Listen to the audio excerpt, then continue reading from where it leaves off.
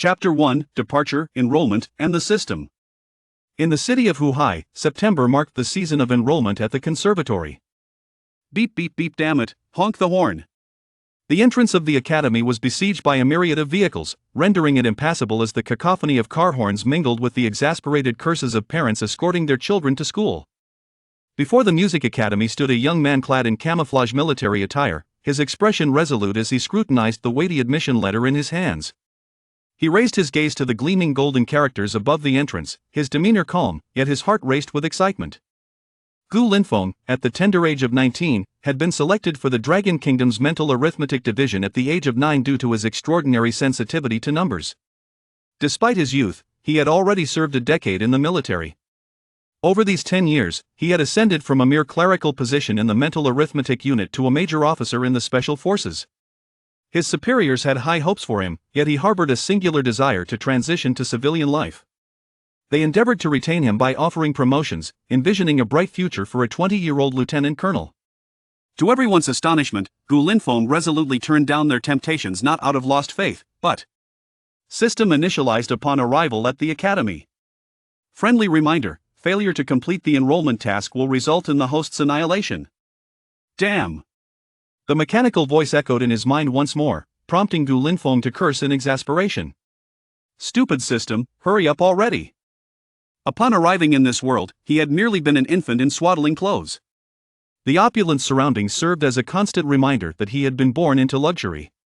Expecting a grand beginning, he awakened to find himself in the rickety cradle of a tomato orphanage. What should have been a royal flush had turned into a mere 3. He wished fervently for a reset. From a young age, Gu Linfeng had sought to find his biological parents, but apart from a pendant engraved with the character Gu around his neck, there were no clues. He remained oblivious to the reasons for his abandonment, nor did he wish to uncover any hidden truths. With the soul of an adult residing within him, he believed his life would be prosperous. Earning a living should be a trivial pursuit for one who had been reborn, right? If he could simply pen a novel from his past life, financial freedom would be within his grasp. After being steeped in the literature of his previous life, countless masterpieces filled his mind. He had anticipated crafting works of profound literary merit, yet what echoed in his thoughts instead was, Abing's high school grades were not ideal, but he managed to enroll in a school near Taipei. At 23, Gaotao sat in first class on flight CA 984, awaiting takeoff. This wretched memory assailed him incessantly. Despite countless attempts, he ultimately realized he lacked the quintessential traits of a reborn individual. Where was that famed photographic memory? He had been reborn, yet it felt utterly solitary. If he were to write about this, he would surely not qualify as a prodigy, but rather end up in a juvenile detention center operating a sewing machine. He dared not imagine if his younger self could even manage such a task. What a disastrous start! At the age of 9, in a bid to secure sustenance and a brighter future, fate intervened, and he successfully passed the selection for the mental arithmetic unit, proudly becoming a soldier. The mental arithmetic division was no mere summer camp for those with fervent aspirations of joining the party. It was an authentic military branch. This ancient arithmetic method, which should have been discarded by society, was designed to counter electronic warfare, providing formidable computational capabilities in the absence of electronic support. Ding ding ding! Gu Linfeng, momentarily lost in thought, was jolted back to reality by the vintage ringtone of his old smartphone. He glanced at the caller ID, disregarding the curious stares of those around him, and quickly answered. Hello, you little rascal, have you arrived at school? I simply cannot fathom why you would forsake a promising military career to attend university. I wish I could peer into your mind to see if it's filled with mush. The authoritative voice on the other end belonged to his mentor from the military, General Sun Dongsheng. Sir, I hope you can respect my decision. Gu Linfeng responded, holding the phone to his ear, his voice resonating at the school entrance. This peculiar scene caused those nearby to instinctively distance themselves from him. Was he not a fool? Alright, I won't dissuade you further. While I still hold my position, if you find it difficult to adapt to civilian life, just call me, and you can always return. Thank you, sir. If you encounter any insurmountable issues, don't hesitate to contact me. By the way, I heard you enrolled in Shanghai Music Academy. It's a rather lopsided environment, so do keep your wits about you. The previously solemn tone of Sun Dongsheng shifted, and he chuckled. Gu Linfeng hastily ended the call, a look of resignation crossing his face. Although life ultimately felt like a series of unfortunate events, during his military service, he had endured the teasing of 3 years in the army, a pig competing with Diao-chan. He had gone 19 years without tasting pork, and while he yearned for something savory, the thought of a certain enchanting figure lingered in his mind, causing a smile to unconsciously curve his lips. Glancing at the well wishes from his comrades on his phone, Gu Linfeng chose not to respond. Instead, he opened WeChat and found the chat with Lu Qianran, eager to send a message. "Where are you now? I have a surprise for you." He noted that the last conversation had taken place half a month ago. He wondered what this young lady had been up to lately. After waiting for several minutes without a reply, Gu Linfeng took a deep breath, tucked his phone into his pocket, and gazed at the entrance of Shanghai Music Academy before striding forward. Given his contributions to the nation, he could have been admitted to prestigious institutions like Tsinghua or Peking University, yet he had steadfastly chosen Shanghai Music Academy. The reason was clear: his girlfriend, Lu Qianran, had also gained admission there. They had met at the orphanage, and he had taken special care of the delicate-looking girl since childhood.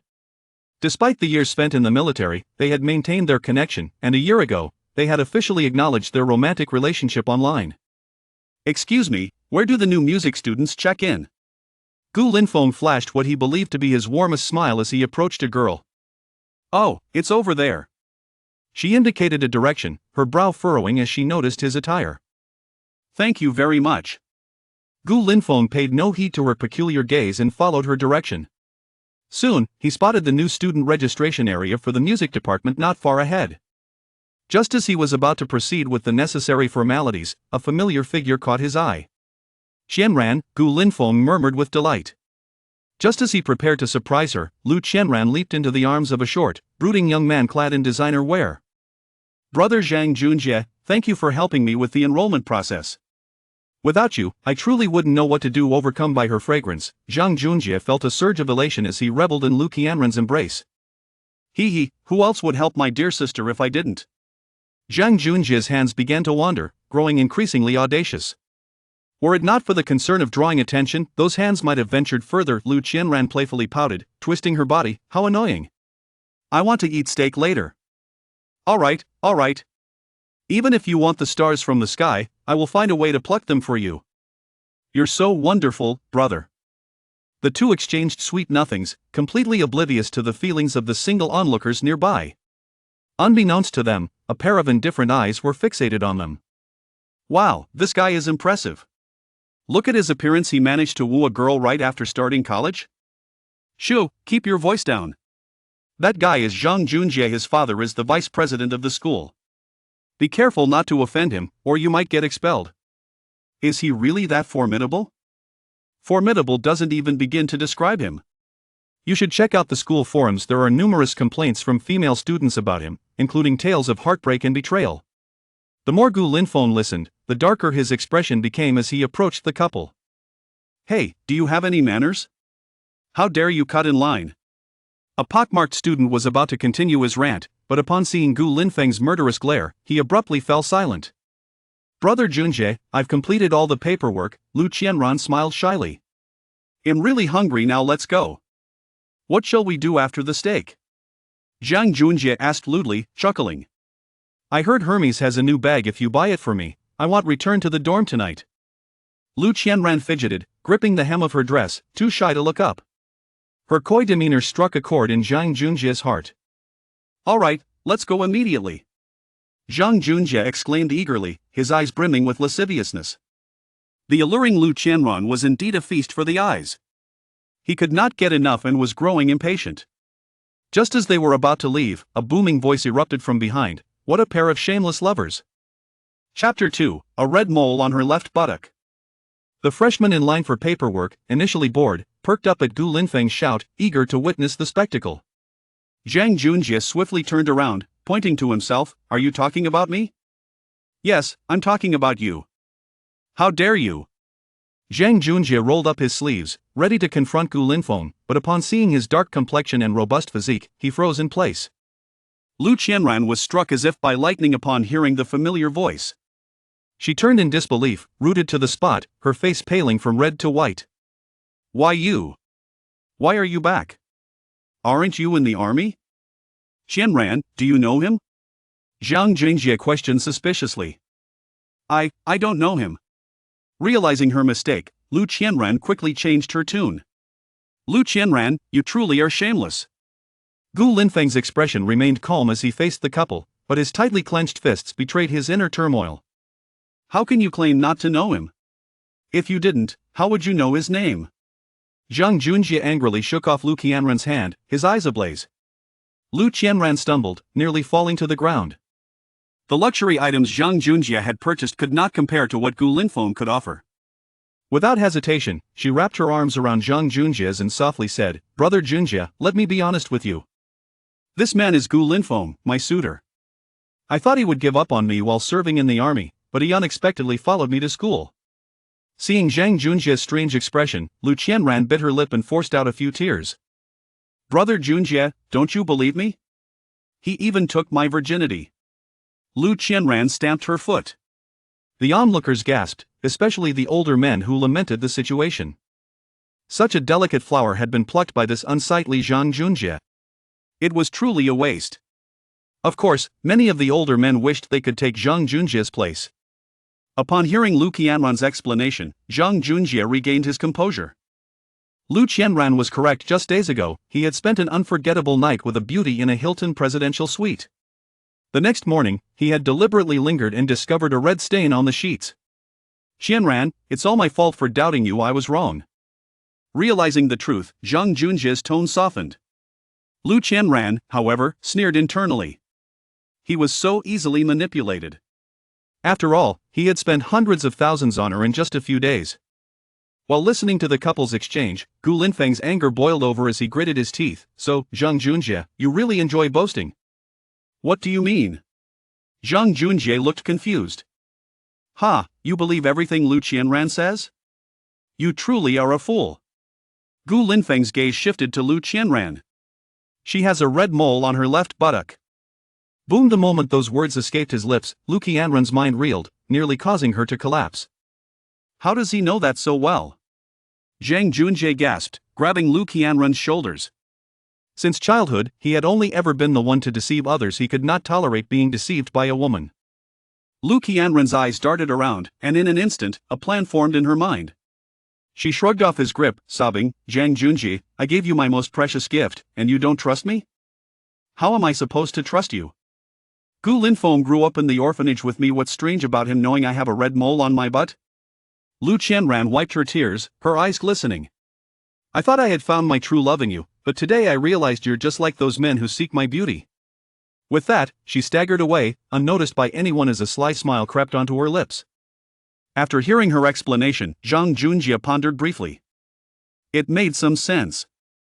Children who grew up together often knew each other's traits. It wasn't entirely unreasonable, was it? At that moment, Gu Linfeng's heart sank. Such a woman was not worth loving, yet he felt a profound calmness within. Love? Perhaps not. Only resentment lingered. "Qianran, I misunderstood you. I was wrong. You wanted that new Hermes bag, right? I'll buy you two right away." Zhang Junjie shouted after the retreating Lu Qianran, attempting to salvage the situation. But facing such an embarrassing circumstance, how could she show her face again?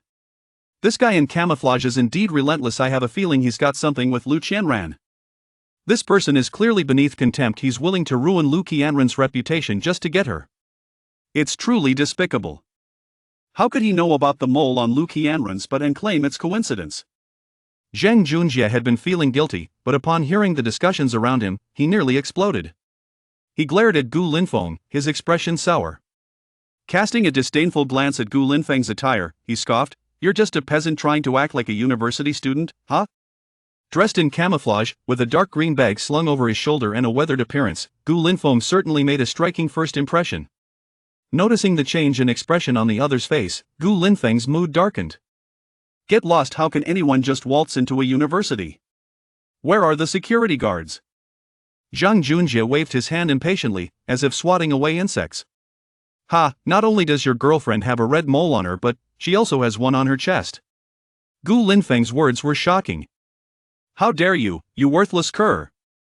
You think you can drive a wedge between me and Lu Qianran?" Without Lu Qianran by his side, Zhang Junjie's tongue was unrestrained, unleashing a torrent of insults. In my eyes, you're just a pawn. What you consider treasure is nothing to me. Gu Linfeng stepped closer to Zhang Junjie and whispered, I must say, your girlfriend is quite enticing, how dare you? Zhang Junjie exclaimed in frustration, raising his fist to strike Gu Linfeng on the head. The surrounding female classmates, who were merely spectators, immediately shrieked in alarm, while the timid ones shielded their eyes with their hands. Yet, the gaps between their fingers betrayed their curiosity. The male students, however, were filled with excitement. Witnessing a fight was far more entertaining than merely observing.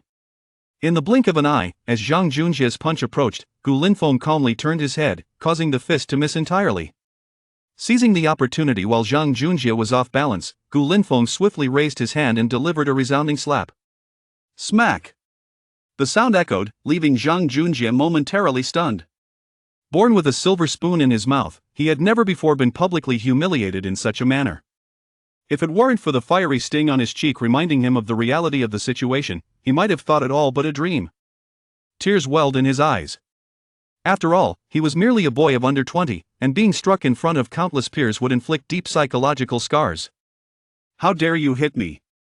Zhang Junjie seethed, his eyes blazing with fury, wishing to tear apart the man before him. Yet, glancing at his own diminutive stature, he felt an overwhelming sense of helplessness. Ha! What? You can hit me, yet I cannot retaliate? There are so many witnesses here who can attest that you struck first. My actions were merely a defense. Many students present were unaware of Zhang Junjie's affluent background and, being fresh to the world, did not grasp its harsh realities. Numerous freshmen stepped forward to testify. I can confirm that this Zhang Junjie struck first, otherwise, this big guy wouldn't have retaliated. Yes, I can also testify. Zhang Junjie's face turned ashen. Realizing he was no match for Gu Linfeng, he began to shout, Where are the security guards? Where are they? Around him, laughter erupted, clearly mocking his cowardly demeanor. At that moment, the sound of hurried footsteps approached as several security guards arrived swiftly. Who called for security? Chapter 3. Since reason cannot prevail, I, Zhang Junjie, possess some knowledge of martial arts. Zhang Junjie covered his face, his expression rife with indignation. The head of security. Li Fugue, initially indifferent, was taken aback upon witnessing Zhang Junjie's countenance, rushing over as if he had encountered his own father. His face contorted with obsequiousness, Young Master Zhang, how may I assist you? Li Fugue, did you not see me being assaulted? Hurry up and teach him a lesson. Zhang Junjie bellowed, pointing at Gu Linfeng, who stood nearby, hands in pockets, feigning innocence. You dare to assault someone in school? Come with me to the security office. Li Fugue, noticing students recording the scene, sought an excuse. Although he wished to curry favor with Zhang Junjie, he was reluctant to jeopardize his job. With so many witnesses, if a righteous individual uploaded this online, it would surely go viral. The security guards obstructing delivery personnel, assaulting property owners, and then beating students. Before Zhang Junjie could articulate his defense, the indignant students around began to voice their protests in unison. It was Zhang Junjie who struck first. On what grounds are you taking him to the security office? How dare you selectively handle this matter? I will post the video online. Li Fugue found himself in a quandary. On one hand, he faced defying young Master Zhang's orders, and on the other, a chance for notoriety. He decisively chose. Young Master, perhaps you should also visit the security office? Lowering his head, he dared not meet Zhang Junjie's gaze. Useless. Zhang Junjie, not foolish, recognized that escalating the situation was unwise. Yet, the thought of swallowing this grievance left him unsatisfied. In that instant, he recalled what Lu Qianran had said upon encountering the opponent. This fellow isn't a student, he was in the military, wasn't he? Indeed.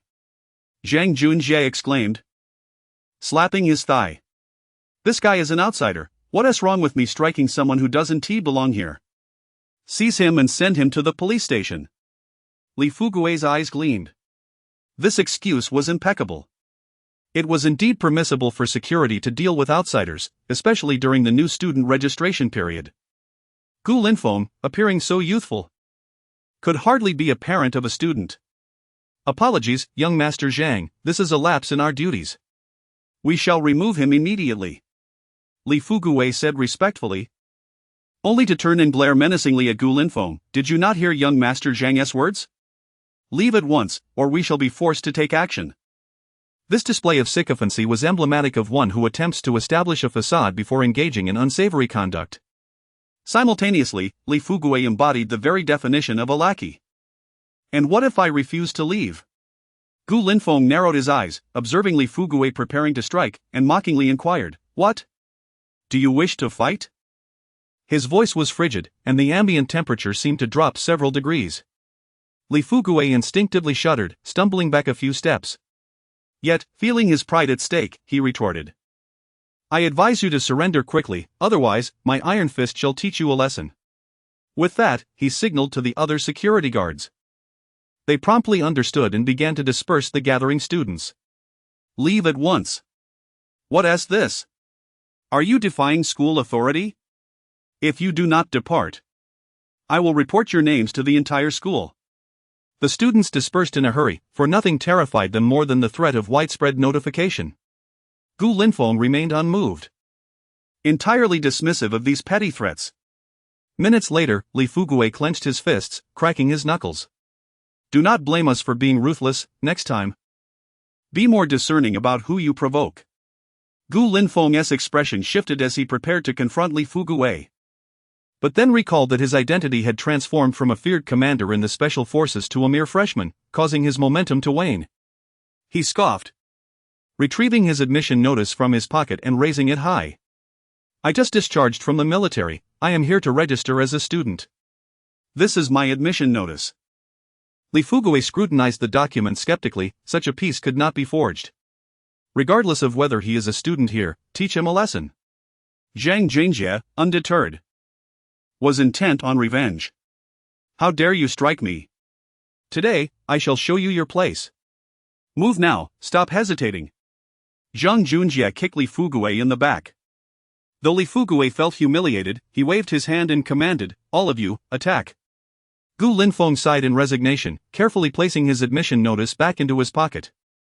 He rotated his neck, cracked his knuckles, and coldly declared, "Since reason fails to persuade you, I too possess some knowledge of martial arts." As the fists flew toward him, Gu Linfeng deftly evaded, leaving a trail of anguished cries in his wake. In mere seconds, 4 or 5 security guards lay sprawled on the ground, their faces contorted in pain. Li Fugui realized he had encountered an insurmountable challenge. Zhang Junjie stood behind, equally astonished, having failed to perceive how Gu Linfeng had struck. He only heard a cacophony of wails, and now the ground was strewn with incapacitated guards. Li Fugui was genuinely frightened. He trembled, pointing at Gu Linfeng. "You brought this upon yourself, watch how I handle you." As Gu Linfeng prepared to deliver a decisive blow, Li Fugui abruptly turned and fled, abandoning his subordinates and Zhang Junjie. "Li Fugui!" Zhang Junjie cursed vehemently, his body trembling with rage. Approaching Zhang Junjie, Gu Linfeng playfully slapped his face. The sound echoed, rousing Zhang Junjie from his stupor. "Ah, we have ample time to play. You, the interloper, I find you insufferable, be gone." With that, Gu Linfeng turned and strode toward the new student registration area. Zhang Junjie clenched his fists, livid, his face contorted with fury. How dare Gu Linfeng usurp my lines? Who truly embodies the villain in this scenario? Throughout his life, he had never endured such humiliation. As the notorious scion of Shanghai Music Academy, this was the first time he had been so publicly belittled by someone he deemed beneath him. Moreover, Gu Linfeng had struck his very face. Although seething with anger, Zhang Junjie retained his composure. How could he possibly contend against such an adversary? Just as he prepared to flee, Li Fugui unexpectedly returned. "How swiftly you fled earlier!" Employing a sliding maneuver. "Now you dare to show your face again?" "Young master, you've misunderstood. I was not fleeing, I was executing a strategic withdrawal." Li Fugui wiped non-existent sweat from his brow and leaned closer. "Young master, this fellow possesses remarkable skills. Shall we call the police?" "I refuse to believe he would dare confront law enforcement." Li Fugui, unable to swallow his pride, returned only to offer counsel. However, Zhang Junjie's response left him disheartened. "Call the police? You think I desire further humiliation? Take your men and leave." Zhang Junjie found himself at a loss.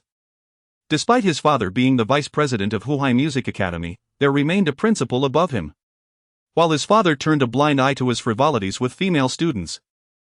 The prospect of being discovered fighting with a freshman would surely result in a severe reprimand. The taste that Zhang Junjie never wishes to experience in his lifetime. Li Fugue, hesitant to offer further counsel, disregarded the well-being of the security personnel on the ground and assisted Zhang Junjie in departing. As they left, Zhang Junjie cast a venomous glare at Gu Linfeng's retreating figure. "I shall return, this matter is far from over." As the ominous figure of the grey wolf faded away, the onlooking freshman erupted into thunderous cheers. At the age of 18 or 19, a time when they idolize heroes, Gu Linfeng's display of strength completely shattered their preconceived notions. Some thrill-seeking students even posted Zhang Junjie's audacious act on the school's forum. Once published, it swiftly dominated the forum's front page. Camel-clad youth violently assaults security. Is this a moral decline or a distortion of humanity? Sophomore heir entangled in a love triangle, mysterious youth charges forth for love. Shocking. Two men vie for one woman, who is the true interloper? As public opinion swelled, Gu Linfeng instantaneously ascended to the status of a prominent figure in the forum. Some referred to him as dog-licking brother, while others dubbed him violent brother. In short, he garnered a multitude of nicknames. The murderous gaze Zhang Junjie cast upon his departure was keenly perceived by Gu Linfeng's astute instincts. He recognized that he had stirred up trouble, and fearing retaliation, he prudently sought a secluded spot to contact Sun Dongsheng. "Hello, what's going on?" Sun Dongsheng, surprised, noted the call came just after their previous conversation. "It's like this, Chief." Upon hearing Gu Linfeng's account, one might expect Sun Dongsheng to erupt with fury, yet, he merely inquired, "Did you strike him?" "Gu Linfeng?" True to military decorum, the first response to a problem is to ascertain whether a confrontation has occurred. "Ahem, I used only 10% of my strength. I feared that if I went all out, they would meet their maker." "All right, I understand. Dealing with a mere scion is trivial, I shall personally intervene, as it would be overkill otherwise. I will send you a contact number, should anything arise, simply mention my name." Beep, beep, beep. With Sun Dongsheng's assurance. While he may not be invincible throughout Long Kingdom, those seeking to trouble him would certainly think twice. Mere seconds after hanging up, a message from Sun Dongsheng arrived. "At the freshman registration office, senior sister, here is my acceptance letter." Upon hearing the gentle voice of a young man, the registering senior lifted her gaze to behold the camel-clad, handsome Gu Linfeng. "Oh, good. You are Gu Linfeng, right? Do you have a girlfriend?" The female senior's eyes sparkled as she glanced at the name on the acceptance letter, her heart fluttering as she fixated on the dusky-skinned junior before her. Gu Linfeng's gallant demeanor had left an indelible impression on her mind. "Senior sister, could you please expedite my registration process?"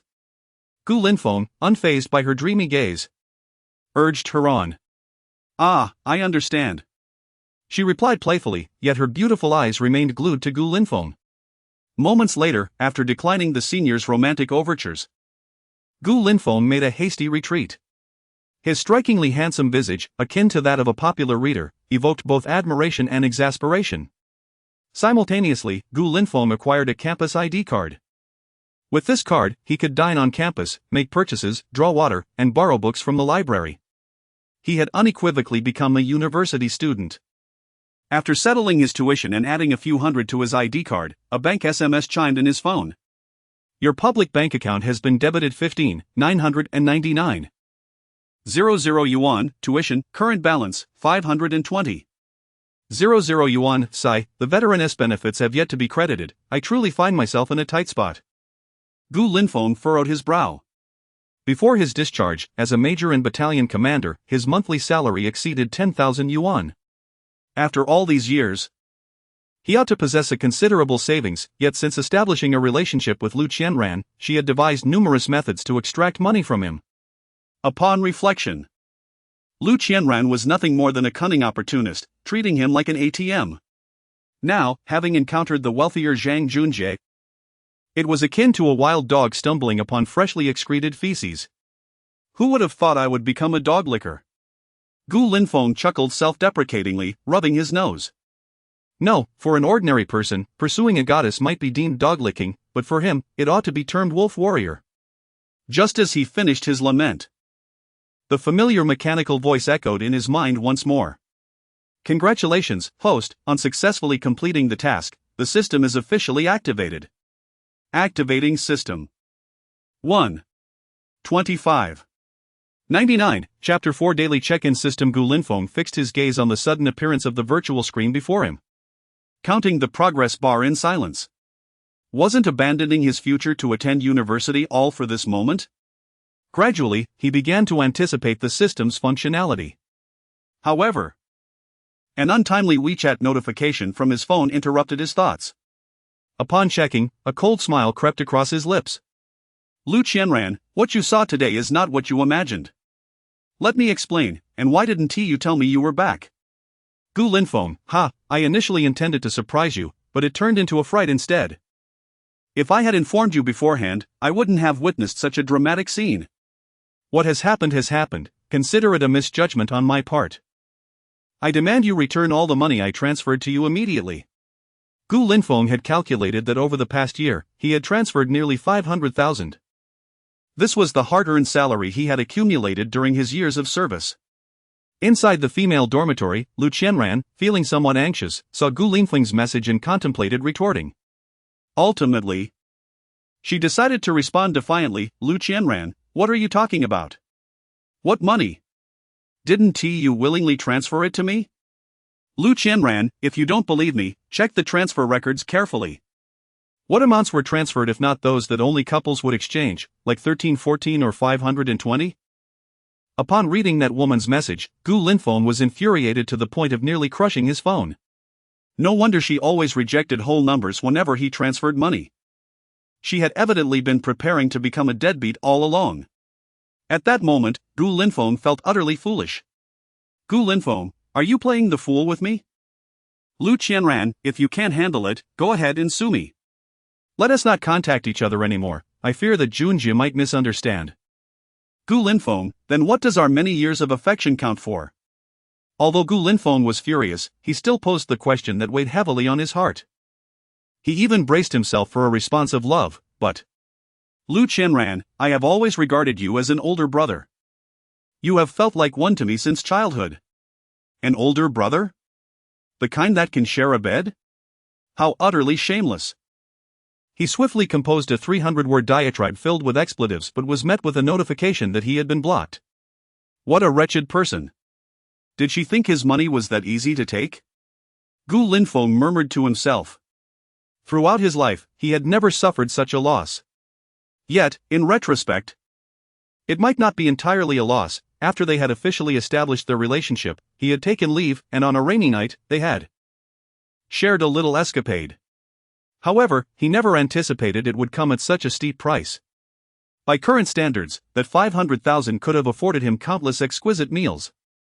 Ding, the Supreme Check-in system is now officially activated. Note, the existence of the system must not be disclosed to anyone. Violations will result in immediate erasure. Even without the system's warning, Gu Linfeng would never disclose its existence to others. He had no desire to become a laboratory rat for scientists. May I ask if the host wishes to check in today? Check in. Congratulations, host. You have received a gene enhancement serum. Gene enhancement serum. Using this serum will repair genetic defects, elevating your physical attributes to the pinnacle of humanity. What a splendid item. He silently praised, ready to use it, but then recalled that he was still on campus. Perhaps it would be wiser to wait until he returned to his dormitory to utilize it.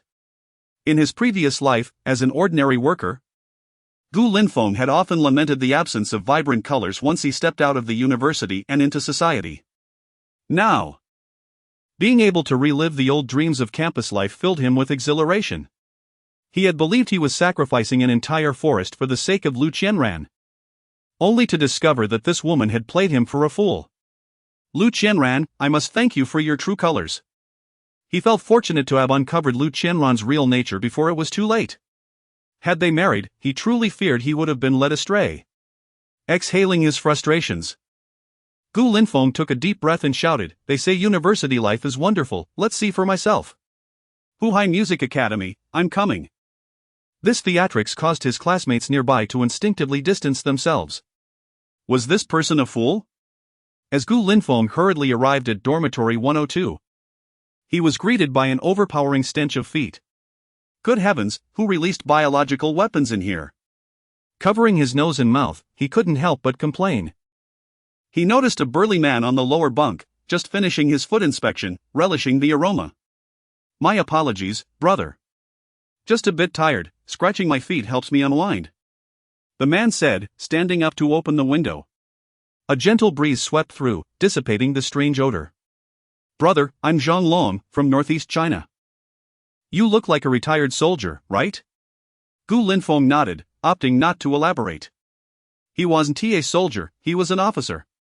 However, he saw no need to clarify. Others would think he was feverish if he claimed to be an officer at such a young age. What should I call you? Zhang Long inquired, exuding a robust aura. Grinning widely. I'm Gu Linfeng. Oh, nice to meet you. Zhang Long extended his hand, the one that had just been engaged in foot maintenance. No need for that. Gu Linfeng frowned slightly, stepping back hastily. His keen sense of smell detected a sour aroma emanating from Zhang Long's hand. This scent is quite something. Gu Linfeng thought to himself. Ha ha. My bad, I forgot. Zhang Long chuckled awkwardly. At that moment, two more individuals entered the dormitory, one tall and one short. After introductions, the tall one was named Yu Xinming from Dongshan Province, and the short one was Su Zhihui from Beihu Province. Gu Linfeng was the eldest among them, with Zhang Long being the second oldest. Su Zhihui was the youngest, speaking in a somewhat humorous, yet faltering Mandarin. As they tidied their beds, the conversation meandered. Linfeng. In a few days, our school will commence military training. I heard from my high school seniors that it lasts 2 weeks, with a full day of standing at attention. With the current heat in Huai, it's going to be brutal. Yu Xinming's face turned sour. Su Zhihui looked equally anxious, lamenting. I thought I had escaped the trials of high school, but here I am, stepping from the tiger's den into the wolf's lair. Gu Linfeng is a retired soldier, so he can skip training. Zhang Long said enviously, a light bulb moment occurring for him. Right, Linfeng, you could apply to be an instructor. The eyes of the three lit up with hopeful anticipation. Let us not, I'm here to study. Gu Linfeng understood Zhang Long's ulterior motives. He merely sought special treatment if Gu Linfeng became an instructor. During his service, he had once acted as a military training instructor at a university. Nowadays, students were coddled and would weep at the slightest sternness, unlike the satisfaction he felt when dealing with recruits. Seeing his refusal, the three sighed and returned to their phones. After finishing his bed arrangement, Gu Linfeng broke into a light sweat and decided to grab his towel and toiletries, heading to the restroom. At this moment, Gu Linfeng genuinely wanted to commend the school administration. In a dormitory shared by 4, equipped with air conditioning and a private bathroom, one could easily rank it among the top 10 nationwide. Gu Linfeng hummed a light tune as he retrieved a vial of gene-enhancing serum from the system's space. Having perused numerous modern urban novels, he was well aware that protagonists often endured significant pain when utilizing such extraordinary concoctions. He had experienced a plethora of agonies during his time in the military, rolling and crawling through hardships, and even managed to smile through the trials of childbirth simulation. The thought of a mere gene-enhancing serum being formidable, how trivial. With this in mind, Gu Linfeng hesitated no longer. He uncapped the bottle and took a deep breath over it. The sweet liquid cascaded into his mouth, offering no discomfort whatsoever. Gulp after gulp, the liquid flowed down his throat. Moments later, gazing at the now empty vial, he felt a twinge of dissatisfaction. Ha! It seems that online literature is indeed deceptive. No sooner had he uttered those words than an excruciating, soul-piercing pain surged within him. Goodness! Gu Linfeng's vision darkened, and he collapsed in the bathroom. Time became an enigma until an unbearable stench roused him from unconsciousness. Looking down, he was horrified to find himself cloaked in a thick layer of black filth. If the legendary Qigong sought to create mud pills for healing, he would have no trouble sourcing materials. Gu Linfeng would serve as the perfect supplier.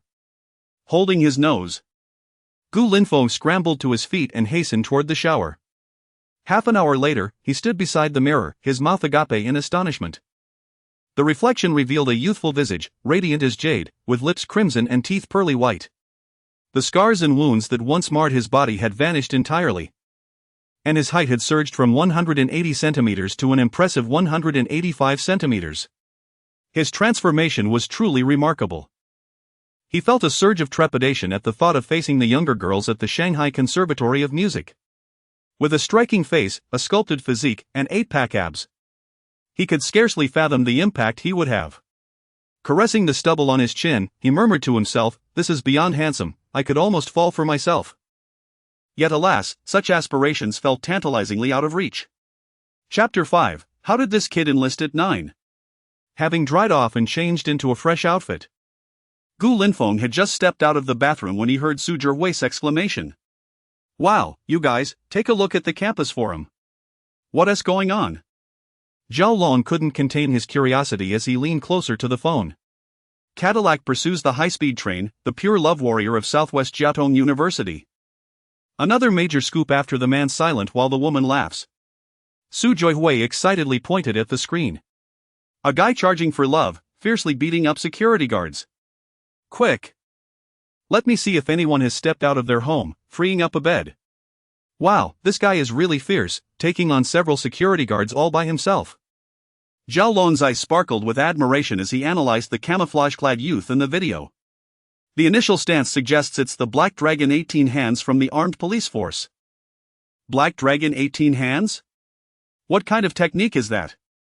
Yu Xinming leaned in, intrigued. Zhao Long replied smugly. It's a vicious combat style that the military has already banned. The victims are left in tatters because it violates the principles of harmony. Isn't military training supposed to teach military boxing? Su Zhihui seemed skeptical. Military boxing? Zhao Long chuckled. A few years back, there was a news story about a college student who, during military training, encountered a knife-wielding thug.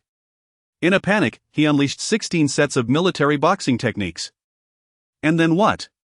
Did he drive the thug away? Yu Xinming inquired curiously. To his surprise, Zhao Long shook his head with a bitter smile. Not at all. The thug was unscathed. The college student was actually stabbed 32 times. The thug was moved by the student's relentless spirit and hesitated to strike. Gu Linfeng, who had been eavesdropping, smiled silently. Who says military boxing is useless? Why don't you try taking 32 stabs? This thug has some principles, huh? 2 stabs per set? I'm definitely going to learn this military boxing during training, it could boost my lifespan. Yu Xinming chimed in, grinning. Hey! Why does this person in the video look so familiar? Zhao Long squinted, studying the figure intently due to the obscured angle. Gu Linfeng felt a jolt of surprise. His secret was about to be revealed. Let me take a closer look. Su Zhihui moved in, rubbing his eyes, then sneaked a glance at Gu Linfeng. His expression shifting as he exclaimed, "Isn't that Gu Linfeng?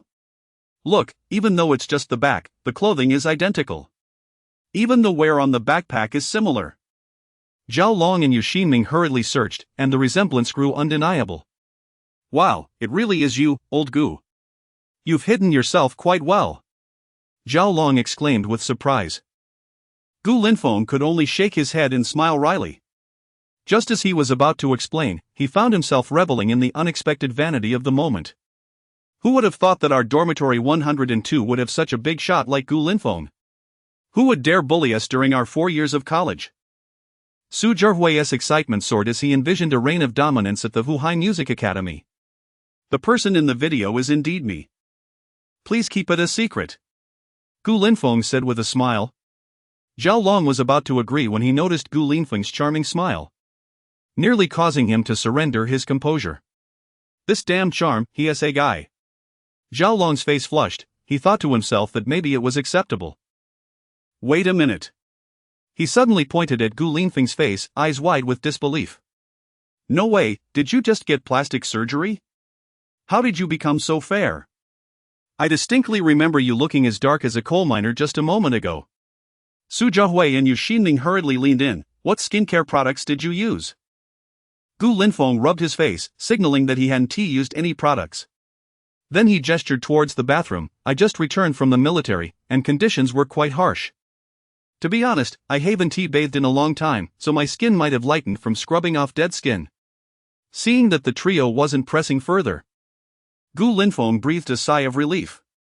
Thankfully, they hadn't noticed his increased height, otherwise, he would have struggled to explain. The three friends no longer dwelled on his fair complexion but instead gathered around, eagerly inquiring about Gu Linfeng's experiences in the military.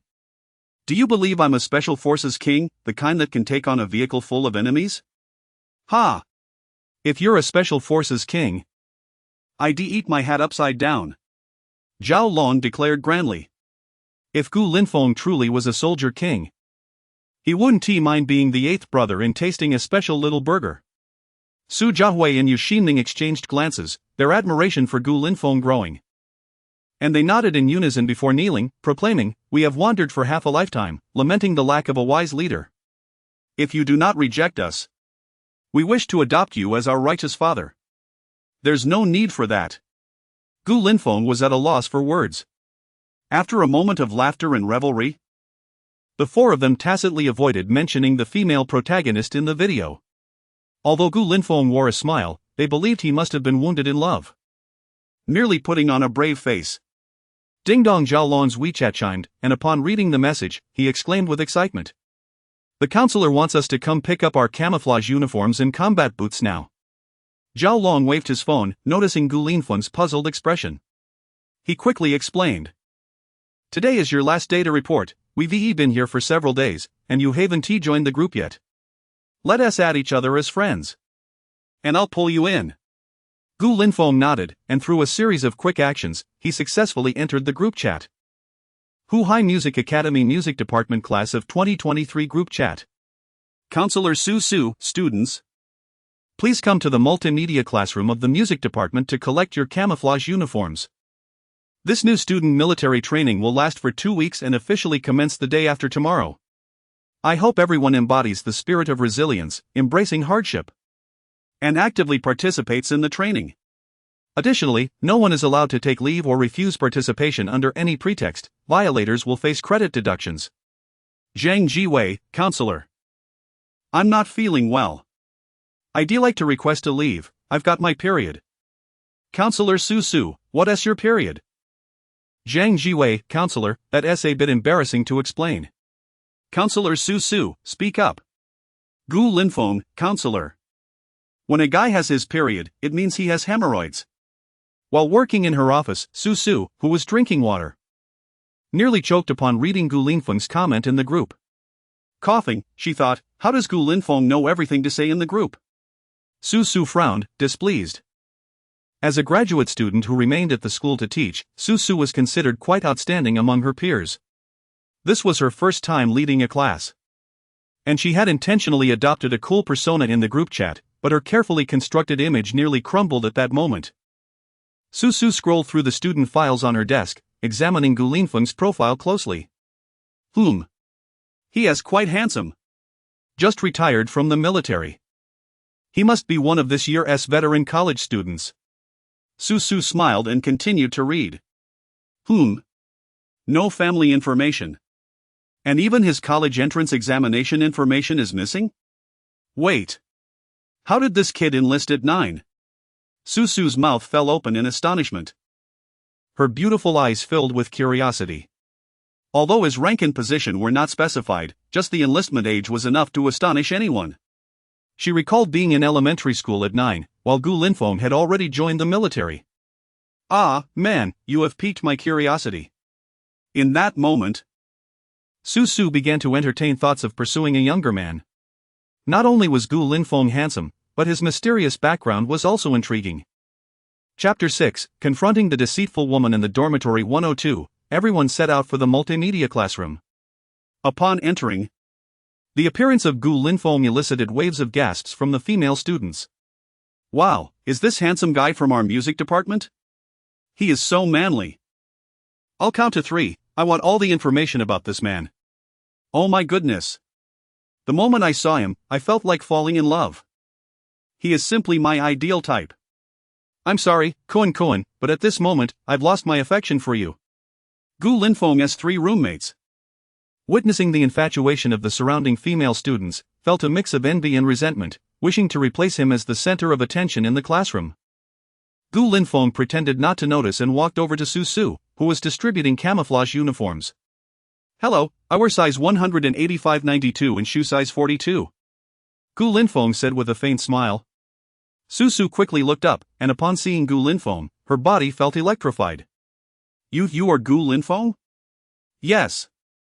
Then please wait a moment. Taking a deep breath, Su turned to rummage through the clothes. Oh my. He is at least 100,000 times more handsome than in the photos. I can't help but dream of an everlasting student-teacher romance with him. Here. This is what you requested. Su composed herself and handed over the camouflage uniform to Gu Linfeng. Thank you. With that, Gu Linfeng turned to leave. Wait. Su called out urgently, Gu classmate, as a veteran, would you be interested in serving as a temporary class leader during military training? The female students in the multimedia classroom began to whisper excitedly, their gazes never leaving Gu Linfeng for a moment. Wow, so his name is Gu Linfeng. Just hearing his name sounds so cool. I declare, from now on, Gu Linfeng is my only idol. Shouldn't your focus be on his identity as a veteran? A man who has served in the military provides the greatest sense of security. Can we have Gu Linfeng as our military training instructor? I hope he can train me. Hey, you flirt, what kind of training are you talking about? As Gu Linfeng turned back to examine the class instructor before him, he noted her height of around 1.7 meters, with long, straight black hair cascading down her shoulders. The white shirt accentuated her scholarly aura, while her curvaceous legs were tightly encased in denim. In her mid-20s, she resembled a ripe peach, standing in stark contrast to the youthful female students around her. Noticing that Gu Linfeng was staring at her, Su thought to herself, what a charming rogue. Yet, rather than feeling angry, she experienced a flicker of sweetness in her heart. Ahem, Gu classmate, are you interested? Su coughed lightly. Sorry, not interested. With that, Gu Linfeng turned to leave, leaving the multimedia classroom in stunned silence.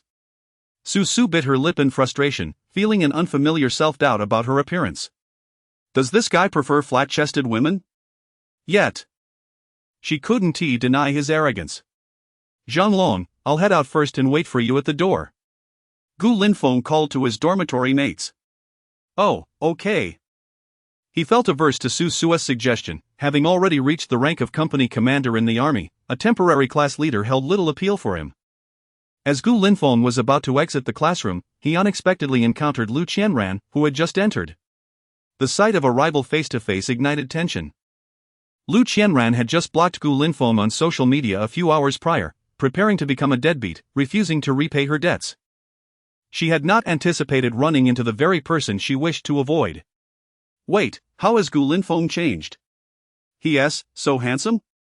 Yet she quickly dismissed the thought, but so what? He is still a pauper. How can he compare to my wealthy brother, Junjie? With that, Lu Qianran initiated the confrontation. What is this, Gu Linfeng? Are you stalking me? You just let go, will you? Instantly, all eyes in the multimedia classroom turned to the pair. Isn't that the female lead who charges forth for love? Is she also in our class? She is just average looking, not even as pretty as I am. Wait. If she is the female lead, does that mean Gu Linfeng is the male lead? The one who assaulted the security guard? Oh no, my world is collapsing. Is this an unrequited love affair? The chatter grew louder, causing a headache for those present. Gu Linfeng's gaze turned icy, a faint aura of menace emanating from him. Lu Qianran, though appearing fierce, swallowed hard. What? Did I hit a sore spot? You better get lost, or I'll call the police. You can't possibly take on several security guards, can you?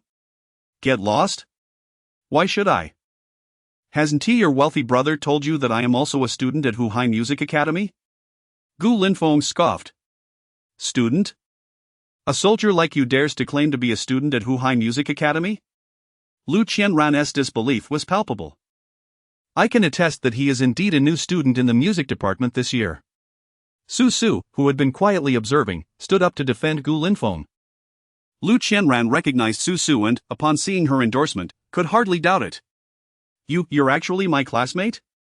What? Don't believe it? I left the army to come to the same school as you. Is this how you treat me? To be with someone else? Gu Linfeng had the potential to attend prestigious universities like Tsinghua or Beida, yet he chose Shanghai Music Academy, influenced by Lu Qianran. Is being a research talent not appealing? Although Shanghai Music Academy has many beautiful women in the past, he believed that women only slowed him down. Is money truly that important? Gu Linfeng questioned, pondering the essence of existence. I don't understand what you're saying. My love for Junjie is genuine. It's not about his wealth. Oh? Then what do you see in him? His age? His acne scars? Or his height of less than 1.5 meters? Gu Linfeng's gaze was mocking. I can't explain this to you. I'll make it clear, even if we're classmates, there is no chance for us. You're nothing but an orphan, you're not worthy of me. Lu Qianran decided to burn bridges, knowing her words would reach Zhang Junjie's ears. And she resolved to sever ties with Gu Linfeng. I sacrificed the watermelon to pick up a sesame seed. She weighed her priorities in her heart. I. Unworthy of you? Ha ha ha. Gu Linfeng laughed heartily, as if he had heard the greatest joke, his laughter growing louder until it became a boisterous guffaw. Everyone assumed Gu Linfeng had been triggered. Su felt a pang of sympathy for this young man. His 3 dormitory brothers clenched their fists, sensing the shift in atmosphere, and rushed to intervene. Lu Qianran, you are merely a frog at the bottom of a well. Gu Linfeng's smile was cold, addressing her with disdain. You, a parasite clinging to men, how dare you exhibit such arrogance? Since you found a better match, I won't force you. However, as I mentioned on WeChat, return the 500,000 you owe me immediately. And remember, I was the one who let you go. Lu Qianran's face turned pale. Is Gu Linfeng a punishment sent by fate? How dare he reveal our secret in front of so many people? You, Lu Qianran stammered. You what? Do you want me to share our transaction records with everyone for their enjoyment? Gu Linfeng brandished his old smartphone, a clear indication of his menacing intent. I currently lack sufficient funds. Lu Qianran seethed, her frustration boiling over as she wished fervently to consume him alive. Madam, you surely do not desire for your secrets to become common knowledge throughout the entire school, do you? Gu Linfeng arched an eyebrow, his tone laced with amusement.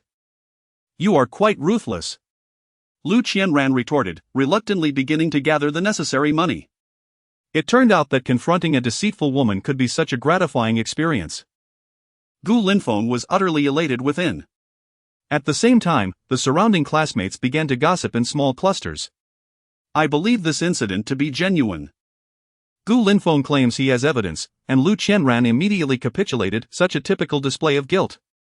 My dear brother Gu Linfeng is incredibly generous, spending 500,000 for his girlfriend. Oh, how I weep. Gu Linfeng transferred 50,000 to Lu Qianran. Yet he is still using a smartphone that became obsolete years ago. How can she not feel a pang of guilt? Had you not mentioned it, I would not have noticed. The model of smartphone Gu Linfeng currently possesses is so outdated that it would be unfit even for a dog.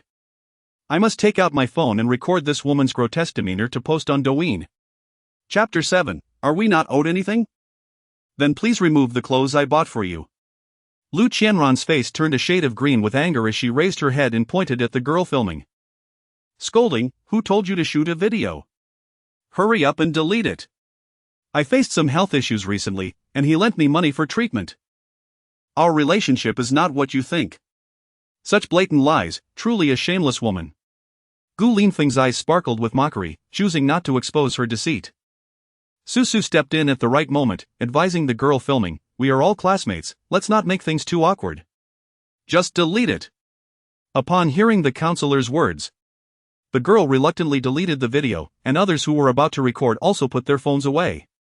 After listening for a while, Su Su realized that Lu Qianran had betrayed Gu Linfeng and had deceived him out of hundreds of thousands during their time together under the guise of a romantic relationship. For such a self-deprecating girl, she felt an overwhelming urge to confront her directly. However, she was the class counselor, and any issues among the students were directly linked to her. Yet, could she control the spread of rumors, just as she managed the video? Su Su foresaw that Lu Qianran's reputation in school would be irrevocably tarnished. With a sigh of relief, Lu Qianran felt a weight lift off her shoulders. Her bank account now held a mere 200,000, and to avoid further complications, she decided to borrow an additional 300,000 from various lending apps. Moments later, Gu Linfeng received a text message, 500,000. 00 has been transferred to your public bank account, current balance is 520. 00, from now on, we owe each other nothing. With that declaration, Lu Qianran clacked her high heels as she strode towards the exit. Wait, did I permit you to leave? Gu Linfeng called out loudly, startling everyone. Zhang Long stepped forward, blocking Lu Qianran's path. Hold on, the matter isn't resolved yet. Why are you in such a hurry to leave? Gu Linfeng gave Zhang Long an appreciative glance. What do you mean by that? I've returned the money I owed you. Why are you still stopping me? Do you want to charge me interest, you stingy man? Lu Qianran stomped her foot, forcefully pushing Zhang Long's arm aside. Her words aimed directly at Gu Linfeng. Stingy? Indeed, I am. Gu Linfeng retorted, pointing at Lu Qianran with urgency. Since you claim we owe each other nothing, I wouldn't want you to take advantage of me any longer. That Chanel top looks rather lovely. If I recall correctly, I bought it for you last month. Shouldn't you return it to me? And those LV shoes on your feet? Please remove them as well. At that moment, Gu Linfeng realized with sorrow that during their year together, he had always been the one buying luxury items for her, while Lu Qianran had never even bought him a pair of underwear. You insufferable man! Lu Qianran's chest heaved with fury. If looks could kill, Gu Linfeng would have been struck down countless times. Suddenly, an idea struck her, and she surveyed the room, declaring, "Ladies, always be discerning when choosing a boyfriend. A miser like him is unworthy of true love." Her words plunged the multimedia classroom into silence. Although Gu Linfeng was the one who had been wronged, Lu Qianran's statement resonated with many of the girls present. If one day they broke up with their boyfriends and were asked to return gifts, would they not end up with nothing? Classmate Gu Linfeng, since it's a breakup, wouldn't it be better to part on good terms? Indeed. Lu Qianran has returned your money, why pursue her for a piece of clothing and shoes? Gu Linfeng, I hope you can be magnanimous. Gu Linfeng was momentarily taken aback, thinking he had misheard. Just moments ago, they were discussing how to have children, and now the tide had turned. Everyone, we heard her say we owe each other nothing. Why should she keep the clothes he bought her after breaking up? Yu Xinming shouted. The girl who had been asked to delete the video chimed in. If I were Lu Qianran, I would definitely return everything. Of course, if I had a boyfriend like Gu Linfeng, I wouldn't dream of breaking up. Ha! Gu Linfeng is not that foolish. In an instant, the confrontation split into two camps, one with sound principles and the other with distorted views. Lu Qianran felt an overwhelming sense of satisfaction, her gaze toward Gu Linfeng laced with mockery. Amid the chaos, Gu Linfeng listened to the heated debate, glancing at the girls criticizing him. Do you all realize? Those shoes cost 19,800, and that shirt was 27,800, the total comes to 50,000. And you all keep talking without end. What, are you planning to pay her back? And you, the girl who just told me to be magnanimous. Remember to carry a lightning rod when it rains. I fear you might get struck. The girl who shouted stingy retreated into the crowd, her face pale. Supporting Lu Qianran was fine, but when it came to money, they were not that close. Gu Linfeng's words elicited laughter from the audience, many covering their mouths to stifle their amusement. Zhang Long, along with Yu Xinming and Su Jiahui, laughed so hard they nearly doubled over. The other girls, feeling scorned, could only roll their eyes. Realizing the tide had turned against her, Lu Qianran stomped her foot in frustration and reluctantly removed her Chanel coat, throwing it to the ground. Here, take it all back. Just wait, my boyfriend Zhang Junjie will not let you off easily. Wait, you still have those shoes on your feet. Do you expect me to walk back barefoot? Gu Linfeng shrugged. What else can I do? Lu Qianran, fuming, kicked off her LV shoes, flinging them away. Stop stomping. You'll ruin the floor. Gu Linfeng scoffed. Humph, none of your concern. Lu Qianran pointed at the clothes and shoes on the floor. They're all yours now. I wore them, so see whom you give them to. Ha! Gu Linfeng laughed heartily, bending down to pick up the garment. With a swift tug, it tore in two. Then, holding his nose with one hand, he picked up the shoes and swiftly tossed them into the trash. Used luxury items are still garbage, since they're trash. They belong in the trash can. Being equated to trash, Lu Qianran could no longer maintain her composure, her eyes reddening. Seeing this, a girl who supported Lu Qianran offered her newly acquired camouflage shoes, saying, "Here, wear these for now." Thank you. With the situation having escalated to this point, Lu Qianran felt too embarrassed to remain any longer. After asking her roommate to collect the military training uniforms, she left in a flurry. Chapter 8 Vengeance from Zhang Junjie. Upon exiting the classroom, Lu Qianran immediately dialed Zhang Junjie. After a prolonged ringing of over 10 seconds, the call was finally answered. Qianran. What's the matter? Zhang Junjie gasped, his breath uneven. Why do you sound so breathless? Lu Qianran questioned, perplexed. I'm exercising. Exercising? Lu Qianran found it odd. Was not Zhang Junjie the least inclined towards physical activity? What had prompted this sudden change? Nevertheless, the humiliating scene with Gu Linfeng loomed vividly in her mind, prompting her to dismiss her curiosity and recount the grievances that transpired in the multimedia classroom. However, she embellished the narrative, painting Gu Linfeng as a villainous figure, while casting herself as the innocent victim. What? That scoundrel dared to bully you? And demanded 500,000? Don't worry, I won't let Gu Linfeng off the hook. I'm still working out, I'll call you back once I'm done. Beep. The call ended abruptly, leaving Lu Qianran with a cold smile. Gu Linfeng, do not presume that besting a few security guards renders you untouchable. Brother Junjie's father is the vice principal of the school, and his mother is a formidable businesswoman in Huai. Cross him, and you might as well await your doom.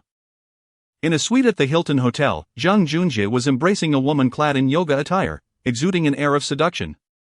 Upon hanging up the call, she playfully inquired. Young Master Zhang, who was on the phone? Damn, can't you keep quiet? Zhang Junjie waved her off impatiently. Now, let us continue our workout. Even without Lu Qianran's complaints, he, the illustrious young Master Zhang, would not easily let Gu Linfeng escape. Upon learning that the latter was a freshman at Shanghai Music Academy, he welcomed the opportunity to toy with him.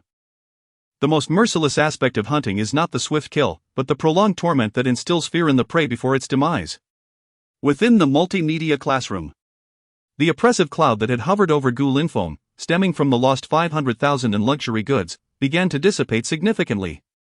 Gu Linfeng, you're so handsome. You must be single now, right? Care to engage in a deeper conversation? Approached a girl, her appearance a solid 80 out of 100, stylishly dressed. Gu Linfeng frowned. I mind. Humph, so unromantic. No wonder you're just a sycophant. The girl scoffed before turning on her heel. Wow, that was direct. Gu Linfeng mused. Am I merely being reserved here? Gu Linfeng, I'm Gao Xinrui. Can we add each other on WeChat? The girl who had been advocating for him earlier approached with a smile, waving her phone.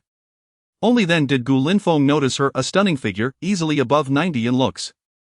Standing around 1.7 meters tall, she wore a form-fitting white dress that accentuated her curves, her hair styled in an adorable bun, nervously observing him.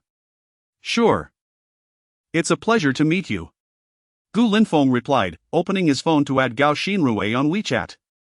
Her nickname was Not Fond of Cilantro, a refreshingly down-to-earth moniker.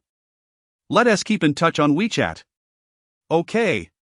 After the connection was established, other bold female classmates in the multimedia classroom eagerly approached to add their WeChat. Gu Linfeng. Adhering to the principle of quality over quantity, surveyed the room. While the girls were indeed beautiful, very few surpassed his high standards of 90 points. Gu Linfeng. You've added Gao Xinrui, you can't be biased. Exactly. We're all classmates, what's wrong with adding one more? If you keep this up, we might not support you anymore. Gu Linfeng felt overwhelmed, reluctantly revealing his QR code. This scene sparked envy among Zhang Long and his companions, who fantasized about the joys of being Gu Linfeng. Observing Gu Linfeng's popularity, Su felt a pang of jealousy. She discreetly pinched her own arm, chiding herself internally. He's your student, how could you? After adding a few WeChat contacts, Gu Linfeng could no longer withstand the fervent attention from his female classmates. He declared, I've reached my WeChat friend limit. And swiftly pulled the 3 onlookers back to the classroom. Why are you in such a hurry? So many people want to get to know you, shouldn't you seize the opportunity? Zhang Long questioned, perplexed. Are you trying to turn me into a scoundrel? Gu Linfeng retorted. It would be a shame not to, given your looks. Su Xinming chuckled. Indeed. You've broken up with that Lu Qianran. It's time to start anew. That Gao Xinrui seems wonderful, great figure, excellent appearance, she could definitely bear children. Zhang Long grinned. Gu Linfeng felt a stir in his heart. Zhang Long had a point, having ended things with Lu Qianran, it was time to plan for the future. Unbeknownst to him, his mindset began to shift. Though I shan't be a scoundrel, I will provide a home for them. He reflected with a sense of poignancy. Them? Zhang Long's eyes widened. Eager to inquire further, only to find Gu Linfeng had already walked away. Am I to witness the rise of a playboy? The 3 brothers exchanged glances of astonishment. Hey! I'm in a good mood today, shall I treat you all the hot pot? Gu Linfeng called back to Zhang Long and the others. Coming! They replied eagerly, rushing over.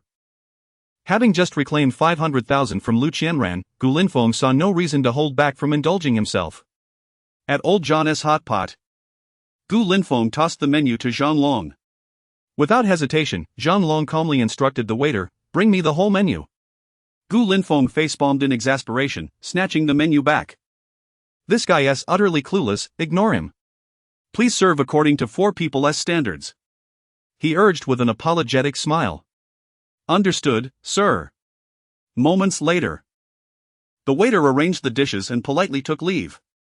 Gu Linfeng specifically ordered a case of beer and raised his glass, clearing his throat. Let us toast to the serendipity that has brought us 4 together. Cheers! Simultaneously, a few unexpected guests arrived outside old John's hot pot.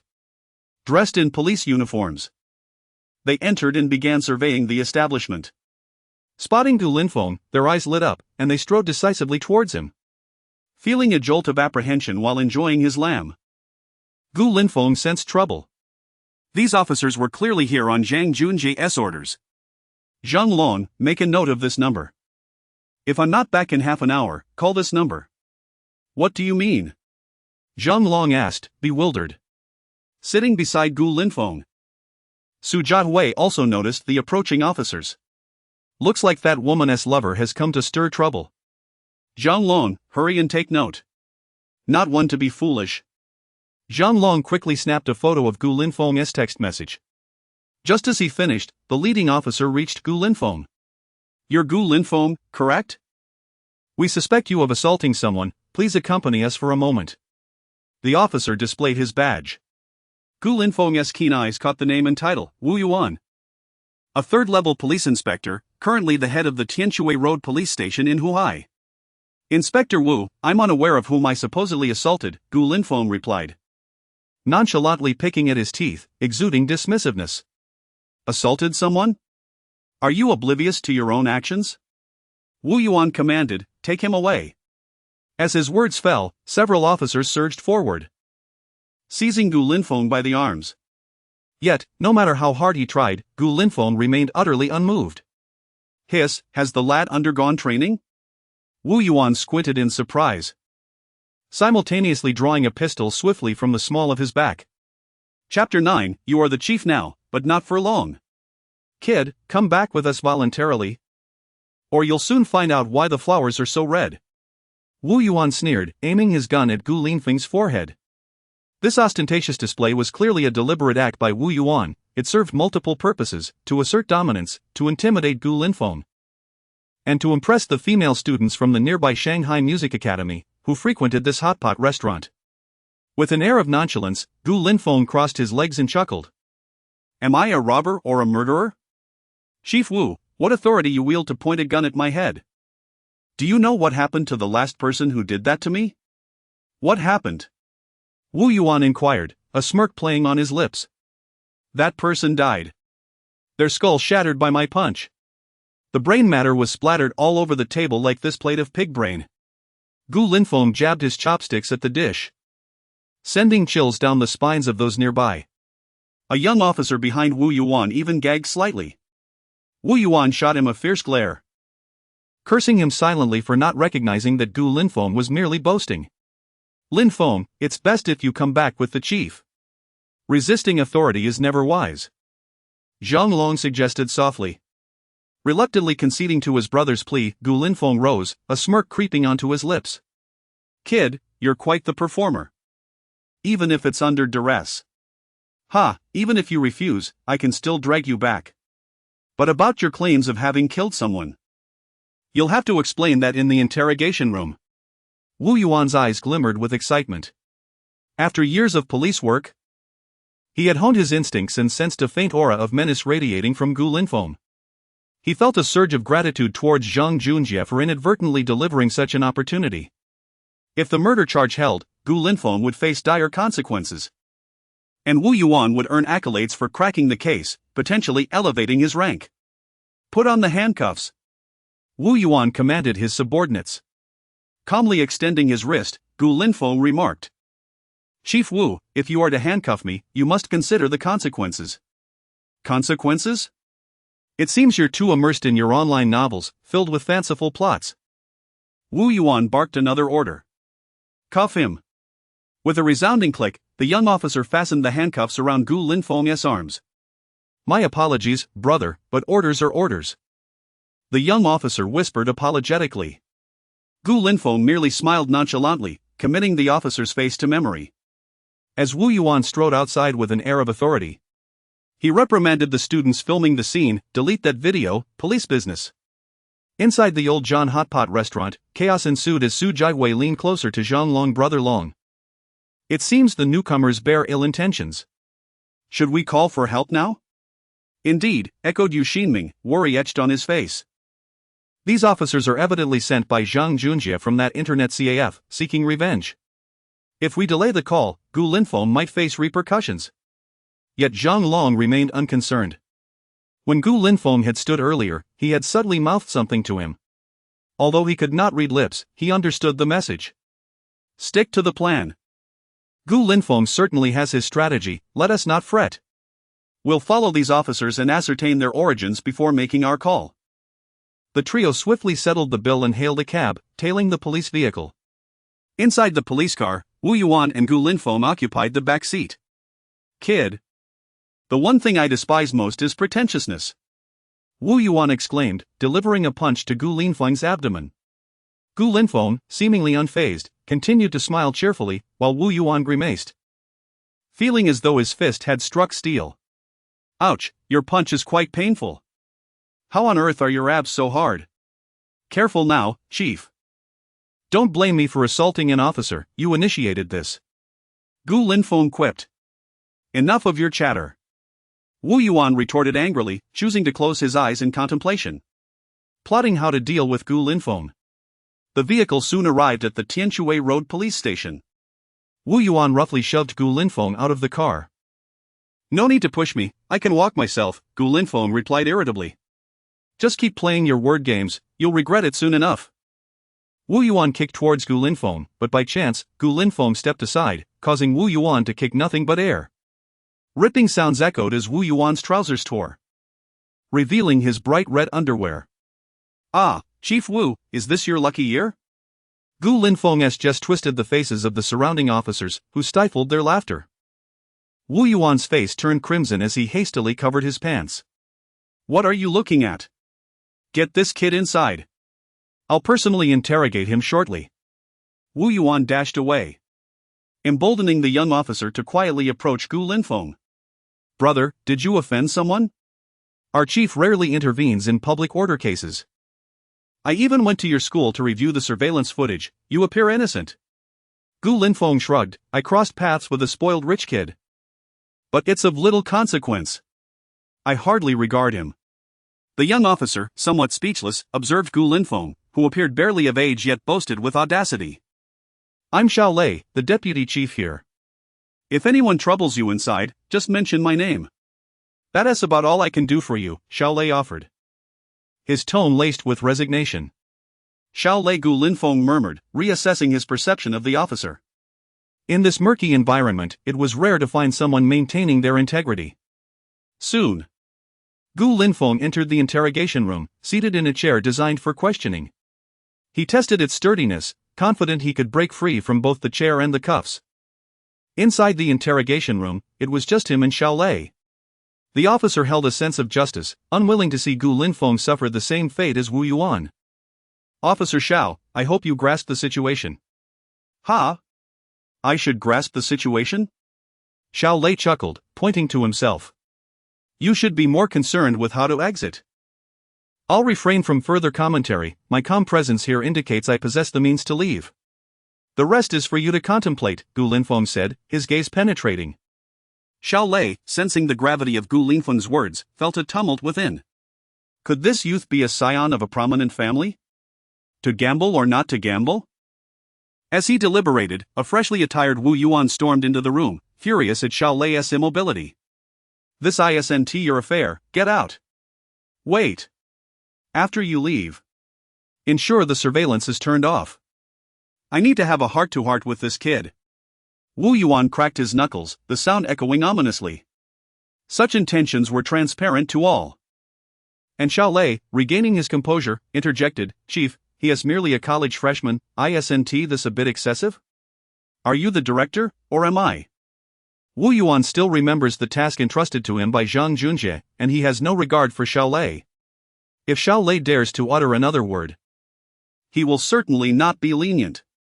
A police officer graduated from a formal police academy is nothing but a nuisance. Humph. Ah, you may be the director now. But I dare say that will not last long. Gu Linfeng shows no fear of Wu Yuan's raised fist. You are the director, and your word is law. Yet I hope you will ponder the consequences. With gritted teeth, Xiao Lei turns to leave. As the bothersome Xiao Lei departs, a cruel smile creeps across Wu Yuan's lips. Young man, before the interrogation, I shall allow you to experience what true pain feels like. Chapter 10, Coercive Interrogation. Wu Yuan drew closer, expecting to hear pleas for mercy. Perhaps something akin to please, spare me.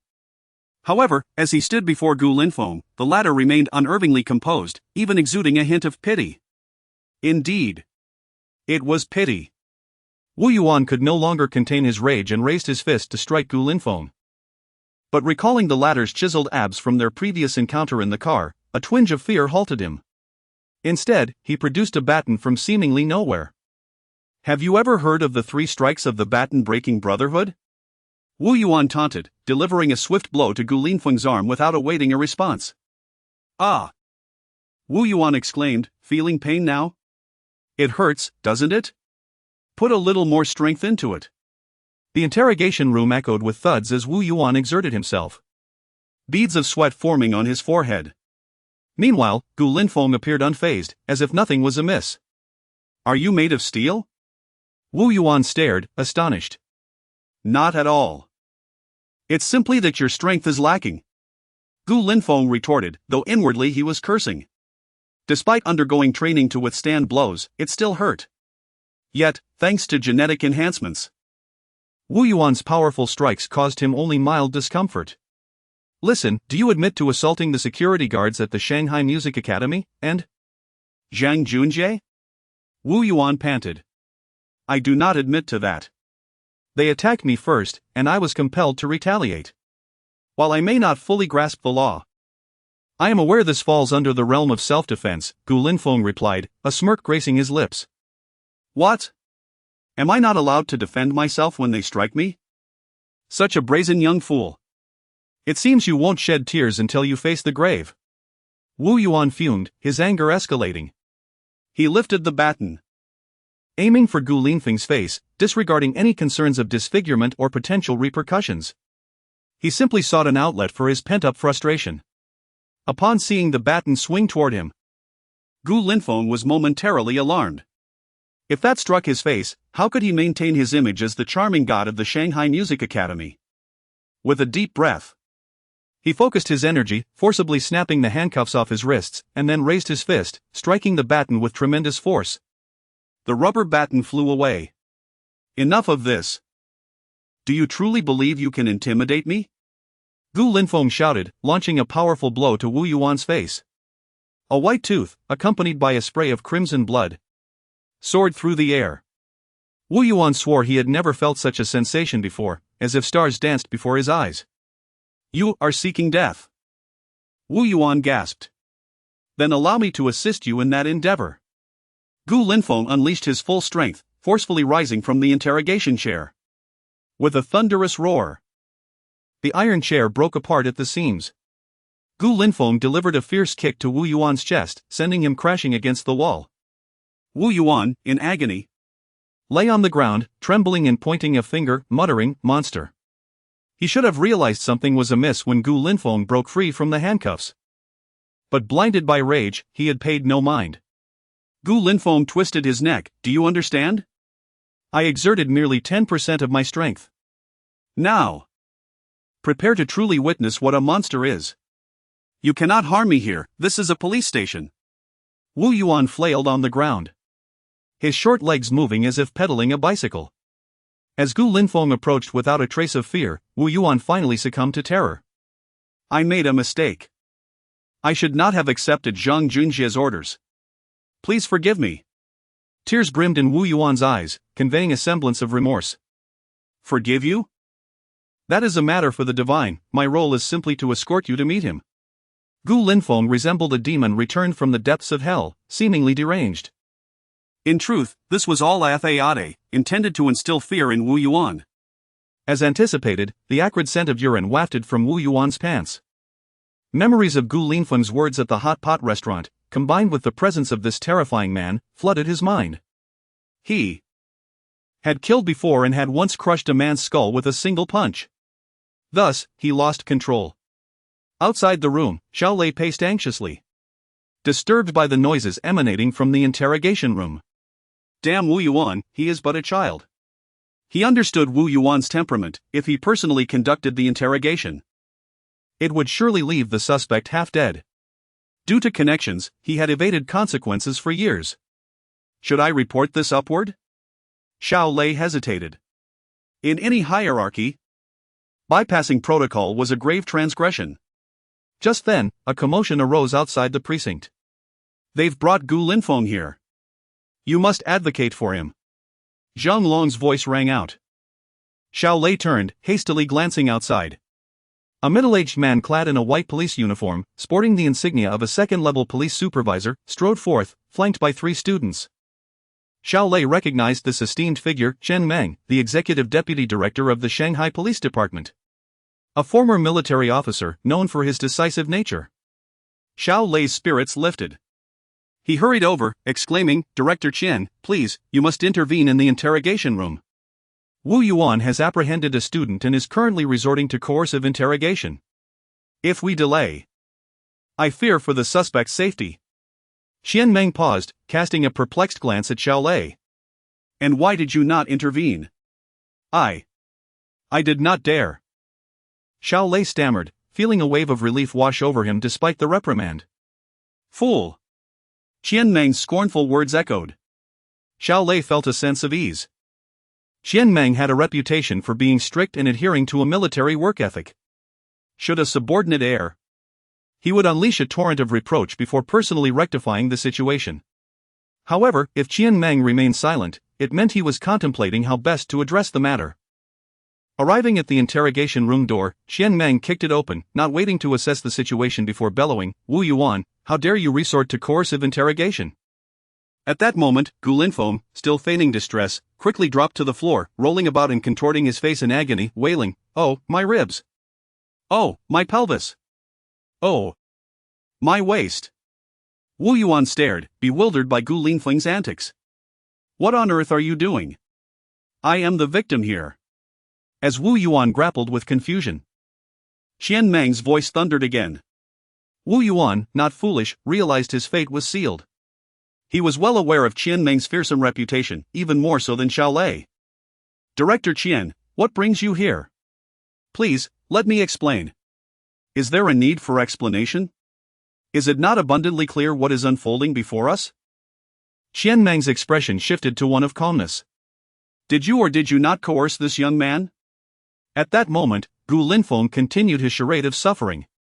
And upon hearing Qian Meng's inquiry, he exaggerated his performance even further. Ah, no. Director Qian, this lad, he is using my words against me. Wu Yuan lamented, feeling tears of frustration well up. He was the victim, yet somehow the roles had reversed. Your words? It seems you've indulged in too many comedies. Qian Meng summoned Xiao Lei. Xiao, where is the surveillance footage from the interrogation room? Wu Yuan disabled it. Xiao Lei glanced at Wu Yuan, unhesitatingly delivering the damning information. In that case, it corroborates the evidence. Qian Meng's eyes blazed with fury as he pointed at Wu Yuan on the ground. Immediately detain him and gather evidence of his criminal wrongdoing for submission to the disciplinary committee. Understood. A joyful expression illuminated Xiao Lei's face. From this moment forth, you shall serve as the chief of the Tianquwei Road police station. At that instant, Xiao Lei felt as though he were on the verge of being overwhelmed by happiness. The joy arrived so unexpectedly that his gaze towards Gu Linfeng brimmed with gratitude. This was indeed a stroke of fortune. Shortly thereafter, several officers entered, pinching their noses as they dragged Wu Yuan from the floor. It was utterly perplexing how one could resort to coercive interrogation yet end up in such a predicament themselves. Once Wu Yuan was taken away, only Qian Meng and his 3 dormitory companions remained in the room. Noticing Gu Linfeng still writhing in pain, Qian Meng cleared his throat and remarked, "Ahem, that should suffice." "Oh, my apologies, I got a bit too immersed in the scene." Gu Linfeng ceased his groans and hurriedly turned to face Qian Meng. Chapter 11, The Plea for Help from Zhang Junjie. Qian Meng cast a displeased glare at Gu Linfeng. Initially attending a meeting at the municipal government, Qian Meng had assumed that the unfamiliar call from Zhang Long was a scam. His anger had surged upon realizing the rampant state of the telecommunications fraud industry under his jurisdiction, which even allowed his name as the deputy chief of police to be compromised. It was not until Zhang Long mentioned Gu Linfeng's name that he realized his misunderstanding. Upon learning that Gu Linfeng had been apprehended by the police, he promptly left the meeting, disregarding the presence of city leaders. "You all step outside. I need to speak with Gu Linfeng," Qian Meng instructed Zhang Long and the others. "All right, understood, leader. We'll leave at once." Zhang Long quickly ushered the other 2 out. Once alone in the interrogation room, Gu Linfeng finally spoke, "Old Commander. I never imagined you would come to Huhai after your retirement. Indeed, I was surprised to learn that you are on the verge of being promoted to major. Yet you chose to retire. Not only that, but you also decided to pursue a university education? You have truly astonished me," Qian Meng remarked, recalling how Commander Sun Dongsheng had mentioned this to him the previous day. A pang of regret struck him, as Gu Linfeng's former superior. He was acutely aware of the young man's potential, as if he were born for the military. It was disheartening to see such promise abandon the service. "Old Commander. I have my reasons for leaving the military, and I cannot disclose them to you," Gu Linfeng replied, straightening his attire and rendering a formal salute. Moved by Gu Linfeng's earnestness, or perhaps by memories of their glorious past, Qian Meng returned the salute. The 2 then engaged in conversation within the confines of the interrogation room. "I severed all contact with you to prevent you from discovering my retirement and instructed my comrades to withhold my contact information from you. Yet fate has conspired for us to meet here in Huai," Qian Meng reflected with a hint of nostalgia. "Indeed, we owe our reunion to Commander Sun Dongsheng. Had he not given me your number, I might have faced dire consequences at this very precinct today." Gu Linfeng expressed his relief, realizing how precarious his situation had been. Regardless of the circumstances, Wu Yuan was an enforcement officer of the state. Had he been pushed to his limits, it could have ended tragically. Even with gene enhancement drugs in his system. What do you intend to do about this situation? Qian Meng inquired, his brow furrowing. You know I cannot be easily victimized. If he can send someone after me, then I can certainly retaliate. Gu Linfeng replied with a playful grin directed at Qian Meng. Understanding the unspoken agreement, Qian Meng nodded. I see, leave the rest to me. They both shared a conspiratorial smile. In a suite at the Hilton Hotel, Zhang Junjie had just ingested a mysterious pill.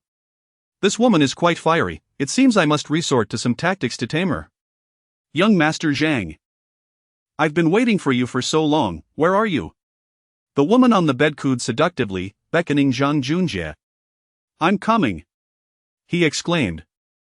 But his enthusiasm was abruptly interrupted by a knock at the door. Who is it? Zhang Junjie grumbled. Irked that his private affairs were being disturbed at such a prestigious hotel. Ah, young Master Zhang, let's ignore them, the woman suggested.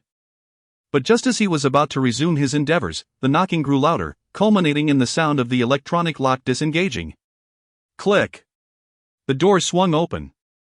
And the woman let out a shriek, diving under the covers.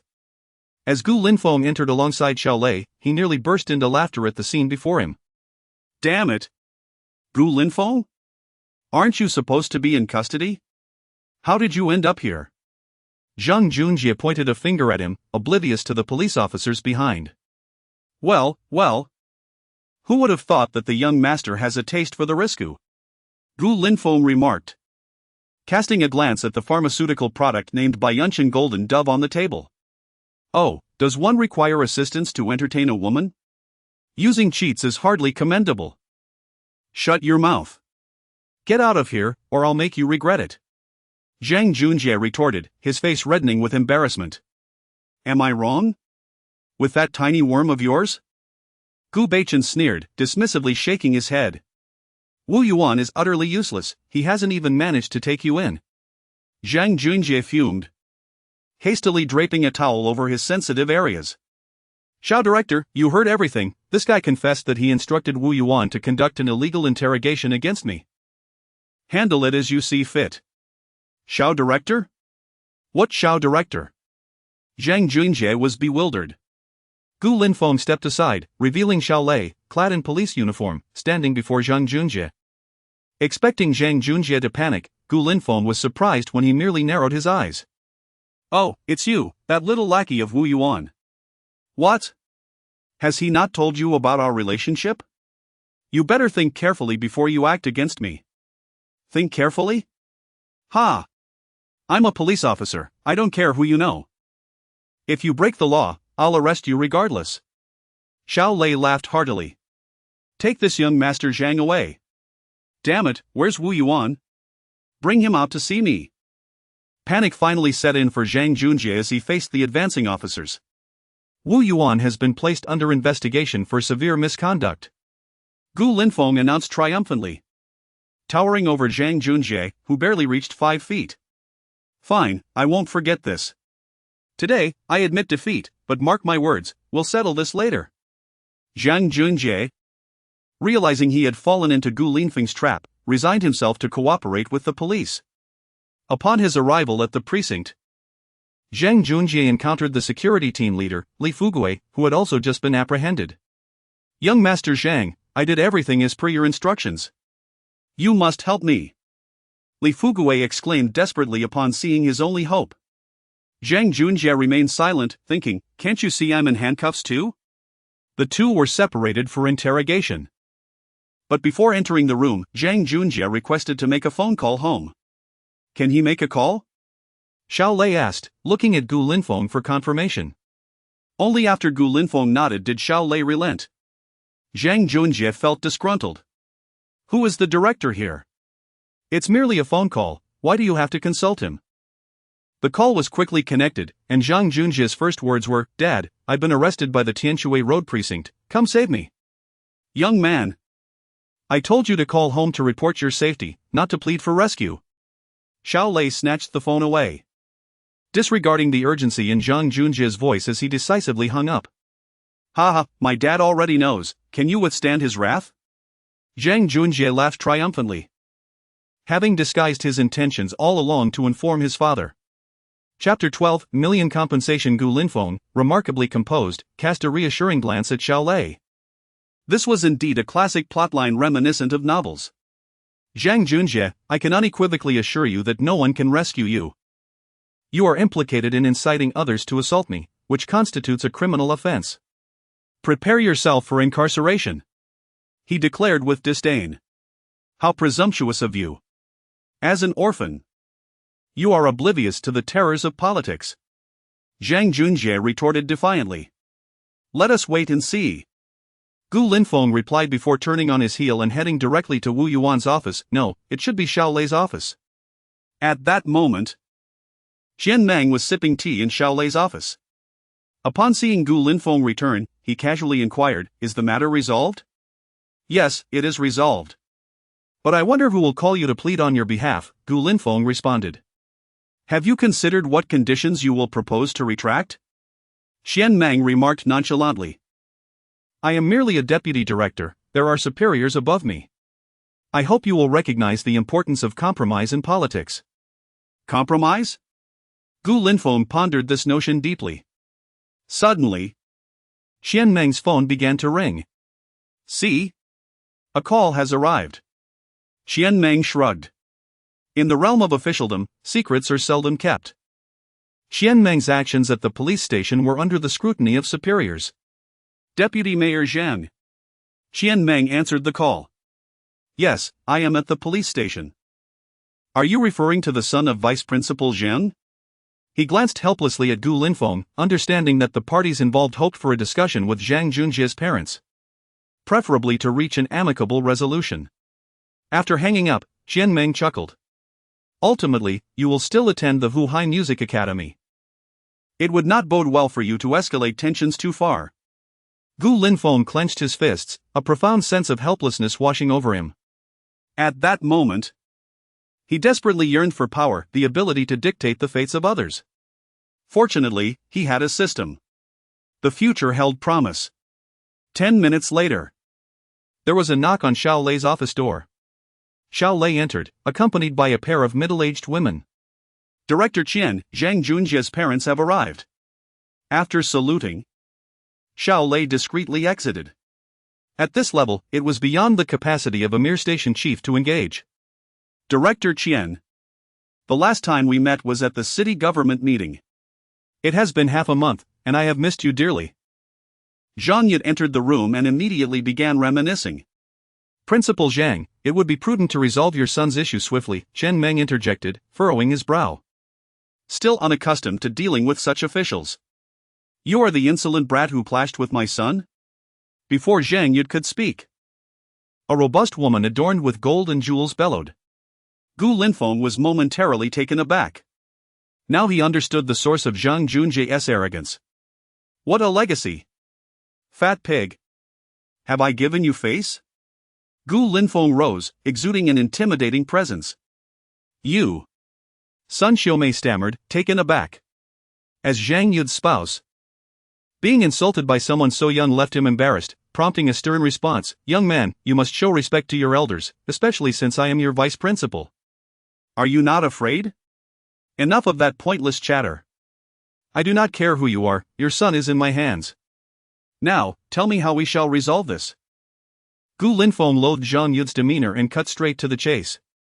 If you do not pursue this matter, you will receive a scholarship every year during your 4 years at university. Zhang Yud proposed. Ha! Are you attempting to bribe me? Your son had people assault me. Do you comprehend the psychological trauma inflicted upon my tender psyche? You think a mere scholarship can mend my wounded spirit? You must be jesting. Gu Linfeng feigned fear, patting his chest. Then how much do you desire? Zhang Yud's expression darkened. How can I state that? It must come from you. Gu Linfeng, well-versed in the art of negotiation, refused to reveal his bottom line. 200,000? Gu Linfeng shook his head. 400,000? He continued to decline. You cannot possibly be asking for 1 million. Sun Xiaomei interjected, and upon seeing Gu Linfeng nod, she exploded, You are extorting us. Why don't you just rob us instead? Indeed, your demands far exceed reason, demanding 1 million with just your words? Zhang Yud nearly laughed at Gu Linfeng's audacity. Director Qian, it seems we need your intervention. Zhang Yud turned to Qian Meng, who hastily shook his head. Principal Zhang, I cannot afford to offend you, but I also cannot afford to offend this young man. Thus, I suggest you negotiate amongst yourselves. Should you fail to reach an understanding, I will have to proceed with formal procedures, and your precious son will face imprisonment. What? Zhang Yud's eyes widened in disbelief. He had assumed this boy was insignificant, but now he realized there were significant figures backing him. Even someone like Qian Meng could not afford to offend him. Yet, he had done his research and knew Gu Linfeng was merely an orphan. Could it be that a powerful individual had taken him under their wing? Was he of noble descent? This did not add up. If his son had angered someone of such stature, how could he still be negotiating here? Confusion enveloped Zhang Yud. Little bumpkin, I see you are tired of living. You should inquire about the Zhang family in Huhai. Enough! Zhang Yud's furious roar interrupted Sun Xiaomei. Xiaomei, prepare the funds. What? I said prepare the funds. Zhang Yud's face turned ashen, taking a deep breath. Qian Meng chuckled as he picked up the phone to call Xiao Lei. Soon, Xiao Lei returned with a mediation document. And within a minute, 1 million entered Gu Linfeng's account. Your public commercial bank account has received 1,000,000,000 yuan, balance, 1,500,520,000 yuan. Director Qian, I shall take my leave. Gu Linfeng smiled and departed without a second glance. Once Gu Linfeng exited, only Qian Meng and the Zhang couple remained in the room. Director Qian, what is the situation with this young man? Principal Zhang. Some individuals are born with a low profile. He is not someone you or I can afford to offend, Qian Meng remarked, lighting a cigarette with a knowing expression. So who exactly is he? I shall refrain from elaborating. This young man, Gu, has already attained the rank of major at the age of 19 in the military. You may wish to ponder your next steps. Qian Meng exhaled a plume of smoke, musing inwardly, Gu Linfeng, alas, I can only assist you thus far. 19-year-old major? Zhang Yud gasped, covering his forehead in shock. Oh no, Junjie has provoked a significant figure. What shall we do now? Sun Xiaomei clutched Zhang Yud's arm anxiously, her round face reflecting her trepidation. Gentlemen, it has been stated that criminal liability can be avoided, but your son must spend a minimum of 15 days in detention. Let us categorize this as a case of public brawling. Qian Meng feigned goodwill, offering a suggestion. Very well, let us settle on that. Zhang Yud's expression brightened. It seemed matters had not devolved into the worst-case scenario. In the interrogation room, Zhang Junjie sat with his eyes closed, resting in the interrogation chair. The door swung open. Are you finally releasing me? He scoffed without opening his eyes. Let me tell you, capturing me is easy. But releasing me will not be so simple. A resounding slap echoed as Zhang Yud advanced, delivering a fierce blow to the still arrogant Zhang Junjie. I swear on my life, who dares to strike me? As Zhang Junjie opened his eyes, he was met with the furious glare of Zhang Yud. His hand raised in anger. In a cyber CAF alone, how could I have birthed such a wretch? Had I known, I should have done away with you on the night I married your mother. Dad, I had no idea it was you. Zhang Junjie was at a loss, tears welling up in his eyes. Please take me home. Return to your mother. From this day forth, for the next 15 days, your home shall be the detention center. Zhang Yud, filled with disappointment, lamented how a leader-like scholar could have given rise to such a wayward child. Dad, what has happened to you? You cannot abandon me. I do not wish to go to the detention center. Suddenly, Zhang Junjie recalled Gu Linfeng's words, indeed. It must be this scoundrel's doing. Dad, things are not as you perceive, I am the victim here. Son, once you are inside, remember to study diligently. When you emerge, do not confront Gu Linfeng, our Zhang family cannot afford such conflicts. Zhang Yud sighed, as if he had aged decades. Father, Have you taken too many Viagra pills? What nonsense are you spouting? I am your own son, you cannot forsake me. Mother, do say something. Sun Xiaomei's expression darkened even further. She approached and delivered a sharp slap. Junjie, I thought you were merely a bit unruly. But you just attempted to return to the spring. Go in and reflect on your actions. Mother, I spoke in haste. The couple, indifferent to Zhang Junjie's cries, turned their backs and left the interrogation room. At that moment, Xiao Lei approached, sneering, Young Master Zhang, do not worry. I have arranged a delightful cellmate for you who particularly enjoys picking up soap. No, I was wrong. Woo woo. Chapter 13, The Hero Saves the Beauty. Gu Linfeng was in high spirits. After swindling 1 million from Zhang Yud, his bank account swelled to 1.5 million. Little did he anticipate that just a few days after his discharge, he would find himself a millionaire. Is it truly so easy to make money in society? Old Gu, your resilience is remarkable. Just moments ago, you were writhing in pain, and now you appear completely unfazed. Zhang Long remarked, his large hand continuously patting Gu Linfeng. When Zhang Long and his companions had first entered the interrogation room, they had witnessed Gu Linfeng in agony, and their hearts had been filled with concern for him.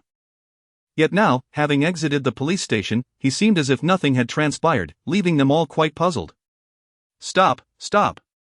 I am male and attracted to females. Please retract your peculiar preferences.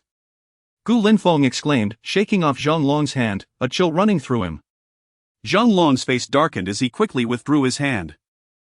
But I must say, old Gu, your physique is truly impressive. Su Zhihui remarked, casting a curious glance at Gu Linfeng. What did you discuss privately with that high-ranking official? Best not to pry into matters of society, Gu Linfeng replied, feigning jest. Such matters were better kept under wraps. He had no desire for the entire school to be aware of them. Humph, if you're not going to share, then why should anyone care to know? Su Zhihui huffed, turning his head away in a huff. Gu Linfeng chuckled helplessly and deliberately shifted the topic. I had promised to treat you all to hot pot, but unexpectedly ended up at the police station. Who's footing the bill for today's lunch? Why mention that? We're not so petty as to count that one meal. Zhang Long hastily waved his hand in refusal. Not at all. I, Gu Linfeng, am a man who believes in repaying kindness. How about this? I intend to buy a new phone, so let me know if you fancy anything while we're at the store. Today, I shall treat. Wait, really? Is it true, father? The previously invisible Yu Xinming's eyes lit up with excitement, eagerly asking. Indeed. Once a father, always a father, my word is my bond. Gu Linfeng proclaimed with grandiosity. Such generosity, father. I adore you. Zhang Long declared, swearing allegiance to Gu Linfeng as his sole paternal figure. Gu Linfeng could not help but laugh. And what of your biological father? That's the old man. Zhang Long replied, feigning a righteous demeanor. You truly are your father's favorite. Gu Linfeng remarked, giving a thumbs up. The quartet arrived at the mobile phone city near the university campus. 80% of the patrons were students from the nearby university. During the back-to-school season, students with some spare cash typically purchased new phones or laptops as a reward for their academic achievements. Gu Linfeng's phone was a domestic smart model, acquired a decade ago when 4G was first introduced. While it served adequately for basic functions, he had confidence it could last another 3 to 5 years. Thinking of this, he found himself compelled to praise, the military truly equips one well. As they wandered, they approached a leading mobile phone store, recently showcasing a new folding phone that appeared to be a national treasure. Upon entering, Gu Linfeng was instantly captivated by the Mate X5 displayed prominently at the center of the showroom. Wow! After 3 years of trials and tribulations, who can resist a folding screen? Zhang Long exclaimed, following Gu Linfeng's gaze. With a casual smile, Gu Linfeng beckoned a sales assistant. Please bring me 4 units of this model, top specifications. Sir, the price for our top-tier Mate X5 is $16,999. Are you certain? The assistant inquired. Absolutely. Please expedite the process. Gu Linfeng replied with an air of extravagance. Seeing Gu Linfeng's serious demeanor, the three roommates felt a rush of excitement. "Father, we three brothers are willing to serve you for life," they chorused. This spectacle drew the attention of many in the store. With their clear yet naive expressions, it was evident they were students. The sales assistant stifled a laugh and, after confirming their preferences, brought forth 4 phones. Gu Linfeng also acquired a brand new laptop, with the total expenses amounting to 77,196. He spent over 70,000 without a flicker of his eyelids. Observing Gu Linfeng's lavish spending, a confident female student nearby began to feel a surge of interest. If she could secure a boyfriend with such generosity, it would mean having her own personal ATM for 4 years. Sensing the atmosphere in the store, Gu Linfeng hastily concluded his purchase and departed. The group then proceeded to a nearby shopping center, where Gu Linfeng treated himself to several sets of everyday clothing, splurging nearly 200,000 on luxury items. His roommates, in awe, dutifully carried his bags. As the saying goes, after a lifetime of combat, why not indulge oneself? Previously, he had only spent on Lu Qianran, but now it was his turn to enjoy. This extravagant spending not only redefined his roommates' understanding of his financial capacity but also ignited their curiosity regarding his true identity. The involvement of a prominent figure in his situation, coupled with his remarkable ability to extricate himself from conflict, hinted at an extraordinary background. This newfound acknowledgement of his role as a father was not without merit. On their return journey, Gu Linfeng walked ahead, followed by his 3 bag-carrying companions, exuding an air of a distinguished figure on the streets. Upon reaching the school entrance, he was once again taken aback by the luxury cars parked outside: Lamborghinis, Ferraris, Koenigsegg's. Squinting, he noticed that the owners of these opulent vehicles were generally older, and all had drinks perched atop their car roofs: Red Bull, Dongfang Shai. Ah, so they come to the university to woo young women. Gu Linfeng mused, bemused by the absurdity of the situation. In this day and age, any girl daring enough to climb into such a vehicle with a drink would surely find herself the subject of viral footage online. Modern gold diggers were not so naive as to tarnish their reputations for a mere few $100. However, Gu Linfeng found himself intrigued by these luxury cars. He had obtained his driver's license at 18 while in the military, yet military regulations prohibited him from driving civilian vehicles. Upon returning to civilian life, he promptly converted his military license to a local one, and now, with money in hand, why not acquire a car? With this thought taking root in his mind, it began to flourish. Shaking his head, he contemplated waiting until after military training to make a purchase. With over 120,000 remaining, a BBA was certainly within reach, yet it hardly seemed fitting for someone of his extraordinary stature. Having a system in place, the future appeared promising. As Gu Linfeng prepared to cross the street into the school, a distant roar of an engine caught his attention. He paused to observe, deducing that it was undoubtedly a faux wealthy individual attempting to impress female students with their ostentatious vehicle. As he resumed his gaze, he noticed that this car showed no signs of slowing as it approached a red light, barreling directly toward him. Unbeknownst to him, a young girl ahead was engrossed in her phone. At that moment, the luxury car's horn blared incessantly, and through the window, Gu Linfeng could faintly hear the driver boast, "Have you ever driven a Lamborghini?" The girl finally looked up, her eyes widening in horror as she beheld the car hurtling toward her. "Ah!" A girl's piercing scream echoed through the air. In that critical moment, Gu Linfeng swiftly grasped the girl's arm and pulled her forcefully into his embrace, narrowly avoiding the luxury car that sped past them. Simultaneously, startled by the sudden turn of events, the girl's phone slipped from her grasp and fell to the ground. Chapter 14, Where does love at first sight come from, if not a moment of attraction? The girl, still trembling from her fright, found herself instinctively seeking refuge in Gu Linfeng's broad chest. An unavoidable collision occurred. Gu Linfeng vowed that it was not intentional. Before him stood a girl with an exquisitely delicate face, her skin fair and luminous, resembling porcelain sculpted by time. Her deep, bright eyes and full, rosy lips exuded a subtle fragrance unique to her femininity, enchanting and refreshing. Her silky black hair cascaded gently to her shoulders, and the hint of a blush at the corner of her mouth added an air of unintentional allure. Gu Linfeng was momentarily taken aback. The beauty before him was not the artificial charm often seen but rather a natural elegance. At that moment, the girl appeared flustered, clearly still reeling from the shock. Beautiful.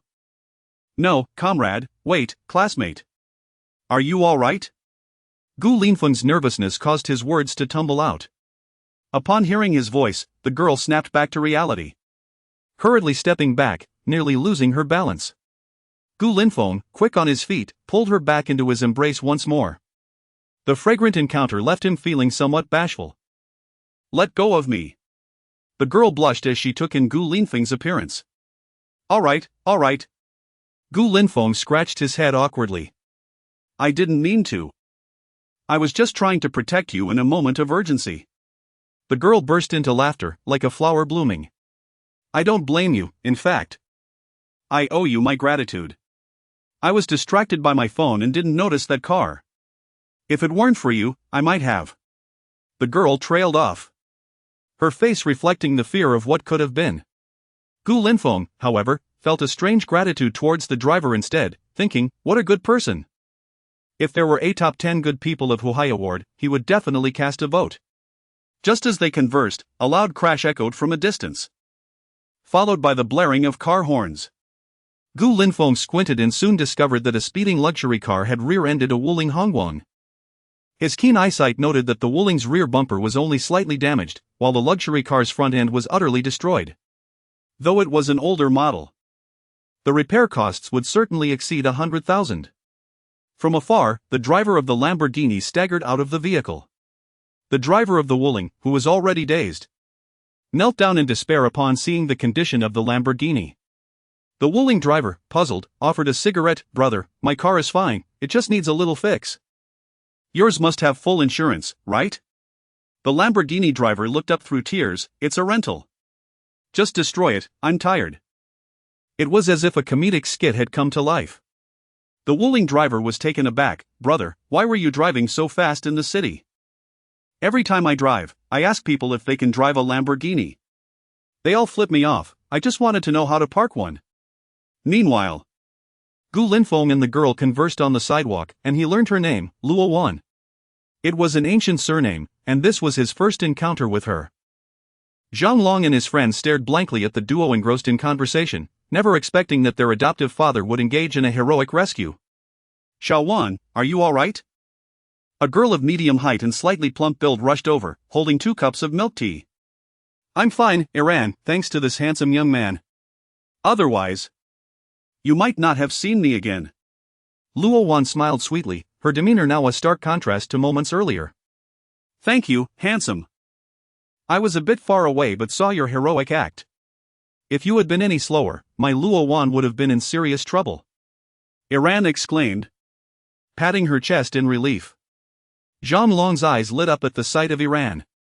Though she lacked Luo Wan's striking beauty, her cherubic face was filled with youthful vitality, which he found quite appealing. Zhang Long, unable to contain himself, approached Iran. Hello, miss, I am Zhang Long, this brave hero's roommate. May I have the pleasure of knowing you? Iran was taken aback by Zhang Long's imposing physique, feeling slightly intimidated. Gu Linfeng chuckled inwardly, recognizing Zhang Long's infatuation with Iran. He turned to Luo Wan, purposefully raising his voice, let's add each other on WeChat, it's fate that has brought us together. Luo Wan, feeling the same way towards the boy who had saved her life, agreed. Alright, I'm a student at Shanghai Music Academy. We have military training in 2 days. Let us add each other on WeChat, and after training, I'll treat you to a meal? She suggested, her cheeks tinged with shyness. What a coincidence! We are fellow students. Gu Linfeng exclaimed in surprise. Really? Of course.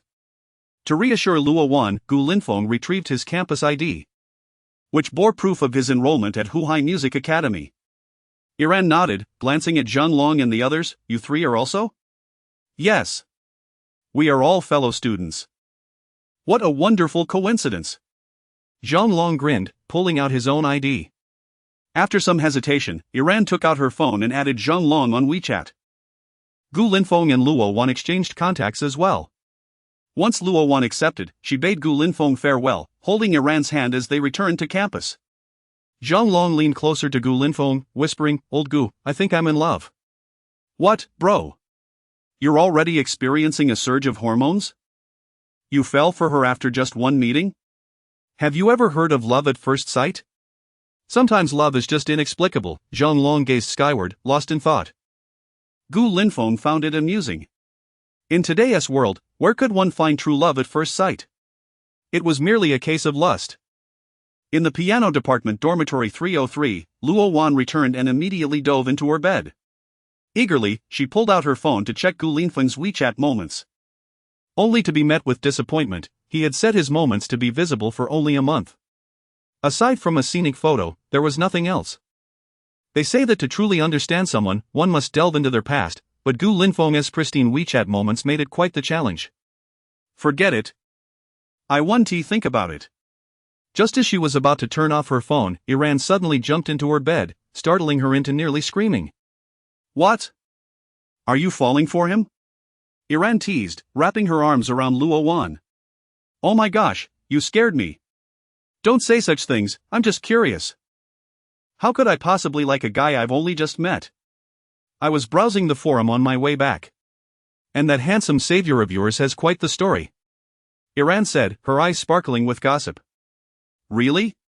What do you mean?" Luo Wan eagerly pressed for details. "You see?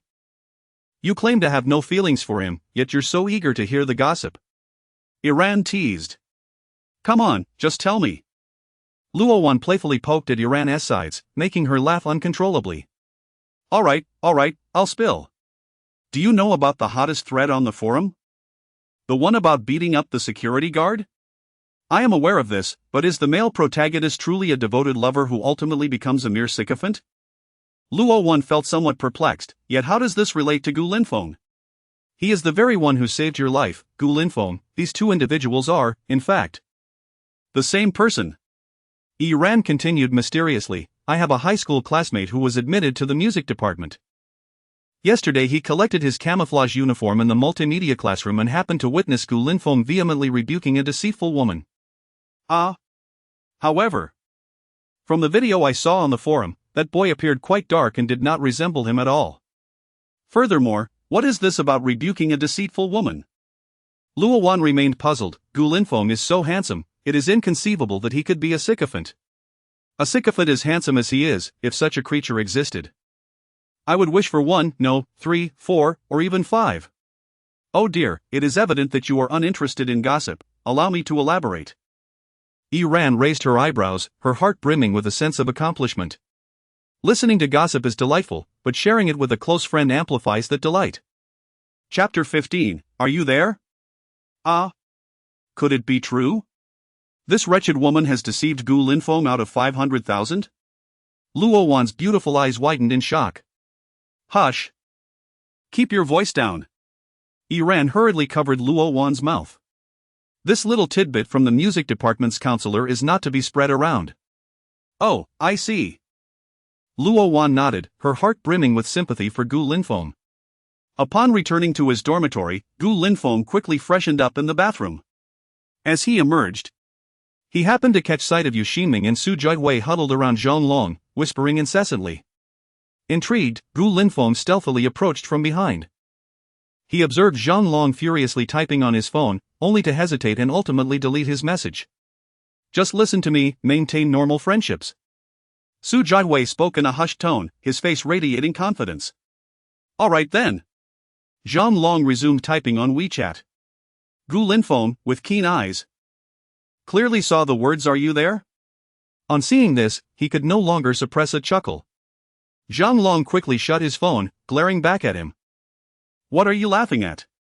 Starting with "Are you there" is bound to make you a fool. Gu Linfeng shook his head dismissively. What should I send then? Zhang Long scratched the back of his head anxiously. Send nothing at all. Let her stew for a bit. This is called the art of seduction through restraint. Gu Linfeng replied with a confident smile. Zhang Long set his phone down. Oh please, you, a notorious sycophant, are giving me advice? Gu Linfeng narrowed his eyes, emitting a low hum that brimmed with veiled threats. I was wrong, dear father, I'll heed your advice. Zhang Long, startled, quickly backtracked. I'll keep my place, this time I'll forgive you. Gu Linfeng, fiddling with his X5, decided to test the phone's performance. Let her simmer for half an hour. And we'll log on. I'll lead the charge as Lu Ban. Coming, dear father. In the piano department's dormitory 303. Xiao Wan. Hasn't Gu Linfeng messaged you on WeChat? Not yet, I've been busy, why? Luo Wan was engrossed in a piano tutorial when Iran's question broke her concentration. Humph, that Zhang Long added me on WeChat but hasn't he said a word? Iran plopped down on Luo Wan's bed in her pink slippers. Do all boys nowadays expect girls to initiate conversation? Luo Wan smiled lightly. It seemed Iran had taken an interest in Zhang Long, otherwise, she wouldn't be acting this way. Forget it, I want to see what he is up to. With a scoff, Iran picked up her phone and sent Zhang Long a message. Iran, you added me on WeChat but haven't said anything, what's your intention? Just as Zhang Long wrapped up a game, he noticed Iran's message and felt a surge of excitement. She replied. Gu Linfeng quickly leaned over. And after reading the message, furrowed his brow. Going in with a direct approach? Either he has been advised by someone wise or he has just emotionally reckless. Old Gu. I mean, dear father, how should I respond? Zhang Long's eyes sparkled with hope. Just reply with one word. Gu Linfeng smirked mischievously. Zhang Long, want. In the girls' dormitory. Xiaowan, what does it mean that he just replied with want? Iran looked perplexed at Zhang Long's message. As if struck by a realization. Iran's cheeks flushed. What a bold boy.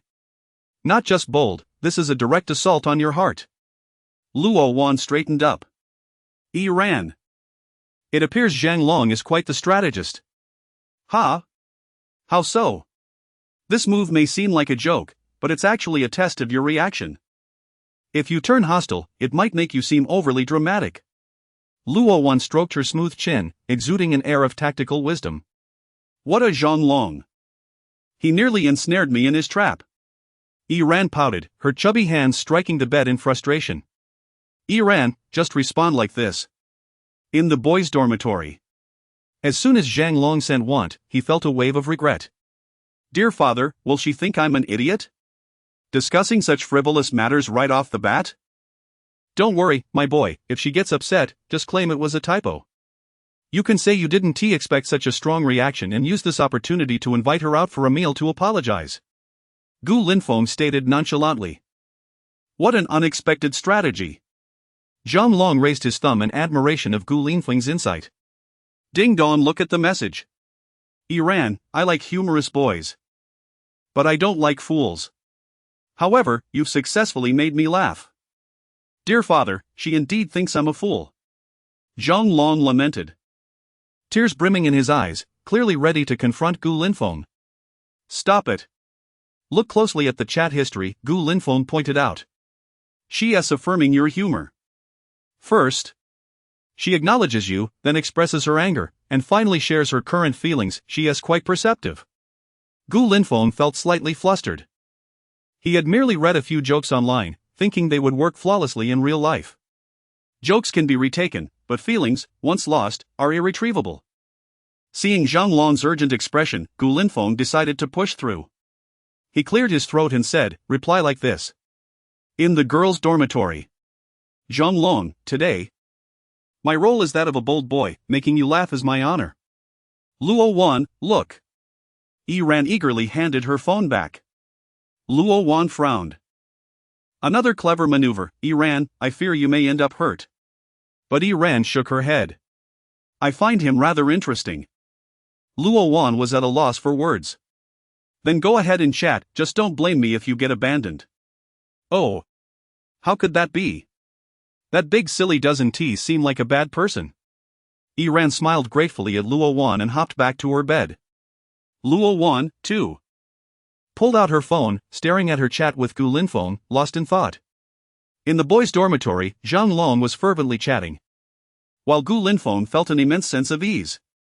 He never anticipated that his whimsical love strategies would prove so effective. With this thought, he climbed onto his bed and opened WeChat, sending a message to Luo Wan. Gu Linfeng, are you there? If Shang Long were to see this, he would surely mimic, starting with "Are you there?" is bound to make you a fool. But Gu Linfeng was different. He was a charming gentleman. In the face of undeniable prowess, all schemes are but fleeting clouds. A simple "Are you there?" is brimming with sincerity. Indeed, when Luo Wan received Gu Linfeng's message, her previously furrowed brow suddenly blossomed into a radiant smile. "Luo Wan, I'm here, why aren't you asleep yet?" "Gu Linfeng, about to sleep soon." "Luo Wan, huh?" 3 minutes later. "Luo Wan, are you really asleep?" "Luo Wan, why aren't you replying?" "Luo Wan, wait. Did you really fall asleep?" "Luo Wan, are you there?" That night, it was destined for Luo Wan to be sleepless. Chapter 16, Daily Check-in, Stock Market Trends. Gu Linfeng, exhausted from the day, had intended to engage in a heartfelt conversation with Luo Wan, but his biological clock, which allowed him to fall asleep at the slightest touch of a pillow, thwarted his plans for romance. The following day, he cursed his biological clock. Upon awakening, he noticed a message from Luo Wan and hurriedly sent her an apology via WeChat. Luo Wan replied almost instantaneously, her panda eyes sparkling with energy upon reading his message. "Gu Linfeng, I sincerely apologize, my biological clock is yet to adjust. As you know, I've just returned from military service. It's quite normal for me to be a bit disciplined in my lifestyle. Luo Wan, I pondered all night and couldn't comprehend where I went wrong. I thought I might have said something to upset you. Your explanation caught me by surprise, ha. You've truly opened my eyes. Gu Linfeng, you stayed up all night? I'm a bit worried for you. Now that the misunderstanding is cleared, do take a good rest. Luo Wan, but I feel wide awake when chatting with you. Gu Linfeng, your health is paramount, sleep well. Be good." The moment Luo Wan read Gu Linfeng's endearing words, she felt enveloped in happiness. He actually spoke to her with such intimacy. A smile spread across her face, yet she felt a pang of modesty. "Luo Wan, have you perhaps fallen in love?" she murmured to herself. Never mind, she thought. It's best to sleep now. After setting aside her phone, she tried to push him from her mind, but his image lingered. Eventually, she succumbed to slumber, her lips curling into a blissful smile. Checking the time, it was only 6 in the morning, and her 3 roommates were still fast asleep. Gu Linfeng quietly gathered his toiletries and made his way to the bathroom. After a quick wash, he indulged in a moment of self-admiration. In his mind, he quietly invoked the system, murmuring "Ma Huateng, retreat," as he called upon his daily check-in. Beep, daily check-in successful. Congratulations, host. You have received insights into stock market trends for the next 3 months, encompassing all stock types. You can switch between stock categories at will. Stocks? Gu Linfeng furrowed his brow. He was no expert in the stock market. Although he lacked knowledge, he had heard tales about it.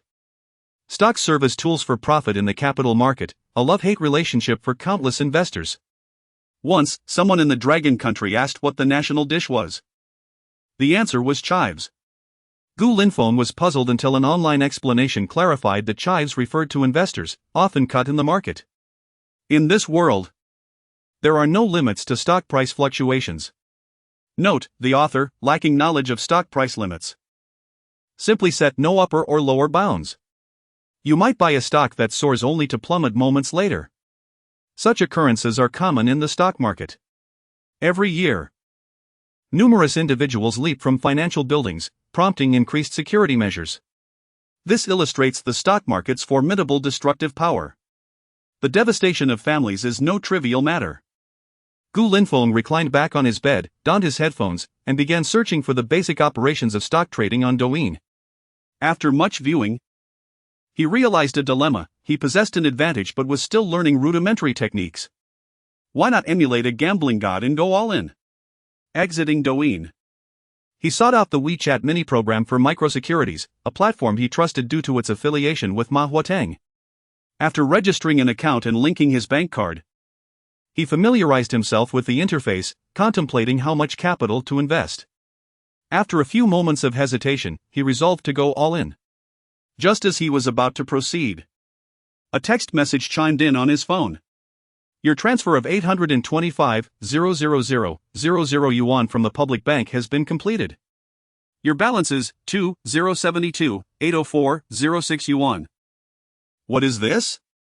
Gu Linfeng was taken aback but soon realized it must be his severance pay from the military. With ample resources at his disposal, he silently thanked the organization, reserving over 70,000 yuan for living expenses and transferring the remainder into microsecurities. As the clock struck 8, the stock market had yet to open. Gu Linfeng reviewed the stock trends rewarded by the system, selecting the stock with the highest anticipated growth. Going all in with 2 million yuan might seem reckless to an ordinary investor, who would typically analyze multiple stocks to mitigate risk. However, for Gu Linfeng, equipped with an advantage, boldness was the way to go. As his roommates began to rouse, they admired Gu Linfeng, who had already finished his morning routine. "Father, what are we having for breakfast?" Zhang Long inquired, his face betraying excitement, likely due to his progress with Iran the previous night. "Soy milk, youtiao, buns, whatever you fancy. You run the errands, and I'll treat." Gu Linfeng, not picky, merely wished to be satisfied. "All right then, thank you, father." After Zhang Long departed, Yu Xinming and Su Jiahui remained in bed, engrossed in their phones. With military training commencing tomorrow, they relished this rare day of leisure, indulging in the foldable phone their father had gifted them. Gu Linfeng opened his mouth to speak but ultimately kept silent. He had intended to share prosperity with his 3 sons, but upon reflection, he pondered how to explain his guaranteed success. Moreover, would they harbor resentment if he didn't lead them to riches? Wary of human nature, Gu Linfeng resolved to quietly amass his fortune. After enjoying breakfast brought back by Zhang Long, Gu Linfeng and his 3 sons engaged in several rounds of gameplay in the King's Canyon. His character, the short-legged Luban, faced opponents with relentless vigor, yet he ultimately could not stave off the destruction of their base crystal. Zhang Long, distracted by his own amusement, wore a silly grin, clearly preoccupied with something else, resulting in their loss. Frustrated, he decided to play solo. Time swiftly passed to 9:15, the stock market's collective bidding period. During this interval, investors could submit buy and sell orders in anticipation of the market's official opening. Gu Linfeng had already chosen a stock called Shanghai Machinery, priced at 6 yuan per share. He resolved to go all in. The prospect of a buying frenzy was of no concern to him, he was there to make money, not to play the role of a saint. The system's insights elaborated on the reasons behind Shanghai Machinery's projected rise. The company specialized in manufacturing senior mobility scooters and had gained notoriety for its high-quality imitations of luxury vehicles such as the Mercedes-Benz G-Class, Land Rover, Aston Martin, and Porsche. These vehicles had garnered immense affection from the elderly, prompting Shanghai Machinery to delve deeper into this niche market. The surge in Shanghai Machinery's stock was further attributed to reviews from a Douyin influencer, while others took 3 years to produce a vehicle. Shanghai Machinery could deliver a scooter in just 3 days. The influencer, initially jesting about the 5 million yuan vehicle versus the 5,000 yuan scooter, discovered that the functionalities were comparable and that police did not enforce regulations on the latter. Thus, the influencer, seeking to capture attention, posted the video online, resulting in an astonishing view count exceeding 100 million on the first day. Consequently, what was once a product solely cherished by the elderly now attracted the interest of the youth as well. Shanghai Machinery never anticipated that its target audience, composed primarily of older individuals, would find salvation in the hands of the youth. Undoubtedly, this stock is akin to a castle in the air, soaring rapidly yet plummeting just as swiftly. Once the fervor diminishes, the market is susceptible to catastrophic declines. However, for individuals like Gu Linfeng, who seek quick profits, this suffices. Purely fictional, do not take it seriously. The stock market will be briefly mentioned, without elaboration. Chapter 17. Before military training. As the clock struck 9:30, Gu Linfeng did not hesitate and purchased 2 million worth of Shanghai Machinery shares. Gazing at the over 300,000 shares of Shanghai Machinery in his account, Gu Linfeng began to dream of wealth. A few days later, once sold, he anticipated at least a tenfold return. Your godfather and counselor want you to visit the office. After last night's hands-on romance tutorial, Zhang Long naturally addressed Gu Linfeng as godfather. Did they say what they wanted? Gu Linfeng frowned. Not specifically, Zhang Long replied, glancing at his phone from time to time. Clearly waiting for news from Iran. Gu Linfeng chose not to inquire further, quickly putting on his shoes and heading straight for Counselor Su Su's office. Knock, knock. Knock, come in. Upon receiving a response, Gu Linfeng entered Su Su's office. He sniffed. There was a faint scent of gardenias in the air. A refreshing and elegant aroma that sharply contrasted with the unpleasant odor of his dormitory. You're here, Gu Linfeng, take a seat. Su Su set down her pen and gestured to the chair in front of her office. No need, counselor, I prefer to stand. Just tell me what you need. Gu Linfeng replied, maintaining his military demeanor. A true soldier, he would stand whenever possible. Impressive discipline, Su Su admired, her smile fading as she said seriously, Gu Linfeng. The school office has requested that you write a scholarship application. A scholarship application? Gu Linfeng murmured. Scholarships can be applied for before September 30th each year. Aimed at assisting outstanding yet impoverished students in completing their studies. However, as far as I know, although you come from an orphan background, you are not in need. Su Su explained, realizing that the 500,000 Lu Qianran had transferred to him should exclude him from such aid. Why, then? Had the school office designated this opportunity for him? Su Su was puzzled. Though she had just started as a counselor. She was well aware of the relationship between Zhang Junjie and Vice President Zhang Yud. Could there be hidden motives? Did Zhang Yud offer this as compensation after learning about Gu Linfeng's rivalry with his son over a girl? Su Su's imagination began to wander into the realm of fiction. This is a scholarship, you should stay away from my future daughter-in-law. Her sympathy for Gu Linfeng deepened. Women often sympathize with the weak. And in his relationship with Lu Qianran, Gu Linfeng was indeed the weaker party. Let us skip the scholarship, I don't need the money. Please inform the administration to allocate it to someone more deserving, Gu Linfeng declared resolutely. His upright posture rendered him even more admirable in Su Su's eyes. With strong principles and good looks, he was undoubtedly her ideal gentleman. Have you made up your mind? The scholarship is a significant sum. Su Su pressed on. Counselor. I truly don't need it. Gu Linfeng understood that this scholarship was a form of compensation from Vice President Zhang Yud due to his connections with Zhang Junjie. Accepting it would be inappropriate, he was not a needy student and wished to avoid any potential complications. I knew I was right about you. Su Su smiled brightly. Standing to pat Gu Linfeng on the shoulder, only to realize the height difference. Hesitating, she withdrew her hand and continued, tomorrow marks the beginning of your military training. As a veteran, you could apply for an exemption, are you sure you don't want to? Being a soldier is my past identity.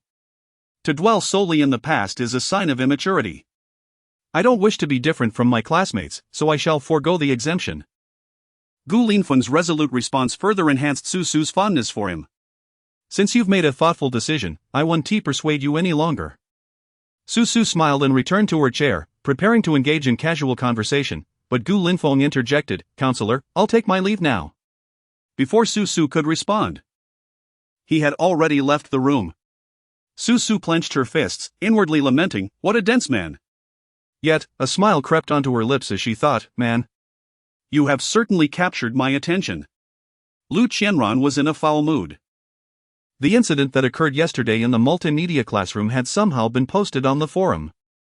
She had aimed to cultivate an image of a pure goddess upon her arrival at school, yet someone had dared to tarnish her reputation. Fortunately, there were no photos or evidence, and few believed the rumors. Given her recent enrollment, the name Lu Qianran was still unfamiliar to most. So the matter did not cause much of a stir. Why isn't Zhang Junjie answering his phone? Lu Qianran bit her lip, tightening her grip on her phone. She had lost count of how many times she had called.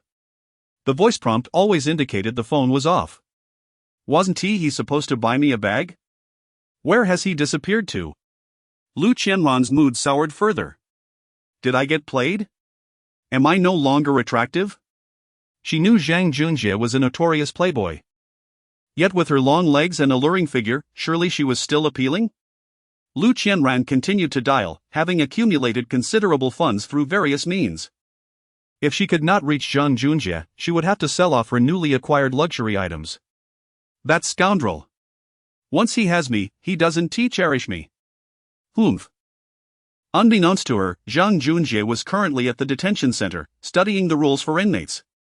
Northeast Military Region Special Operations Brigade. Brigade Commander Zhang Zhitiao surveyed the officers in the conference room with a serious expression. He had just received orders from higher authorities to cooperate with the Ministry of National Defense and the Ministry of Education regarding the military training requirements for incoming college freshmen. 2nd Battalion Commander. Present. Sun Debiao stood up and saluted. This task will be assigned to your battalion. Your predecessor laid a solid foundation. I trust you will successfully complete this mission that showcases the military's image. Do you have confidence in fulfilling it? Absolutely. Sun Debiao stood tall, responding word by word with conviction. The other officers in the room cast envious glances at him. Military training for college students was considered a prestigious assignment. Unfortunately, it had been given to the 2nd Battalion, which had lost its fierce leader. Of course, these thoughts were kept to themselves. No one dared to voice such sentiments aloud. All right, the meeting is adjourned. Zhang Zhitiao picked up his military cap and exited the conference room. Congratulations, old son. Indeed, this is like a half-month vacation. Sun Debiao smiled awkwardly, lowering his head in contemplation. The fierce leader seemed to have gone to study at Shanghai University. I wonder if he is at Shanghai Music Academy. Sigh, I miss him a bit. Chapter 18, The Arrival of the Instructors and the Training Mobilization that night. Company Commander Sun Debiao, accompanied by 30 corps members of the battalion, drove towards the Shanghai Conservatory of Music. As the military vehicle entered the gates of the conservatory, a chorus of astonished exclamations erupted from the students who were taking evening strolls. Goodness, I've never seen so many military vehicles in my life. Wow! They must be the instructors who will train us tomorrow. I can hardly wait. What's up, buddy? Eager to be put through the ringer? The soldiers in the military vehicle stared expressionlessly out at the students. This was a regiment of iron will, governed by strict discipline. Sun Debiao observed the young students of the conservatory and sighed inwardly. They were all young men from the military, brimming with vigor, yet he hoped they would not err. Brothers, let me reiterate, no adding students on social networking apps, and absolutely no sharing of phone numbers. Serious consequences will follow if this rule is breached. Do you understand?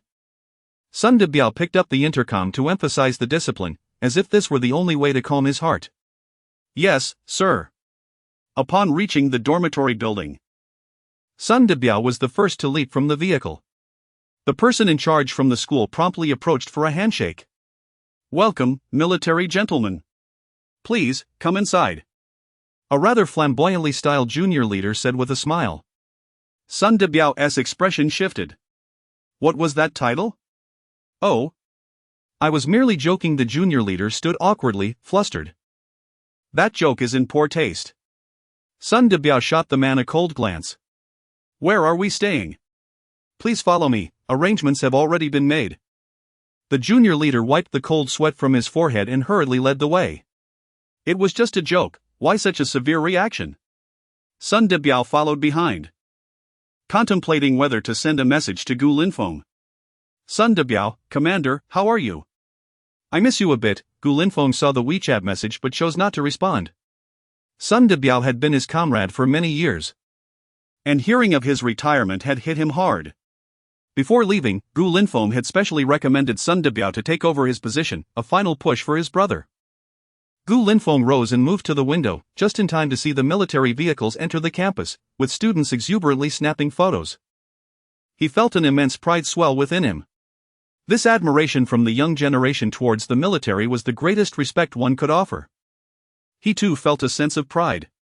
Youth comes in many forms, and he was grateful that his included donning a military uniform. He wondered how his brothers were faring now that he had left. Would Sun Debiao promote them?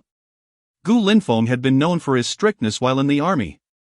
He was tough on his men, and even tougher on himself. If a soldier ran 5 kilometers, he would lead by running 10. When push-ups were set at a minimum of 45, he would do 450. Sun Debiao, as the deputy commander, took a different approach, setting targets that were nearly impossible to achieve. Those who fell short would face public criticism. The two men, though contrasting in temperament, shared a mutual respect within the military. "I wish you could be our instructor," Zhang Long exclaimed, standing by the window, capturing images of the passing military vehicles. Noticing Gu Linfeng's downcast mood, he initiated conversation. "Ha ha. I see you're hoping to slack off." Gu Linfeng, pulled from his thoughts, shook his head in disbelief. Caught in his own scheme, Zhang Long offered an awkward smile. Meanwhile, messages flowed in the group for the new students of 2023. The first message contained the schedule: wake up at 6 a.m. for assembly on the school playground. Breakfast at 7:30, and formal training at 8:30. Gu Linfeng was unfazed, yet it was a grim prospect for the new students. Zhang Jiwei, goodness. Isn't this a death sentence? I can endure hardship, but waking up at 6 a.m. is unacceptable. Zhou Miao Miao, since graduating high school. I've been staying up until 6 a.m. Now I'm told to wake up at 6 a.m. I'm going to lose my mind. Su Jiahui, isn't that perfect? Waking up at 6 a.m. for training doesn't count as staying up late. Zhang Beibei, that's true. As long as you don't sleep, it's not considered staying up late. Zhou Miao Miao, deceiving my biological clock? At that moment, the instructor Su Su chimed in the group. Su, tomorrow morning at 6 a.m. sharp for assembly. The school will send the student council to report any students who oversleep or fail to participate in training. Gu Linfeng, acknowledged. Su, everyone should learn from Gu Linfeng, who, despite being a veteran, rejected exemption from training and will join you all. Such spirit is commendable. The group was soon filled with memes and emojis. It was either incredible or I bow to you. Gu Linfeng, uninterested, prepared his camouflage uniform for the next day. Washed up briefly, and slipped into bed. It was time for the large-scale chatting session. He needed to overcome his habit of falling asleep as soon as his head hit the pillow. Lo Wan, Gu Linfeng, military training starts tomorrow. I feel so anxious. Will it be tiring? Gu Linfeng, as long as you don't say you're tired, it won't feel tiring, will it? Lo Wan, is this how you usually converse? Gu Linfeng, I usually don't converse at all. Lo Wan, seeing Gu Linfeng's reply, felt a wave of frustration. Wasn't this the epitome of a straightforward man? Taking a deep breath, she encouraged herself. If neither of us takes the initiative, how can there be a story? Lo Wan, could you share some tips for military training? 3 minutes passed. Lo Wan, are you there? Another 3 minutes. Goodness. Has he fallen asleep again? Lo Wan felt a lump form in her throat. Resolutely, she closed her eyes and drifted off to sleep. The following day, Gu Linfeng, feeling refreshed, stretched and opened his eyes just as the wake-up call echoed through the school. That dreaded punctual biological clock. He rolled out of bed and noticed Zhang Long still snoring away. Fuming, he picked up a slipper and tossed it at Zhang Long's face. Still sleeping? Get up now. Come on, I was just resting a little. Zhang Long mumbled, groggy. Resting? No such thing. Gu Linfeng kicked Zhang Long's rear. Yikes. Zhang Long jolted awake, nearly forgetting about military training today. Gu Linfeng then roused Su Jiahui and Yu Xinming, both of whom appeared equally bleary-eyed, likely from staying up late. Get dressed, we're heading for assembly. Gu Linfeng was already dressed and ready. A minute later, Gu Linfeng led Zhang Long and the others to their designated class lineup. Last night, Instructor Su Su had already outlined the process in the group chat. First, they were to gather at the playground where the instructor would be stationed. Followed by the opening mobilization. The leaders would address the assembly, and then the instructors would claim their respective classes. Su Su stood in a prominent spot. And soon the class had assembled. At that moment, the leader at the podium began to speak. Students. It's that time of year again. The new student enrollment season, and here. Now, let us welcome our military training supervisor and the commander of this new troop, Colonel Sun Debiao. With a warm round of applause. The freshmen, initially dazed, perked up at the sight of the military officer speaking, their eyes suddenly alight with energy. Gu Linfeng furrowed his brow as soon as Sun Debiao's name was announced. Why was he here? Chapter 19, The Rankings of the Campus Beauties. Who's coming? Zhang Long asked languidly, stifling a yawn. No one. Gu Linfeng lowered her head, wishing to avoid being noticed by Sun Debiao. It seemed that Sun Debiao, with a man's intuition, glanced towards Gu Linfeng's group while speaking. All he saw was a sea of camouflage. None of the faces he hoped to see were present. It appeared he had overthought the situation. Classmates, I hope you can forget your identities as students. From this moment on, you are all reserve soldiers, ready to step onto the battlefield at any time. In the days to come, I expect you to hold yourselves to high standards, overcoming both physical and psychological challenges, so we may successfully complete this military training task together. Do you lack confidence? Sun Debiao raised his voice at this point. Instantly, the students below perked up, roaring. We have confidence. Good. Dismissed. All units, return. Gu Linfeng, sitting in the front rows, kept her head down, trying to diminish her presence. Sun Debiao was engaged in conversation with the school leaders on the podium, still oblivious to Gu Linfeng's existence. Su led the class to a nearby spot, addressing everyone. Our class needs a temporary class leader to manage the students during this 2-week military training. Is there anyone interested? Upon hearing this, many students eager for authority raised their hands. Advisor, I have served as class leader from elementary through middle school.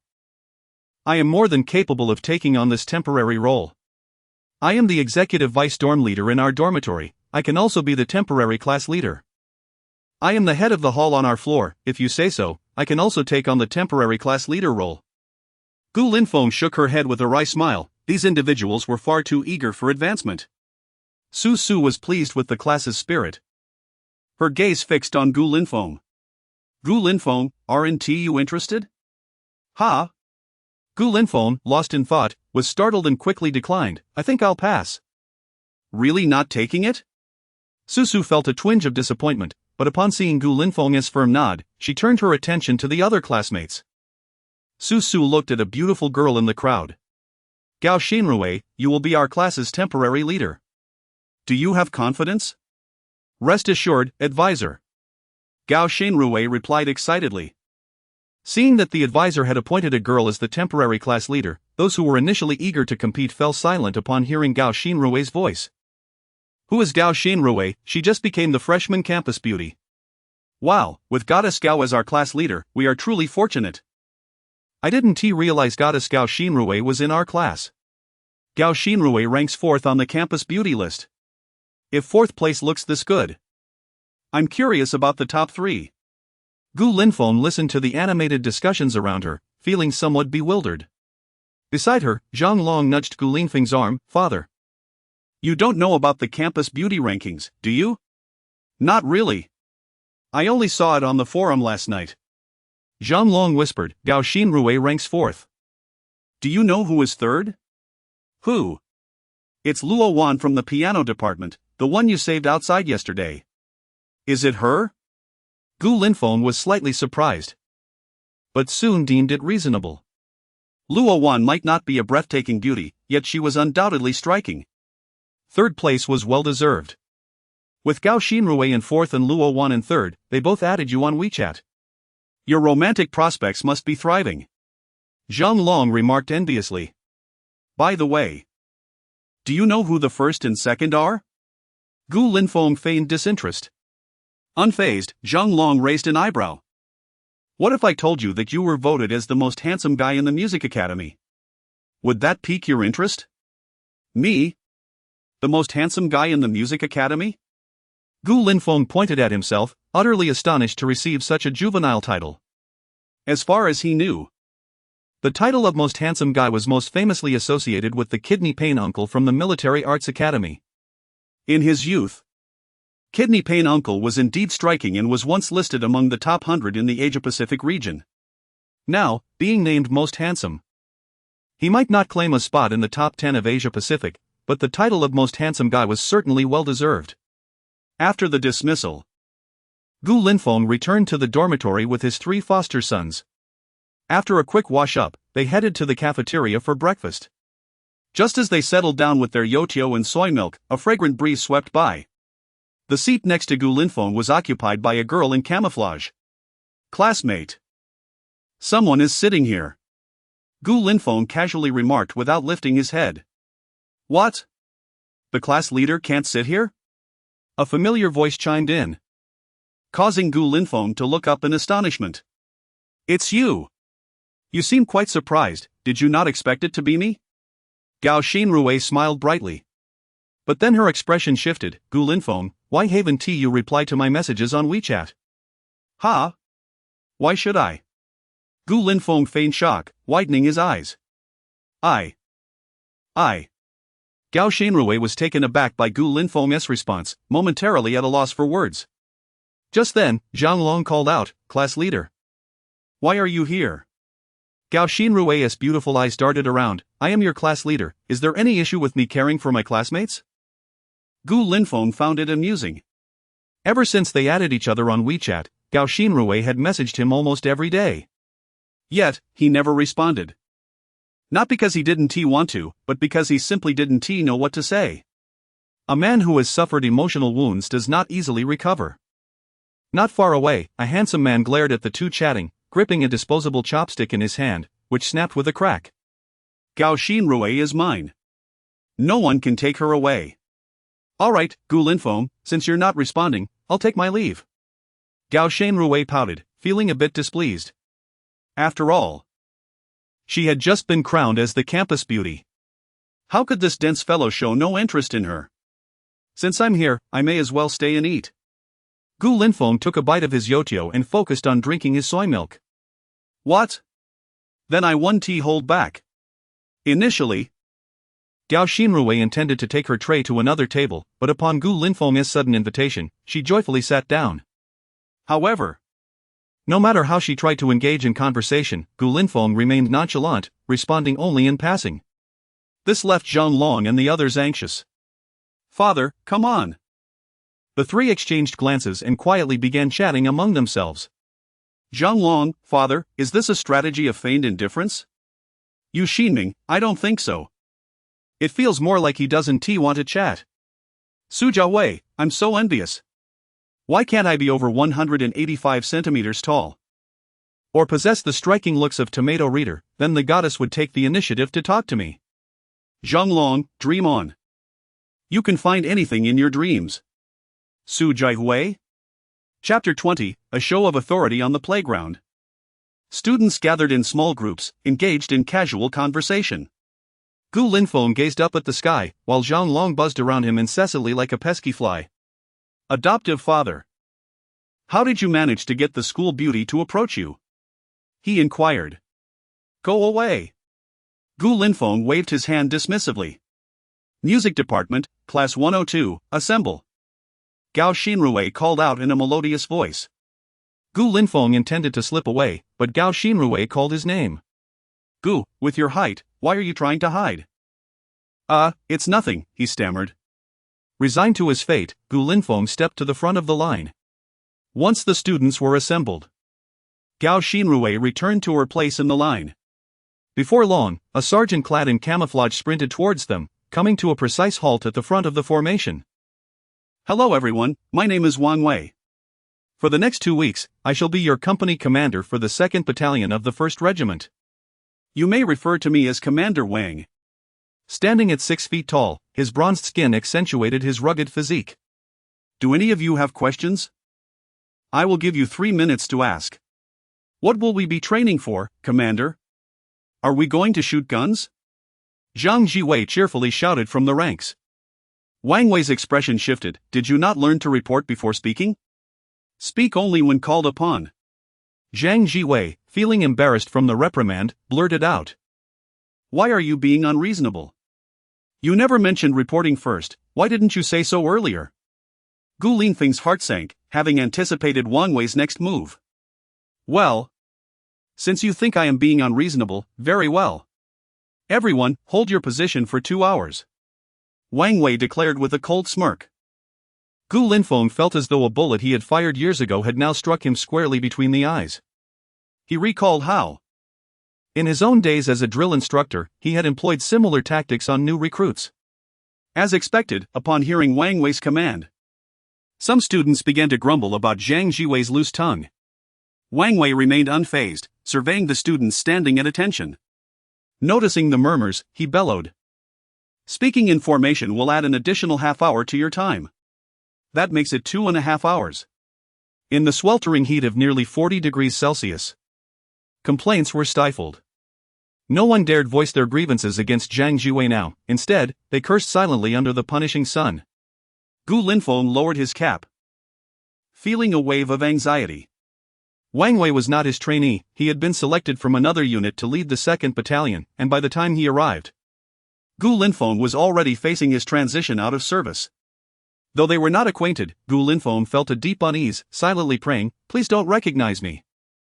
It would be quite embarrassing if my past as an instructor were to come to light." Wang Wei continued to inspect the students, personally correcting those whose postures were lacking. When he came across female students, he used a small wooden stick to avoid physical contact. Upon reaching Gu Linfeng, he paused, impressed by the latter's impeccable stance, which even he found difficult to match. However, upon seeing Gu Linfeng's face, he furrowed his brow. This person bears a striking resemblance to the former commander Gu Linfeng. Could it be? No, that is impossible. Why would the former commander be here as a student? I must be imagining things. What is your name, student? Wang Wei asked with a stern expression, though internally he was in a state of panic. Gu Linfeng, still silently urging the sergeant not to notice him, finally lifted his gaze to meet Wang Wei's curious eyes. "Reporting to the commander, my name is Soldier," Gu Linfeng replied, lowering his voice to sound markedly different. "Ah. This soldier possesses great awareness. Here, you have but one identity, that of a soldier." Wang Wei breathed a sigh of relief after recognizing that, although the resemblance was uncanny, this individual could not possibly be the former commander. Besides, the former commander had a complexion akin to that of Louis Koo, while the youth before him was far too pale to compare. Wang Wei declared loudly, "You all should learn from this soldier." He then continued to guide the other students in their stances. Gu Linfeng felt a wave of relief wash over him. Thankfully, Wang Wei was not familiar with him. Had it been Sun Debiao, no amount of disguise would have spared him from being recognized. As time passed slowly, many students began to waver, particularly the female students, who struggled under the relentless sun. Though Gu Linfeng possessed extraordinary physical prowess, he too felt the oppressive sweat soaking his clothes. The sun was merciless. A raw egg thrown to the ground would surely cook within 3 minutes. Taking advantage of Wang Wei's distraction, Gu Linfeng glanced around. Aside from Zhang Long, his other 2 roommates had begun to sway.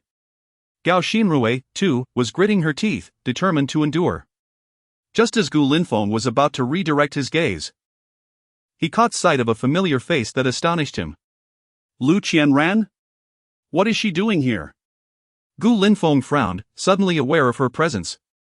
With a dismissive huff, he decided to ignore her and resumed his perfect posture.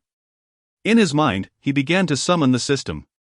System, check-in for today. Check-in successful. Congratulations, host. You have acquired the skill, immune to temperature extremes. Immune to temperature extremes, warm in winter, cool in summer. Young man, go and be an effective central air conditioner. Central air conditioner? Gu Linfeng was momentarily taken aback before activating the skill. Instantly, his body temperature normalized, and he radiated a refreshing coolness that invigorated him. This skill was truly remarkable. He felt confident that he could stand in place for 3 days and nights without feeling the slightest hint of heat. His classmates within 3 meters of him also sensed a sudden chill in the air. What is going on? Why does it feel so much cooler all of a sudden? I feel the same. Is this an abnormal phenomenon after surpassing physiological limits? I could stand here for 5 hours without a problem. Even Zhang Long beside Gu Linfeng appeared slightly astonished. Adoptive father, why do I feel like a cool breeze is emanating from you? It's as if there is an air conditioner nearby. Gu Linfeng silently admonished himself for being careless and quickly called upon the system in his mind. System. Set this skill to affect only me. In an instant, the skill immune to temperature extremes was adjusted to benefit solely Gu Linfeng. Sorry. I really don't want to be a central air conditioner. With no other choice, he could only let his companions suffer. Just as the skill was fine-tuned. The male student who had earlier claimed he could stand for 5 hours turned beet red. What the hell? It's getting hot again. I feel like I'm going to pass out. Was that a cool breeze earlier? I thought I had broken my physiological limits. Chapter 21, The school bell delivers water. Wang Wei approached, his expression indifferent, upon noticing the commotion surrounding Gu Linfeng. Can you not endure any longer? He scoffed. You still consider yourselves men, yet you cannot even surpass the girls of your class? How shameful. If you find it too much, simply admit you are cowards and worthless.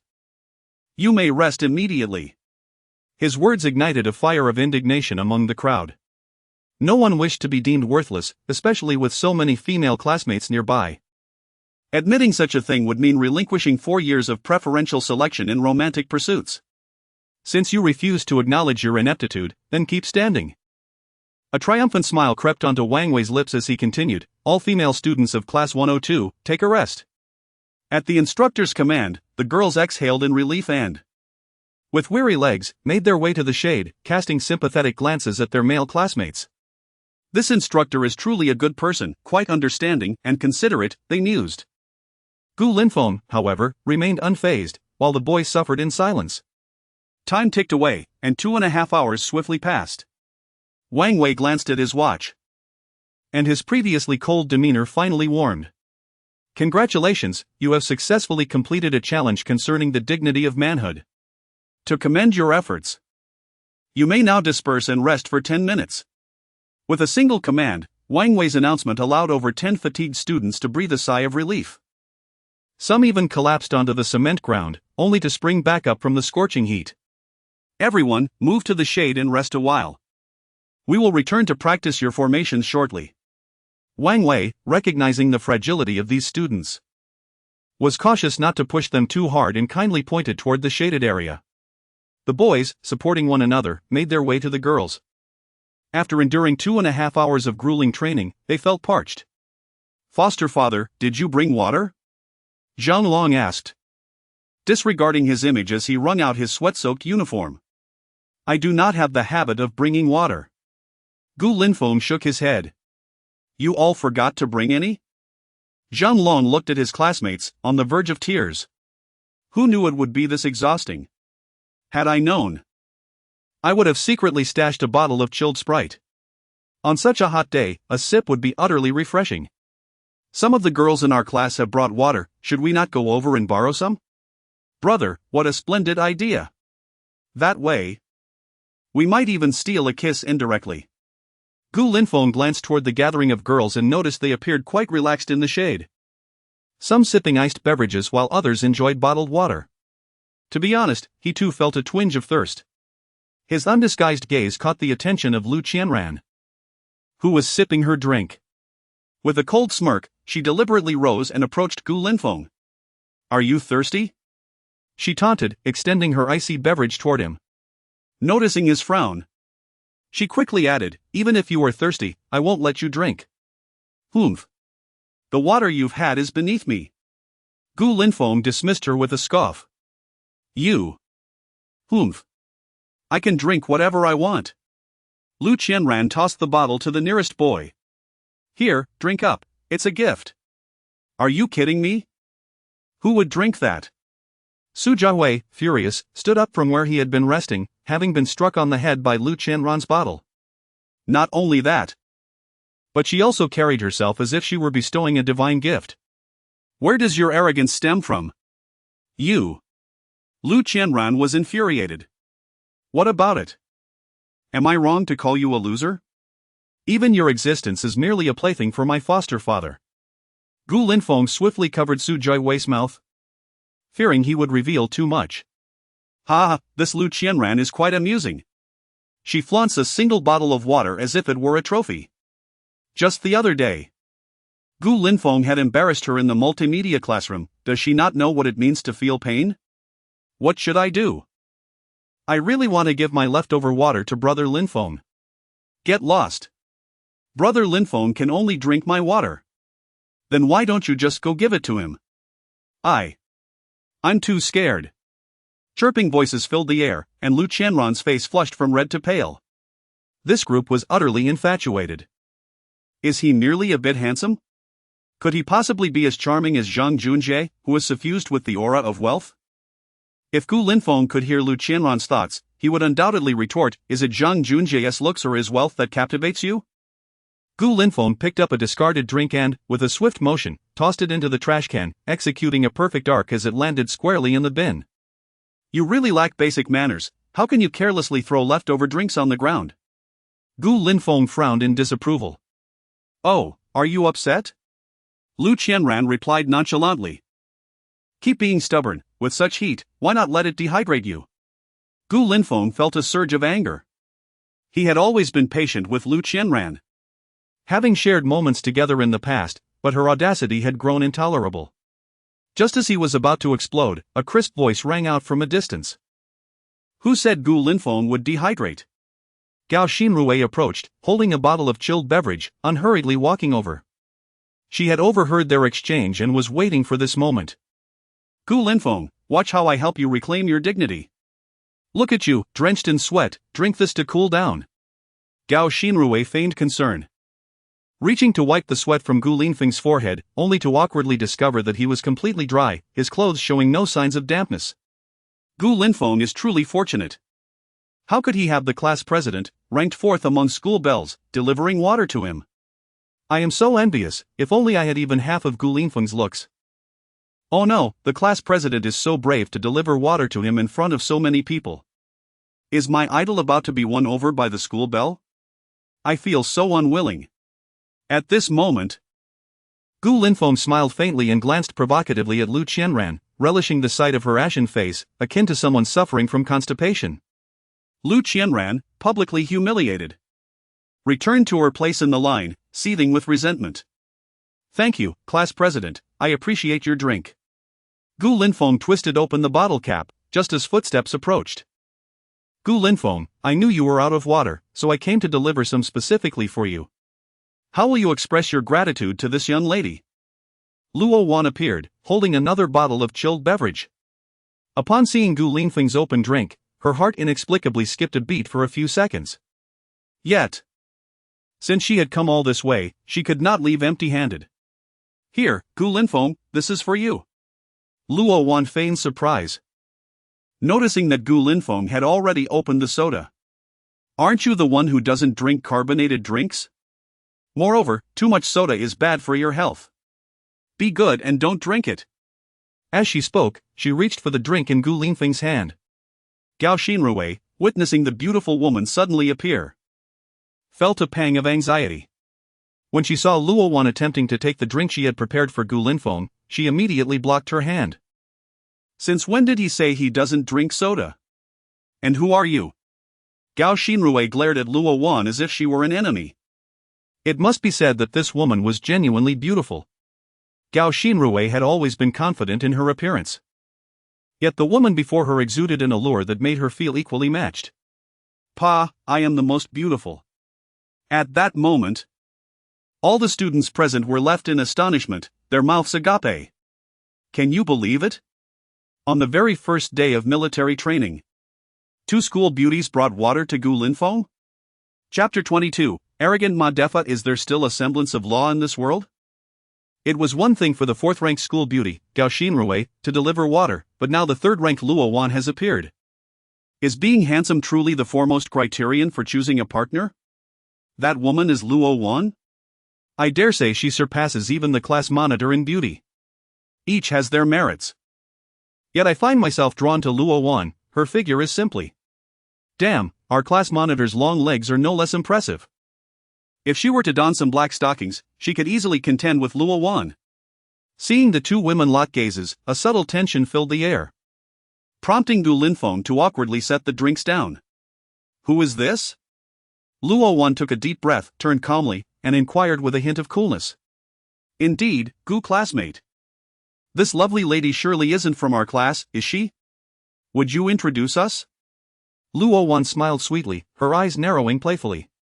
Reluctantly, Gu Linfeng introduced the two. Upon learning that her counterpart was the illustrious third-ranked school beauty, Gao Xinrui burned with the desire to confront the ranking organizer and demand to know where she fell short. Was her alluring S-curve and long legs not enough? You are the fourth-ranked Gao Xinrui, how delightful. Luo Wan emphasized the word fourth with a teasing tone. Humph.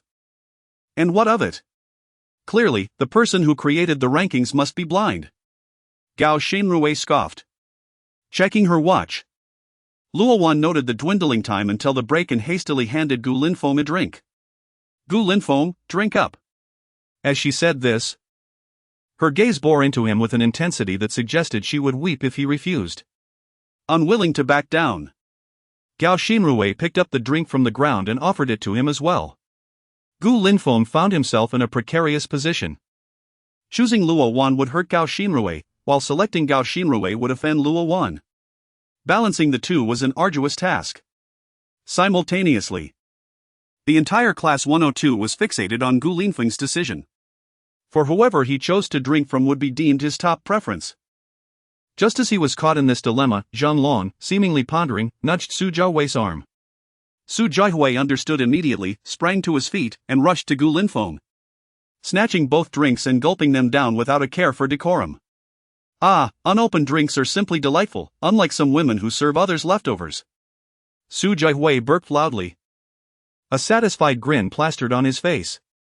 Lu Qianran, who had nearly fainted from envy over Gu Linfeng's exceptional charm, was momentarily blinded by rage at Su Jiahui's jibe. How shameless of you all to treasure a man I do not want. Lu Qianran muttered, yet feeling inferior when compared to the beauty of the two women. Witnessing Su Jiahui down 2 bottles of drink sparked a fierce glare between the two women. Humph. They both huffed in unison, turning away from each other. Yet their expressions seemed to scream, who do you want to choose? Gu Linfeng felt overwhelmed. The melodrama of two women vying for his affection was not an easy burden to bear. Within him, a wicked voice seemed to whisper, give each of them a home and 1 child each, time's up, everyone gather. Wang Wei shouted from a distance, glancing at the clock. Gu Linfeng sighed in relief, I'll head over for the gathering first, Luo Wan, do hurry back. Alright, I know. Luo Wan replied with a sweet smile, casting a parting glance at Gao Xinrui that was laced with provocation. Gao Xinrui, not to be outdone, shot back a defiant glare, their mutual hostility palpable. When the group assembled, Wang Wei scanned Gu Linfeng and felt a wave of disdain for this man who bore an uncanny resemblance to a former captain. He had overheard the earlier exchange and witnessed the rivalry between the two women for Gu Linfeng's attention. To him, this was the epitome of a scoundrel. And he had no intention of treating him kindly. Wang Wei commenced the military training, meticulously guiding the soldiers of Class 102 through the drill movements. With Zhang Jiwei's strictness still fresh in their minds, no one dared to chatter idly, and the time passed swiftly. By 11:30, Wang Wei dismissed the soldiers of the second company, who finally exhaled in relief. In the afternoon, training resumed. Gu Linfeng showcased the hallmark qualities of an exemplary soldier, executing every movement with precision, rendering Wang Wei's instructions unnecessary. Although Wang Wei harbored an aversion to Gu Linfeng, he could not help but admire his innate talent. Eventually, Wang Wei had no choice but to appoint Gu Linfeng as a standard-bearer to demonstrate the actions for the group. Gu Linfeng had initially wished to avoid this but found it impossible to slack off with movements that had become second nature to him. Consequently, he garnered considerable attention and admiration from his peers. Report, squad leader. I heard Gu Linfeng was a soldier, could you two engage in a spar? A boy, who had frequently stolen glances at Gao Xinrui, piped up from the ranks. Gu Linfeng recognized the speaker as Ma Defa, who consistently regarded him with animosity. Yet, he could not fathom what offense he had committed against this individual. Oh? You were a soldier?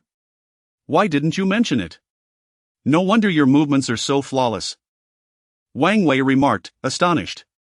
What shocked him more was that this individual shared the same name as Gu Linfeng. Could he be that infamous king of hell? No. This lad was far more handsome, and his height was off as well. The king of hell stood at 180 centimeters while this one was around 185 centimeters. A report. Squad leader, that's all in the past, let's not dwell on it. Gu Linfeng was unwilling to elaborate on the matter. You seem to be afraid, Ma Defa sneered, mocking him. Even a clay figurine has its limits, and Gu Linfeng clenched his fists, fixing a cold glare on Ma Defa. So, Ma Defa, I may not be able to defeat the squad leader, but why not step up and test your skills against me? Expecting Ma Defa to decline. He was taken aback when the latter responded, alright, but remember, if my fist lands on your face, don't run back to your mother. His words dripped with insult. Yet Gu Linfeng's demeanor remained unfazed. Why all the chatter? If you wish to be beaten, then I shall oblige. Gu Linfeng turned to Wang Wei, squad leader. What do you think? Fine, but remember to hold back. Wang Wei, curious to gauge Gu Linfeng's abilities, nodded in agreement. Upon receiving the instructor's consent, excitement rippled through the crowd, with Zhang Long vociferously urging, "Foster father, teach him a lesson. Let him experience what fear truly means." The training grounds erupted in cheers for Gu Linfeng, while Ma Defa could count his supporters on one hand, none other than Lu Qianran. Go, Ma Defa! Take down Gu Linfeng! This spectacle drew countless eye rolls. Ma Defa sneered, purposely cracking his knuckles as he passed by Gao Xinrui, flaunting a display of masculine bravado. He was desperate to attract a mate. Gao Xinrui was quite appealing, beautiful and gentle. Yet, she was infatuated with that scoundrel, Gu Linfeng. Listening to the girl's fervent cheers, his fury boiled over. What the hell is wrong with me? Why are you all cheering for him? Do you want me to get beaten to a pulp? Clearly, they were unaware of his true prowess. He was the champion of the Golden Gourd Cup Taekwondo competition. Taking down a pretty boy would be a walk in the park. As for Gu Linfeng's military experience, he hardly took it to heart. How annoying! Ma Defa pretended to scoff arrogantly as he strode to the front of the line. Gu Linfeng, fists and feet are blind, so you had better be cautious. With that, Ma Defa assumed a Taekwondo stance. Chapter 23, One-on-one with the instructor. I had anticipated a dazzling display, but I was instead met with the rudiments of Taekwondo. Gu Linfeng executed the initial stance of military boxing, gesturing toward Ma Defa, cautioning him to be careful during high kicks to avoid injury. I will not allow you to insult my martial arts. Ma Defa, deeply provoked, charged at Gu Linfeng with fervor. Can you withstand my whirlwind kick? Ma Defa swiftly crouched, aiming for Gu Linfeng's lower body. This technique would surely topple anyone with an unstable stance. However, Gu Linfeng was no ordinary opponent. The mere Taekwondo was child's play before him. He leapt high, evading the strike, and nonchalantly waved his hand. Again! Seeking death. Ma Defa propelled himself forward with a powerful kick. Yet Gu Linfeng seized his foot and executed a sweeping leg technique, sending him crashing to the ground. I was careless and didn't dodge, Ma Defa muttered, brushing off the dust while feeling the heat of embarrassment. Wang Wei observed Gu Linfeng's military boxing stance with surprise. Ultimately, military boxing was a set of exercises aimed at strengthening the body, rarely employed in actual combat. Nevertheless, Wang Wei was certain that Ma Defa was destined to lose. It was an instinct, the intuition of a special forces soldier. Just then, Ma Defa, seemingly driven mad by his previous humiliation, charged at Gu Linfeng again. Gu Linfeng, die! This time, he unleashed all his might, aiming low once more. How sneaky! Gu Linfeng frowned, channeling his energy as he bellowed, first move of military boxing, bow stance punch. On that sweltering afternoon, the handsome man delivered an unremarkable punch amidst the watchful eyes of the crowd. The female spectators in the group shielded their eyes, unable to bear the impending violence. Yet, through the gaps in their fingers, they witnessed everything. Bang! Ah! A piercing scream echoed as Ma Defa soared backward in a parabolic arc, landing 5 meters away. The crowd turned to look, witnessing Ma Defa clutching his chest, writhing in pain on the ground. The punch had been so swift that no one caught its details. Gu Linfeng maintained his bow stance punch, gazing down at Ma Defa. Can you withstand nearly 20 years of my power? This statement was a direct retort to Ma Defa's earlier bravado. The reversal was akin to pressing Ma Defa into the ground and mercilessly striking him. As soon as the words left his lips, the crowd erupted in cheers. Indeed. My foster father is a real man, beating Ma Defa is as easy as child's play. This is so cool. I swear, I didn't even see the move. I just saw Madifa fly away. Wang Wei hurried to check on Madifa. Are you alright? Madifa grimaced in pain but had to force a smile in front of his classmates. I'm fine, not in pain at all. His face was flushed. Yet he insisted he felt nothing. Just admit it, you're in pain. Zhang Long shouted from the sidelines. If it hurts, just say so, we're all men here. No need to act tough. Cursing under his breath, Madifa stood up, silently returning to his place in the ranks. This time, he refrained from showing off in front of Gao Xinrui, opting for an unusually low profile.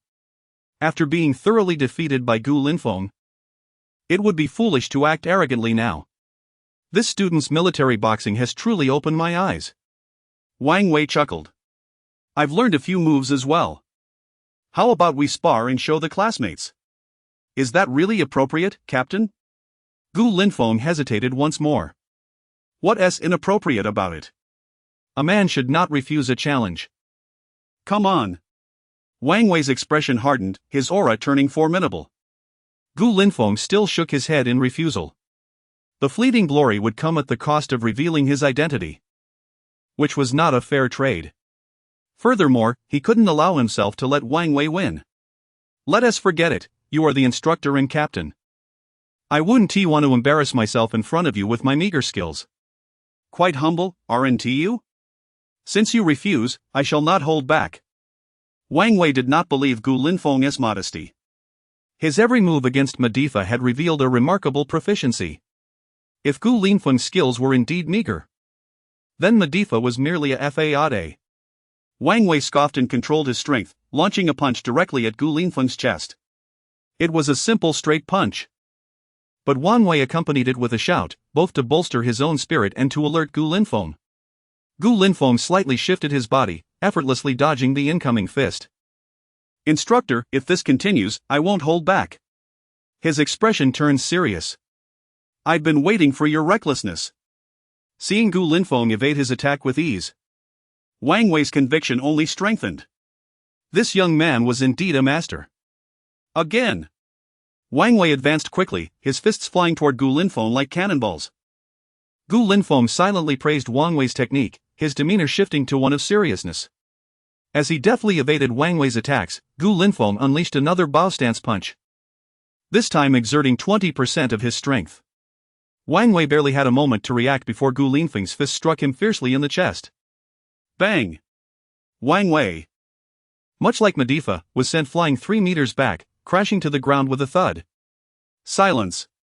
The crowd was utterly speechless. If Gu Linfeng's defeat of Madifa could be attributed to luck, then his victory over Wang Wei was undoubtedly a testament to his skill. Gu Linfeng. Incredible.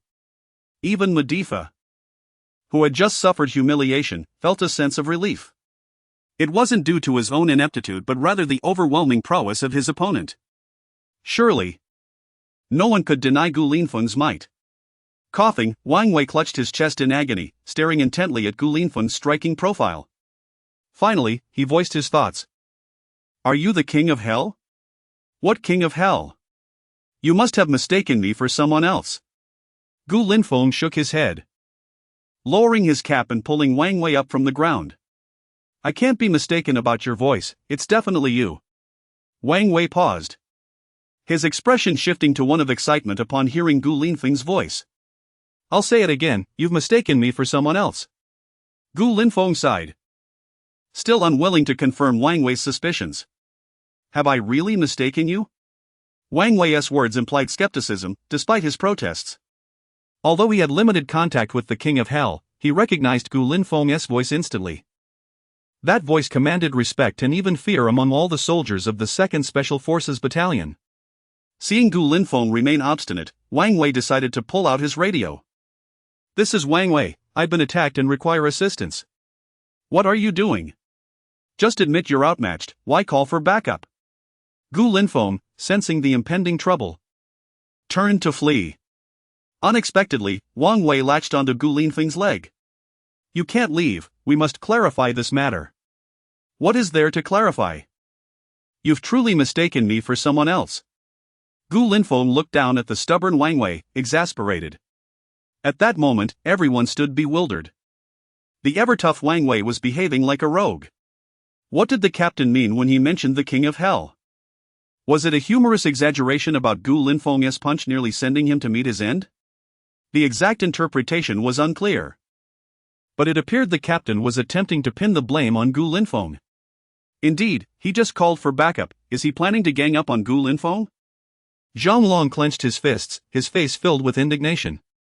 Ma Defa stood by, utterly pleased, exclaiming with hearty laughter. How mercilessly Gu Linfeng struck the instructor! I am eager to see how he will conclude this affair. Chapter 24. Are you certain you want me to turn around? Look at you, reveling in your small victory. Just moments ago, when Gu Linfeng was sent sprawling, you were far less verbose. Zhang Long, ever the cynic, opened his mouth to unleash a torrent of scorn. Damn! I was merely careless. If you dare, let us have another round. Do you believe I could leave Gu Linfeng searching for his teeth? Ma Defa boasted shamelessly. If you doubt it, then keep bragging. Zhang Long scoffed, his disdain palpable. Whatever, Gu Linfeng is about to get a beating anyway. It's no skin off my nose. Hitting the instructor now, that is something. Ma Defa licked his lips, already envisioning the scene of Gu Linfeng being surrounded and battered. At that moment, Wang Wei's walkie-talkie crackled to life. Who the hell dares to lay a hand on my brother? Wang Wei, restrain that student. Everyone, immediately assist Wang Wei. The furious roar echoed through the air, and soon, 2 or 3 dozen people were seen rushing toward the playground. Admit it, I've already deduced your true identity. Despite being in an awkward position on the ground, clutching Gu Linfeng's leg, Wang Wei's expression radiated confidence. I simply can't believe you. Gu Linfeng chuckled helplessly. Squad leader, we all witnessed you initiate the spar with Gu Linfeng. You can't retaliate just because you lost. Gao Xinrui interjected, stepping forward to confront Wang Wei. Indeed. If you can't win, just accept defeat. Yet you dare to extort? I once thought you were admirable, almost idolized you. Others may fear you. But I do not. Your actions are truly disgraceful. Gao Xinrui's impassioned defense drew support from many in the class. Lu Qianran, however, continued to smirk. Oh Gu Linfeng. You may be formidable, but can you truly stand against so many? You've misunderstood. I have no intention of calling for help against Gu Linfeng. Wang Wei, realizing the misunderstanding, attempted to clarify, yet his grip on Gu Linfeng remained firm. You still claim otherwise? We heard every word from your walkie-talkie. Zhang Long bellowed from the crowd. Zhang Long is right. If you dare touch Gu Linfeng, I'll stand up for him. It was undoubtedly the words of a lovesick girl, and Wang Wei felt a headache coming on. Realizing he had created a misunderstanding. He knew that mishandling this could lead to serious repercussions. Oh, what have I gotten myself into? Everyone, listen to me. Wang Wei elevated his voice.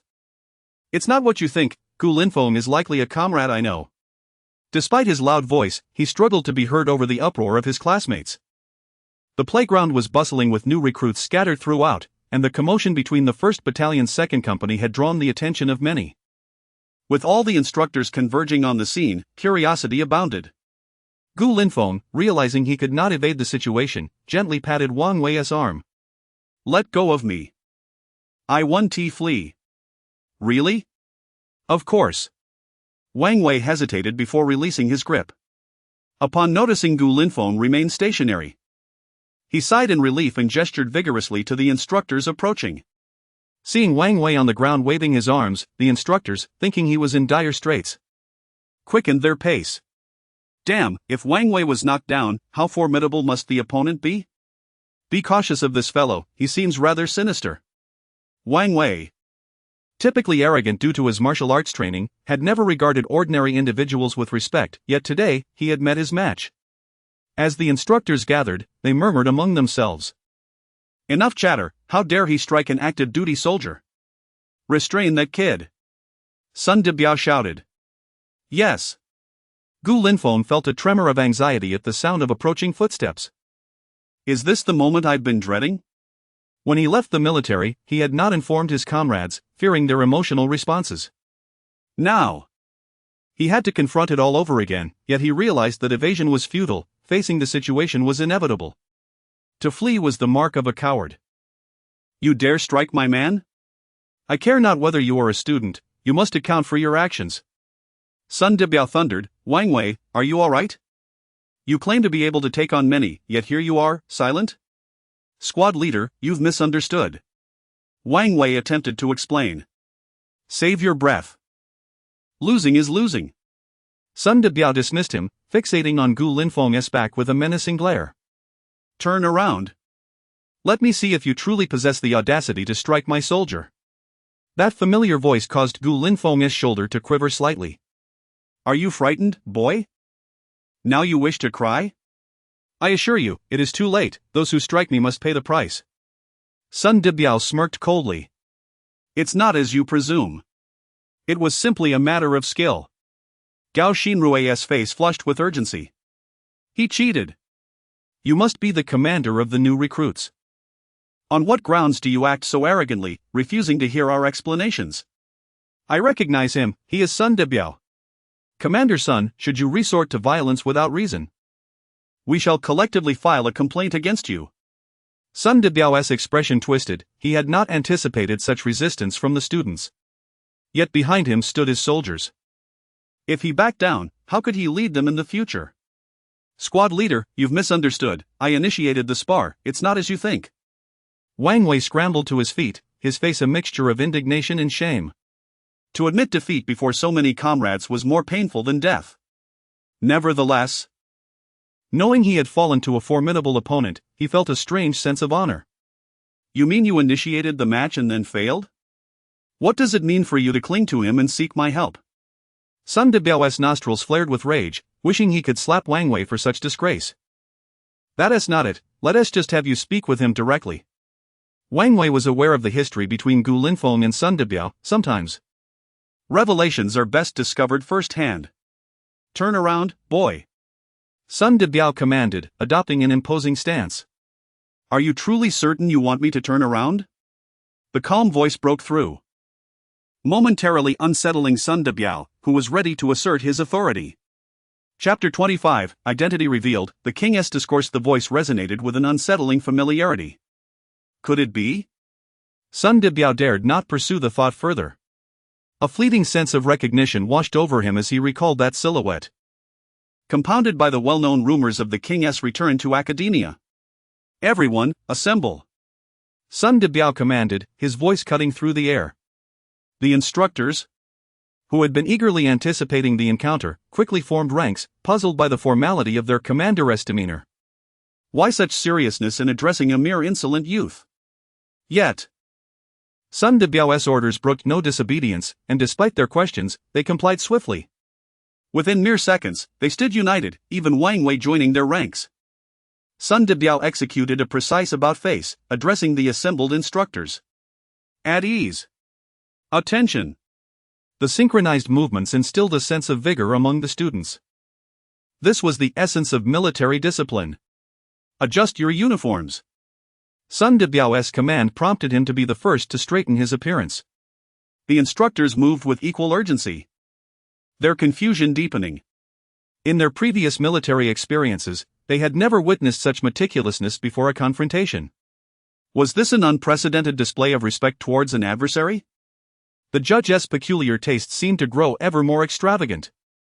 Sun Debiao turned once more, facing Gu Linfeng's back. Comrade Commander, the Special Operations 2nd Battalion has assembled. With an expected attendance of 360 personnel, 30 present, and 330 engaged in training tasks. Please provide your directives. Former Deputy Commander Sun Debiao. This bizarre yet formal scene left not only the students in a state of shock but also rendered the instructors speechless. Was the commander in a state of delirium? What was the purpose of reporting to a student? Moreover, what was this title of Deputy Commander? These unvoiced thoughts remained locked within their minds, save for Wang Wei, who recognized the significance of Sun Debiao's earnestness, affirming his suspicions. Amidst the collective bewilderment, Gu Linfeng slowly turned.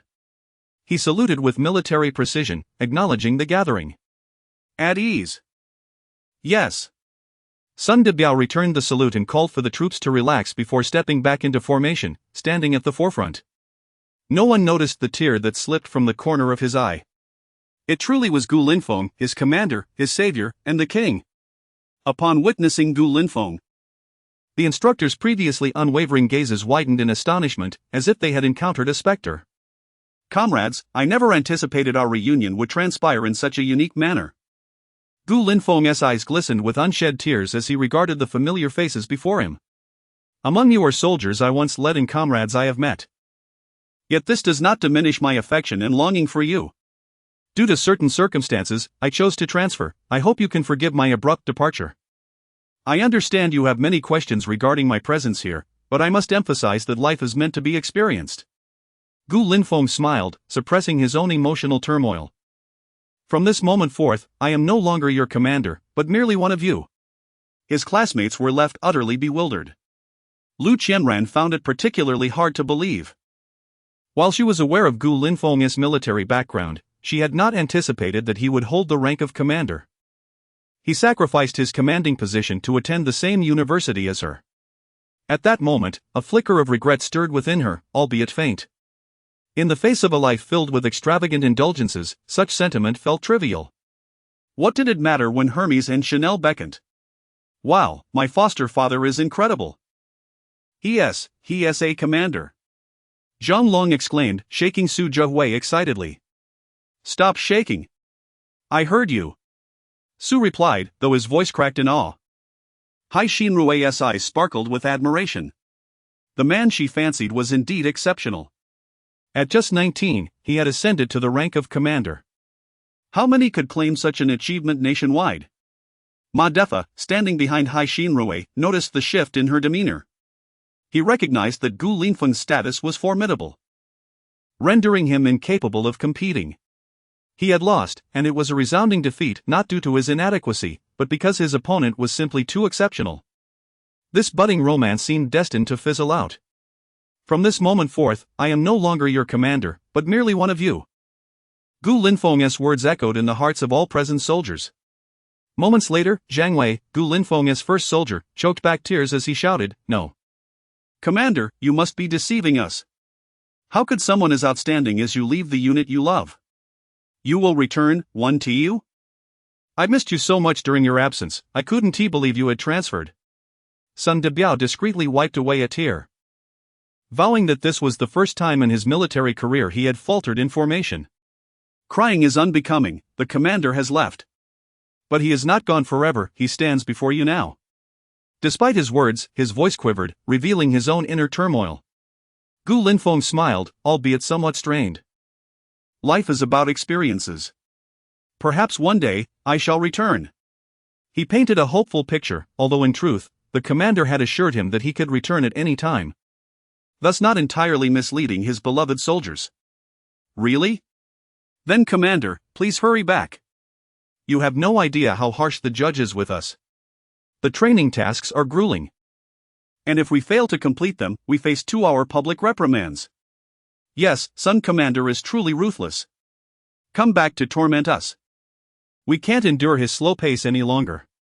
Initially lost in his own reflections, Sun Debiao's expression darkened as he overheard the soldiers gossiping about him in Gu Linfeng's presence. Enough! What nonsense are you spouting? I am reserved by nature. I am not as dreadful as you claim.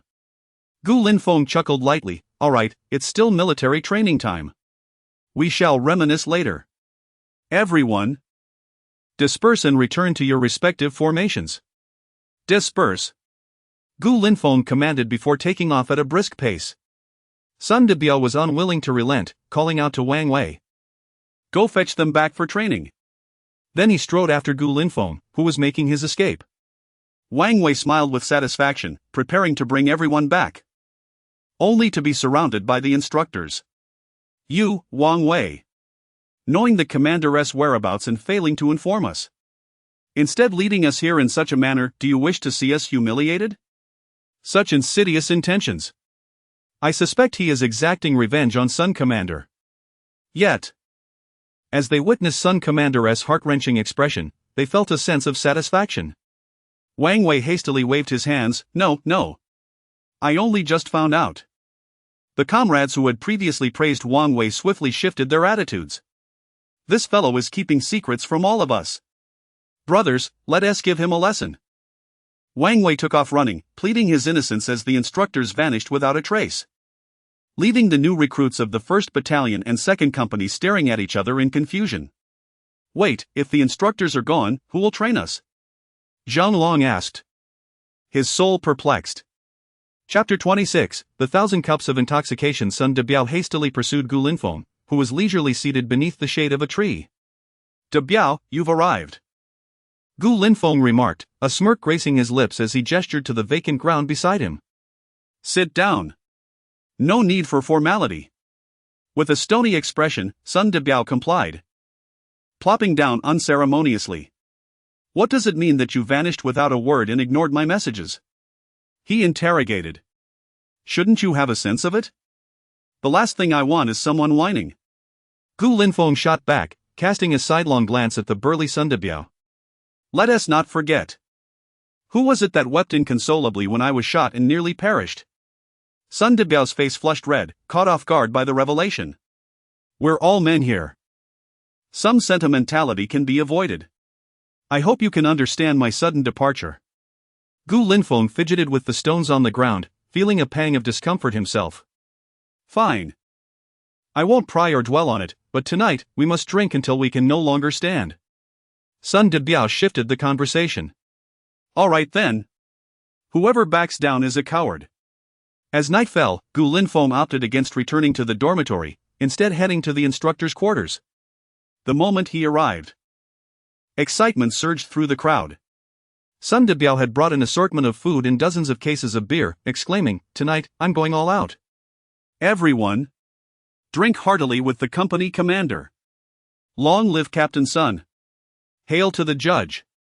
Gu Linfeng found himself reminiscing about days filled with fervor. That night, laughter and camaraderie flowed freely as drinks were exchanged. Gu Linfeng showcased his remarkable skills, spinning beer bottles with astonishing dexterity, leaving Sun De Biao and others in awe. Some dared to challenge Gu Linfeng in drinking, but against someone who had reached the pinnacle of human endurance, they stood no chance. By the end of the night, nearly everyone lay sprawled on the ground, thoroughly intoxicated. Gu Linfeng unleashed all the pent-up frustration from within him, returning to the dormitory in the early hours of the morning. Upon seeing Gu Linfeng reeking of alcohol, Zhang Long sprang from his bed. Father, you wouldn't believe it. Your heroic feats today have spread like wildfire across the school. Everyone claims you were a battalion commander before school, a true soldier. What? You're spreading rumors? Gu Linfeng raised an eyebrow. I didn't say a word. But our classmates can't keep their mouths shut. Although there are no video recordings, the forums have already exposed you. Zhang Long spoke with an air of admiration. Do the students here actually believe that? Not quite, everyone says our class is just boasting. Zhang Long replied, exasperated. Sometimes, telling the truth is less credible than a lie. It's not that nobody believes it, it's simply too outrageous. A 19-year-old battalion commander? That's absurd. Stop overthinking it, we have training tomorrow. Get some rest. Gu Linfeng dismissed Zhang Long and, after a quick wash, climbed into bed. The next day, Gu Linfeng awoke with a splitting headache. Having consumed countless beers the night before, he felt fortunate to be conscious. Shaking his head to clear the fog, he silently recited his sign-in. Sign-in successful. Congratulations, host. For acquiring the skill, 1,000 cups of intoxication. What the hell, system? You're messing with me. You didn't reward me while I was drinking last night. And now you deliver this? It's a bit late, isn't it? Gu Linfeng cursed internally. The 1,000 cups of intoxication skill can completely eliminate all aftereffects of a hangover. How marvelous! Activation. 1,000 cups of intoxication activated successfully. In an instant, Gu Linfeng trembled for a few seconds. His foggy mind instantly cleared. Damn, this skill is phenomenal. He chuckled to himself. Father. Starting the day off with 5 against 1? Su Jiwei, from the upper bunk, was jolted awake by the commotion. Shut it. Gu Linfeng was no novice to online banter. He understood Su's insinuations all too well. After breakfast, Gu Linfeng strolled through the campus with Zhang Long and two others, noticing people whispering and pointing. Is that Gu Linfeng? The forums claim he was a battalion commander. I can't believe it, look at him still wearing camouflage. Has he even trained?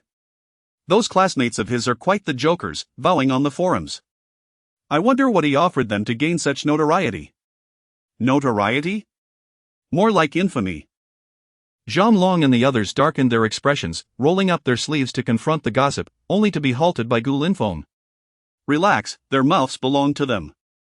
Let them say what they will. Why should I confront every person about my past as a battalion commander? Zhang Long shook his head in frustration. That's unacceptable. I want to tear their mouths apart. Su Xinming echoed his sentiments, equally displeased. Minutes later, the four arrived at the training grounds of the 1st Battalion, 2nd Company. Gu Linfeng greeted everyone with a smile but noticed a peculiar phenomenon. Male classmates gazed at him with admiration while female classmates appeared infatuated. This is spiraling out of control. Gu Linfeng, I've prepared chilled beverages for you. Just let me know if you feel thirsty. A girl offered eagerly. I've got milk tea ready for you, the first cup of autumn. Another chimed in. Gu Linfeng felt a mix of pleasure and pain, internally lamenting. I'll stick to my hand-brewed coffee, none of you dare to take it.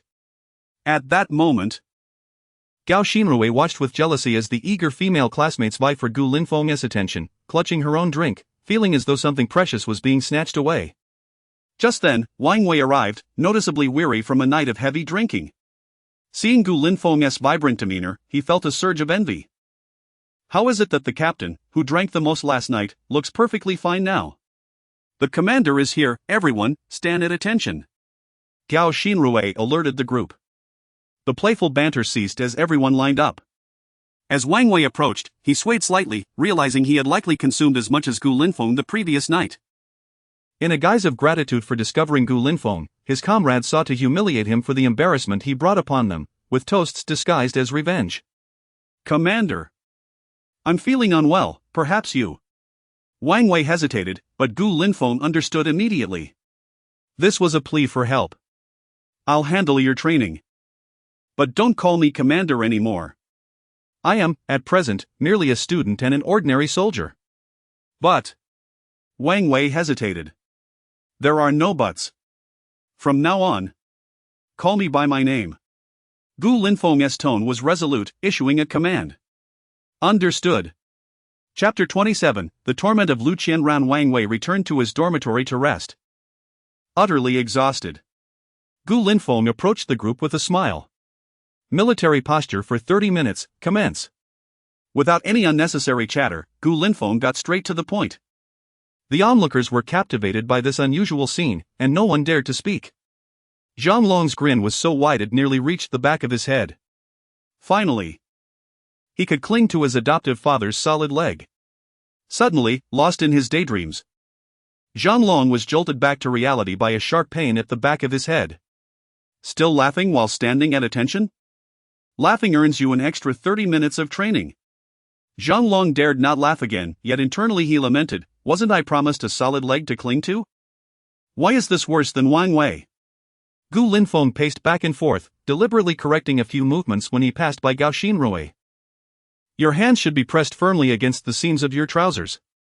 Yes, just like that. As Gu Linfeng guided Gao Xinrui, he inevitably brushed against her hand, smooth and soft.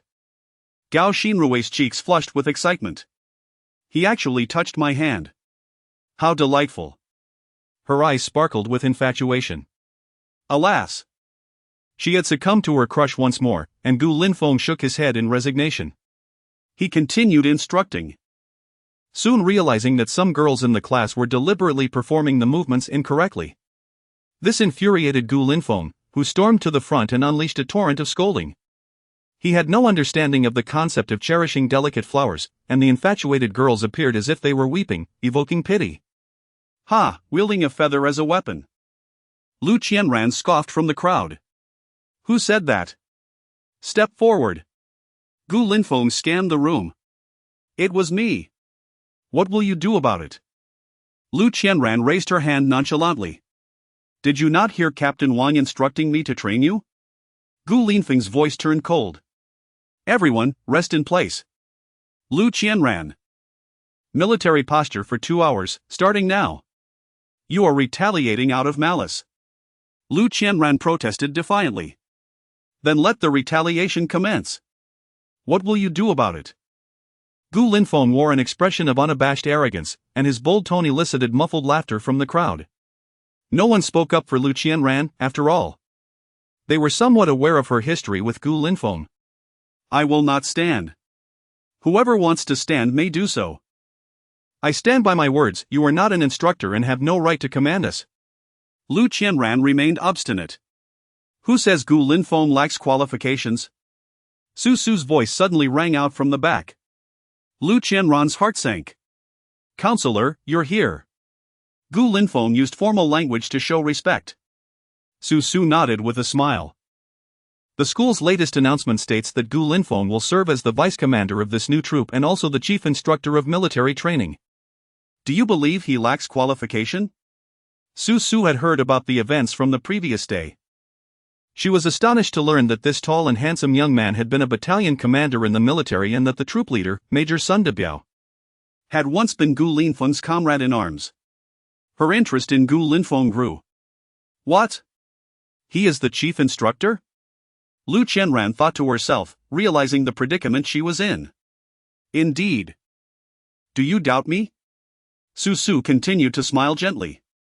With Su Su saying so, Lu Qianran had no choice but to believe her. If I don't believe, what can I do? Gu chief instructor, you continue with your training, I must take my leave. Su Su said reluctantly as she departed. Let us see if those fools from other departments dare to claim Gu Linfeng's identity is false now that the school has endorsed it. Does being the chief instructor not slap them in the face? Zhang Lon laughed heartily, relishing the moment. With the school's endorsement, Gu Linfeng's mysterious identity seemed to be validated. If his identity were false, how could a student be appointed as vice commander and chief instructor of the new troop? Gu Linfeng looked down at Lu Qianran. May I inquire, does my command hold any weight now? Lu Qianran remained silent. I am speaking to you, answer me. Gu Linfeng's tone intensified. It holds weight. Since it holds weight, why not stand at attention immediately? Gu Linfeng barked. Though reluctant, Lu Qianran had no choice but to comply. Everyone watched Lu Qianran as if she were a clown. Her face flushed with embarrassment, but she stood firm. Gu Linfeng approached her side, producing a wooden stick from somewhere.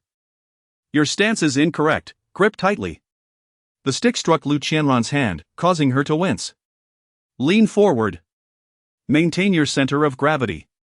In that moment, Gu Linfeng felt an immense satisfaction. He had not anticipated that Sun Debiao would assign him such a significant role. In the afternoon, training continued. Lu Qianran remained the target of Gu Linfeng's torment. This time, Gu Linfeng introduced new tactics, intentionally correcting Lu Qianran while demonstrating how to squat and stand. The action seemed simple, yet performing it revealed the true torment of the exercise. Lu Qianran gritted her teeth, cursing Gu Linfeng's ancestors in her mind. This man was truly despicable. During her break, she attempted to call Zhang Junjie, but his phone was still off. She yearned to share her grievances about Gu Linfeng's torment. But it felt as if Zhang Junjie had vanished. With no alternative, Lu Qianran sought out Zhang Junjie in his dormitory. But his roommate informed her that he had not returned for 2 days. Left with no choice, Lu Qianran approached Su Su to request a leave of absence. Are you on your period? No. Then is it a physical discomfort? Yes, I am unwell. Do you have a doctor's note? Confronted with Su Su's inquiries, Lu Qianran reluctantly returned to her dormitory, continuing to endure Gu Linfeng's revenge. After a grueling day, when Lu Qianran finally returned to her dorm, she felt utterly exhausted. While other girls relaxed under the shade with cold drinks, she had spent the day either standing at attention or in punishment. This despicable man's revenge was so overt. Moreover, not a single person from her class spoke up for her. Overcome with frustration, Lu Qianran contemplated sending a message to Gu Linfeng to admit her fault. However, to her dismay, she discovered that he had blocked her. With no options left, she added him to the group chat, noting, "Lu Qianran, I was wrong. I should not have treated you that way. Gu Linfeng, was that really a mistake? I believe you are simply frightened." Lu Qianran felt a surge of indignation. Just then, another message came through.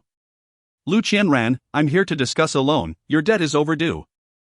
Please settle it promptly, or our company will send representatives to your school for discussion." Lu Qianran cursed under her breath, venting her frustration not only at Gu Linfeng but also at Zhang Junjie. "Despicable man, you take everything from me and then abandon me, don't you?" She continued to scold, knowing full well that debts must eventually be repaid. With no recourse, her gaze fell upon her beloved Hermes bag. Chapter 28, Military Training Parade. In the following days, Gu Linfeng was completely exempted from training and spent his time inspecting the training grounds. Initially, the rumors about Gu Linfeng circulating on the online forums were merely a source of amusement for the students. However, when Gu Linfeng accompanied Sun Debiao for an inspection, countless freshmen were astonished to observe that every instructor's first reaction upon seeing him was to stand at attention and salute, their expressions reflecting profound respect. Some audacious freshmen even dared to inquire about Gu Linfeng's identity. The beleaguered instructors eventually revealed, "Gu Linfeng is our former company commander." This single statement ignited a fervor in public opinion. Those who had previously viewed him as a source of entertainment now regarded him with deep admiration.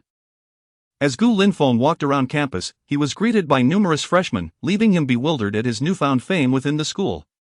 Nevertheless, an unseen force systematically erased all online references to Gu Linfeng, and the loquacious instructor hastily concluded the military training. During this period, Gu Linfeng signed in daily at the system office, and perhaps having exhausted his good fortune, the rewards from these sign-ins were peculiarly diverse, ranging from women's stockings to whimsical trinkets. Yet, there was good news as well. Today, the National Transportation Department officially issued a decree prohibiting old man's joy vehicles from the roads. The notice explicitly stated that such products failed collision tests, did not meet various standards for road use, and posed significant safety risks, leading to the decision to ban them from the streets. The once popular Old Man's Joy products swiftly fell into obscurity, and the stocks of Shindy machinery, which had surged due to influencer endorsements, plummeted to rock bottom, facing bankruptcy and liquidation in the ensuing days. This left countless enthusiasts of these vehicles distraught. "I just purchased a Mercedes-Benz G-Class outright, now I can't even drive it?" One individual lamented, "I am now offering a brand new Mercedes-Benz G-Class for just $5,800, take it home." It was indeed high time to regulate Old Man's Joy. A few days prior, while driving on the highway back to my hometown, I spotted one of these vehicles from afar. And I was utterly shocked. How could such a contraption be allowed on the highway? Even more absurd was its speed, barely hitting 60 miles per hour. It was exceedingly perilous. I believe regulation is necessary. There are far too many Old Man's Joy vehicles on the road operating outside the rules. Recently, an elderly driver was caught racing on the streets, resulting in several fatalities.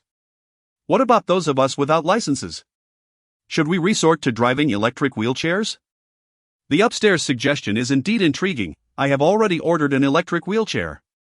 Is it illegal to race wheelchairs on the streets? Technically, it is not illegal, though it does seem rather foolish. Prior to the announcement, Gu Linfeng had already sold all his shares in Shindy machinery, netting a profit of 50 million. A staggering return of 25 times. The only regret was that domestic stock markets do not permit short selling, otherwise, his earnings would have been even greater. Subsequently, Gu Linfeng selected another stock with significant growth potential and made a quick purchase. As for how much he would earn, he was indifferent.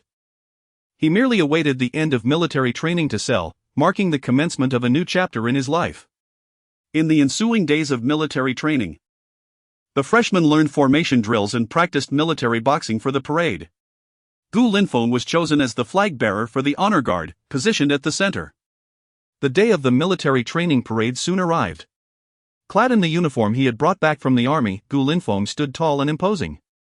In the stands, the majority of students from the Shanghai Conservatory of Music awaited his report in hushed anticipation. Why is the commander of this freshman cohort so young? One student pondered. I heard a person named Gu Linfeng is the overall commander. It seems he is a veteran enrolled in school. I wonder why the school appointed him to this role. Are they not concerned about potential mistakes? You haven't heard? This Gu Linfeng was a company commander in the army. Most importantly, he is only 19. Is that true? A company commander attending our school as a freshman? Highly likely, otherwise, the school wouldn't be so reckless as to appoint him as the commander. I still find it hard to believe a company commander is at least a major, and at his age. Enough chit-chat. The military training parade is about to begin. Under the watchful eyes of many, Gu Linfeng, dressed in full uniform, approached the podium with a serious demeanor and began his report in a commanding voice. Comrade Principal, the military training parade for the 2023 freshmen of the Shanghai Conservatory of Music is prepared. Please give your instructions. Commander Gu Linfeng, commence. The principal, visibly excited, rose and stared at the youthful Gu Linfeng, momentarily lost in thought. When Sun Debiao informed him that this freshman was to be the commander, he was taken aback. A student as a commander? He had intended to refuse, but upon seeing Sun Debiao's solemn expression, he was compelled to reconsider. All of us instructors were once under Gu Linfeng's command. He is the most suitable choice for this role. The principal opened his mouth to inquire further but was swiftly rebuffed by Sun Debiao. Ultimately, it was clear that Gu Linfeng was the only choice for commander. The principal could always discuss it with his superiors if he disagreed, though the outcome would likely remain unchanged. Upon hearing this, the principal ceased his objections, his curiosity about the young man only intensifying. After completing his report, Gu Linfeng quickly took his designated position, drawing a deep breath as he commanded, "Stand by, standards." The moment his words fell, the prepared standards stepped forward with precision into their designated spots. The formation drill commenced. As the music played, the honor guard, accompanied by the 1st Battalion, entered the arena. At this moment, the host excitedly seized the microphone and announced, "Approaching us with vigorous strides is the new recruits from Class 1 of the music department." Gu Linfeng stood outside the training ground, his expression impassive as he observed. It must be noted that the gender ratio at the Shanghai Conservatory of Music is an astounding 8-2, with females comprising the majority. This parade could more accurately be described as a daughter's army parade. As the students chanted their slogans, it was predominantly female voices that resonated, almost drowning out the few male voices. Next, we welcome the students from Class 2 of the music department. And it is worth mentioning that the commander of this parade, Gu Linfeng, is indeed a student of Class 2. We can see that the overall spirit of Class 2 is positive, radiant, and uplifting. The students of Class 2 shine like the blazing sun. Gu Linfeng observed as Class 2 marched past him. He spotted Zhang Long, Gao Xinrui, and even Lu Qianran, though he harbored no fondness for her. He noted that Lu Qianran was equally earnest at this moment. It seemed she was wise enough to recognize that this was not the time for tantrums. With the last class completing their march onto the training ground, the military training drew to a close. Chapter 29, Reluctance as the parade concluded. The subsequent event was the display of military boxing by each class. This was the segment that Gu Linfeng cherished the most. Likewise, it was a feast for the eyes of all the male spectators. When performed by men, military boxing exuded a vigorous energy, yet when the female students executed it, accompanied by their delicate exclamations, it seemed to take on a different flavor. The military boxing transformed into an exhilarating display for onlookers. Gu Linfeng watched with great interest. By the time the final class had completed its performance, he let out a sigh of relief. The military training and parade ceremony had come to a successful conclusion. With the hostess' announcement, the military training, which had brought both pain and joy to the new students, was officially over. The only regret was that live ammunition shooting had not been arranged during this training, primarily due to the high proportion of female students. These delicate girls harbored a fear of gunfire, leading to the cancellation of such activities. Zhang Long had even approached Gu Linfeng in hopes of experiencing it, but his request was declined, much to Zhang Long's chagrin. Gu Linfeng merely smiled, offering no further explanation. After the military training concluded, Gu Linfeng did not return immediately. Instead, he sought out Sun Debiao, who was preparing to gather personnel for their return to the training base. Upon seeing Gu Linfeng, Sun Debiao laughed heartily and said, "What's this? Can't bear to part ways?" "Not exactly. It's the students who will miss you. How about you stay another night and bid farewell to the students on the playground this evening? Gu Linfeng shook his head, replying, "That's fine. The unit hasn't rushed us back anyway, so we'll stay for the night." Upon hearing Sun Debiao's words, the instructors erupted with cheers. Truth be told, even though their time together was brief, lasting only 2 weeks, the instructors felt a sense of attachment. Bonds had formed, but more so. There was a desire to broaden their social circles in preparation for the future, despite the clear prohibitions in place. After dinner, in front of the makeshift stage, Gu Linfeng raised his hands and declared, "Unity is strength. Let us sing well for our instructors." Yes. Over 1,000 students shouted in unison. Unity. Ready, sing. Under Gu Linfeng's guidance, the entire crowd sang together. Sun Debiao and the others felt a wave of emotion, with some instructors already dabbing at their tears. As the last note faded, Gu Linfeng called out, "Instructors will leave tomorrow morning, so those who wish to perform can come up to the stage." No sooner had he finished speaking than the audience began to cheer. "Commander Gu, come on and sing us a song." "Yes, Commander Gu, let us hear a song." Why is Commander Gu blushing? Gu Linfeng felt utterly helpless. To be honest, he was tone-deaf and could only manage a few simple military songs. The thought of singing alone before such a large audience made him quite bashful. Singing was out of the question. Gu Linfeng decisively declined, stating, "I'm not a good singer, so let us leave the stage for everyone else." He set the microphone aside and hastily joined the ranks of the instructors, eliciting laughter from the audience at his awkward retreat. Lu Qianran watched Gu Linfeng's clumsy exit, scoffing quietly, "Humph, at least he has some self-awareness." Gu Linfeng's moment in the spotlight irked her, and witnessing his embarrassment brought her immense satisfaction. Zhang Junjie had also contacted her the day before. When Lu Qianran learned that Gu Linfeng had used his influence to send her romantic interest into detention for 15 days, she was left in shock. "Qianran, I underestimated the situation, and my father found out about it. He won't let me pursue it any further." Zhang Junjie sighed over the phone. "Not pursue it? Do you have any idea what I've endured during those 15 days? While others stood at attention for half an hour, I had to endure for 2. I'd become completely sunburned." Even through the phone, Zhang Junjie could sense her deep resentment. "Well, I can't confront him directly. My dad wants me to keep a low profile." Zhang Junjie replied helplessly, "That's not my concern. If you want to help me take revenge, I'll break up with you," Lu Qianran declared stubbornly. Zhang Junjie, knowing her temperament, spent half an hour soothing her, assuring her of his commitment to exacting vengeance. Back in reality, Lu Qianran fixed her gaze on Gu Linfeng, her mind racing. Zhang Junjie hadn't said he couldn't retaliate, merely that it shouldn't be overt. Wasn't that an opportunity? As the student council president, he could easily handle certain matters. With that thought, Lu Qianran hurriedly messaged Zhang Junjie. After acknowledging her message, they began devising a grand plan to humiliate Gu Linfeng over WeChat. Meanwhile, Gu Linfeng was blissfully unaware of the impending scheme as he and Sun Debiao admired the dance performance on stage. "Wow, look at those girls, their dance is quite captivating," Gu Linfeng remarked, nodding in approval. Just then, whistles erupted from the audience.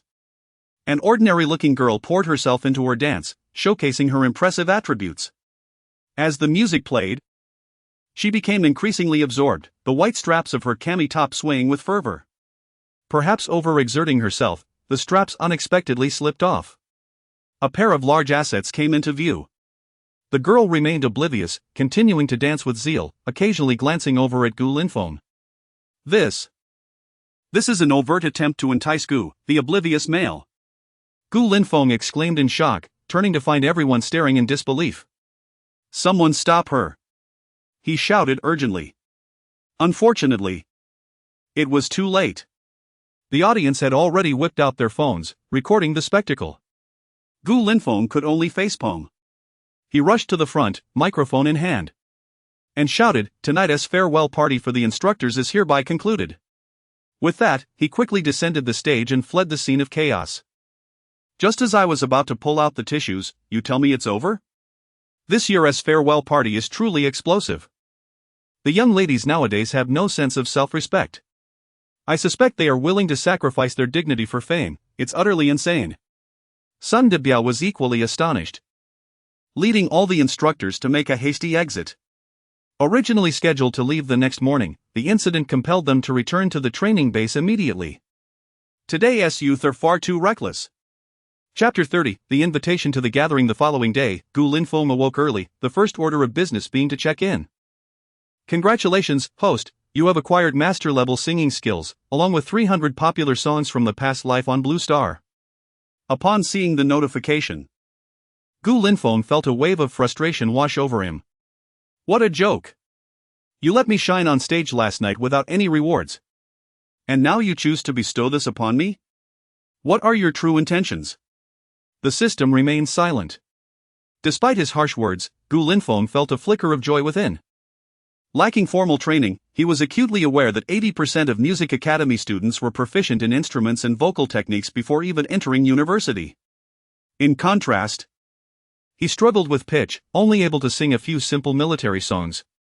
While humming casually posed no issue, it ultimately prevented him from stepping into the limelight. Resolute, Gu Linfeng chose to learn. In an instant, a wealth of vocal knowledge flooded his mind. He could effortlessly sing, dance, and rap. He even felt confident enough to rap while playing basketball. Humming an unknown song from Blue Star, he entered the bathroom to freshen up. While washing up, he opened the microsecurities app. After half a month of judicious investments, his assets had astonishingly reached 100 million. That was an unfathomable sum, enough to last a lifetime. Subsequently, he withdrew 10 million, leaving 90 million to continue investing. With half a month left of his stock market advantage, he aimed to surpass 1 billion. Upon emerging from the bathroom, Zhang Long approached him eagerly. Father, in a few days, it's the welcome party. Our instructor Su just asked if our class was interested in submitting 5 programs for selection. She told me to check with you. Su Jiwei chimed in. We 3 are planning to present a skit, but we need you to join us. Perhaps not, I'm not particularly interested, Gu Linfeng replied, shaking his head. You 3 look like a joke, I wouldn't want to steal your thunder.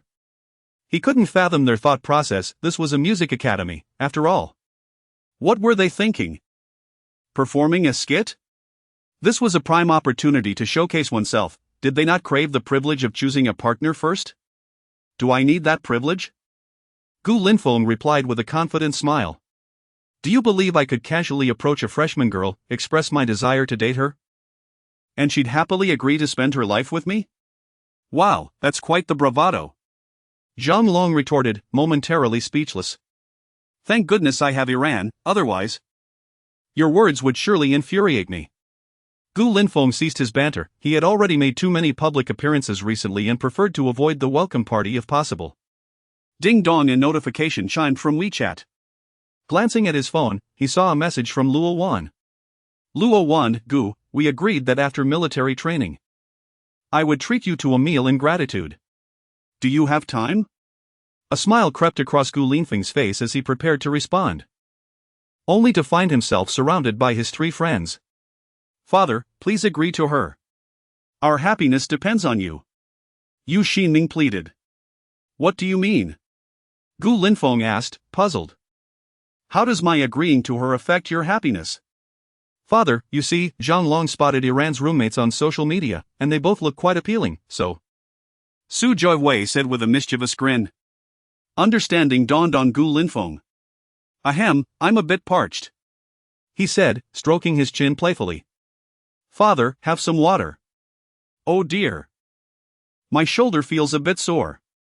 Father, let me massage your shoulders. Moved by their enthusiasm, Gu Linfeng slowly took out his phone and replied to Luo Wan. Gu Linfeng, how can I allow a lady to treat me? Instead, how about we organize a dormitory gathering today, so everyone can get to know each other? What do you think?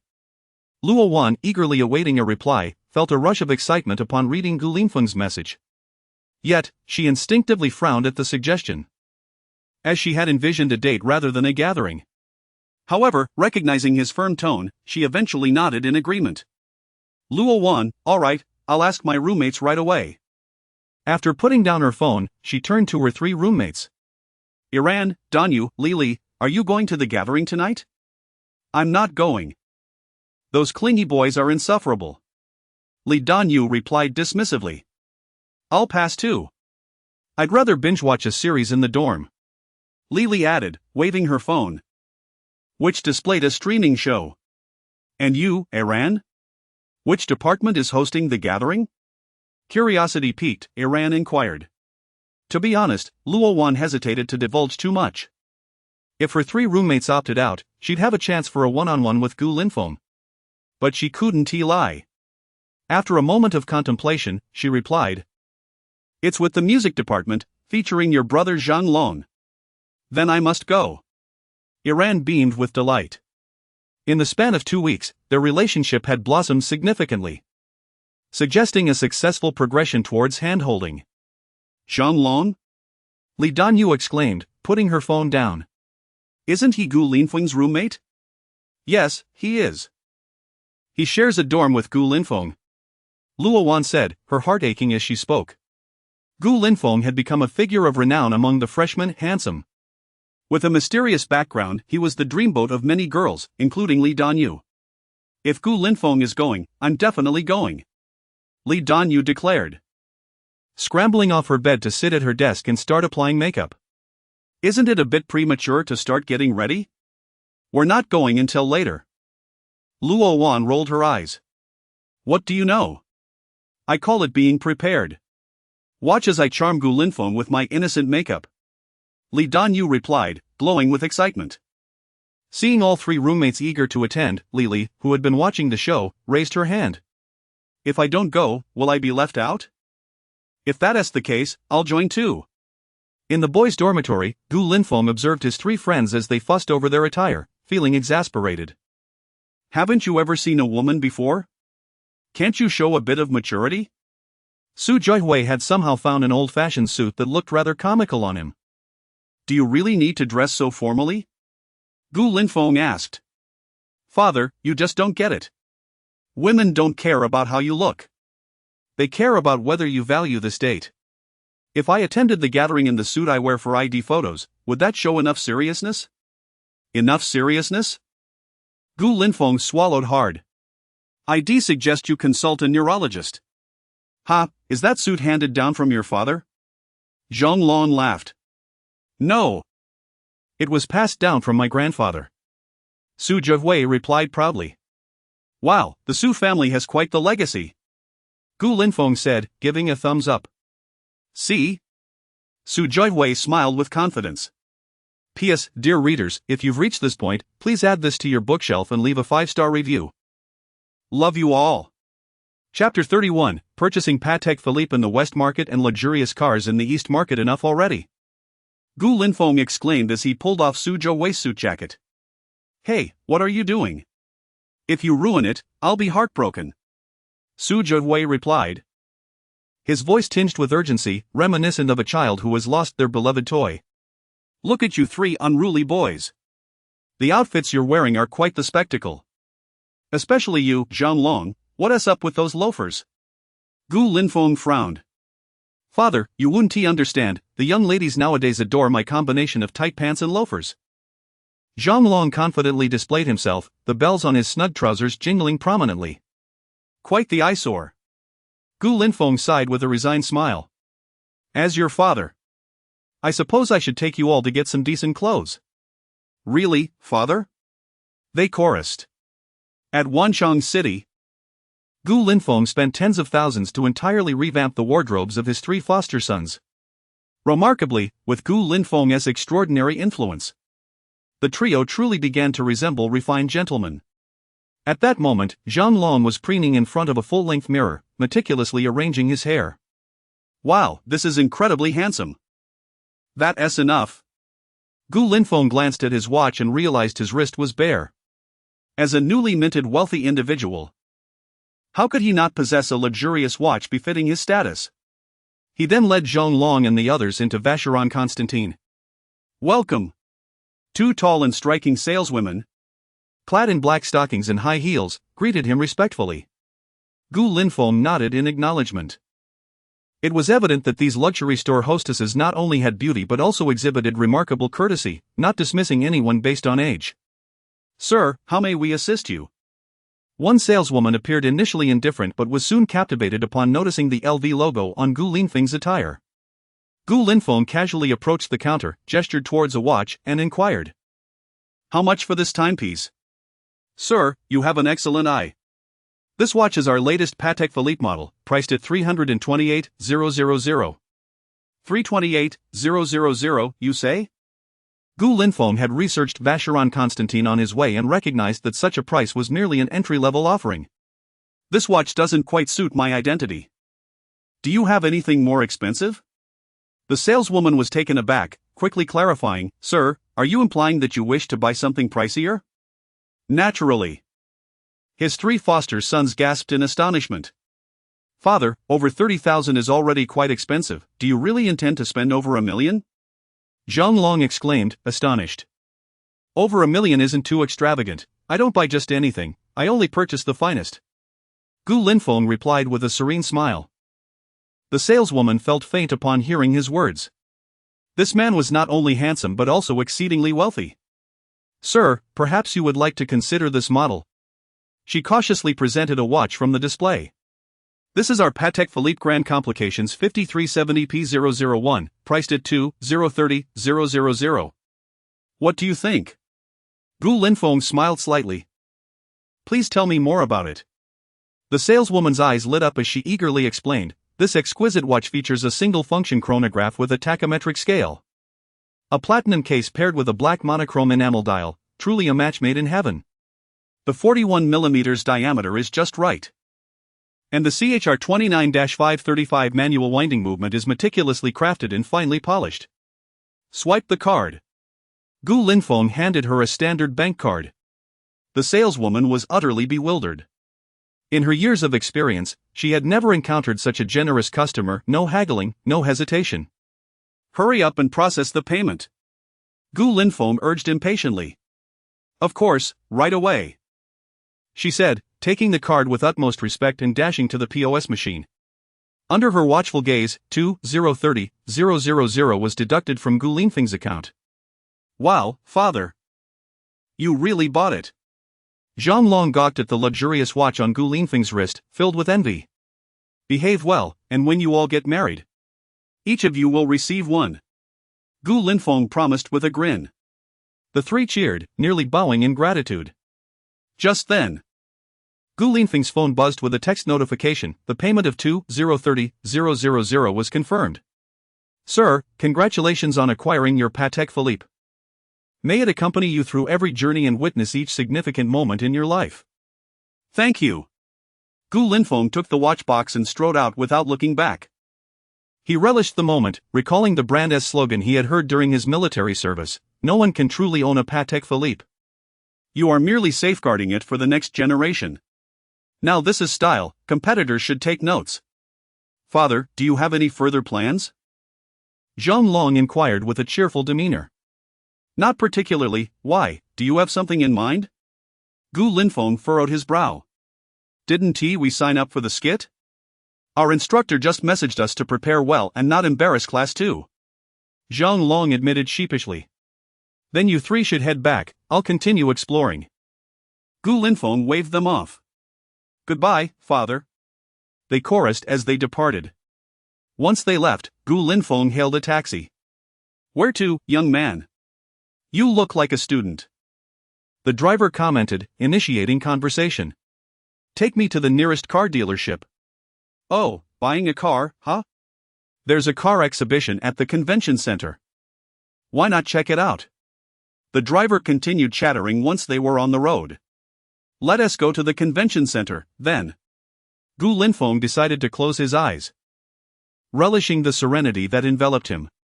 20 minutes later, Gu Linfeng tossed a red bill over his shoulder as he entered the convention center without a backward glance. Today was the day of the car exhibition, and the hall was bustling with people. Gu Linfeng's keen eyes spotted a few familiar car reviewers.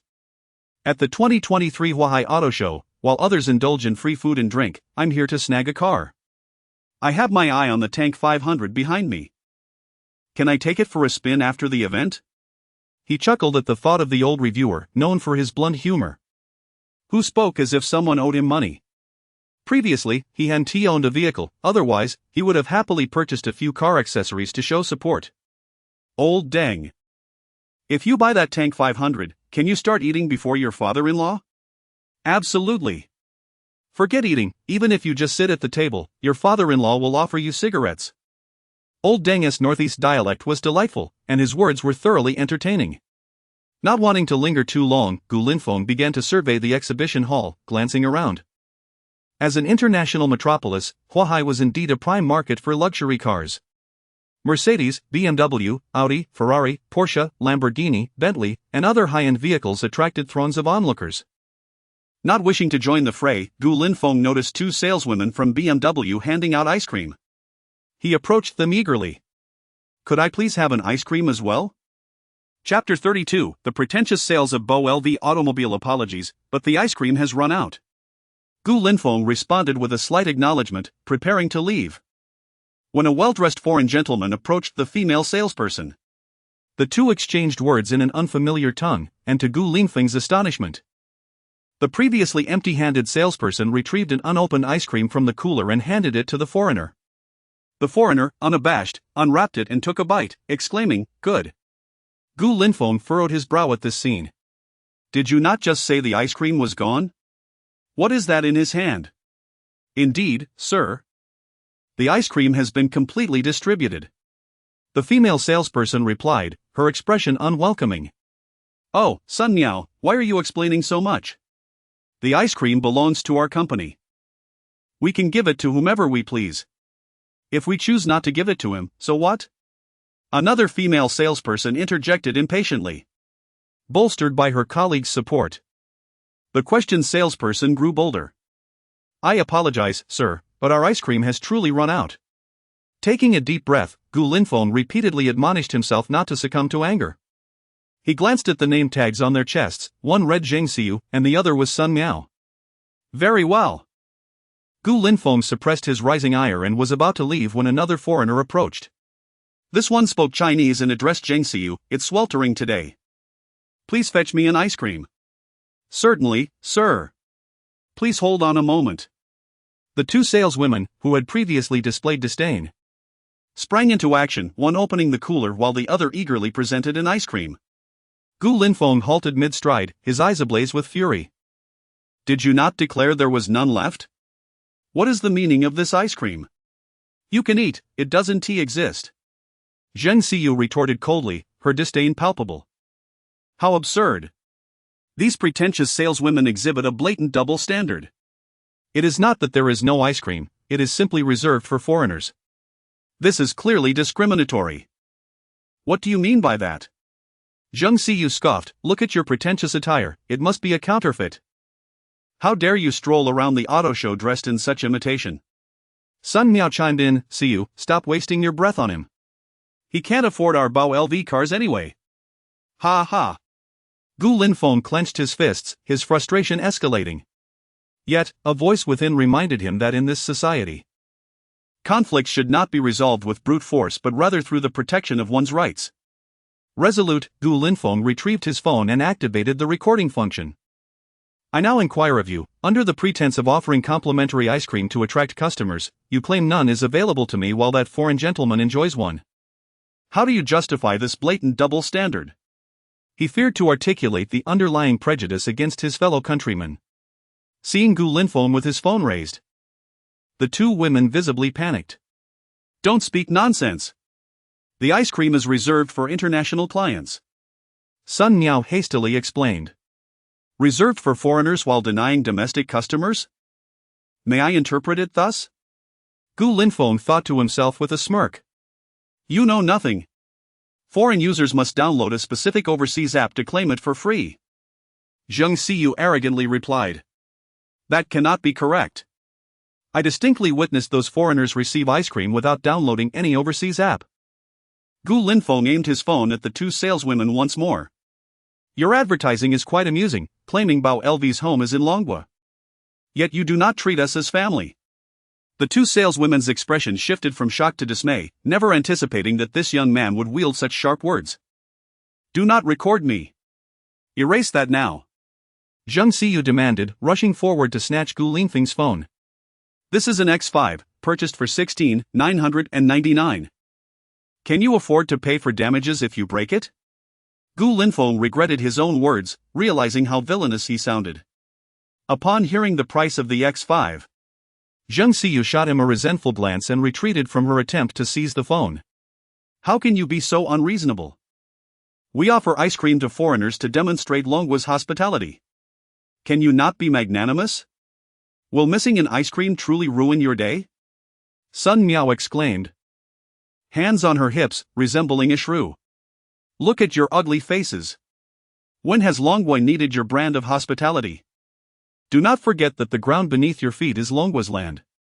Furthermore, Bao LV profits in Longgua, serving Longgua's consumers.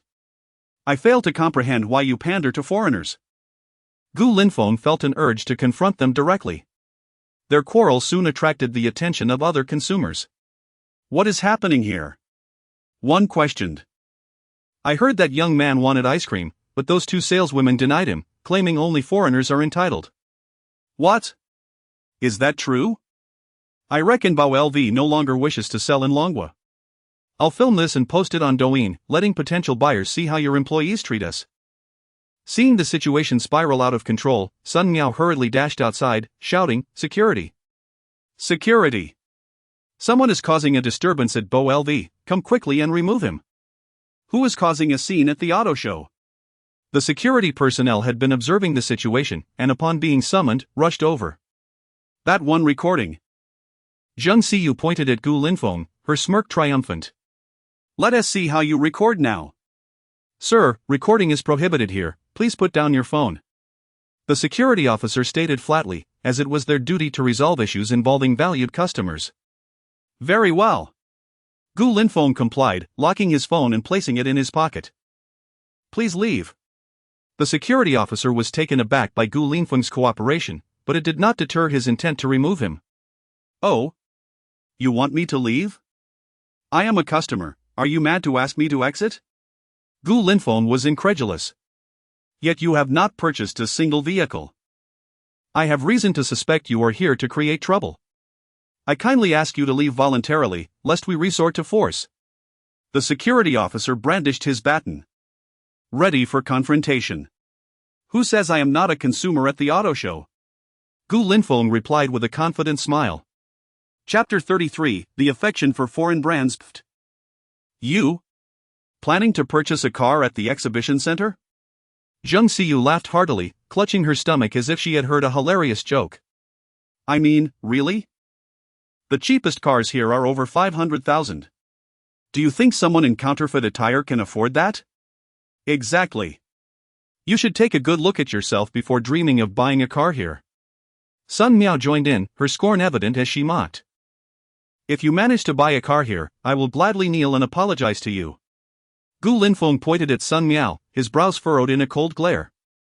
Sun Miao felt a pang of anxiety in her heart and quickly added, but let me make this clear, you can't buy a domestic car. It must be an imported luxury brand, or else it doesn't count. Gu Linfeng nodded slightly and turned to Zheng Xiyu. She's ready to kneel, what about you? I'll kneel too. I refuse to believe this country bumpkin can afford a foreign luxury car. Zheng Xiyu declared resolutely. Alright, this is what you both promised. I ask everyone present to bear witness, if I can afford a luxury car at the exhibition center, these two foreign brand enthusiasts must kneel and apologize. Rest assured. Young man, we will witness this. One voice chimed in. As the crowd began to stir, Zheng Xiyu's face paled, but recalling the wager she had made, she could not back down. If we lose and kneel to you, you must bow to me and Sun Miao, saying Aunt, I was wrong. Sure. What's the big deal? Gu Linfeng shrugged. I'll be waiting for your apologies. With that, he turned and strode into the exhibition hall. Determined to slap these two foreign brand sycophants in the face today. An unusual scene unfolded at the exhibition center. A young man was followed by a throng of people. When he reached the Porsche display, he asked the sales representative, which car here is the most expensive? Sir, we have brought the latest model, the Porsche Panamera. Is there one available? I'm afraid not, we are fully booked. Upon hearing this, Gu Linfeng turned to leave. Zheng Xiyu chuckled derisively, look at this guy pretending. I bet he saw the price and realized he couldn't afford it. From what I know, that Porsche is the cheapest model. This guy must be dreaming. Ignoring their taunts, Gu Linfeng moved to the Bentley display, only to receive the same response, no available units. He continued his exploration and arrived at the Lamborghini section, where a sleek supercar stood proudly. Do you have this model in stock? He inquired casually. Yes, we do. The sales representative replied confidently. Ha ha. This Lamborghini is available. Let us see how this guy talks his way out of this. Zheng Xiyu exclaimed, clinging to Sun Miao's arm. He can't even afford a Porsche. And now he thinks he can buy a Lamborghini? Don't worry, young man. I can't afford a Lamborghini either, but if you want to buy a Porsche, I'll cover it for you. I may not have much, but I certainly look down on these foreign brand sycophants. A burly man with a gold chain chimed in. Gu Linfeng turned, surprised by the man's kindness, yet he politely declined. No, thank you, brother. I think this one is just fine. Young man, I truly cannot buy this car. Seeing someone willing to buy Gu Linfeng a luxury car, Zheng Xiyu felt anxious. No way. If someone else buys it for you, that nullifies our wager. Exactly. What does it count if someone else buys it for you? Gu Linfeng shook his head. Who said I needed someone to buy it for me? Then you. Disregarding the two women's incessant chatter, Gu Linfeng turned back to the Lamborghini sales representative. Could you please provide me with more details about this car? Are you truly interested in purchasing? The sales representative asked skeptically. Absolutely. Having witnessed the earlier conflict between Gu Linfeng and the saleswomen, the representative leaned toward Gu Linfeng, wanting to suggest he check out the Porsche. However, upon noticing Gu Linfeng's luxurious attire and LV top and Hermes pants, he realized that perhaps the two saleswomen had misjudged him. What astonished the sales representative even more was the Patek Philippe watch adorning Gu Linfeng's wrist. The gleam and quality were unmistakably genuine. A broad smile spread across the Lamborghini representative's face as he eagerly began his presentation. Zheng Xiyu and Sun Miao exchanged puzzled glances, questioning why the Lamborghini sales representative was being so overly enthusiastic toward someone they deemed a poor country bumpkin. Sir, our Lamborghini Revuelto is a high-performance V12 plug-in hybrid supercar released in 2023, representing Lamborghini's latest achievements in sustainability and technological innovation. This model not only achieves top-tier performance but also embodies Lamborghini's classic heritage and futuristic design. It boasts a hybrid system combining a new 12-cylinder internal combustion engine with 3 electric motors, delivering a total output of 1,015 horsepower. With a 0 to 60 acceleration in just 2.5 seconds. Stop. Stop. Gu Linfeng interrupted, impatience evident in his voice. Just tell me the price. Ahem, sir. Since this is a new model, the price might be a bit high. Including taxes and registration, it's 6.95 million. 6.95 million? Gu Linfeng murmured. Ha ha. This guy must be shocked by the price. If he can't afford it, what's the point of pretending to be wealthy? He thinks we'll kneel to him? What a joke. Zheng Xiyu and Sun Miao instinctively assumed Gu Linfeng could not afford it when they saw him hesitating. Who said I can't afford it? Gu Linfeng shot back, glaring at the two women. His fierce gaze made them step back in alarm. What a show-off. So what if we say you can't buy it? Are you angry now? Gu Linfeng shook his head in resignation. Can't afford it? I'll show you. Swipe. With that, Gu Linfeng pulled out his bank card and, to the astonishment of the sales representative, thrust it into his hands. Fantastic. The sales representative was overjoyed, eager to thank the two foreign brand sycophants. Without their mockery, he would never have had this opportunity. Chapter 34, Practice more. If you can't afford to lose, don't play. Gu Linfeng's gesture of retrieving his bank card was undeniably suave, yet to the two foreign onlookers, it reeked of ostentation. Keep up the act. Let us see how long you can maintain this charade. One of them whispered, "Security, make sure to stop this lad if he can't settle the payment. I am curious how he intends to flee. What are you doing to this gentleman? If you disturb our Lamborghini patrons, I shall not let you off lightly." The Lamborghini sales representative's expression shifted, his ire directed at the two ladies. "Brother Yongquan, we are merely concerned he might trick you. Besides, why are you being so harsh?" Zheng Siyu pouted, feigning innocence. "Get lost." Sun Yongquan snapped impatiently, then turned to Gu Linfeng with a servile demeanor. "Sir, are you certain you wish to proceed with the purchase? Please, go ahead and swipe your card." "Very well." The crowd held its breath. All eyes fixated on Sun Yongquan as he operated the POS machine. With a chime, the transaction was successful. The receipt slowly emerged from the device. At that moment, silence enveloped the space. Zheng Siyu and Sun Miao stared in disbelief, unable to fathom the reality before them. This seemingly inconspicuous man's card actually went through? "Congratulations, sir, you are now the proud owner of a Lamborghini. May the brilliance of the Golden Bull shield illuminate your future endeavors." Sun Yongquan bowed respectfully as he returned the bank card. Gu Linfeng accepted the card, his tone cool. "Please expedite the paperwork." Sun Yongquan's deference snapped the onlookers back to reality. "It must be a ruse, you are in cahoots with this charlatan, aren't you?" Zheng Siyu questioned incredulously. Sun Yongquan sighed internally, pondering how these two foreign onlookers failed to grasp the situation. "Can't you see how respectful I am? If you doubt it, just wait.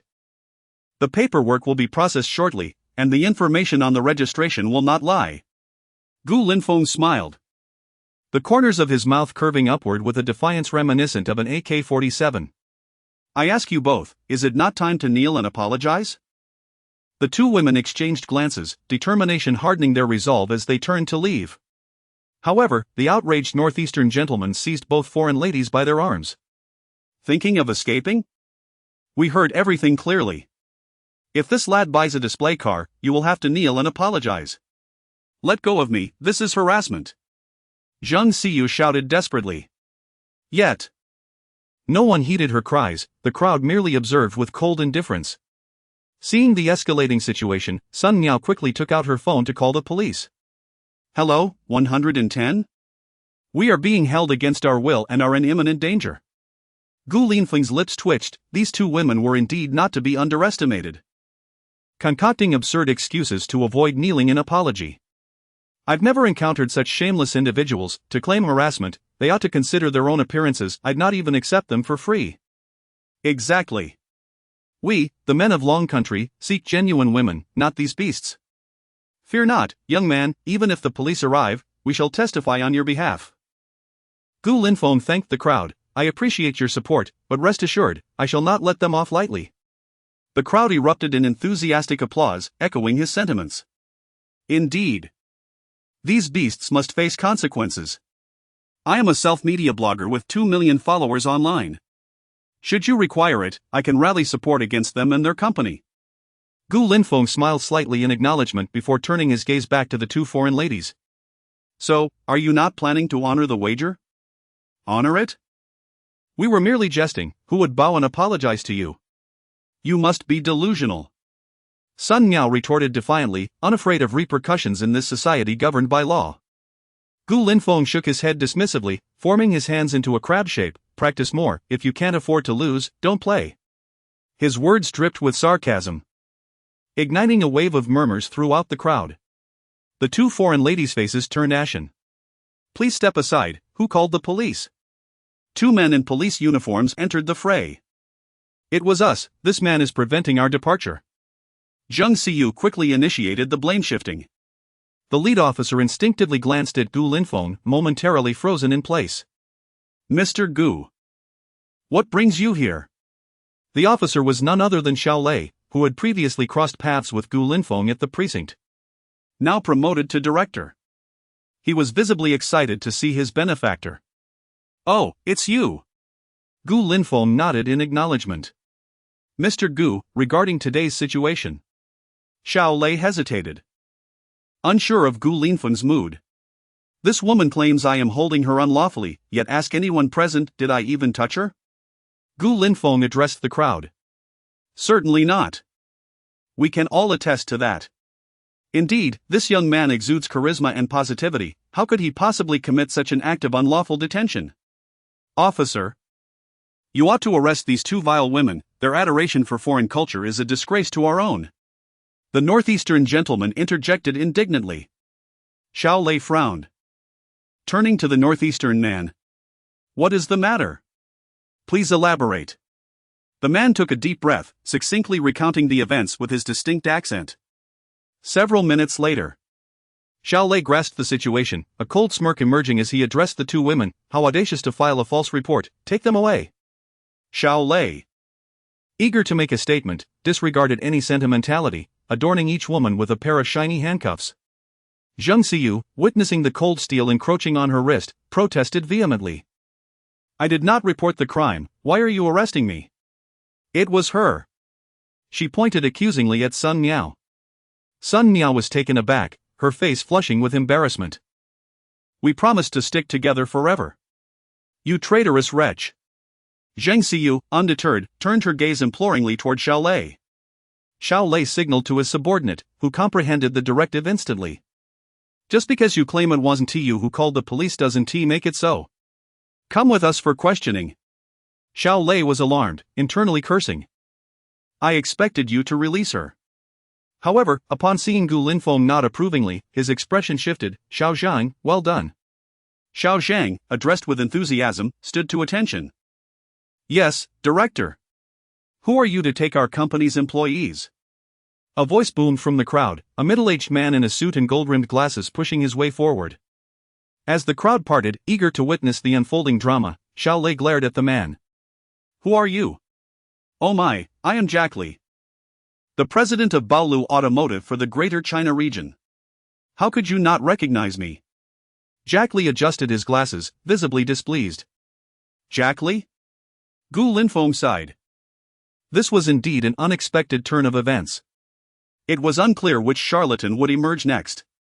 Such is the nature of employees reflecting their employers. I now understand the essence of legacy. Oh? What do you mean by that?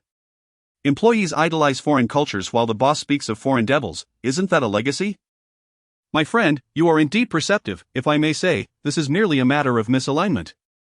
It is advisable to conduct a thorough investigation into this counterfeit foreigner and their lineage. Chapter 35, Destroyed by Public Opinion. Jack Li, his hair slicked back, immediately glared back at the jeers surrounding him. Have you no manners? What's wrong with me speaking in English? This is fashion. Do you understand fashion? With that, he ignored the raucous crowd and turned his attention back to Xiao Lei. Where is your superior, Wu Yuan? Bring him to me. Well, he might not be able to come, Xiao Lei blurted out. What? Why not? Has he been promoted? What an impressive air that gives him. I am the vice president of Baolu Group for Greater China. Do you have any idea how many officials would line up just to meet me? That's not what I meant. Then what do you mean? I mean, if you want to see Wu Yuan, you'll need to go to the prison. What? Mr. Jack Li wishes to visit the sewing machine in prison? Xiao Lei's expression was peculiar. He has been transferred to prison? Jack Li huffed in displeasure. Well, that's still a promotion. Ha ha ha. This pretentious foreigner must be a fool. The police had clearly stated that Wu Yuan was arrested, yet he insisted it was a promotion. Damn it, I'm so angry. I really want to throw this pretender into prison. I wondered why Wu Yuan hadn't replied to me lately. Turns out he was sentenced. Jack Li's face flushed as he glanced at the two female employees who had been apprehended. What is going on with you two? Mr. Li. I mean, Mr. Jack, we were just doing our jobs, but this man started looking for trouble. Our company bravely fights against the forces of evil. But we didn't expect to be fooled by him. Zheng Xiyu tearfully wiped her eyes, evoking Jack Li's sympathy. This is Long Country. This is a society governed by law. Jack Li pulled out his phone and glared fiercely at Xiao Lei. I don't care what issues you have. Release my employees immediately. Otherwise, don't blame me for lodging a complaint. Xiao Lei appeared bewildered, pointing at himself. Are you threatening me? Beside him, Gu Linfeng nearly burst out laughing. How did this man become the vice president of Greater China? With such intellect, it must be sheer luck. Is that a threat? Jack Li had lost face and was no longer pretending. Gu Linfeng narrowed his eyes. Director Xiao. Does this so-called vice president of Greater China's rude behavior constitute obstruction of justice? Indeed, Mr. Gu. Xiao Lei respectfully nodded, taking the initiative. Come. Let me see your ID. Oh, how dare you ask for my ID? What authority do you have?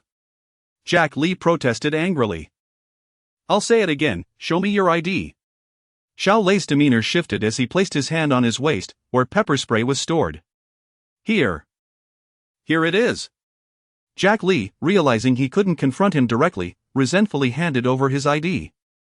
Upon receiving it, Xiao Lei glanced at the name and burst out laughing. You're named Li Godin? Gu Linfeng was taken aback. No wonder this Li Godin wanted to be called Jack Ma, he thought it was to emulate the great Ma. But it turned out to be to avoid being called by his ridiculous name. Just imagine, which company's vice president is named Godin? Ahem, my parents named me. Li Godin's face flushed red, wishing he could hide. The crowd erupted in laughter. The absurdity of the name matched with the position was simply too comical. Mr. Godin, your employees should be better managed. Is it that the people of Long Country are inherently inferior to those of other nations? Gu Linfeng questioned without reservation. I haven't even settled accounts with you yet, and you ask us to apologize. Do you know the sales figures of Balu Automotive? Our influence in Long Country? I genuinely don't know. Gu Linfeng's tone turned icy. Since you refuse to show respect, don't blame me for being impolite. Oh? Let me see how you will be impolite. Li Godin laughed as if he had heard a joke, clearly dismissing Gu Linfeng and everyone present. Gu Linfeng turned to the crowd. Is there any media person willing to expose this matter? Silence fell over the crowd. A voice from the back shouted. Do you have no courage? This pretender is bullying you right to your faces, and you act like ostriches, a bunch of useless people. Li Godin laughed, utterly arrogant. I thought you had some tricks up your sleeve. Don't you know these media people have partnerships with Balu Automotive? Asking them to expose this is like smashing their own rice bowl. No wonder Li Godin dared to speak so brazenly at the exhibition center. His confidence was rooted in this. Just as Gu Linfeng was about to invest in advertising, a bespectacled old man stepped forward from the crowd. Everyone, step back a bit. Let me see what's going on.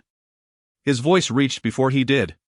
The crowd parted once more, revealing the unyielding figure of old Deng, who walked with an air of indifference.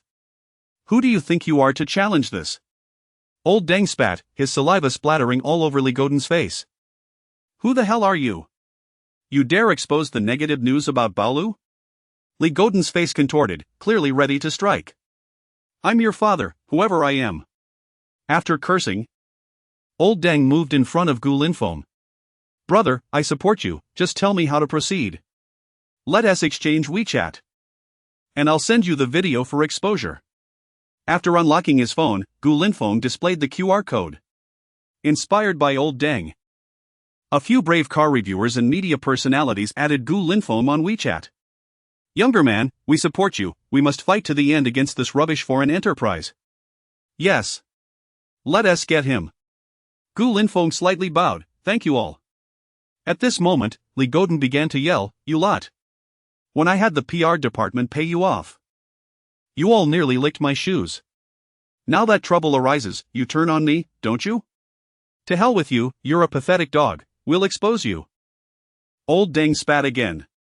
Seeing that things were nearing a conclusion, Xiao Lei nodded at Gu Linfeng, take all three of them away. Xiao Lei no longer cared. This incident was about to be exposed, and he would do everything possible to protect himself.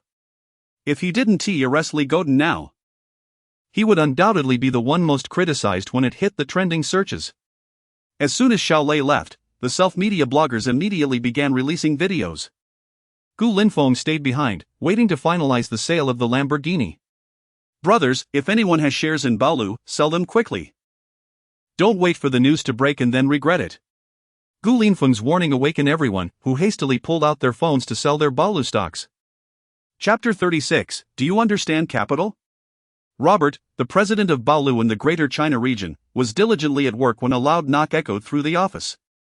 And the director of public relations rushed in with an anxious demeanor. President, we are in serious trouble.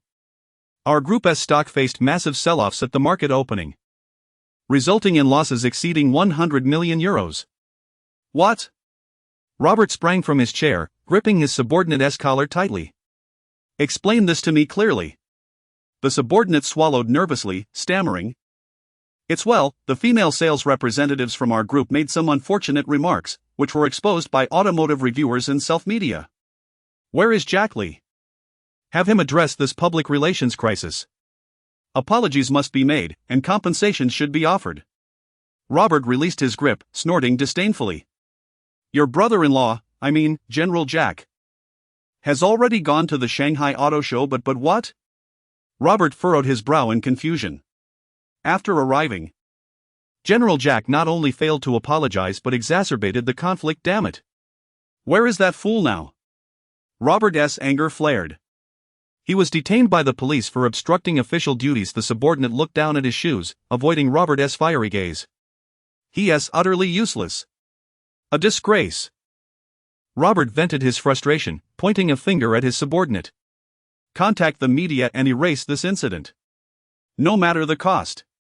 Yes. The subordinate hurriedly exited. Robert sank back into his chair, pulling out his phone to search for information.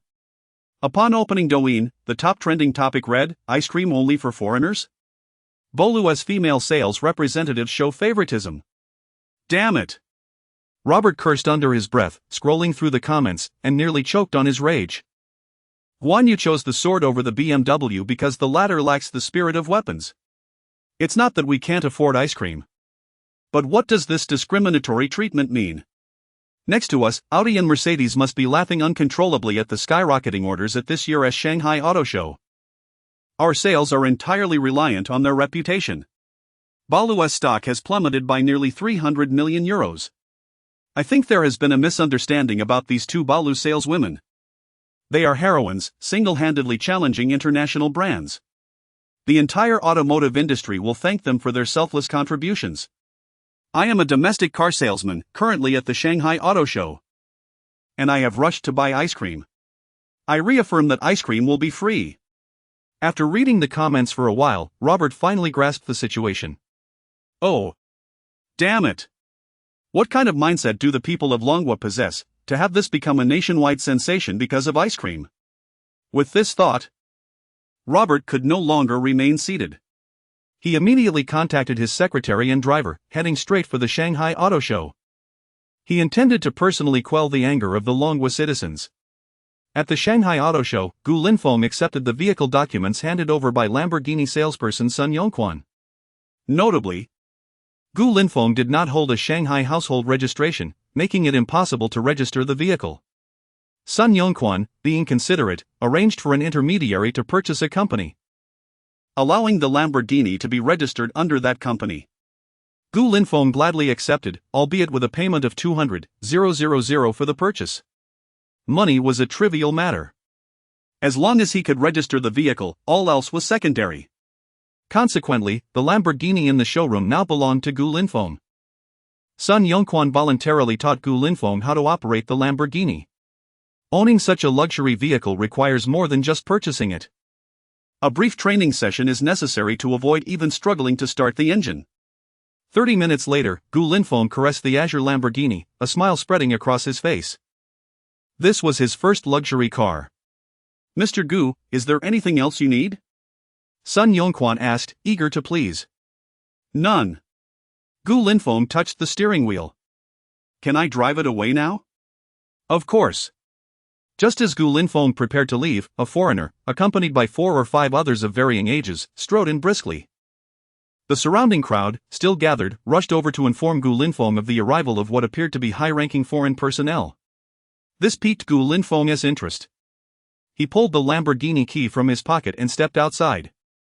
Good day, sir. I am Robert, the president of Balu in the Greater China region. I sincerely apologize for the negative impression our automotive brand has caused you. I am here to express my apologies. Robert had prepared himself well before coming, fully aware of the incident's origins. Although he felt displeased with the young man before him, he had to maintain a facade of professionalism. Gu Linfeng nodded with interest. If apologies were effective, why would we need the police? Robert had mentally prepared for this encounter and was taken aback by the young man's blatant disregard. After all, he was the president of Baolu in Greater China. He had never been so humiliated. Sir, there appears to be a misunderstanding between you and our Baolu employees. I have already dismissed the implicated female sales representative. Does this resolution suffice? What about your vice president? How do you intend to handle him? Gu Linfeng squinted, scrutinizing Robert's expression. As expected. Robert's mouth twitched involuntarily upon hearing Jack Li's name. Jack Li is indeed at fault. I will reprimand him. Robert felt a headache coming on. Jack Li was his wife's younger brother, and if he were dismissed, he dreaded the chaos that would ensue at home. Oh, a mere reprimand? It seems your sincerity is lacking. Robert felt that Gu Linfeng's words had extinguished any hope of further negotiation. Just as he prepared to leave, he discreetly signaled to his subordinates, who immediately began dispersing the surrounding crowd. Hearing the commotion behind him, Gu Linfeng instinctively halted. Let's talk numbers. Robert resumed his arrogant demeanor. I know you are motivated by money. As long as the price is reasonable, Baolu can afford it. TSK, talk numbers? I fear you may not be able to afford it. Gu Linfeng replied with a tone of utter disdain. I have already apologized. What more do you want? Robert seethed, veins bulging on his forehead. Do I need your apology? Moreover, you have addressed the wrong party. Gu Linfeng surveyed the area and declared loudly. What Baolu needs to apologize for is to the entire Longhua and all its citizens. Robert was baffled. He could not comprehend the thought process of the young man before him. In their country, self-interest reigned supreme. Such a generous mindset was unheard of. Mr. Gu, are you rejecting my offer? Robert's expression darkened. Do you understand capital? Sometimes, it is exceedingly simple for capital to make a person disappear.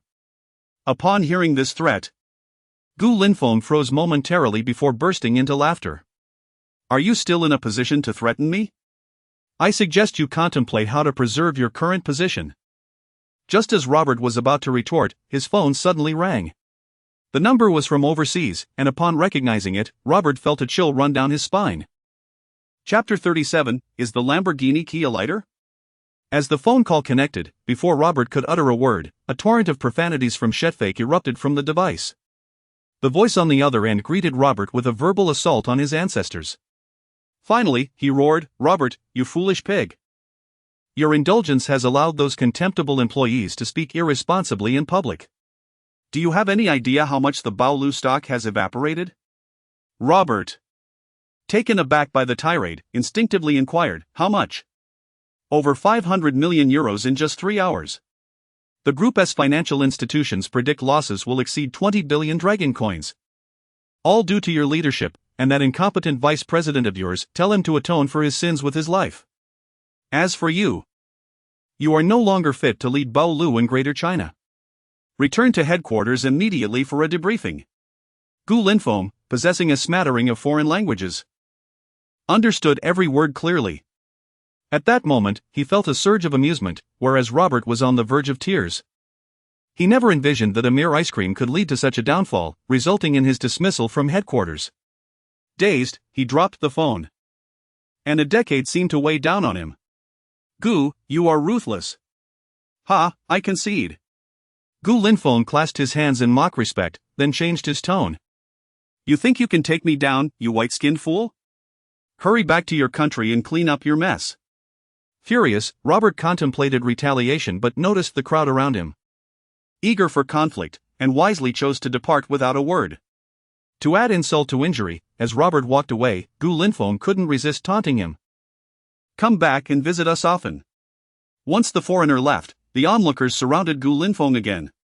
Young man, it was exhilarating watching you confront that foreigner. Ha ha. I followed your advice and shorted Bao Lu. I've already made 2 million in such a short time. I just had my wife mortgage our house in Huhai to invest further.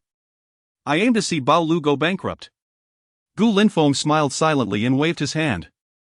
The subsequent developments depend on all of you. There was no need for him to elaborate, as long as Bao Lu's stock continued to plummet.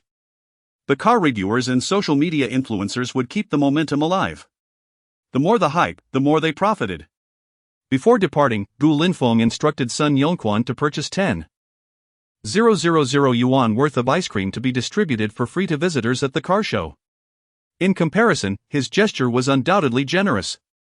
Soon, the Lamborghini received its license plate, Huai AB 520.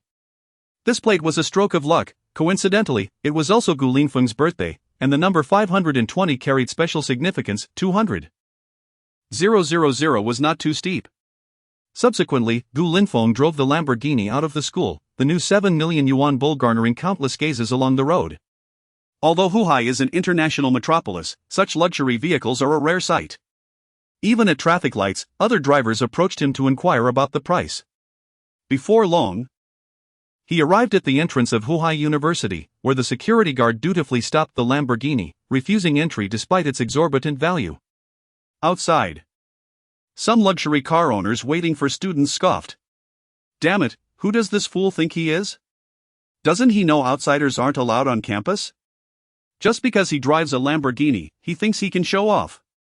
A Porsche owner disdainfully remarked. Another Aston Martin owner chimed in, TSK, he must be new here. He probably heard there are many beauties at Shanghai Music School and wants to come to fish for girls. Let's teach him a lesson when he gets kicked out. Meanwhile, upon seeing the Lamborghini owner's face, the security guard felt a sudden jolt. Ahem, it's you. Yes, it's me, Gu Linfeng replied, slightly perplexed, as he did not recognize the guard. Students must complete parking procedures and pay a monthly fee, the guard said with a sycophantic smile. You can drive in first and handle the paperwork afterward. Oh, thank you, Gu Linfeng said, surprised. As the gate opened, he pressed the accelerator and drove in. How did he get in? The Porsche owner exclaimed, rushing to confront the security guard. The guard remained impassive. He is a student here. Are you? Just then, the Aston Martin owner arrived, witnessing the Porsche owner's plight and could not suppress a laugh. What a joke, he is just a wannabe student. Inside the campus, Gu Linfeng slowed his speed to relish the scenery. The long, straight trees, were frequently interrupted by students' astonished exclamations. Wow, a Lamborghini. Who is this person driving in? So pretentious. Let us follow and see who the driver is. I want to flirt with that handsome guy. I caught a glimpse of him. He's incredibly handsome, just like the readers of Tomato. Gu Linfeng first went to the security office to process temporary parking, leaving the staff astonished as he departed with flair. After parking, he swung the Lamborghini key in his hand, returning to his dormitory. Inside, as he entered, he heard Zhang Long playing a video of the Huhai car show. Wow, the voice of the guy in the video sounds just like my adoptive father. Is that you? Gu Linfeng asked, shaking his head. How could that be me? Well, I just searched online, and Bao Lu's stock has plummeted nearly 700 million euros. Unbelievable that an ice cream could topple a business empire. Zhang Long shifted focus from the voice to the news he had just seen. Hey! Where did you get that Lamborghini lighter? It looks quite real. Su Jiahui, noticing the key in Gu Linfeng's hand, teased, how much did you pay for that lighter? Share the link, I want to get a Benz one for show. Upon hearing Su Jiahui's jest, Yu Xinming also became interested. On Pinxi, it's 10 yuan each. You can find it easily online. Gu Linfeng joined in the banter. Who would have thought my adoptive father was such a master of pretentiousness? Zhang Long laughed heartily. You've just arrived at university and already devised such a unique way to flirt. If we shared this in our class group, it would surely inflate our egos. As he spoke, Zhang Long seized the key, and Gu Linfeng didn't have time to stop him. Just as he prepared to take a photo for the class group chat, the group erupted in excitement. Chapter 38, is the luxury car you mentioned my boyfriend's Maserati? Yuhuan, I heard from classmates in another class that a brand new sports car has been parked in the school parking lot. Gao Xinrui, I must admit. I'm quite curious. Ma Defa, does the goddess want to take a ride? Coincidentally, my father owns a Ferrari, if you're interested. I could bring it tomorrow, Sun Feifei, I want to see it too, it would be perfect for a photo to post on my social media.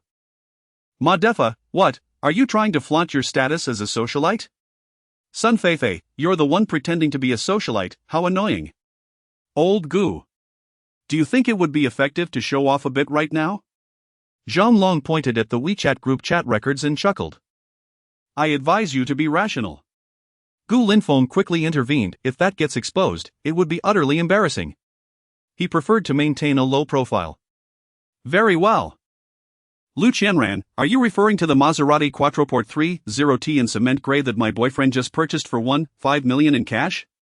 Gu Linfeng was also following the group chat and nearly burst out laughing upon reading Lu Qianran's message. What a show-off!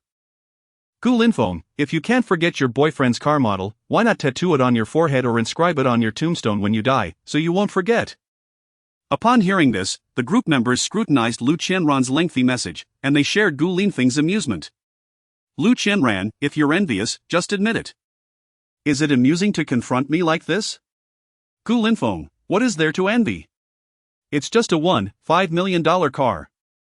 Lu Qianran, as if you could afford one yourself. Gu Linfeng shook his head, truly disinterested in engaging with such ignorance. Thus, he fell silent. The group, witnessing the escalating exchange, refrained from interjecting. Even Gao Xinrui was glued to her phone, hesitant to speak up. At that moment, Lu Qianran was seated inside Zhang Junjie's Maserati. Seeing Gu Linfeng's silence, her lips curled into a triumphant smile. Darling, I just gave that foolish Gu Linfeng a lesson using your Maserati. Oh? How so?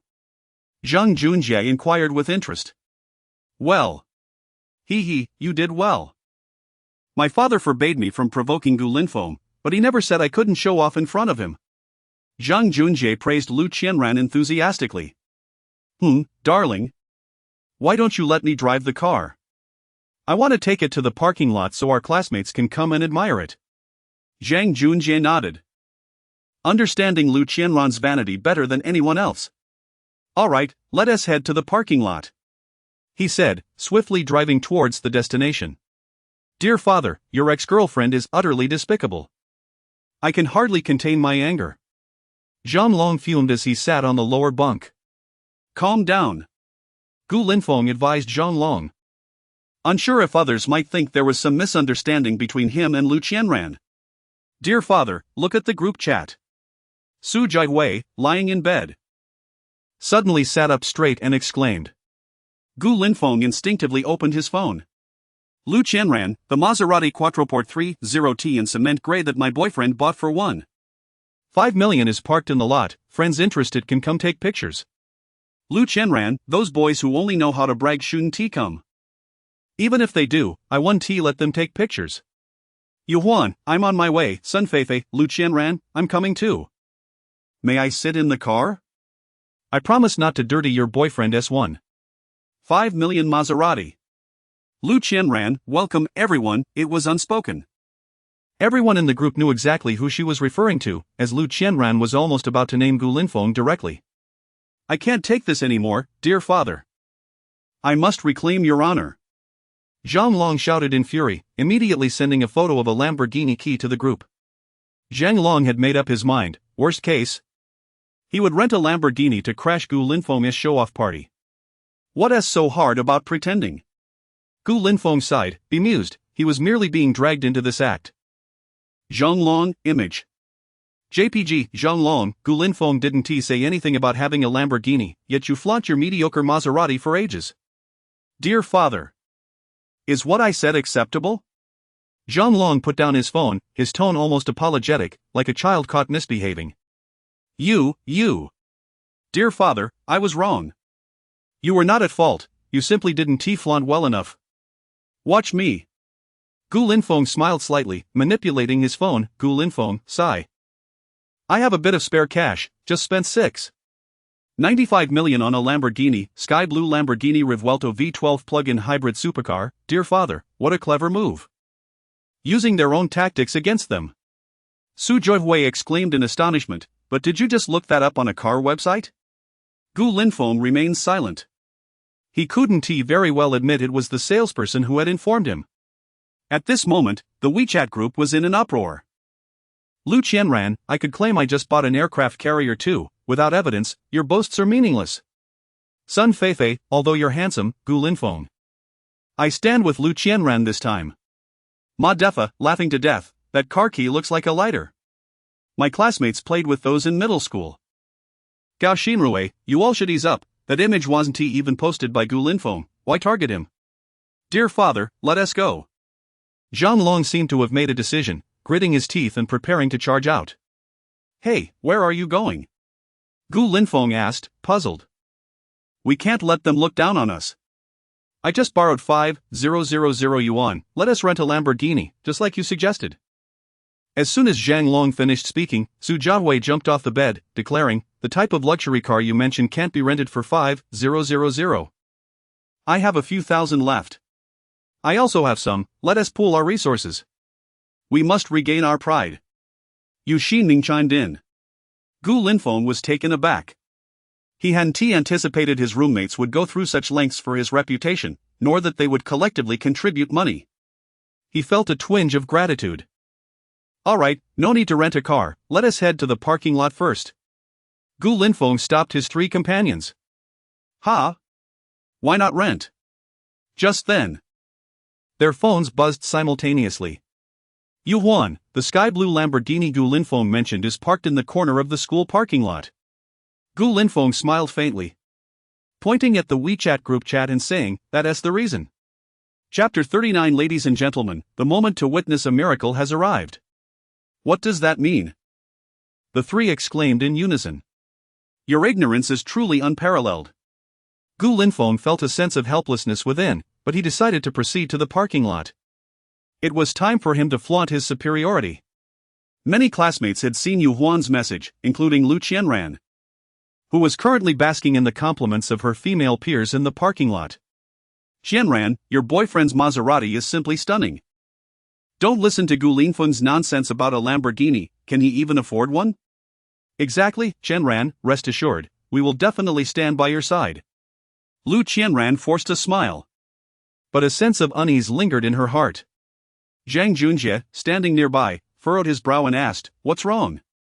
Honey, Gu Linfeng is bragging again in the group, claiming that the Lamborghini in the corner is his. Lu Qianran said with concern. His? Hearing that was like hearing the greatest joke, Zhang Junjie laughed heartily. With his meager military salary, can he really afford such an expensive car? I think you're just worrying unnecessarily. But I know what you want to say. My mother lost $1 million to that scoundrel, but that is still far from enough to buy a Lamborghini. What? 1 million? Lu Qianran's eyes widened in disbelief. Zhang Junjie realized he had let something slip and impatiently nodded, yes. That scoundrel extorted $1 million from my mother and somehow scared my dad into telling me not to provoke him. I refused to listen. He is just a mere discharged soldier. Honey, rumors say Gu Linfeng is a battalion commander. So what if he is? Hearing Lu Qianran praise him only infuriates Zhang Junjie further. A poor man is still a poor man. By the way, our revenge plan is already underway. I've submitted the list for the freshman party, let us just wait for Gu Linfeng to embarrass himself in front of the entire school.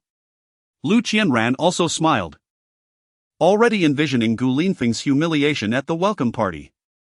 Qianran, you and your boyfriend chat for a bit, while the owner of that Lamborghini hasn't returned. Let us go take some photos. Sun Feifei said to Lu Qianran while slyly winking at Zhang Junjie. Though subtle, Lu Qianran caught it. Zhang Junjie coughed, pretending to be a paragon of virtue as he looked away. This Sun Feifei was known for her materialistic tendencies, always fishing for wealthy suitors. Lu Qianran held back her anger, her reputation in Class 102 was already poor, and without an ally like Sun Feifei, things would be difficult for her. Go on. Lu Qianran forced a smile, suppressing her disgust. Zhang Junjie spat out, damn it, What is wrong with my Maserati compared to a Lamborghini? Lu Qianran remained silent, inwardly scoffing. It's the price difference, yours is 1.5 million, while that one is nearly 7 million. When Gu Linfeng arrived with his 3 adopted sons, they chanced upon Sun Feifei and several gold diggers taking photos in front of the Lamborghini. Smile. When I toss my hair, make sure to capture my allure and dominance. Sun Feifei was directing her classmates, one foot perched on the hood of the Lamborghini. Damn it! Gu Linfeng cursed, quickening his pace. Who told you to take photos here? Humph, it's not your car, why do you care? Sun Feifei shot him a disdainful glance and continued her photo shoot. The commotion soon caught Lu Qianran's attention. Gu Linfeng, I find you exceptionally amusing, you flaunt in our group chat, and now you come here to show off. Were you born to be a plastic bag? So adept at containing air? Her sharp words drew the attention of everyone around. Show off? Who's more of a show-off than you? Using your lover's car to brag in the group, how is that yours? Gu Linfeng retorted immediately. By the way, where is your short-statured boyfriend? Ah, there he is. Zhang Junjie emerged from behind Lu Qianran, his teeth clenched. At under 5 feet tall, it was indeed challenging to spot him. Oh, if it isn't young Master Zhang. Long time no see. Gu Linfeng greeted coldly. How is life in the detention center? I've heard the male inmates there speak most charmingly. You must have been quite well attended. What the hell are you talking about? Zhang Junjie's face darkened. Stop spewing nonsense, I'm innocent. He glanced at Lu Qianran. Relieved to see her expression unchanged, life in detention had been unbearable. That scoundrel had somehow used connections to get him placed in the male unit. Gu Linfeng. You may be tough on the outside, but I don't care what tricks you use to deceive my father. I will ensure you face humiliation at school in my own way. Zhang Junjie's eyes blazed with fury. If glares could kill, Gu Linfeng would have perished countless times. Ha, I await your attempt. Gu Linfeng shrugged and added, of course, if you enjoy having your parents send me money, I wouldn't mind at all. Earning that million was exhilarating, like finding it on the street. If possible, I hope Zhang Junjie comes back for more. You. Humph, barbarian. Lu Qianran huffed, refusing to look at Gu Linfeng any longer. Alright, the farce should come to an end. Gu Linfeng turned to Sun Feifei by the Lamborghini. Sun Feifei, correct? Kindly vacate my Lamborghini. What are you doing, Gu Linfeng? It's not even your car, why are you meddling? Sun Feifei placed her hands on her hips, resembling a shrew. Gu Linfeng, don't act like this is your car. Zhang Junjie sneered, don't think that because my parents compensated you, you can afford this Lamborghini. What if it is mine? Gu Linfeng asked nonchalantly. If that car is yours, I will smash my Maserati. Zhang Junjie replied without a hint of fear. But if it's not yours, you'll have to kneel and crawl through my legs. I'm no Han Xin, I won't endure such humiliation. Gu Linfeng reached into his pocket, calmly pulling out a car key. Since you wish to gamble, be prepared to accept the outcome. TSK, bringing out the lighter again.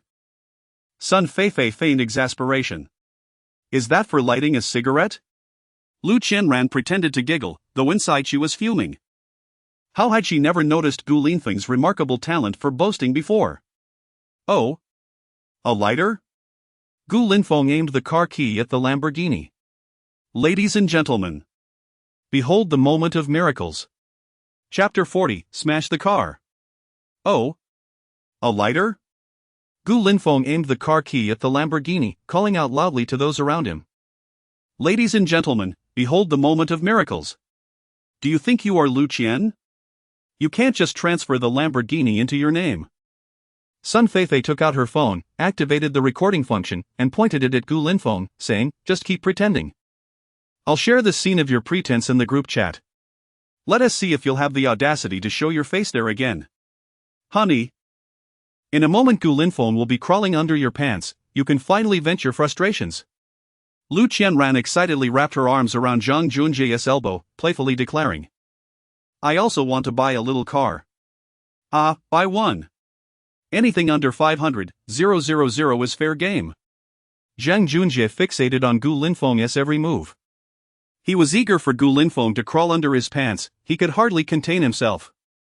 He even imagined recording a video of that moment to secretly share on forums in Douyin, showing all the beauties at Shanghai Music Academy who the real powerful man was. The consequence of offending him would be Gu Linfeng's humiliating crawl. Adoptive father, be cautious. At this moment, Zhang Long felt a twinge of uncertainty. Brother Long? Haven't you figured it out yet? Su Judwei raised an eyebrow and whispered, adoptive father is quite assured about this.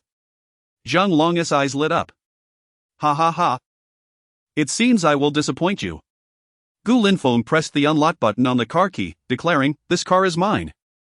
Beep beep beep, the sky blue Lamborghini flashed its lights twice, unlocking right before their eyes. Sun Feifei, who was closest, was startled by the beeping sound, instinctively loosening her grip, causing the freshly recorded video to be sent to the group chat. This car is really yours? Sun Feifei's eyes darted around frantically. Her admiration for Gu Linfeng holding the Lamborghini key was palpable. Get lost. Gu Linfeng waved his hand impatiently. At this moment, Lu Qianran and Zhang Junjie were left in a daze, their minds racing with disbelief. Is this car truly Gu Linfeng's? Class 102 group chat. Zhang Jiwei, oh my heavens, this Lamborghini worth millions actually belongs to Gu Linfeng. Shang Rongrong, where are those who said Gu Linfeng was pretending? Come out and apologize. Ma Defa, who knows if it's rented, humph. Zhang Jiwei, go rent a car as new as this one. Gao Xinrui, I never expected that classmate Gu was a rich second generation, he has hidden himself so well.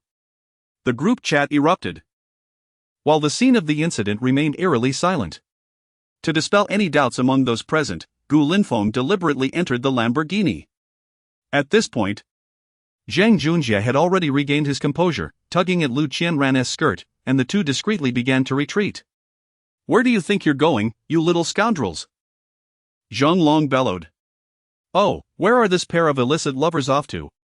Gu Linfeng strode over to Zhang Junjie, grabbing him by the neck. With a slight exertion, Zhang Junjie was lifted off the ground, his short legs flailing wildly, his face turning a shade of purple from lack of air. Let go of me. Give my boyfriend back. Lu Qianran exclaimed in shock, weakly striking Gu Linfeng's bulging biceps. Here you go. Gu Linfeng exerted a bit of force, sending Zhang Junjie flying towards Lu Qianran, pinning him down.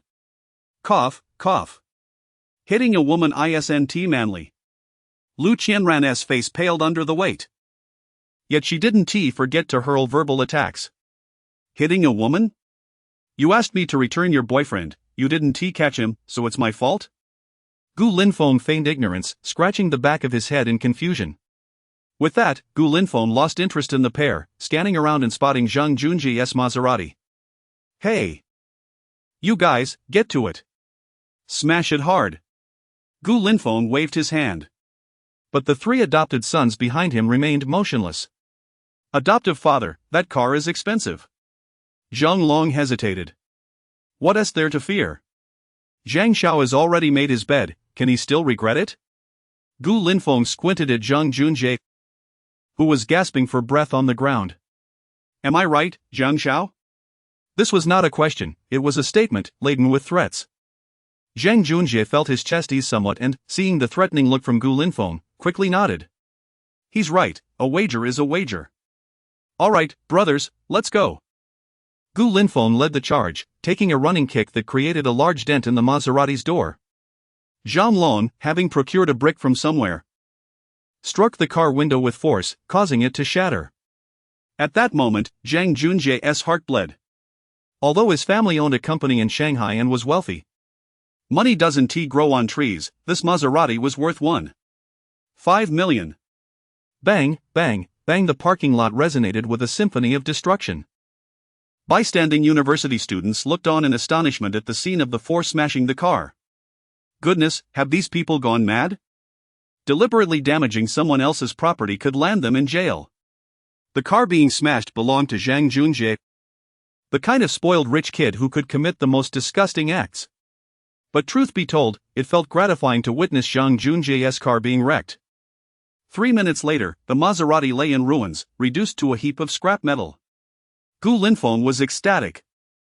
Feeling as if he had entered the world of Grand Theft Auto 5 Zhang Xiao, if there is nothing else, we'll be on our way. Gu Linfeng smiled slightly, adding, "Oh, and if you plan to call the police, it would be wise to reconsider. My brother recorded the entire incident. This was your consent for us to smash it." Zhang Junjie watched as they walked away, only then rising with Lu Qianran's assistance. "Gu Linfeng, I will remember you. We shall see." "Honey, are you all right?"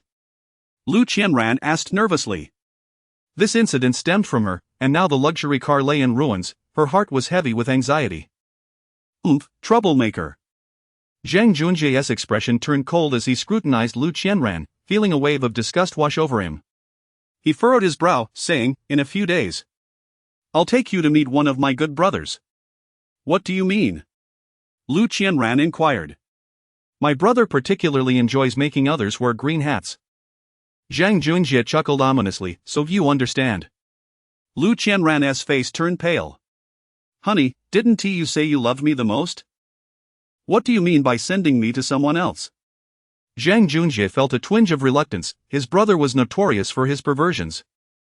Not only did he make others wear green hats, but he also kept souvenirs from each occasion. Looking at Lu Qianran's delicate face, he hesitated. "Forget it, let us see how you perform." Chapter 41, Do I Look Good Today, Classmate Gu?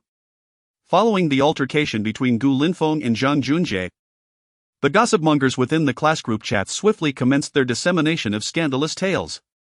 The forum dedicated to student gossip at the Music Academy was at the forefront of this frenzy. Shock.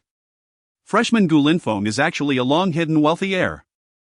Freshman Gu Linfeng recently acquired a Lamborghini.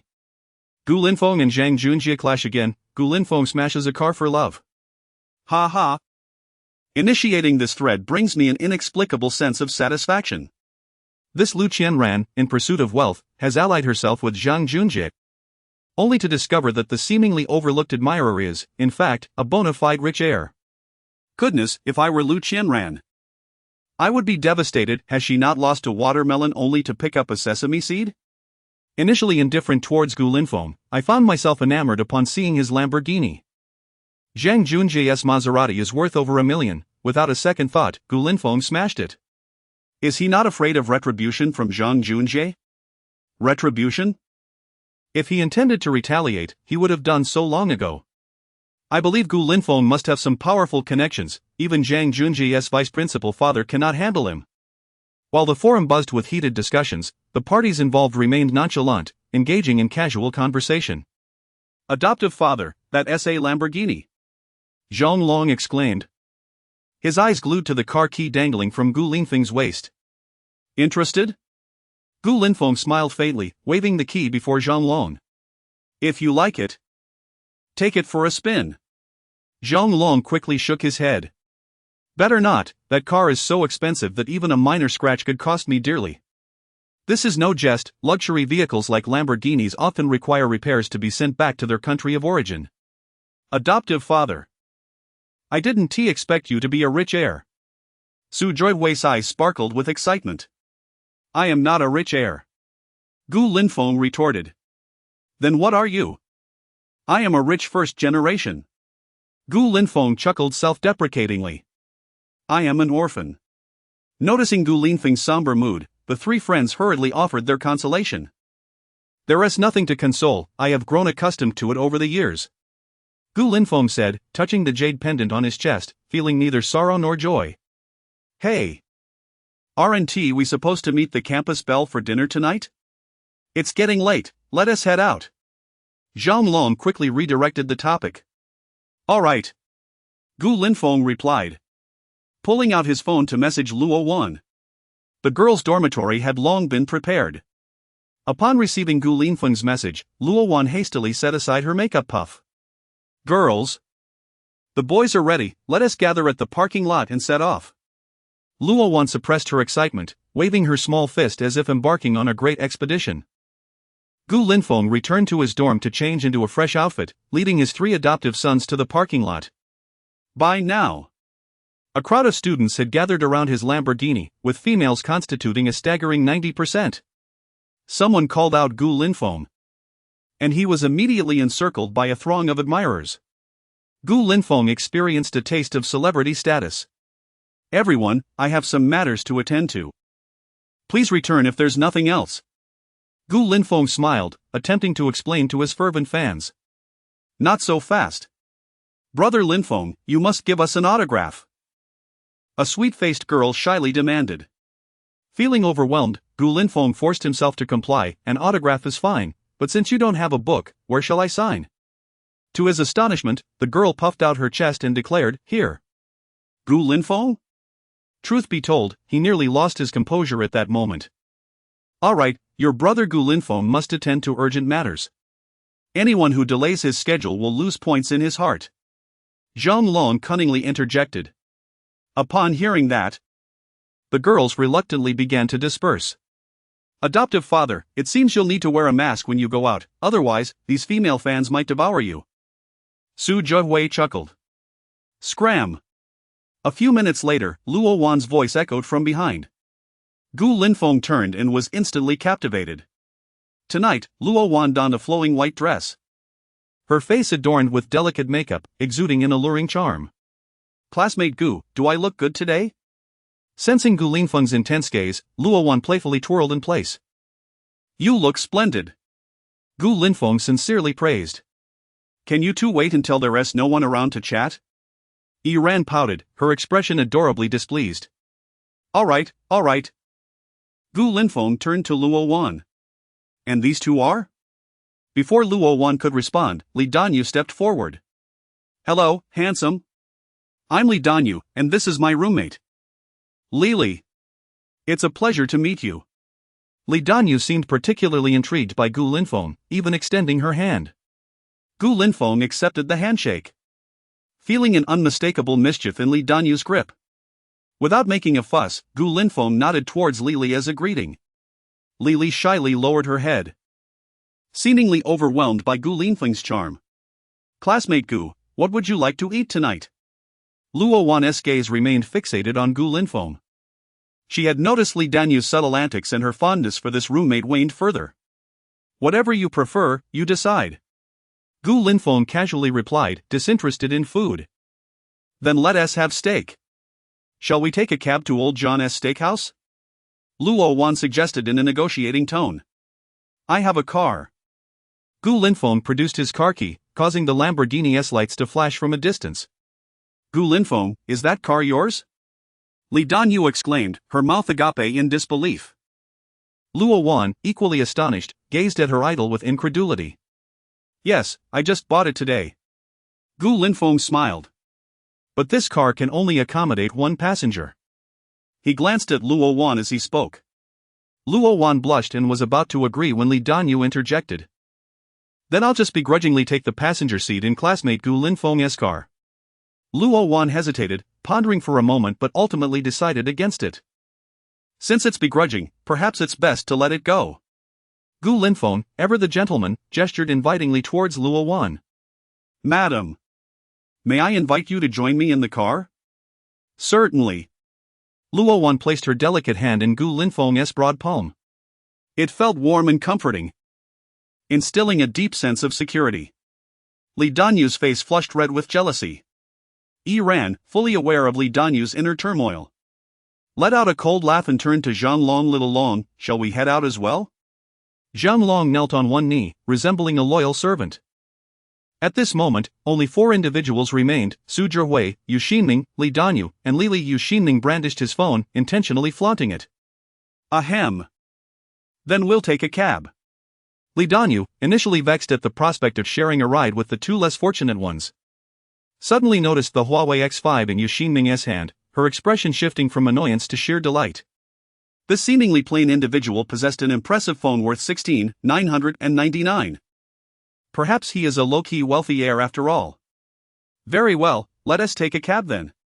P.S. Adoptive fathers, please encourage updates. I implore you. Chapter 42, Cranberry Bar. As the Lamborghini sped away from the campus, it surged forward like an arrow released from a bow. Gu, slow down. I can't take it, please slow down. Gu Linfeng glanced at the speedometer, which had reached 120 miles per hour, and hurriedly muttered an apology before easing off the accelerator. Inside the car, the evening breeze played with Luo Wan's hair, framing her face in a captivating manner. With one hand on the steering wheel, Gu Linfeng maintained a calm gaze ahead. Luo Wan stole a glance at him, her heart fluttering. He looked incredibly handsome driving the Lamborghini with one hand. To stave off boredom on the road, Gu Linfeng deliberately selected a soothing piano piece. As the music filled the air, Luo Wan found herself humming along. It must be said that those who study music possess an extraordinary sense of rhythm. Although Luo Wan had never undergone formal vocal training, her voice was sweet and enchanting. Unbeknownst to her, Gu Linfeng was becoming entranced, subconsciously comparing her to Lu Qianran. No! Lu Qianran was unworthy of such a comparison. The disparity between them was vast, rendering any comparison futile. With their own thoughts, the two arrived at Old John S. Western Restaurant. Gu Linfeng, ever the gentleman, opened the car door for her. Inside the restaurant, Li Danyu, who had just arrived, noticed the empty seat beside Gu Linfeng and promptly took it. Yan Ran, seated next to Zhang Long, couldn't help but sneer, remarking that some people simply failed to recognize their own worth. Li Danyu, taken aback by the comment, shot a glare at Yan Ran, who met her gaze defiantly. All right. Everyone, let us order, Luo Wan said nonchalantly. She was confident in her appearance, believing herself to be far superior to Li Danyu. Waiter, we'd like to order. Li Danyu huffed, determined to make a lavish order. I want a medium-rare filet steak and foie gras. Gu Linfeng raised an eyebrow at her extravagant choices.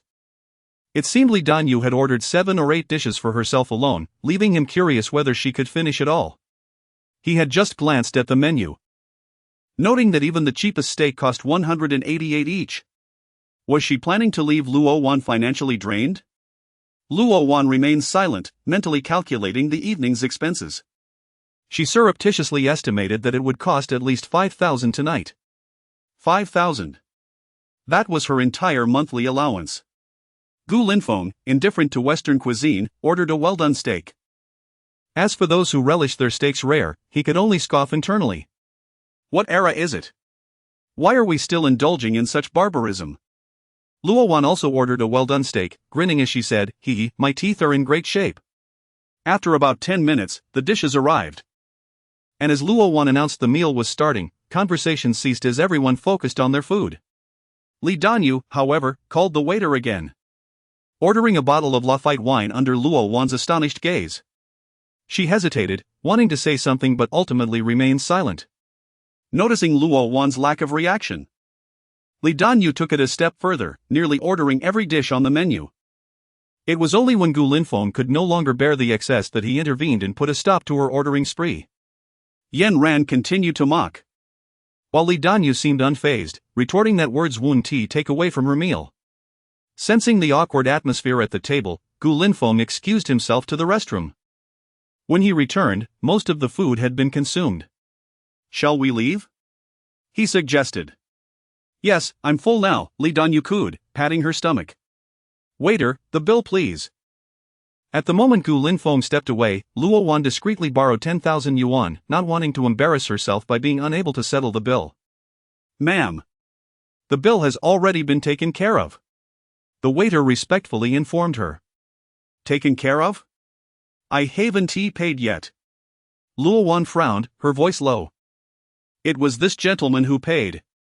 The waiter gestured toward Gu Linfeng. Ah. We agreed I would treat you, how could you let him pay? Luo Wan exclaimed in a panic, rising to argue with Gu Linfeng. But it's already settled, arguing now is futile. Just like trying to give a child red envelope money during the holidays. Gu Linfeng said, his expression serious. Fine then. Li Danyu felt a pang of jealousy. How could that wretched Luo Wan escape unscathed? Simultaneously, she grew curious about Gu Linfeng's background. He could drive a Lamborghini. And she also noticed the luxurious watch on his wrist, Patek Philippe, worth 2 million. It's still early, how about we hit a bar? Zhang Long suggested. Gu Linfeng looked at Luo Wan. It's up to you. Then let's go. Gu Linfeng had never been to a bar and was secretly eager to try it. Yan Ran provocatively glanced at Li Danyu, saying, Didn't you just say you were too full to move? Why don't you head back to the dormitory?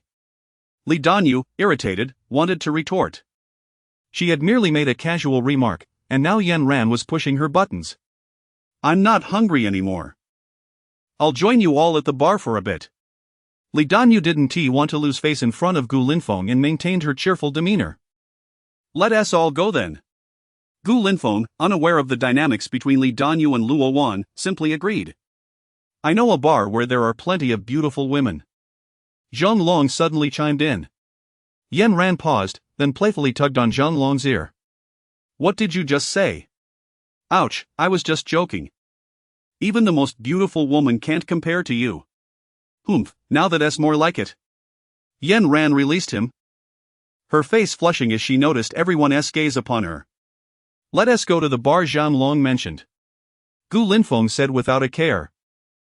Upon entering the cranberry bar, Gu Linfeng was immediately overwhelmed by the deafening music, sending shivers down his spine. Looking toward the stage, where young men and women danced frantically, he couldn't comprehend what was so entertaining about this place. Sir, how many of you? The waiter shouted, approaching them. It was necessary to raise one's voice to be heard over the cacophony. 8 of us. We want the best table. And the most expensive drinks. Gu Linfeng shouted back. The waiter perked up, looking at Gu Linfeng as if he were a long-lost father. Right this way, sir. Gu Linfeng led the way, observing the women around him. They were young, but their attire was quite revealing. He even noticed couples in the center of the dance floor passionately kissing. No wonder bars were said to be havens for romantic encounters, the patrons here were certainly unreserved. Chapter 43, Linfeng, I don't wish to return to the dormitory tonight. As Gu Linfeng settled into his seat, the server approached with a flattering demeanor, inquiring, Sir, the V01 suite has a discount of 50,000. What do you think? Never mind. Gu Linfeng replied nonchalantly, gesturing towards the drink menu. Bring me 2 sets of the Shenlong suite. Sir, our Shenlong suite costs 888 each. Are you certain? Absolutely. And please bring some food and drinks as well. The bar was excessively loud, rendering the conversation between Gu Linfeng and the server inaudible to those nearby. As Gu Linfeng fiddled with his phone, he was startled by the excited exclamations of a few friends beside him. Upon looking up, he spotted 4 or 5 bunny girls gracefully approaching, their trays laden with drinks that appeared rather extraordinary. Wow! Who is so extravagant as to order the Shenlong suite in a bar? Zhang Long exclaimed dramatically. Could it be that they are coming over here? The group turned their attention to Gu Linfeng, who instinctively nodded in affirmation. At that moment, the blaring music abruptly ceased. The host tapped the microphone and, pointing towards the V01 suite, proclaimed, Guests in V01 have ordered 2 sets of the exquisite Shenlong suite, let us welcome our esteemed guests with the warmest applause and cheers. In an instant, Gu Linfeng's table became the center of attention. Some girls stirred with interest, but upon noticing the sudden dimming of Luo Wan's expression, it was clear that she felt overshadowed. The girl beside Gu Linfeng, distinctly a fresh-faced student, was in a league of her own compared to the more seasoned women around her. Luo Wan gasped, covering her cherry lips in astonishment. Did he just spend over 100,000? Li Danyu, who had arrived a bit later and hadn't managed to sit beside Gu Linfeng, began to stir restlessly. The bunny girls swayed their figures as they reached the V01 suite, casting flirtatious glances at Gu Linfeng. To be close to the big boss is the way to go. They disregarded Luo Wan's disapproving looks. Humph, a bunch of brazen hussies. Luo Wan muttered under her breath, marking the first time she had cursed that evening. Luckily, Gu Linfeng remained unfazed, or she might have lost her composure. Come on, everyone, drink up. Tonight, Gu Xiao is treating. Zhang Long was the first to pop open a bottle, pouring drinks for everyone present. Gu Linfeng took a sip, finding it overly sweet and not to his taste. In contrast, Luo Wan delighted in it, as girls naturally have a weakness for sweetness. At that moment, a mature woman in her late 20s, clad in a qipao, entered the suite. The view she presented as she lifted her leg was particularly captivating. Gu Linfeng was taken aback. Who are you? He asked. Brother? Are you not welcoming your sister? The mature woman provocatively licked her lips. This place does not welcome you. Luo Wan, resembling a protective kitten, was the first to confront her. "Oh, so you have a girlfriend?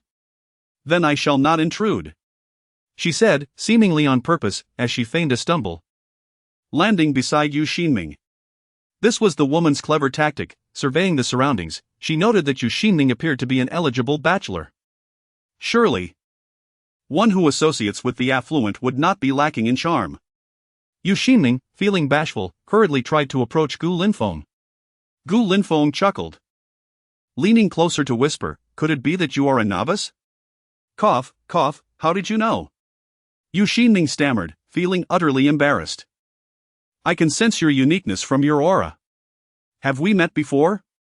"No, your face tells 1,000 tales." "Ha!" Yu Xinming rubbed his nose, feeling as though he had been insulted.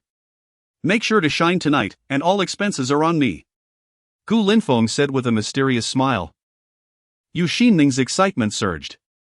Initially, he thought Li Danyu was appealing, but after some interaction, he realized she too was rather materialistic. "Brother, would you mind if I drank your liquor?" The mature woman seemed to have guessed something, turning her attention to Yu Xinming. "Drink, go ahead."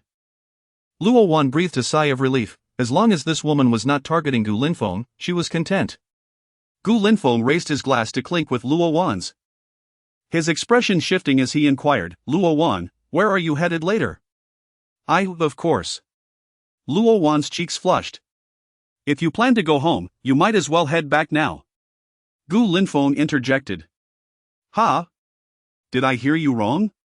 What did you say? I didn't catch that." "Nothing, nothing." Gu Linfeng suddenly recalled a cheeky phrase he had encountered and attempted to use it, but it seemed to have missed the mark. Luo Wan, appearing somewhat inebriated, leaned closer to Gu Linfeng and softly murmured, "I don't like it when you're with other women." This caught Gu Linfeng off guard, his mouth twitching as he felt an overwhelming urge to acquiesce and swear his devotion. "You've had too much to drink, Luo Wan. I'll take you home later." "No, I'm not drunk. Linfeng, I like you." Luo Wan, lost in her feelings, exuded a fragrance unique to pure-hearted women. "Let us not rush things. Are we moving too fast?" Gu Linfeng protested, though inwardly, he was elated. After all, this was the third-ranked campus beauty. A figure capable of overshadowing numerous stars in the entertainment industry was professing her feelings for him. "No, I truly like you." Luo Wan summoned her courage. "Linfeng, I don't want to go home tonight. Where do you wish to go instead? Weren't you just saying you would go home?" Luo Wan lowered her head shyly. So she had heard everything clearly. "You misheard," Gu Linfeng hurriedly clarified. Luo Wan fell silent, her gaze fixed intently on Gu Linfeng. Internally thinking, I've been so forward. What a coward. Gu Linfeng felt a surge of anxiety. He hadn't anticipated that a mere flirtation could lead to such an awkward situation. Nevertheless, his heart brimmed with joy. Without Lu Qianran, a more exceptional Luo Wan had arrived. Was this what they called being smitten? In an instant, he recalled another saying, when a woman can sway your emotions, don't hesitate to cut her off. Though that may be the case, Gu Linfeng was reluctant to part ways. Eventually, Luo Wan sighed. Tugging at Iran's arm, accompany me to the restroom. Lost in a drinking contest with Zhang Long, Iran didn't think twice as the two women left the suite together. Seeing Luo Wan depart, Li Danyu thought this was her chance. Just as she was about to rise, the mature woman returned to Gu Linfeng's side. "Little brother, how did you just reject me?" she inquired. "By the way, how old are you this year?" Gu Linfeng frowned, replying, 18. 18? You must still be a student. It's quite rare to see someone your age splurging in a bar. I meant 18 centimeters. Really? TSK, if my sisters find out, they'll be envious. The woman licked her crimson lips, her eyes sparkling with interest. Gu Linfeng shook his head slightly. Take care of my brother, and name your price, I will accommodate. The mature woman was momentarily taken aback, glancing down at her alluring figure. At that moment, she felt a pang of insecurity. Had her allure diminished so drastically? Yet, upon hearing Gu Linfeng's generous offer, she inquired, "What can you offer? Money is so mundane. I'll let you keep a set of the Shenlong suite here at the bar. If you wish to refund, go to the bar manager." Gu Linfeng had surprisingly grasped the nuances of negotiation. Deal. The mature woman was unreserved, knowing she could return 70,000 for the 888 Shenlong suite. 70,000. Just like that, an effortless gain. With that, she stood and returned to Yu Xinming's side as Gu Linfeng settled back into his seat. "Brother, I need to use the restroom," the sister said, her balance slightly wavering. "Please accompany me." Without awaiting Xuming's response, she grasped his hand and swiftly made her way to the bathroom. Xuming followed her like a marionette, completely under her influence. At that moment, Gu Linfeng glanced over at Su Jiwei. Since Xuming had already been assigned, it seemed unnecessary to worry about this one. However, he soon realized he had underestimated the situation. Su Jiwei and Li Li were engrossed in conversation, occasionally stifling laughter, as if Su Jiwei had captured her full attention. Chapter 44, Memories of Parents. Luo Wan soon returned with Iran, casting a glance at Yu Xinming's position before exchanging a meaningful look with Iran. The expressions of the two women suddenly blossomed with a flush of excitement. "What's the matter?" Gu Linfeng inquired, puzzled. Luo Wan seemed to recall something and hastily shook her head. "It's nothing." "Then let us revel in the center of the dance floor," Gu Linfeng proclaimed as he raised the wineglass from the table and drank it in one gulp. After all, everyone must experience their first time. He needed to quickly immerse himself in this intoxicating world. The dim lighting of the cranberry bar created an enigmatic atmosphere, transporting one to another realm. The pulsating music reverberated through the air, its vigorous rhythm compelling bodies to sway in unison. The air was thick with the unique fragrances of various women, drawing him deeper into this alluring environment. In the heart of the dance floor, Gu Linfeng moved his body freely, though his movements were clumsy, no one mocked him. Luo Wan pressed close to Gu Linfeng, inhaling the scent of male pheromones emanating from him. In that moment, she found herself intoxicated once more. The next day, Gu Linfeng awoke early. He had taken a taxi to drop Luo Wan back at her dormitory, while the Lamborghini was returned to the parking lot by a chauffeur. Last night had been a golden opportunity to win over the goddess, yet Gu Linfeng had failed to seize it. After whispering something to Luo Wan, Iran appeared unbothered, as if nothing had transpired. Gu Linfeng, possessing remarkable hearing, had heard nothing amidst the clamor of the bar. However, having studied lip reading, he deciphered the following message: Luo Wan, if things progress too quickly, men will not cherish it. Regrettably, had he known last night, he would have decisively taken Luo Wan to a hotel, turning the raw into cooked. If successful, he too could enjoy the comforts of lodging outside, just like Yu Xinming. Yu Xinming? Gu Linfeng glanced at the upper bunk, pondering. Where is Yu Xinming? Zhang Long groggily opened his eyes, having left with that mature woman from last night.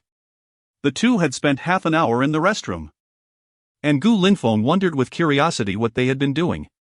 With a contemplative nod, Gu Linfeng mused about the thrilling escapades.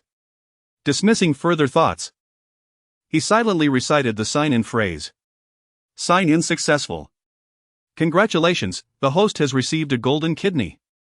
Again? Gu Linfeng fumed, damn system. How many times will you deliver late? Golden kidney enhances memory and focus while allowing the host to avoid nocturnal awakenings, night sweats, and fatigue. Ah! Quite an array of functions. Let us merge it. Golden kidney merging. Gu Linfeng felt a tightening sensation in his lower back, and instantly his spirits soared, as childhood memories crystallized with clarity. He even recalled the appearance of his parents at the moment of his birth into this world. Why did his parents' faces seem so familiar? He must have seen them somewhere before. Gu Linfeng's memory could not be mistaken. If he claimed to have seen them, then indeed he had. Wait a moment. He suddenly remembered. The man in his memory was none other than Gu Baichen, the chairman of the Huhai Gu group. A quintessential domineering figure, how could he possibly be mistaken? With urgency, he opened his phone and searched. Gu Baichen, male, age 50, chairman of the Gu group. His net worth exceeded hundreds of billions, and his position in Huhai was paramount. His wife, Wu Yuzhen, a financial professor at Kainan University, also aged 50, matched the description in his memory perfectly. As he perused their profiles, Gu Linfeng felt no excitement. Instead, he remained indifferent. He was thriving on his own and had no need to seek familial connections. Moreover, with the Gu family being so formidable, if they truly wished to find him, they would have done so long ago. Why wait until now? As for any obscure secrets within this matter, he had no desire to uncover them. Just as Gu Linfeng sank into contemplation, the dormitory door swung open. Yu Xinming, who had not returned all night, strolled in holding steamed buns and soy milk. "How did it go last night?" Gu Linfeng asked, a hint of envy lacing his tone. At that moment, Yu Xinming slowly turned his head. "What the hell? You look utterly drained," Gu Linfeng exclaimed in shock. Yu Xinming appeared pallid, with sunken eyes and a vacant stare, resembling a specter. "Last night, I was so engrossed in my studies that I lost track of time." Zhang Long was taken aback by Yu Xinming's disheveled appearance. And upon hearing his earnest words about studying, he couldn't help but laugh and chide. "If it's such a good book, did you take notes while reading? Taking notes is not the way of a gentleman." Yu Xinming waved his hands urgently. "I can't take it anymore, I'm utterly exhausted. They'll call me for rehearsal soon. I need to recharge." With that, he collapsed onto his bed, and within seconds, the sound of snoring filled the room. Gu Linfeng mused, this 888 investment in Dragon Suit was not in vain. Xinming is truly a paragon of diligence, we should strive to follow in his footsteps. Zhang Long, seemingly invigorated, whipped out his phone and began chatting excitedly. It seemed he was determined not to relent until he secured Yiran's affections. "By the way, Zhi Hui, what's the story between you and Li Li?" Gu Linfeng inquired with curiosity, recalling their flirtation at the bar last night. "We're both from the same hometown. When hometown folks meet, there's bound to be some emotional connection, so we chatted a bit longer." Su Jiahui replied, somewhat bashful, "Our relationship is very innocent. Please don't misunderstand." "Innocent? From what I saw last night, you were almost kissing." Gu Linfeng chuckled, rising from his bed to have breakfast. After the meal, Gu Linfeng glanced at the news on Balu Automobile. Following the public outcry in Longhua, the company had lost nearly 2 billion euros in value overnight in overseas stock markets, suffering significant damage. Balu's executives promptly took severe measures against the management team in Greater China. That capital pretending Robert and his uncle, Dog Egg faced a reckoning. Regrettably, Gu Linfeng had no chance to confront Robert directly. "You ask if I am aware of the terrors of capital. I wonder if you comprehend the horrors of public opinion?" An expatriate executive daring to show his teeth in Longhua would find himself swiftly silenced. Notably, the two female sales representatives from Balu had faced online harassment. Gu Linfeng, though somewhat soft-hearted, felt no sympathy for these sycophantic individuals. They needed a lesson to remember who truly held sway in this land. That evening, the welcome party was approaching, and Zhang Long called out from the dormitory, "Let us practice." Gu Linfeng felt intrigued. Zhang Long had mentioned that the three of them would perform a skit. Performing a skit at a music academy, wasn't that tantamount to forfeiting their romantic prospects? Chapter 45, Face? Your face is akin to a shoe insole. Yu Xinming was still deep in slumber when Zhang Long forcibly woke him. "Stop fooling around, darling. I simply cannot muster the energy, allow me to sleep a little longer." Yu Xinming did not even open his eyes, smacking his lips before dozing off again. "Darling?" Zhang Long was momentarily taken aback, then seething with anger. "What nonsense! Get up and prepare for rehearsal immediately." Zhang Long's furious roar instantly jolted Yu Xinming awake. "Ahem, my apologies. I was just too exhausted," Yu Xinming said, feeling quite embarrassed. Gu Linfeng couldn't help but chuckle inwardly, a little impressed by Yu Xinming's dedication to this so-called darling. What a state this young man was in, dreaming about. After rehearsing for a while, Gu Linfeng felt a wave of second-hand embarrassment wash over him. The entire performance was nothing but a cacophony of puns and erratic movements, making him wish to prepare dumplings. The Spring Festival gala vibe was overwhelming. "So, this dumpling must be devoured, mustn't it?" Gu Linfeng inadvertently voiced his thoughts, quickly adding, Are you certain this skit is worthy of the esteemed stage of the Conservatory of Music? Not amusing? Zhang Long blinked his innocent eyes and replied. Iran found the script quite interesting. She's looking forward to my skit. It's true that not a family enters a family. Gu Linfeng sighed. Oh, by the way. Foster father, I heard your ex-girlfriend, Lu Qianran, is also performing. At this, Zhang Long lowered his voice deliberately, casting a mysterious glance at Gu Linfeng. Foster father. Can you guess who she is performing with? Gu Linfeng maintained a stoic expression as he uttered a single word, who? It's Zhang Junjie.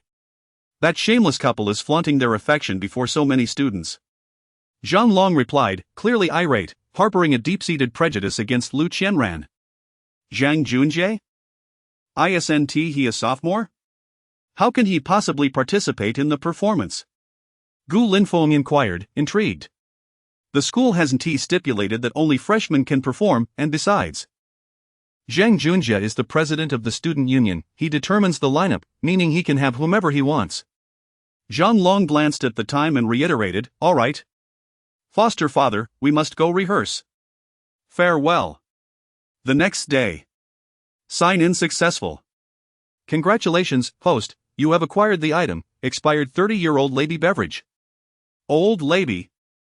One sip and silence. Effect, 3 days and nights of relentless urgency, instantly transforming you into a launching warrior. Young man, take it and indulge in mischief. What on earth? Gu Linfeng silently muttered as a bottle of lady beverage appeared in his hand. Upon careful inspection, he realized.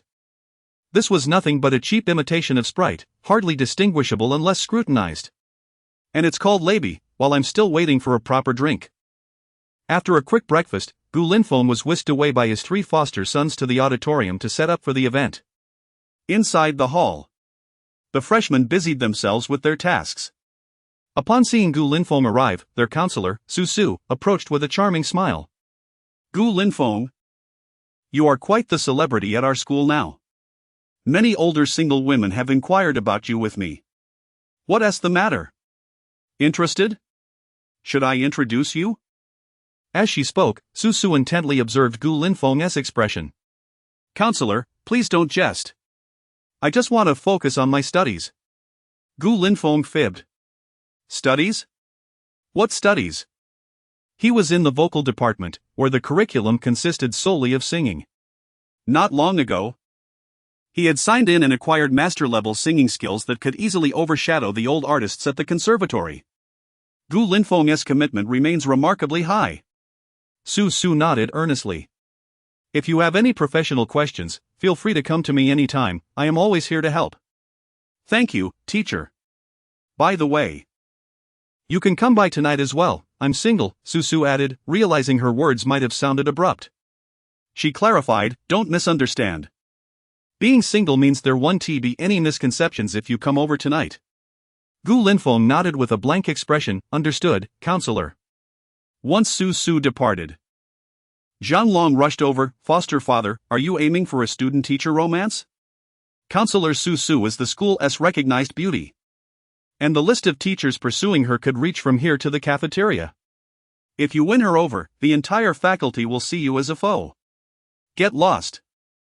Gu Linfeng's expression darkened as he kicked Zhang Long's ample backside. I'm sorry. Foster father. The 3 hurriedly ran away. At that moment, a commotion erupted outside the auditorium. Are you blind? Didn't you see President Zhang is coming? Step aside. A brazen voice rang out, prompting Gu Linfeng to instinctively look back. Zhang Junjie strode in, chest puffed out, exuding an air of arrogance, flanked by 4 or 5 students sporting student union badges. The reprimanded students, upon seeing the student union members, dared not retort and quickly stepped aside.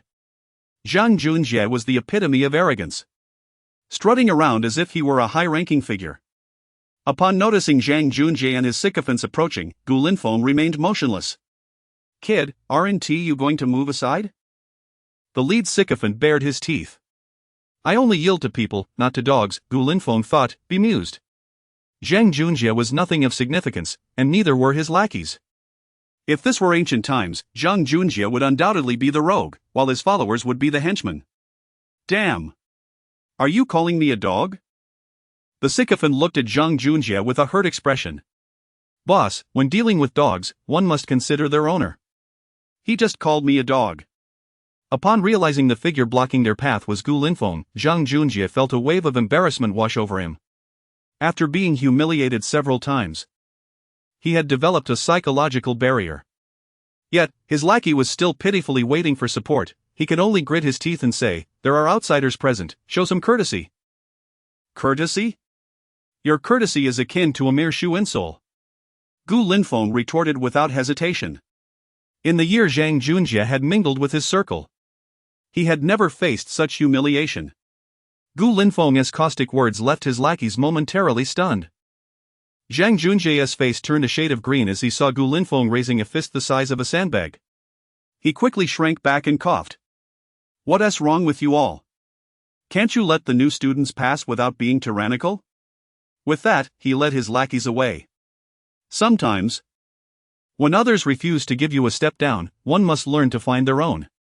Zhang Junjie managed to save face under the guise of caring for new students. Unfortunately, after taking a few steps, one of his lackeys suddenly realized, wait, isn't this the Lamborghini owner who smashed the boss's car yesterday? Indeed, it is. I believe his name is Gu Linfeng. I heard the boss's girlfriend is the one who snatched this guy's. This is a grudge of betrayal and a vendetta of dishonor. Oh no, after I asked him to move, will he hold a grudge against me? I only have a bicycle, not a luxury car for him to smash. Zhang Junjie's face darkened, and he turned back with a fierce glare. Damn it! I'm not deaf. Can you lower your voices when whispering? All his lackeys immediately fell silent. Zhang Junjie squinted, continuously comforting himself, don't be angry. Don't be angry. At the welcome gala, I'll ensure you embarrass yourself in front of the entire school. Indeed, he had forgotten the pain of being beaten. Gu Linfeng smirked disdainfully. Chapter 46, The Gambling Father and the Ill Mother. After some self-reassurance, Zhang Junjie felt considerably better. Unable to humiliate Gu Linfeng directly, he decided instead to target his 3 adopted sons. Let us begin with you. Zhang Junjie beckoned, and his sycophant hurriedly stood by, awaiting orders. Go! Cancel that ridiculous skit the 3 fools are performing. Isn't the program already set by the student council? Will it really be cancelled just like that? The sycophant fretted. Are you an idiot? I am the president of the student council, whoever I want to perform will perform. And whoever I don't want can kneel for all I care. Zhang Junjie, unable to contain his fury, delivered a sharp slap to the sycophant's head. The resounding crack echoed throughout the auditorium. Hey, you lot! The sycophant suddenly transformed, now standing tall and poking his finger into his nose. What's up? Zhang Long asked, bewildered. Yes, you.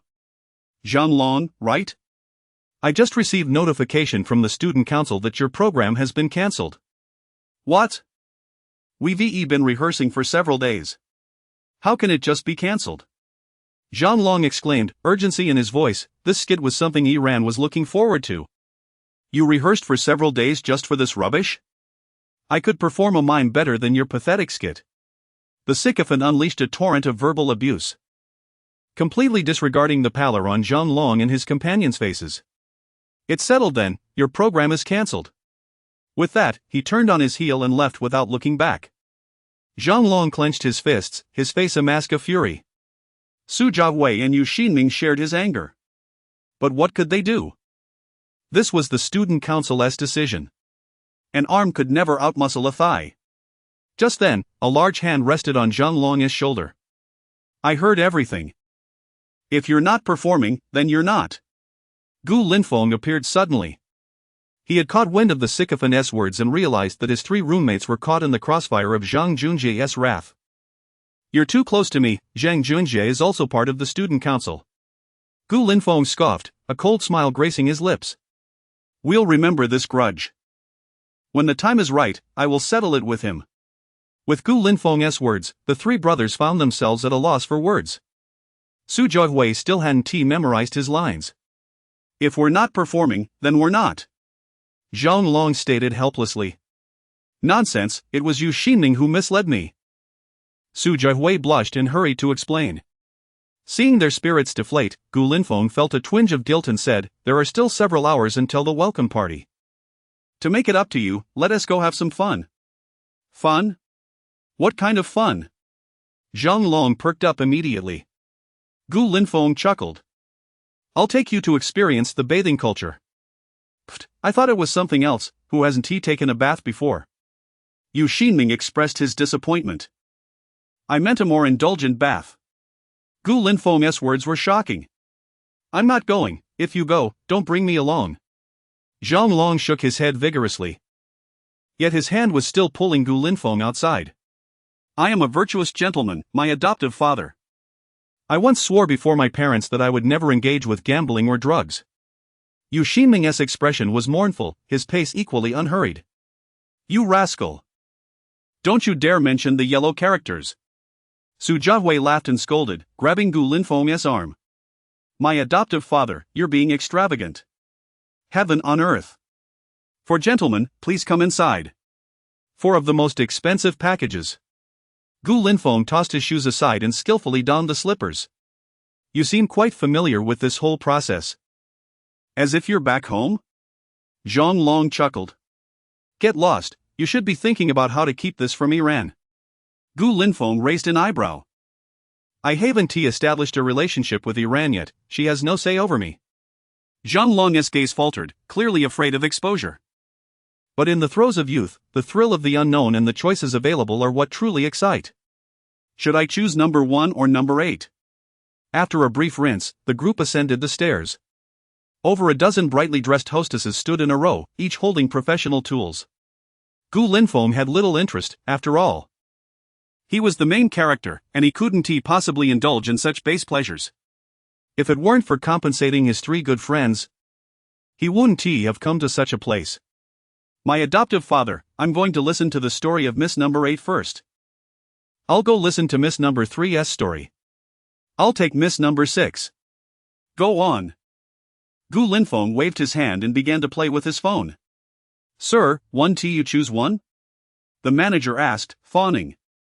I have no particular preference, never mind. Upon noticing Gu Linfeng's disinterest, the manager ceased his chatter and led the remaining attendants out of the private room. Time passed.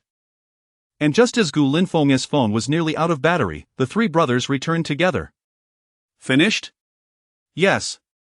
Their stories were so tragic that I felt immense sympathy and shed tears of joy. Zhang Long said, invigorated. A gambling father, a sick mother. A sister in school, and a shattered self. If I don't love her, who will? Su Jiahui chuckled, feelings rising like the wind, difficult to quell. Stop with the poetic nonsense, just tell me how many rounds you added. 3. Su Jiahui lowered his head shyly. And you? Gu Linfeng turned his gaze to Yu Xinming. I didn't do anything, my body simply cannot handle it. Yu Xinming was somewhat disheartened, recalling last night's madness. A heart willing yet unable. Is your mood settled now? Gu Linfeng straightened his posture. It is settled. If we're not performing, then we're not. Ha ha. I didn't take it to heart at all. Gu Linfeng stood up and was the first to exit the room. Sir, your total is 58,888. Will you be paying by card or via WeChat? WeChat, please. Upon hearing the total expenditure of 58,888 from the 3 companions, Gu Linfeng's heart nearly stopped for a second. Sir, please keep your receipt. The female cashier flirtatiously handed over a thick stack of receipts. Gu Linfeng received it. But his hand slipped, and the receipts unfurled. It was a full meter long. This scene drew the attention of several other patrons. Young people truly know how to enjoy themselves. Just how many hostesses did they consult for their stories? Shouldn't this be enough for a novel of 100,000 words? Let us go. Gu Linfeng, his face darkened, tossed the receipt to Zhang Long and dashed out without looking back. He simply could not bear to remain with these 3 fools. My adoptive father, do you want the receipt? Zhang Long chased after him, holding the receipt in his hand. Get lost, What do I need the receipt for? Can I get reimbursed? Gu Linfeng cursed back. What kind of twisted logic is this? Who goes to a bathhouse to consult engineers and expects to get reimbursed for the receipts? Thinking about it. The accountant stared at the 58,888 worth receipt, falling into silence. Essential oils for back massage, 88 times. Health treatments, 88 times. Chapter 47, a program? I never signed up for one. The four of them playfully returned to the school, and upon arriving at the auditorium, their counselor, Su, rushed over. Her face etched with anxiety. Gu Linfeng, where have you been? You haven't been answering your phone, I'm frantic. Gu Linfeng, somewhat puzzled, inquired, my phone died. Is there something urgent? Taking a breath to steady herself, Su replied, You secretly signed up for a performance and didn't inform me. Now you disappear. And it's as if you're intentionally trying to worry me. Wait a minute. Gu Linfeng exclaimed, taken aback. What performance? You registered with the student council to perform at the welcome party, didn't you? I've seen the program list and original song. I didn't realize you were such a talented individual. Su gazed at Gu Linfeng with admiration, surprised to discover his hidden talents. A man who is both secure and multifaceted, who wouldn't be enamored? Foster father, you're secretly staging a comeback to astonish everyone, aren't you? Zhang Long teased. A grin spreading across his face.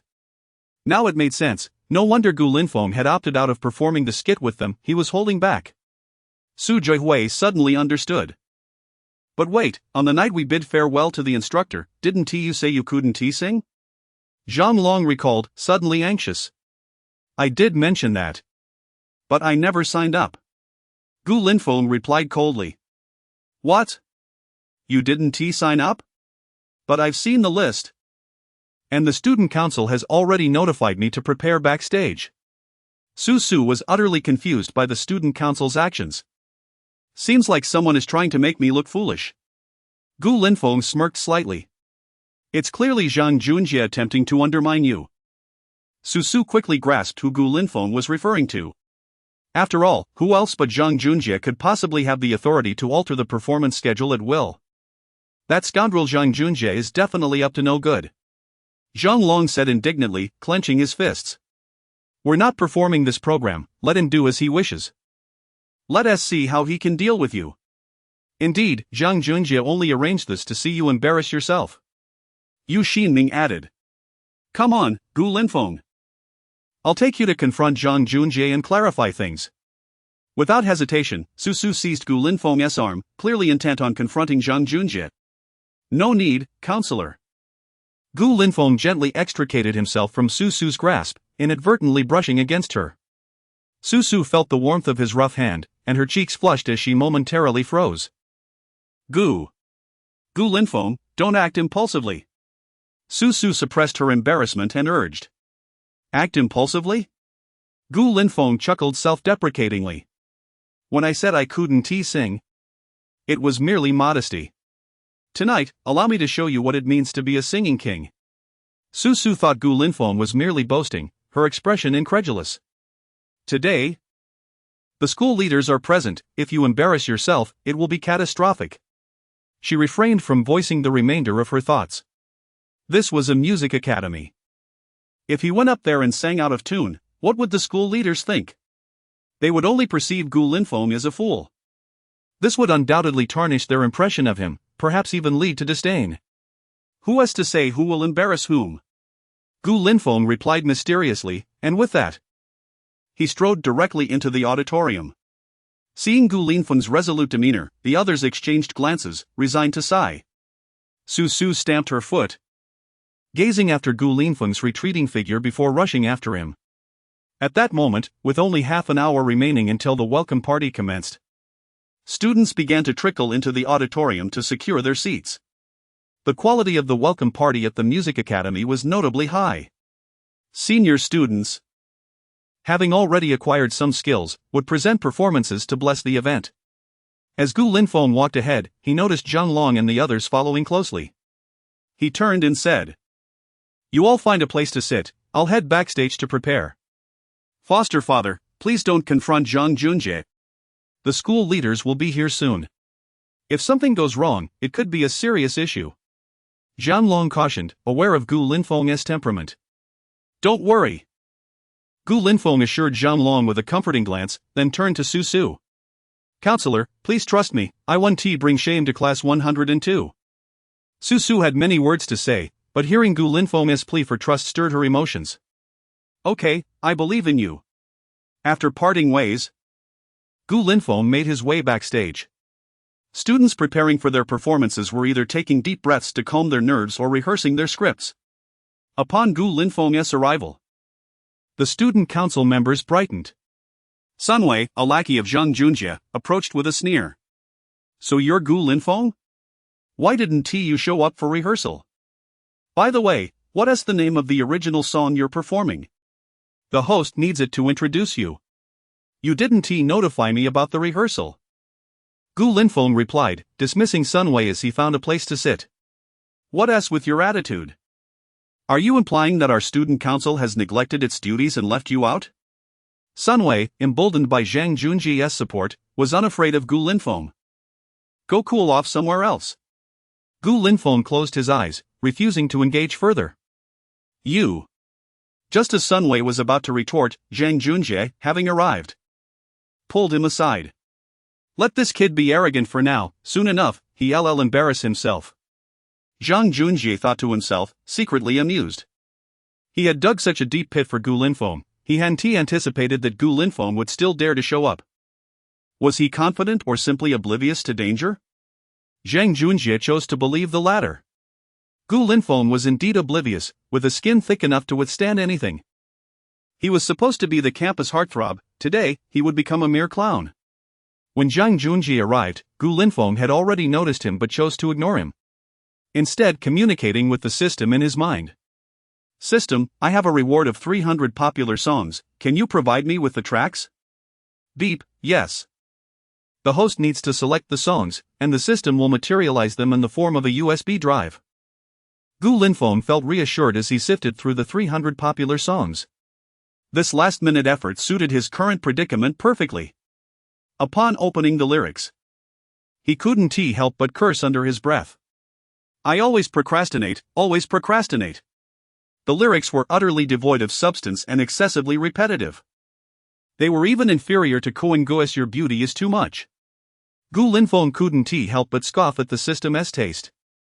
Beep, the songs compiled by this system are the top 300 in terms of play count, not classic songs. No wonder. Gu Linfeng realized. In truth, he had misunderstood the system. Although this song was terrible, its play count was indeed impressive, reportedly surpassing 100 million. Anyone who had heard it would invariably leave a scathing comment. Subsequently, Gu Linfeng began to sift through the selections until one particularly familiar song caught his eye. This one will do. Chapter 48, The Campus Bell. Li Yitong. As Gu Linfeng conversed with the system, Lu Qianran entered the backstage adorned in a stunning white evening gown. Although her character left much to be desired, her appearance was undeniably striking. The moment she stepped into the area, a throng of male admirers began to whisper among themselves. Lu Qianran looked ravishing, with curves that would make any man weak at the knees. If I were to win her affection, I would gladly sacrifice 3 years of my life. One of them jested, my friend, your hunger is palpable, it seems you desire every woman's company. Should Zhang Junjie overhear? He might well have your third leg amputated. Come on, I was merely daydreaming, it's not a crime to fantasize. Today's female host was none other than the second-ranked campus belle, Li Yitong, who was undoubtedly a step above Lu Qianran. Initially, Lu Qianran relished the attention from her male peers, but upon hearing them mention Li Yitong, her mood soured. This campus belle ranking was a lifelong source of anguish for her. Despite her own alluring figure and beauty, she had never even grazed the threshold of that esteemed list. Were these men truly blind? Disinterested in the banter of those unremarkable fellows, Lu Qianran donned a more enthusiastic facade and approached Zhang Junjie. He, clad in a white suit that seemed tailored for a child, stood at a mere 5 feet tall, appearing rather comical. Oblivious to his appearance, he busied himself with grooming his slick-back hair in front of the mirror. Darling, I'm feeling a bit nervous, Lu Qianran cooed playfully. With me around, What is there to fear? Zhang Junjie replied possessively, wrapping his arms around her waist, greedily inhaling the scent of her perfume. Gu Linfeng stifled a laugh. Bemused by the real-life parody of Wu Dalong and Pan Jinlian, Lu Qianran, towering on her high heels, had Zhang Junjie's chin at eye level. Such a height difference could only be described as adorably mismatched. Enough with the teasing, are you looking for trouble? Zhang Junjie's expression darkened. For nothing irked him more than being mocked for his height. He hailed from a prestigious lineage, yet his towering insecurity stemmed solely from his stature. This was a matter dictated by genetics, impervious to wealth. Unless one resorted to bone-lengthening procedures. But given Zhang Junjie's 5-foot frame, how much could such procedures truly add? I never mentioned you, why are you so quick to assume? Gu Linfeng shrugged, feigning innocence. Gu Linfeng, I'm aware you were devastated after our breakup, but do not attempt to garner my attention in such a manner, our fates are decidedly incompatible. Lu Qianran declared shamelessly. How brazen of you! I initiated our breakup, remember that. Gu Linfeng retorted. You'll soon be taking the stage, and with that tone-deaf voice of yours. I can't wait to see how you manage. Lu Qianran snapped in frustration, accidentally revealing her vulnerability. Gu Linfeng couldn't help but smirk knowingly. Both Zhang Junjie and Lu Qianran seemed determined to embarrass themselves, but fate had other plans for them. What's all this commotion about? At that moment, a girl clad in a wine-red evening gown entered, her white high-heeled shoes accentuating her sweet appearance as she stood at the entrance of the banquet hall. Illuminated by the soft glow of lights, exuding elegance. The lace gown gracefully draped over her figure, highlighting her fair complexion, while her softly curled hair cascaded down her shoulders, enhancing her delicate charm. Wow, it's Li Yitong. She is simply breathtaking. One exclaimed. Are you serious? Li Yitong completely eclipses Lu Qianran. Another chimed in. See? My taste in beauty has always been impeccable. Even Gu Linfeng found himself captivated by her beauty. Li Yitong frowned, displeased. She relished being admired, yet detested being the subject of gossip. Hello, Li Yitong. I'm Zhang Junjie, may I have the pleasure of your acquaintance? He approached, seemingly unfazed by the resentful glances from Lu Qianran. Zhang Junjie was well aware that Li Yitong's beauty and grace far surpassed Lu Qianran's, and he believed that spending an intimate evening with such a goddess would be worth any expense. I'm not interested, Li Yitong replied, turning her head in distaste. You wish to know me, but I have no interest in knowing you. Zhang Junjie's expression soured, internally cursing her, yet maintaining his smile, he continued. I forgot to mention, my father is the vice principal of our school, Zhang Yud. And that concerns me how? Li Yitong queried, her beautiful face etched with confusion. She had anticipated that invoking his status would make her fawn over him, but his cold reception left him feeling defeated. It may not concern you directly, but if you seek advancement in school, it certainly does. Zhang Junjie grinned confidently. Sorry, but I have no desire to advance. Li Yitong retorted dismissively, subsequently ignoring him to focus on the other performers preparing to take the stage. The show is about to begin, the first performer, please get ready. Zhang Junjie quietly lamented the lost opportunity, realizing that such a beauty was not easily swayed. But then, an unexpected moment unfolded before him. Li Yitong, who had barely acknowledged him, suddenly turned her gaze towards Gu Linfeng. Gu Linfeng, I've heard you're performing an original song. May I inquire about its title? She inquired with a gentle smile, reminiscent of a blooming flower. Oh? You know me? Gu Linfeng was taken aback. Of course, you're quite well known. Li Yitong admitted. Her interest piqued by the handsome young man before her. How flattering. However, as for the title, I prefer to keep it a surprise until my performance. Gu Linfeng humbly replied. Seeing Gu Linfeng's reticence, Li Yitong felt a twinge of disappointment. Just as she was about to excuse herself, Zhang Junjie interjected, Oh please. An original song? Don't make me laugh. Do you really think someone from a military background can sing? I bet he'll be belting out unity is strength. Indeed. Li Yitong, don't be fooled, he can't sing at all. Lu Qianran jumped in, eager to strike. What does my ability to sing have to do with you? Gu Linfeng snapped, his patience waning as he faced the duo. Vulgar. Crass. Lu Qianran retorted. Li Tong, you should steer clear of such people. They lack any semblance of decency. As Gu Linfeng prepared to unleash a torrent of verbal jabs, Li Tong, with genuine interest, shook her head. No. I find Gu Linfeng quite intriguing. Chapter 49, The gala commences. Alas, the sky has fallen. The campus belle has taken an interest in Gu Linfeng. Oh dear. Must my secret affection perish before it even begins? The age-old adage rings true, men pursue women across mountains, while women pursue men through veils. Gu Linfeng. You must hold your ground, under no circumstances should you allow Li Tong to prevail. As Zhang Junjie listened to the surrounding murmurs, he trembled with indignation. Must Li Tong be so hypocritical?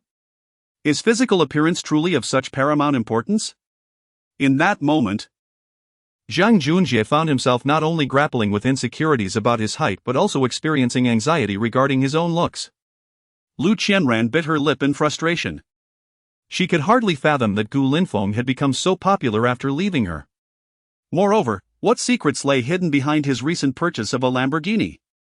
Gu Linfeng, upon hearing Li Tong's words, felt momentarily bewildered.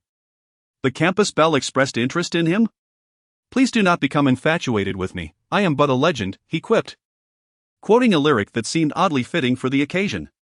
Little did he expect that beyond his handsome visage, his wit and humor would captivate her even further. As the evening grew late and the gala was soon to commence, Li Tong suggested, shall we exchange WeChat details? We can have a proper chat when time allows. Certainly. Gu Linfeng replied, retrieving his phone to scan her QR code.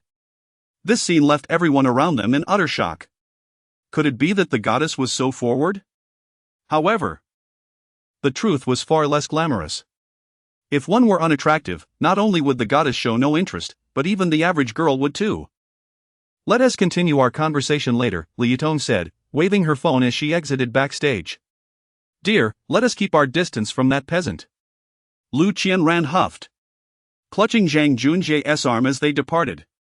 Though Zhang Junjie yearned to utter some harsh words, he found himself lacking the courage, merely allowing Lu Qianran to pull him away. At long last, the world around them fell silent. Yet, the welcoming gala was about to commence.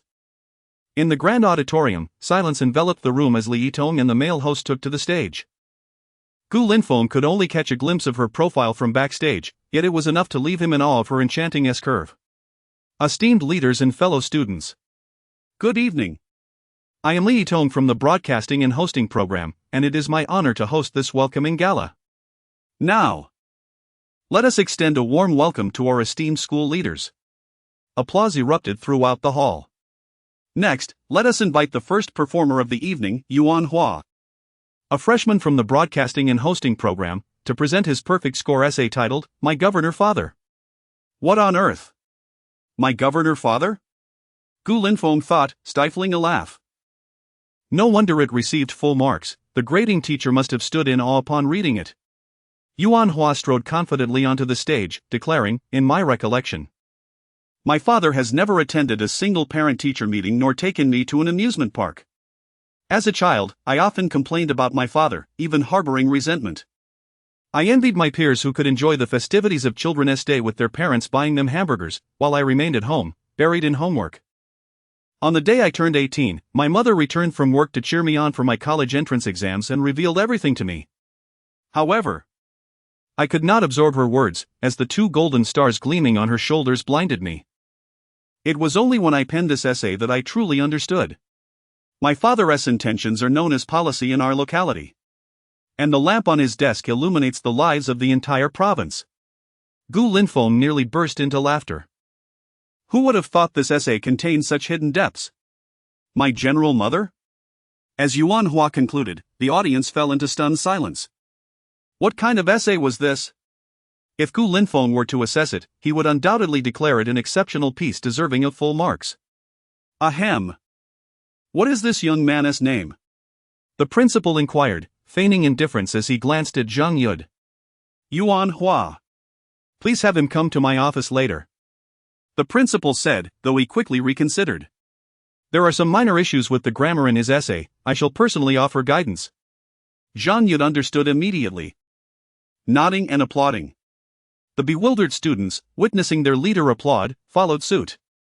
However, at that moment, the audience erupted into chaos. What the heck? Is this an essay? This is blatant nepotism. I declare, Yuan Hua has secured priority in mate selection for the next 4 years of university. A worthy rival had emerged to compete with Gu Linfeng. As Yuan Hua exited the stage, Li Yitong promptly stepped in to salvage the situation. Yuan Hua's essay was rich in emotion and profound in content, worthy of our contemplation. Now, let us invite the next student to the stage.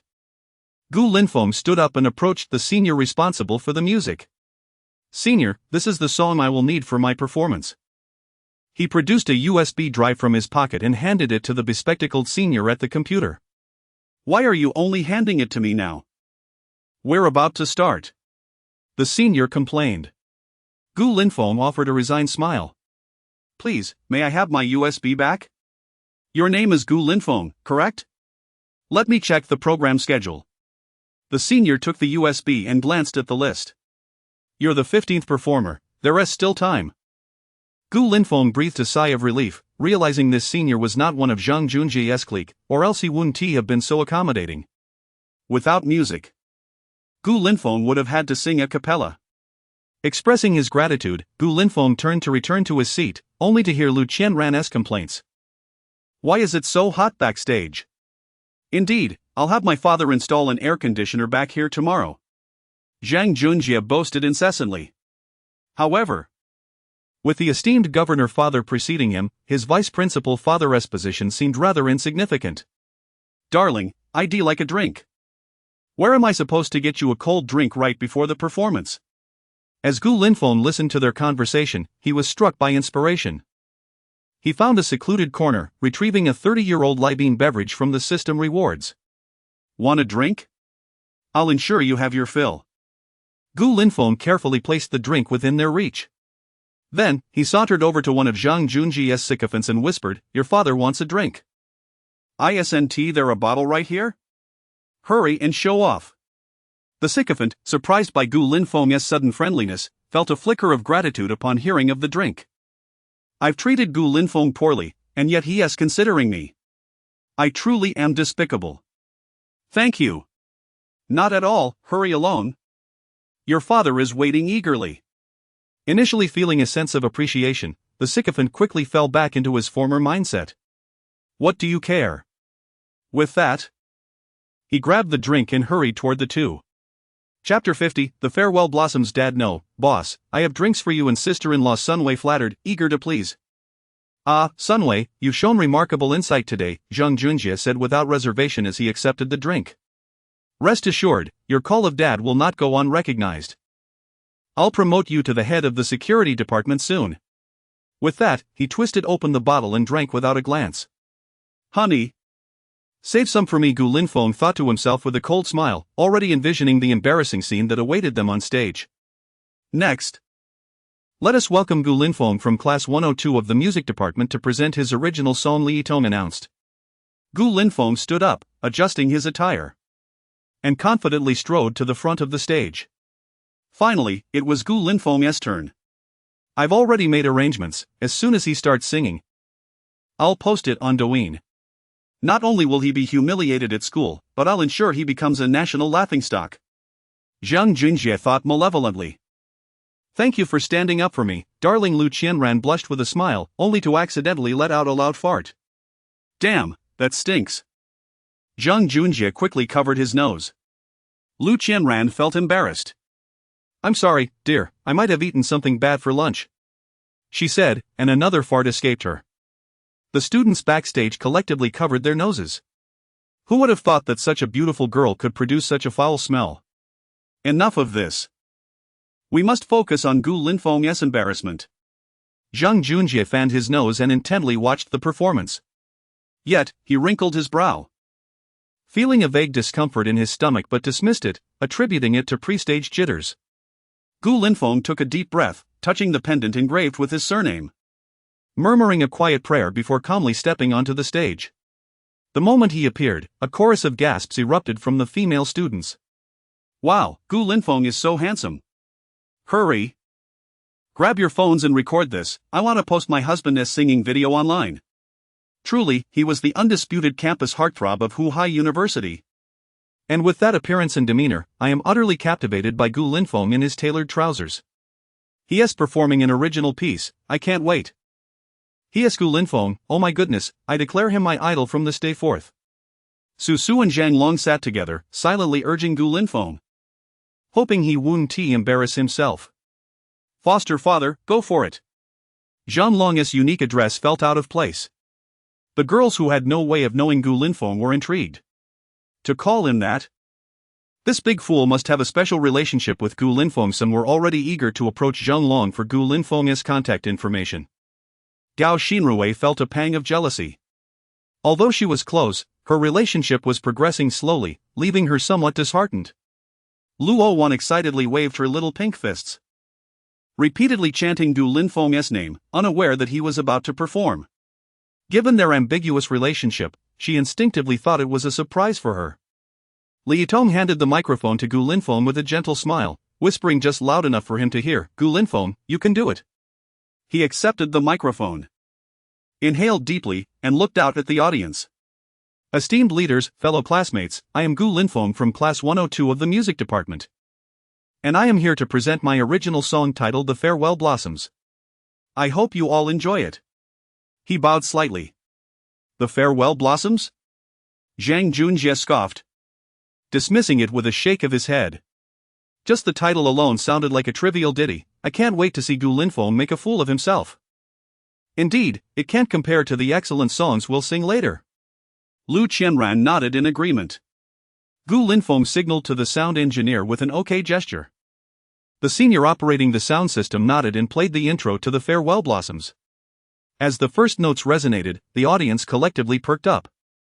The song's theme revolves around parting and growth, depicting a young person leaving their hometown to pursue dreams. The lyrics express profound longing for home and family, alongside complex feelings about urban life, while encouraging youth to bravely chase their dreams, unafraid of challenges. Ultimately, it is an inspirational anthem. The principal, eyes closed like a dragon, listened intently to the music. Zhang Yud, lacking musical knowledge, could not discern its quality but recalled the unpleasant incident at the police station. Thankfully, it had been resolved perfectly. Otherwise, offending this gentleman could have jeopardized his future career. Li Yitong returned backstage, her beautiful gaze fixed on Gu Linfeng. No matter what others said about him, this song was undoubtedly original. She had never heard it on any platform. Anyone capable of creating such music must surely possess singing talent. At this moment, the auditorium was still somewhat noisy, but most of the female students held their breath, quietly absorbing the story conveyed through Gu Linfeng's original song.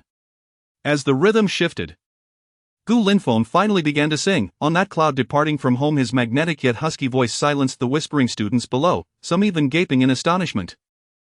Unbelievable. Gu Linfeng maintained his composure, continuing, drifting to an unknown horizon, carrying the words my mother imparted. Child, life is not complicated. At that moment, Zhang Junjie was utterly taken aback. The professionalism in Gu Linfeng's singing, the emotions conveyed, made him feel as if he were a clown before a master swordsman. He was the fool. You said he couldn't sing? Zhang Junjie shouted in frustration. In truth, Gu Linfeng had never sung well before, during their online romance. He had sung military songs over the phone, which had little appeal. Yet, who could have guessed that Gu Linfeng had been putting on an act? He wasn't incapable of singing, he was simply extraordinarily talented. As the music played on, both Zhang Junjie and Lu Qianran watched Gu Linfeng's performance, each lost in their thoughts, none daring to speak. Chapter 51, The Celestial Melody drifting towards an unknown horizon, bearing the words of my mother. Life for a child is not overly complicated. As he sang to this point, Gu Linfeng paused slightly, waving his hand toward the audience below. This gesture elicited another wave of ecstatic screams from numerous female classmates, including Gao Xinrui, Su Su, and Luo Wan, who had all interacted with him. In stark contrast, some male classmates were less than impressed. They tolerated the pretense, but this level of showmanship was too much. How could this young man be so audacious? Xiaoli, didn't you say I sang the best? Why do you look so enraptured? Go away. You really think your singing is on par with Gu Linfeng? For some reason, listening to his voice made me want to cry. I miss my mom. Su Su listened intently, a premonition stirring within her. Gu Linfeng was destined for fame. His melodious voice combined with his striking good looks made him the quintessential young hero that women currently adored, especially one with such diverse talents. As a graduate student in music, she could easily discern that Gu Linfeng's vocal prowess far surpassed what one might expect from someone his age. If she were to find a comparable figure, only her music teacher, Lu Wan, came to mind. Just then, as the rhythm shifted, Gu Linfeng began anew. Oh. Gently wipe away your tears, disregard the prattling crows. Swallow the dust of the winds, and you shall grow in time. When parting blossoms bloom, extending new branches. Like winter yielding to spring, waiting for the heart's snow to melt. Each time you leave home, carrying the longing for distant places, the city's splendor obscures the crescent moon. Child, take flight without fear. Behind you, there is a home awaiting your return.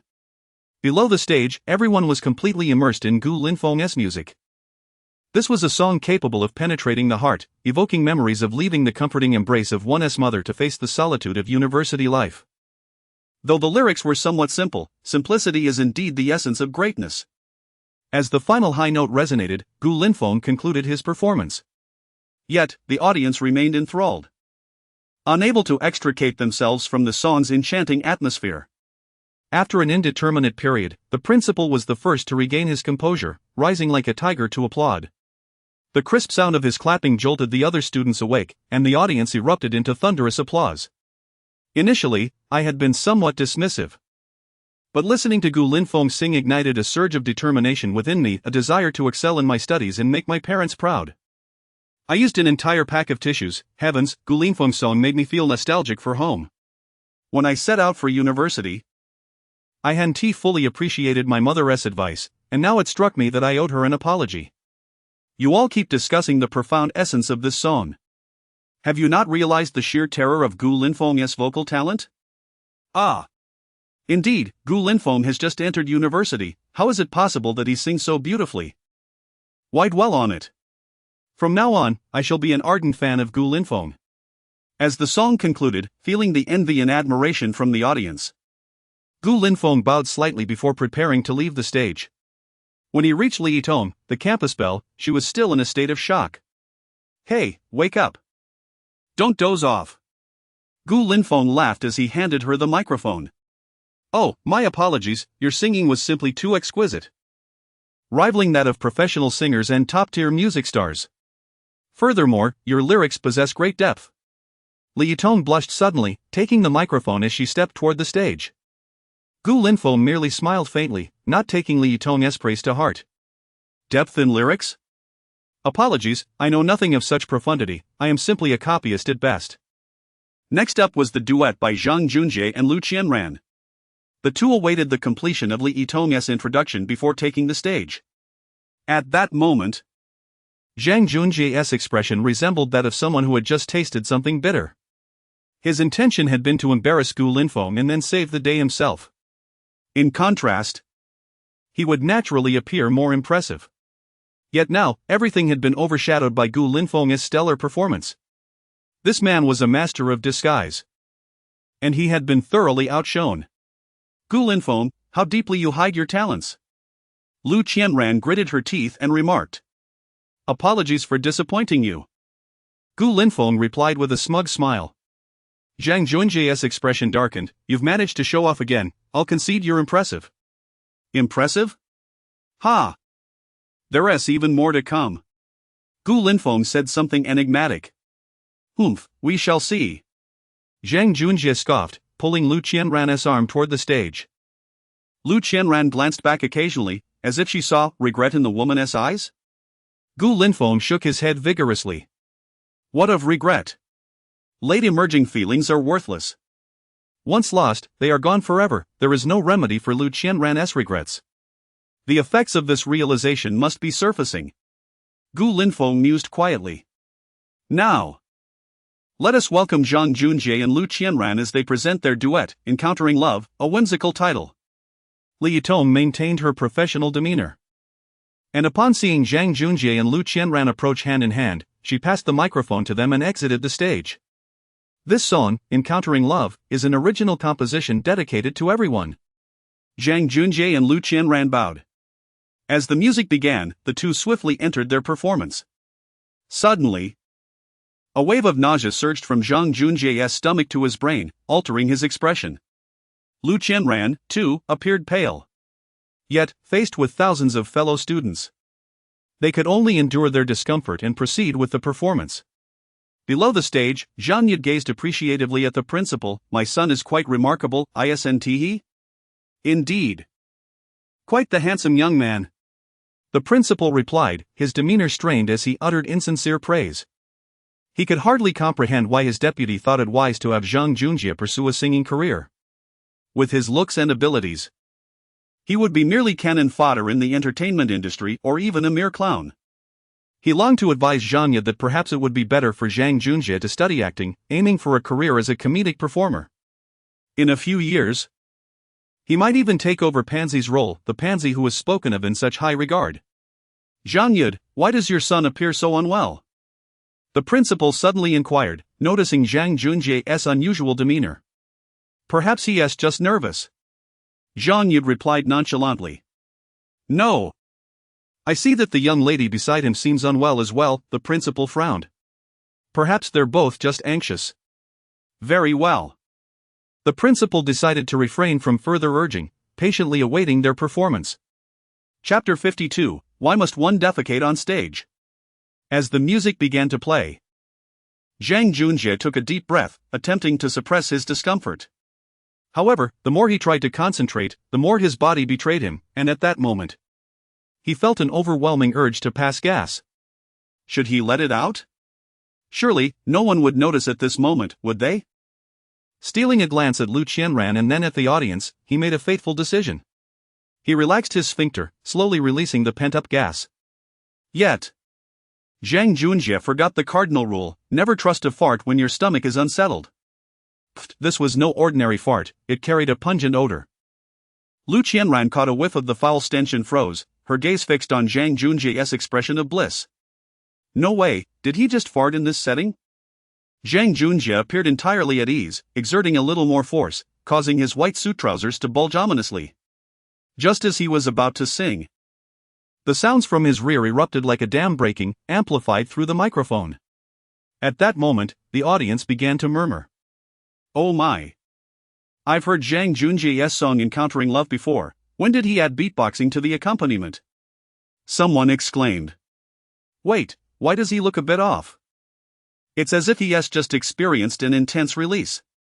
Another chimed in, are you kidding? Is he really about to defecate on stage? Observers noted Lu Qianran's equally perplexed expression. As the rhythm escalated, it was Zhang Junjie's moment to sing. However, he could no longer contain himself. Just as he opened his mouth, a yellow, unidentifiable substance erupted forth. Feeling the dampness on his legs, Zhang Junjie thought, this is bad. Lu Qianran, nearest to him, was assaulted by an overwhelming stench that surged towards her. Overcome with nausea, she lost all control of her own sphincter. Thus, the two found themselves publicly defecating on stage, entirely forgetting the task of singing. What on earth is happening? The rhythm has been going for ages. And they haven't sung a note? Someone in the audience wondered. Are they just standing there like statues? Zhang Yid frowned, feeling a wave of embarrassment wash over him. He had just been boasting to the principal, and now his son appeared to be on a stage of shame, committing such a blunder that brought him disgrace. Before long, the principal caught wind of the situation. Old Zhang, is your son, did he just soil himself? Why are his white pants turning yellow? Zhang Yid hadn't finished his thought before the unmistakable scent reached him. Meanwhile, the students below began to notice the anomaly. Whoa! Why are Zhang Junjie's white pants now yellow? Dude, do you smell that foul odor? Yeah, it's oddly familiar. It's just like the smell when I have a stomachache. Do you think could Zhang Junjie and Lu Qianran have?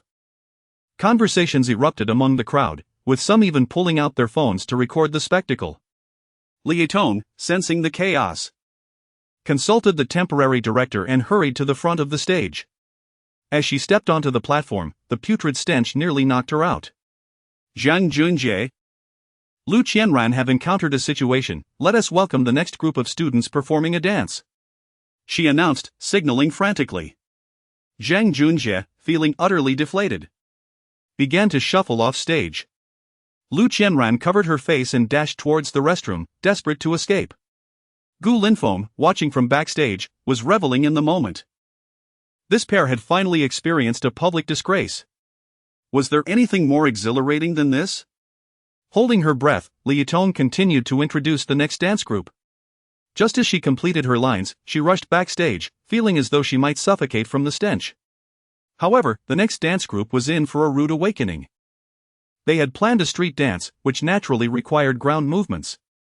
As they prepared for their performance, they halted, stunned by the yellow substance on the floor. Their instructor, frantic from below, shouted, "Why are you just standing there? Get dancing!" The lead dancer, dressed in hip-hop attire, glared at the instructor and retorted, "Dance? Are you kidding? There's feces all over the stage. If you want to dance, you come up here." The instructor was taken aback, ready to reprimand them. But the audience burst into laughter. Is that really feces on stage? Looks like Zhang Junjie truly did it. They roared. This pair has turned the welcoming party into a farce. Why couldn't they just wait until they got home? What satisfaction could possibly come from this? Enough already. I feel like I might vomit, the principal said, dark clouds gathering on his face as he glared at Zhang Yud. Is this what you call an exemplary son? Why must he defecate on stage? Zhang Yud opened his mouth to explain but found he had no words. He genuinely wanted to confront Zhang Junjie. Was it absolutely necessary to defecate here?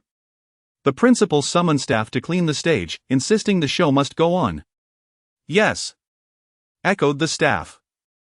The university had hosted numerous welcoming parties, but this was the first time they had required an intermission. Gu Linfeng was nearly in stitches backstage. He hadn't anticipated the street dancers would be so bold, exposing Zhang Junjie and Lu Qianran's shame. After the stage was cleaned, the show resumed. Following Gu Linfeng's spectacle, the subsequent performances were lackluster, and the school leaders appeared disinterested. 30 minutes later, the principal took the stage to deliver a speech and announced the winners of the welcoming event. After deliberation, it was revealed that the first prize went to. The principal built suspense, glancing at the audience. You all know who it is, right? The crowd enthusiastically chanted, Gu Linfeng. Gu Linfeng. As if it were his concert. Clearing his throat, the principal waited for the noise to subside before declaring, the first prize of this welcoming event goes to classmate Yuan Hua for his piece, My Provincial Governor Father. Instantly, the auditorium fell silent, a precursor to an eruption. The principal cleared his throat again and added, and also to classmate Gu Linfeng for his song, Flowers Blooming at Parting. Indeed, this year's first prize was shared by two. A chorus of boos erupted from the stage. Gu Linfeng's win was well-deserved, but Yuan Hua's victory seemed solely due to his influential father. Gu Linfeng was somewhat speechless. Was the principal imitating a certain show format? It felt like he was mocking the audience. Of course, Gu Linfeng had no intention of delving deeper. This accolade was merely a formality, a superficial gesture of recognition. Chapter 53, The Fermentation of Public Opinion. After expressing a few words of gratitude from the stage, Gu Linfeng quietly left amidst the cheers of his classmates. Then, under the adoring gaze of Su Su, he quickly fled the scene with Zhang Long, fearing that if he lingered any longer, a group of gossiping women would surround him. Foster father, I have something heartfelt to say to you. Zhang Long looked earnestly at Gu Linfeng. Speak. Gu Linfeng nodded dismissively. From this day forth, you are my deity. As Zhang Long uttered these words, the trio knelt collectively on one knee. Are you all cosplaying as Hai Qing? Gu Linfeng, rendered speechless, gazed at his three foster sons. I am no god, I am merely a young father. In the school's infirmary, Zhang Junjie could hardly fathom the calamity he faced. A welcome party had turned his world upside down. Before the event had concluded, his WeChat was inundated with messages inquiring whether he had publicly defecated on stage. Enraged, Zhang Junjie blacklisted and deleted all those who reveled in his misfortune. Lu Qianran was not faring any better. Her expensive white gown had been forcibly altered to a shade reminiscent of excrement. Her initial intention was to garner popularity in school, aspiring to debut as a star after graduation, but now all her plans lay in ruins. At that moment, the two were in the infirmary, hooked to 4 drips. A foul odor intermittently wafting from their bodies. The nearby doctor, aware of the significance of the vice principal's son, donned several layers of masks. "You wretched person. It's all your fault. You insisted that I attend the welcome party, and look at the mess I'd become." Zhang Junjie, filled with a tumult of emotions, vented all his resentment onto Lu Qianran. "Honey, don't you think it's rather suspicious that we both suffered from diarrhea simultaneously?" Lu Qianran, undeterred by Zhang Junjie's outburst, began analyzing the cause of their embarrassment.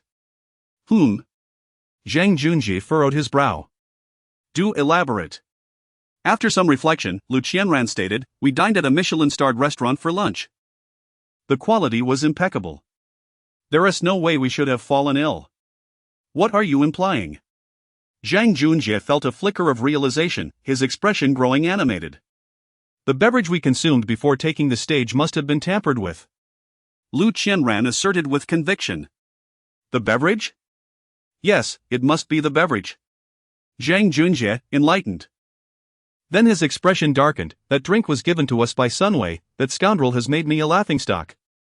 I must summon him for an explanation," Zhang Junjie resolved, pulling out his phone to call Sunwei. As soon as the call connected, he unleashed a torrent of curses, demanding Sunwei come to the infirmary immediately.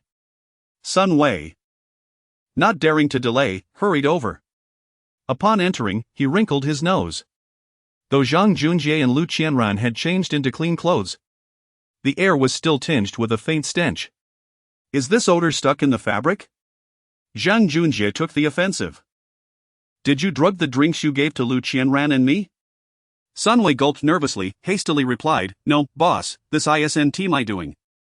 It was Gu Linfeng who provided the drinks." "What? Gu Linfeng?" Zhang Junjie was taken aback, his anger surging. Upon hearing the familiar name, Lu Qianran's face transformed into one of despair. "Woe is me. Gu Linfeng has gone too far. You must avenge us, darling." Zhang Junjie turned to Sunwei. "Where is that drink now?" Lu Qianran halted her tears. "Indeed, if we can locate the tainted beverage, we can file a report. Gu Linfeng will surely face charges of poisoning." "Precisely, this time we shall ensure Gu Linfeng pays the price." The resentment within Zhang Junjie dissipated significantly as he reiterated to Sunwei, "Retrieve that drink and report it. As long as we can prove the drink was compromised, our reputations will be salvaged." Sunwei stood there, nodding vacantly, his feet unmoving. "What are you dawdling for? Hurry!" Lu Qianran urged impatiently. She had already devised a plan. She would abandon her innocent persona and reconstruct her image as a victim of her former boyfriend's malice. Those mindless admirers would undoubtedly rally to her side and vehemently oppose Gu Linfeng. As for the public defecation incident, it would transform into a stepping stone for her early entry into the entertainment industry. Ahem. Sunwei hesitated, stammering without finding his words. "Speak up." Zhang Junjie glared. "Is my conversation no longer effective? Do you still wish to be the head of security?" Sunwei, of course, aspired to that position. Yearning to emulate a certain senior from northeast China who could inspect dormitories, relishing the attention that came with it. "Boss. The drink was taken by Gu Linfeng." After a moment's pause, Sunwei spoke again, reflecting on Gu Linfeng's actions, realizing he was likely trying to eliminate any incriminating evidence. "Useless!" Zhang Junjie roared, staring blankly at the ceiling, losing the urge to reprimand Sunwei. Lu Qianran began to cry again, her sobs grating on Zhang Junjie's nerves. "Not everyone in the country knows we defecated publicly, why are you crying?" Zhang Junjie shouted in exasperation. Lu Qianran nodded numbly. Nearby, Sunwei raised his hand like a diligent student. Boss, there is something you should know." Spit it out. Zhang Junjie snapped. You and sister-in-law's public defecation incident has already made the trending searches in our city. Sun Wei scratched his head, his expression awkward. What? Zhang Junjie shot upright. Lu Qianran panicked. Quick, bring me your phone. Reluctantly, Sun Wei handed over his phone. Zhang Junjie, suppressing his discomfort, leaned next to Lu Qianran to look at the screen. The first video on Douyin read, shocking. A bizarre act at the Shanghai Music University welcome party, a student publicly defecates on stage. Is it for fame? Or does it hide a deeper secret? Scrolling further, he saw, I swear, this is the first time I've ever witnessed someone defecating publicly. And it was a beautiful woman. Zhang Junjie glanced at the video published by the social media account. The footage was blurry, making it difficult to identify the two of them. It was likely filmed by a student and submitted to the media outlet. Thank goodness. At least our faces aren't recognizable. Zhang Junjie sighed in relief. Boss, perhaps you should check the comments section? Sun Wei interjected at an inopportune moment. Yes. Let us see the comments. Lu Qianran agreed, eagerly opening the comments section. Her previously settled mood unraveled as she read the netizens' remarks, her eyes rolled back. And she fainted from sheer frustration. Chapter 54. The frenzied female fan Zhang Junjie, being a man, possesses a greater capacity for endurance compared to Lu Qianran. However, his strength has its limits. As he perused the comments, his teeth clenched together, producing a grating sound. A freshman at Shanghai University. I can attest that everything published by this public account is indeed true. The current state of public accounts is utterly absurd. How can I believe someone would defecate in such a setting? To the person above, do not doubt me, I was present at the scene, sitting right at the front. And the stench was simply unbearable. To prove my point, I've attached my student ID. I am a street dancer who performed after Zhang Junjie and Lu Qianran. My intention was to showcase my street dance skills during this opportunity, but as soon as I placed my hands on the ground, preparing to execute my meticulously practiced Thomas spin, the foul odor from the ground rendered me unable to open my eyes. Ha ha ha, it truly amused me. Contemporary university students are unashamed. What a pity for that beautiful girl, who innocently engaged in such a grotesque scene. Is this really grotesque? It suddenly reminded me of the infamous Two Girls, One Cup, Two Girls, One Cup. It refers to two women consuming from a cup. Never mind, you're still young. Refrain from inquiring too much about societal matters. Upon reading this, Zhang Junjie could no longer bear it and, with all his might, hurled his phone to the ground. With a resounding crash, as the phone shattered into pieces, the infirmary echoed with two loud roars. My phone. My reputation. In that moment, their emotions were a stark contrast. Ling Feiyu, a self-media influencer with 5 million followers on Douyin, specializes in unboxing and reviewing cosmetics. Despite the niche nature of her field, she has truly made a name for herself. The affordability of the cosmetics she reviews attracts many young followers, particularly university students. Ugh, what is this recommendation? Disgusting. She swiftly swiped to the next video. The protagonist of this video was an exceedingly handsome young man, poised to sing on stage. How does this scene resemble the one where someone defecates publicly? I won't watch this. Ling Feiyu uttered, yet her body betrayed her, her gaze remained glued to the screen. When Gu Linfeng sang the first word of the song, Ling Feiyu felt a jolt. As she continued listening, she became entranced, her senses tingling. Goodness! Not only is he handsome, but his voice is also enchanting? Ling Feiyu glanced at the caption in the video. The young man's name was Gu Linfeng. And the song was titled Flowers Bloom at Parting. The phrase flowers bloom at parting resonated within her, and the more she listened, the more she adored it. Without hesitation, she began searching for information about Gu Linfeng and flowers bloom at parting on her phone. This song is too beautiful, I must share it with all my followers. Ling Feiyu declared, and after a brief conversation with the student who posted the video, she received permission and promptly shared it on her account.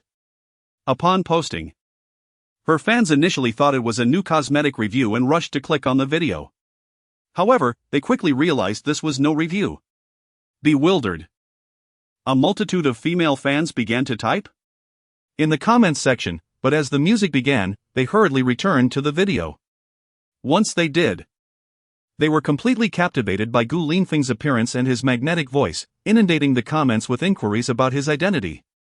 Ling Feiyu promptly engaged with them, offering positive commentary about Gu Linfeng and the song.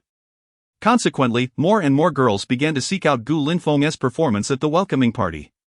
Simultaneously, as search volumes surged, the incident involving Zhang Junjie and Lu Qianran intensified.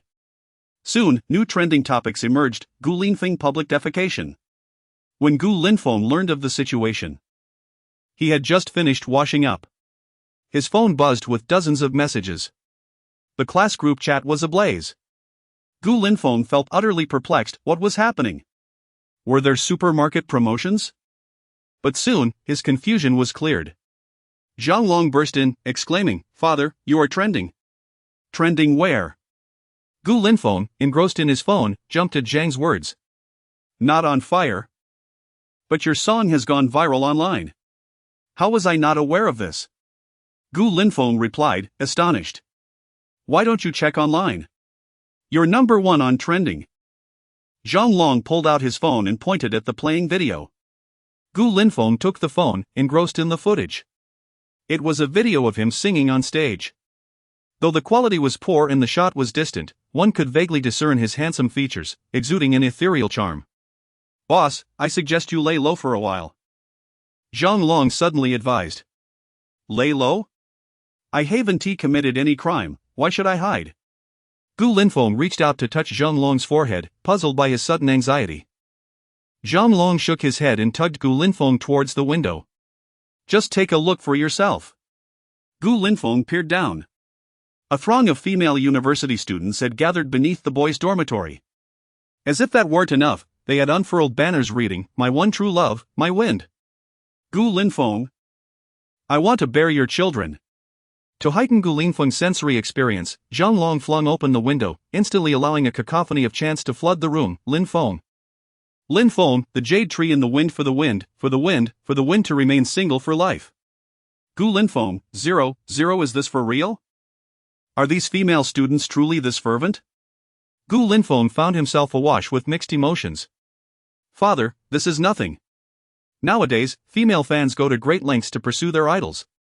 Even using batteries as makeshift light sticks at concerts. Zhang Long exclaimed indignantly. Some concert tickets have skyrocketed to astronomical prices. A front-row VIP seat can cost over $1 million. Hearing Zhang Long's seriousness, Gu Linfeng felt a twinge of apprehension. I must keep a low profile.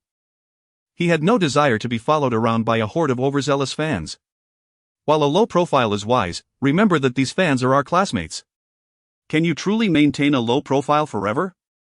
Zhang Long shook his head in resignation. Indeed, we see each other every day. Gu Linfeng wished he could slap himself for drawing such unnecessary attention. As the two conversed, footsteps echoed from outside the door. Chapter 55, The Online Feud. Is this Gu Linfeng's dormitory? A petite figure, adorned with a mask and sunglasses, abruptly entered, politely inquiring upon spotting Zhang Long. Gu Linfeng felt a jolt. The voice unmistakably belonged to a female. The Shanghai Music University had explicitly prohibited members of the opposite sex from entering dormitories. How did she gain access? Hastily, Gu Linfeng turned around, and the girl's eyes lit up as she rushed towards him. Gu Linfeng, I'm your fan. Could you please give me an autograph? She removed her hat and mask, revealing a face that scored an impressive 80 out of 100. Gu Linfeng nodded slightly. Smiling warmly, of course, classmate. The girl was visibly elated, nearly fainting. After swiftly signing, Gu Linfeng added, Classmate, this is the boys' dormitory, I kindly ask you to leave. Aha. Okay. She nodded repeatedly, yet her gaze remained fixated on Gu Linfeng's handsome visage. Just then, a cacophony of footsteps echoed from outside the door. Zhang Long glanced out the window, realizing that the girls who had previously been cheering had vanished. Bad news, Guardian, they've stormed in. Gu Linfeng's pupils dilated. And without a thought for the second floor, he leapt out amidst the girls' exclamations. My wind! Tears streamed down the girl's face as she reached out. Unable to grasp her idol. My wind jumped off for me. I shall not live either. Zhanglong, quick on his feet, caught the girl, exclaiming, "Sister! This is the second floor." Gu Linfeng landed unscathed and, seizing the moment, masked his face and dashed out of the boys' dormitory. Meanwhile, the public discourse surrounding Gu Linfeng's heartfelt departure continued to escalate. Following Ling Yufei's promotion, numerous music streamers began to cover his song on Douyin. Countless fans clamored for Shanghai University to unveil the identity of this enigmatic young man. In mere hours, Gu Linfeng's fan club was officially established. The identity of the club president remained a mystery, but it was rumored to be a fellow student from Shanghai University, the truth of which was uncertain. Nonetheless, fans ardently adhered to their president's lead. Gu Linfeng had risen to fame, and with admiration came criticism. "I find this boy's singing rather average. He pales in comparison to my Cohen. While I acknowledge the singer's good looks, his talent is lacking, not even half as skilled as my mage brother. People are desperate for fame these days. Which capital is backing this boy?" Soon, Gu Linfeng's fans retaliated, attacking anyone who disparaged him. "Who is Cohen? I only recognize Chicken Brother." If you argue that Gu Linfeng sings worse than Cohen, I might reluctantly agree. But to say he lacks the prowess of your mage brother, I must disagree. You disdain the public's taste and prefer to perform rituals live? Enough from the upstairs. Yes, we have a talented boy. I don't care. Gu Linfeng is the best singer in the world. Go home and practice for another 2.5 years. Do you really think you can compare to Gu Linfeng? The online feud intensified. While Gu Linfeng remained blissfully unaware, the mage's fans were incensed, and they began to tag the mage. The mage, who often surfed the internet, noticed the frenzy and, intrigued, watched Gu Linfeng's singing videos. To be fair, the boy did sing quite well. However, the notion that he surpassed the mage was disheartening. The mage was a deity in the Chinese music scene, after all. Thus, he personally commented, "I've listened to the song, it is indeed rather average. Also, I have good news for my fans. My new song, I Am Your God, will be released soon. I welcome everyone to tune in." The mage's comment brought joy to his fans, who eagerly began disparaging Gu Linfeng beneath his post. This infuriated Gu Linfeng's supporters, who, feeling powerless, began to tag their president in the group chat. Unfortunately, the president remained silent. Completely oblivious to the online turmoil, Gu Linfeng lay peacefully on a plush mattress in a 5-star hotel, deep in slumber. The following day, as he awoke, he received a call from Zhanglong Guardian, "You must check online. The mage criticized your song as mediocre, it's absolute chaos." Zhanglong's voice was frantic. Gu Linfeng, however, was somewhat indifferent. He wasn't even aware of who the mage was. With a mindset to learn, he searched for the name on Douyin. Intrigued by a particular creator's video, using falsetto to compete in high notes, claiming to have a child with some artist but denying it, only to admit it when exposed. Gu Linfeng frowned as he watched until he clicked on an audio of the mage singing in the Greater Bay Area. After cursing under his breath, he closed Douyin. The mage's rendition of a Cantonese song was lackluster, completely off-key. How could he dare to call himself a god? Absurd! Gu Linfeng could hardly be bothered to engage with him. Setting up a subplot, depending on the situation, perhaps a divine slaughter, however. Gu Linfeng was astonished to discover that, after a night of developments, he had amassed a considerable following online. Should he post a video to confirm his identity and attract some fans? The thought tempted him, prompting contemplation. It is widely recognized that Douyin offers rapid monetization. Particularly for a newcomer like him who had suddenly gained fame, a live broadcast could easily yield millions. Yet, after a brief reflection, he opted against it. While verifying his identity was acceptable, he had no interest in profiting from it. He was not in need of money, his microsecurities account had already surpassed 500 million. Rendering the prospect of earning millions from a live stream rather trivial. Contemplating the frenzy of his fans, Gu Linfeng resolved to take action. After making up his mind, he recorded a simple video on his phone. "Hello everyone, I am the boy from Shanghai Music Academy who sings. I am merely a humble student. I never expected to become so popular after casually singing a song. This has taken me by surprise." However, Gu Linfeng paused momentarily before continuing. Your enthusiasm has begun to intrude upon my daily life. I hope everyone can pursue their fandom rationally. If you continue to disrupt my life, I will deactivate this account. After which, Gu Linfeng clicked to publish and invested 100,000 in dough. The moment the video was released, it soared to trending status. This thrilled Gu Linfeng's fans, finally feeling a sense of organization. However, upon grasping the content of the video, they were filled with mixed emotions. Particularly the mention of deactivating his account struck a chord, causing them to quiet down and follow him silently. If the idol expressed a desire for solitude, they decided to protect him from the shadows. Within the hotel, Gu Linfeng found himself refreshing Douyin every second as his follower count surged exponentially. Chapter 56, Reward of a luxurious mansion in Huhai. 2 hours later, as his follower count approached 3 million, it began to increase at a sluggish pace. At that moment, Gu Linfeng was astounded, unable to close his mouth in disbelief. He never anticipated that a song about parting would garner such affection from so many. 3 million followers. And they were all genuine fans. If he were to collaborate with someone on a script or host a livestream, the popularity could easily surpass 10 million. However, Gu Linfeng reconsidered and decided against it. Silently amassing wealth was the true path to success. System, check in. Checking in. Congratulations. Host has received Huai's premier mansion, Scenic Garden Villa No. 1. Scenic Garden? Gu Linfeng had never heard of this name, but he could recognize the words. The term premier left him in awe. To use such a designation in Huai, a city where land was as precious as gold, surely indicated that this villa's worth was substantial. Thus, Gu Linfeng transformed into a diligent researcher, searching for information about Scenic Garden. Scenic Garden spans nearly 50,000 square meters and comprises only 12 villas. 11 of these were sold 6 months prior, leaving only Villa No. 1. Many affluent individuals sought to purchase Villa No. 1, but the developer's response was curt: not for sale.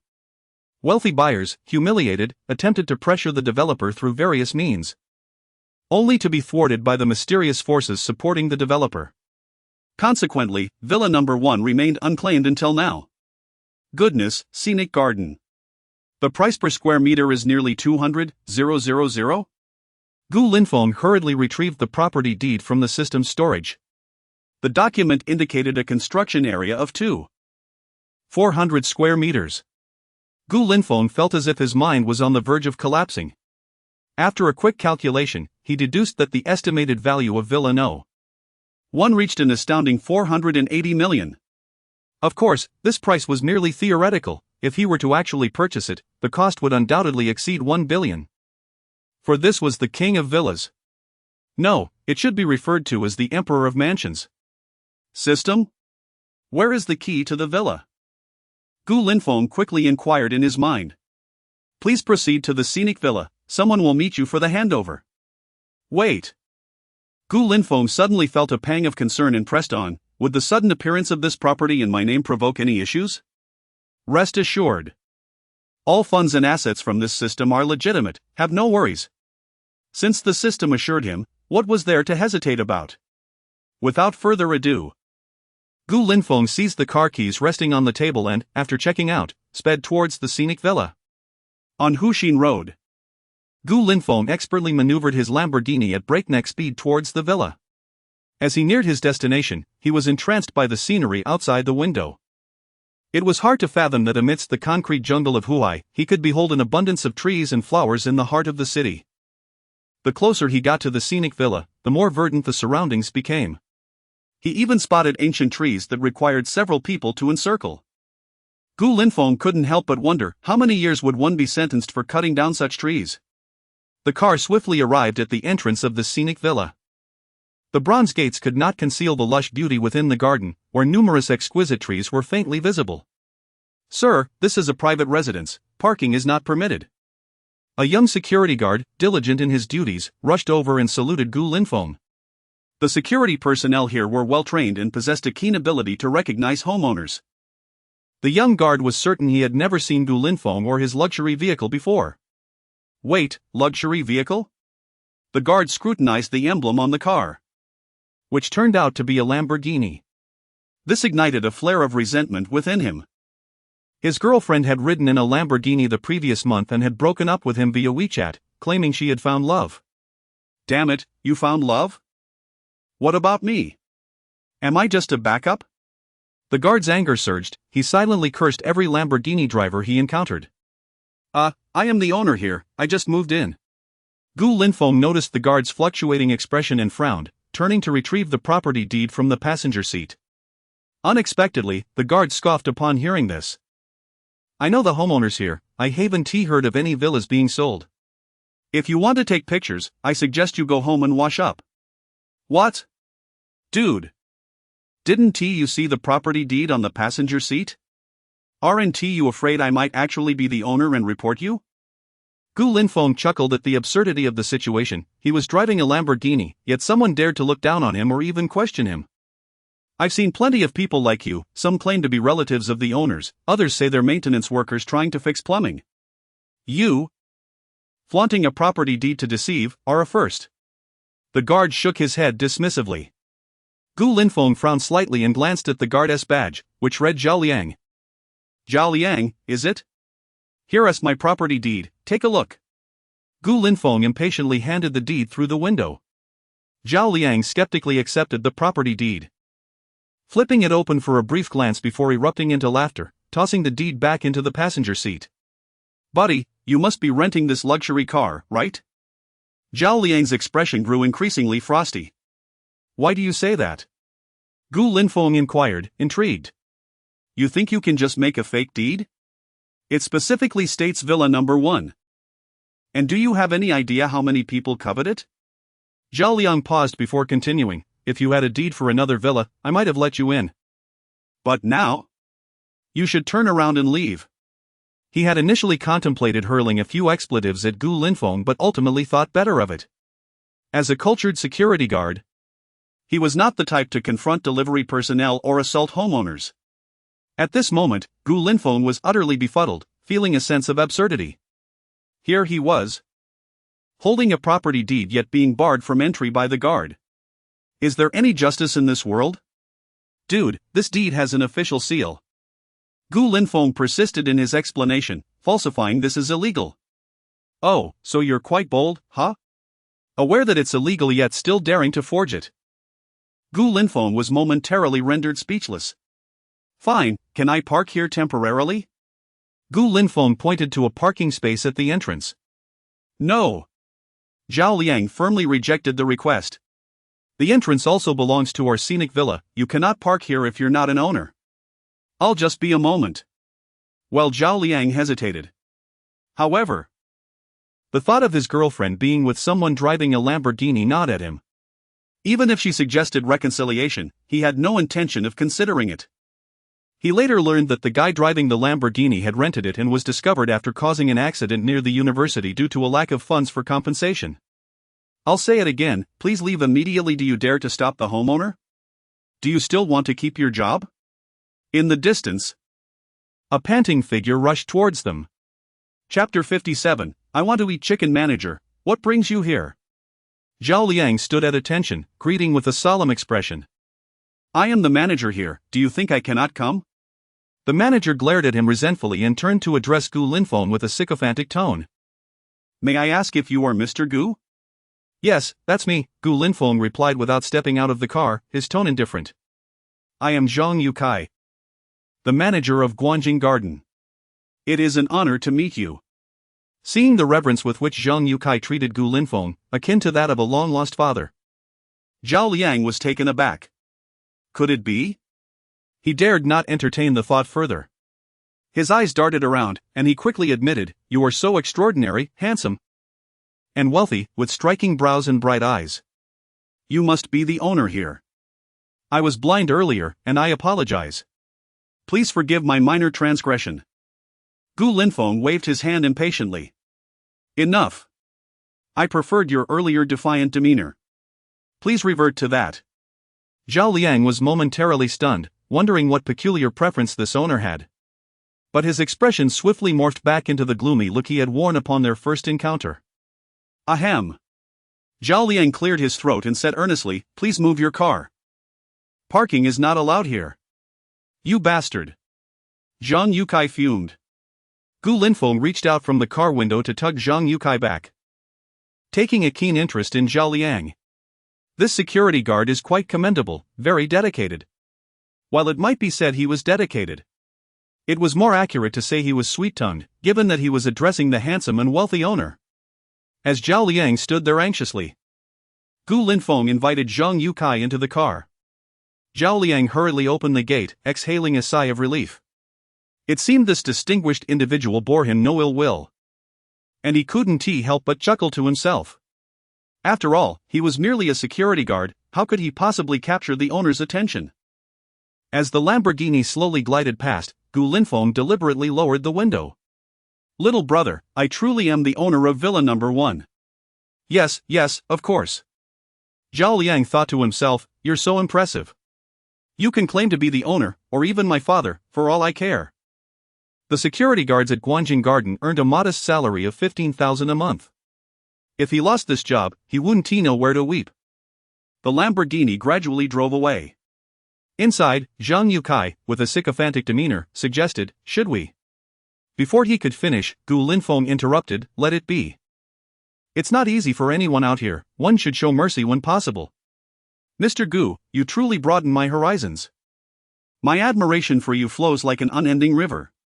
Gu Linfeng brusquely interjected, spare me the excessive flattery, just direct us. I am eager to see Villa No. 1. Zhang Youcai's face flushed red, and he obediently closed his mouth. This man was a classic example of ingratiating himself to those above him. Gu Linfeng did not appreciate such behavior, so his attitude naturally reflected that. A few minutes later, they exited the car. And Gu Linfeng inhaled the fresh air of the garden, marveling, in the bustling city of Huai, there exists such a paradise, it truly opens my eyes. Zhang Yukai beamed with pride, indeed, this is our director Shi's most prized work. Shi? The system? Gu Linfeng paused mid-step. How do you know our director Shi's name is Shitong? Zhang Yukai was slightly taken aback but quickly understood. Of course, if director Shi could sell Villa No. 1 to you, you would surely know him. Ah? Gu Linfeng coughed softly and slowly uttered, what a splendid name. He immediately began communicating with the system in his mind. System, who exactly is this Shitong? Ding, a coincidence. I don't believe it. Believe it or not, it's your choice. How delightfully arrogant you are. Gu Linfeng felt a tinge of disappointment. If this Shitong were indeed an embodiment of the system, he would have to pay him a visit to reap some benefits. Mr. Gu. Mr. Gu. Zhang Yukai noticed Gu Linfeng lost in thought and gently prompted, shall I take you to tour Villa Number 1 now? Gu Linfeng snapped back to reality and nodded slightly. Zhang Yukai then retrieved the access card and unlocked the imposing bronze doors. Mr. Gu, do not underestimate this door. I do not underestimate it. Zhang Yukai hesitated momentarily before regaining his professional demeanor. This door is worth 3 million. It was specially imported from abroad as a bulletproof custom version. It has been tested abroad, and not even an AK-47 can leave a mark on it, showcasing its robustness. Gu Linfeng remained silent, internally scoffing. In Longhua, there was no lock that an experienced locksmith could not open. He had once witnessed a locksmith's prowess and effortless swipe of a card, and in less than 3 seconds, $200 vanished. The locksmith had deliberately slowed his pace, fearing Gu Linfeng might hesitate when it came time to pay. Mr. Gu, I will now register your fingerprint and facial recognition. Zhang Yukai said as he operated the password lock. Moments later, Gu Linfeng successfully unlocked the door and stepped inside Villa Number 1. Upon entering, the modern decor was evident everywhere, from the sleek marble floors to the high ceilings, and every piece of furniture exuded opulence. The entire villa was equipped with smart home technology. A simple command to Xiao Du could control the entire house. Gu Linfeng couldn't help but chuckle. Such a luxurious villa still required a voice command. It felt like eating instant noodles in a fine dining restaurant, so out of place. What pleased Gu Linfeng the most, aside from the garage that could accommodate 5 cars, was the KTV in the basement, boasting top-notch soundproofing and world-class audio equipment. One would need millions to acquire such gear. It seemed that director Shi was a man of indulgence. The master bedroom on the 3rd floor was equally appealing to Gu Linfeng. it was devoid of excessive embellishments, remaining simple and clean while exuding grandeur. Mr. Gu. I will ensure the housekeeper changes the bed linens. Zhang Yukai concluded his explanation, secretly relieved. He feared displeasing this gentleman. Yes, please do, Gu Linfeng nodded slightly. Moments later, the housekeeper arrived with a dozen beautiful attendants dressed in black stockings to clean the entire house, leaving Gu Linfeng momentarily astonished. It was only fitting that a villa for the wealthy would have its cleaning staff dressed as if they were attending a gala. Were they here to clean or to entice the owner? Gu Linfeng leaned more toward the latter, as he had already accumulated 4 or 5 little notes during this time. I am 168 centimeters tall, have practiced yoga since childhood, and am a master of the split. In response to Zhang Youcai's lascivious gaze, Gu Linfeng tossed the notes into the trash and said, I am very satisfied with the villa, you may leave now. Of course, sir. If you require anything, feel free to summon the housekeeper. We at Guanjing Garden provide any service you desire. Zhang Yukai bowed and took his leave. And if I want to eat chicken? Mr. Gu, do you mean high-end chicken? Zhang Yukai chuckled, starting at 100,000 if it's socialites you want.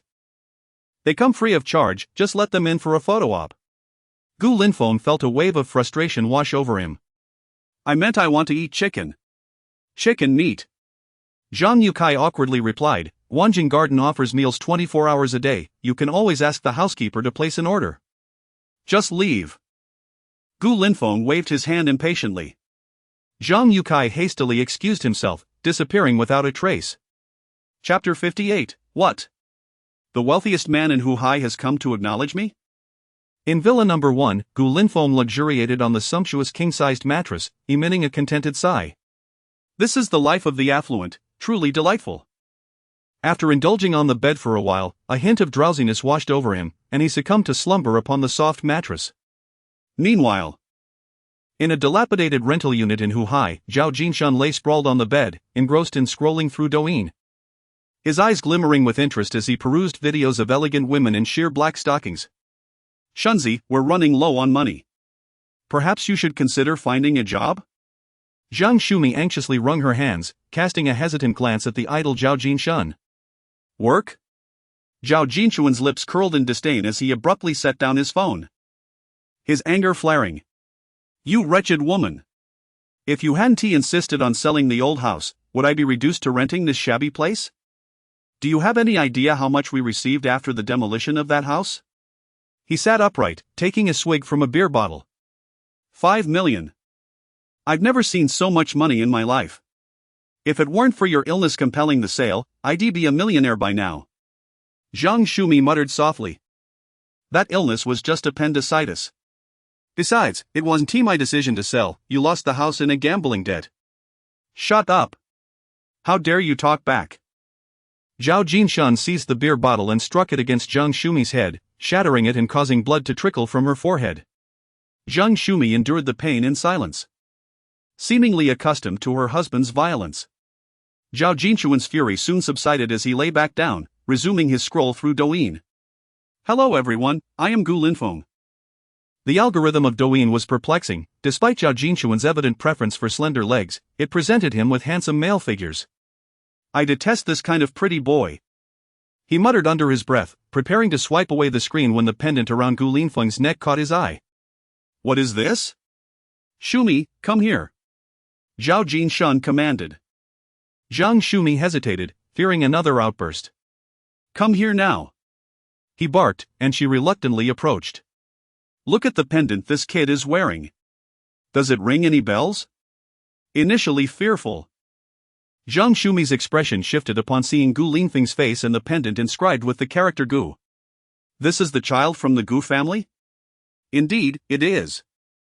Zhao Jinshuan's eyes darted as a sinister thought crossed his mind. He then tenderly stroked Zhang Shumi's forehead. Does it hurt? Zhang Shumi instinctively recoiled but, recalling Zhao Jinshuan's terrifying nature, quickly shook her head. No, it doesn't hurt. This kid has become quite famous. What do you think about us seeking some financial assistance from him? Zhao Jinshuan's intentions became clear. But Jinshan, we are not his biological parents, isn't that inappropriate? Zhang Shumi timidly protested. What's wrong with that? Don't forget he once drank your milk. Zhao Jinshun slammed his hand on the table. I didn't get enough of it, and you're giving it away to outsiders. What's the harm in asking for some support? But wasn't he left in an orphanage by you? Zhang Shumi whispered. Are you reluctant? Zhao Jinshun's temper flared, and he seized Zhang Shumi by the collar. His face devoid of any previous gentleness. If you refuse, I will deal with you today and then with that little brat. Zhang Shumi broke into tears. Little Liang is your biological son. I can barely survive, I don't care whose son he is. Zhao Jinshun uttered the cruelest words in a calm tone. Spare him, and I will do anything you ask. Zhang Shumi pleaded, kneeling. I recall you have photos of him as a child, right? Zhao Jinshun's demeanor softened slightly. Go fetch them. Yes, yes. Zhang Shumi scrambled to find the photographs, tears streaming down her face as memories flooded back. Shumi, I have been pleased with your work for the Gu family over the years, and now I have a task for you. Take this child away. And I will ensure your son receives treatment from the world's most renowned doctors. But what about this child? Do not inquire about matters that do not concern you. Or else. Have you not found it yet? Zhao Jinshun's furious shout pierced the air. I found it. Zhang Shumi hesitantly handed over a photo. Zhao Jinshun accepted it with a satisfied nod. In the picture, a young Gu Linfeng lay asleep. The pendant prominently displayed on his chest. He still wears that pendant, it must be worth a fortune. I truly underestimated its value, had I known. I would have had it appraised. Zhao Jinshun slapped himself in frustration. Kindness does not pay, had I kept that pendant, I might have turned my fortunes around. Moreover, it originated from the Gu family, and its worth could be significant. But it is not too late, the boy is famous now. The old photograph has been found, but how to approach him remains a dilemma. He relentlessly searched Douyin and, to his astonishment, found Gu Linfeng's details.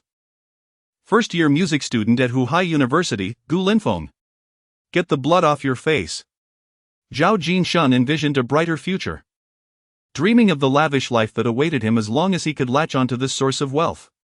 One bottle after another would no longer be a dream. Ding ding ding, the ringing of Gu Linfeng's phone jolted him awake. Upon answering, he heard Su Su's voice. Gu Linfeng, you need to come to school immediately. What happened? Your parents are here looking for you. Instantly, his grogginess vanished, and Gu Linfeng exclaimed in disbelief, What?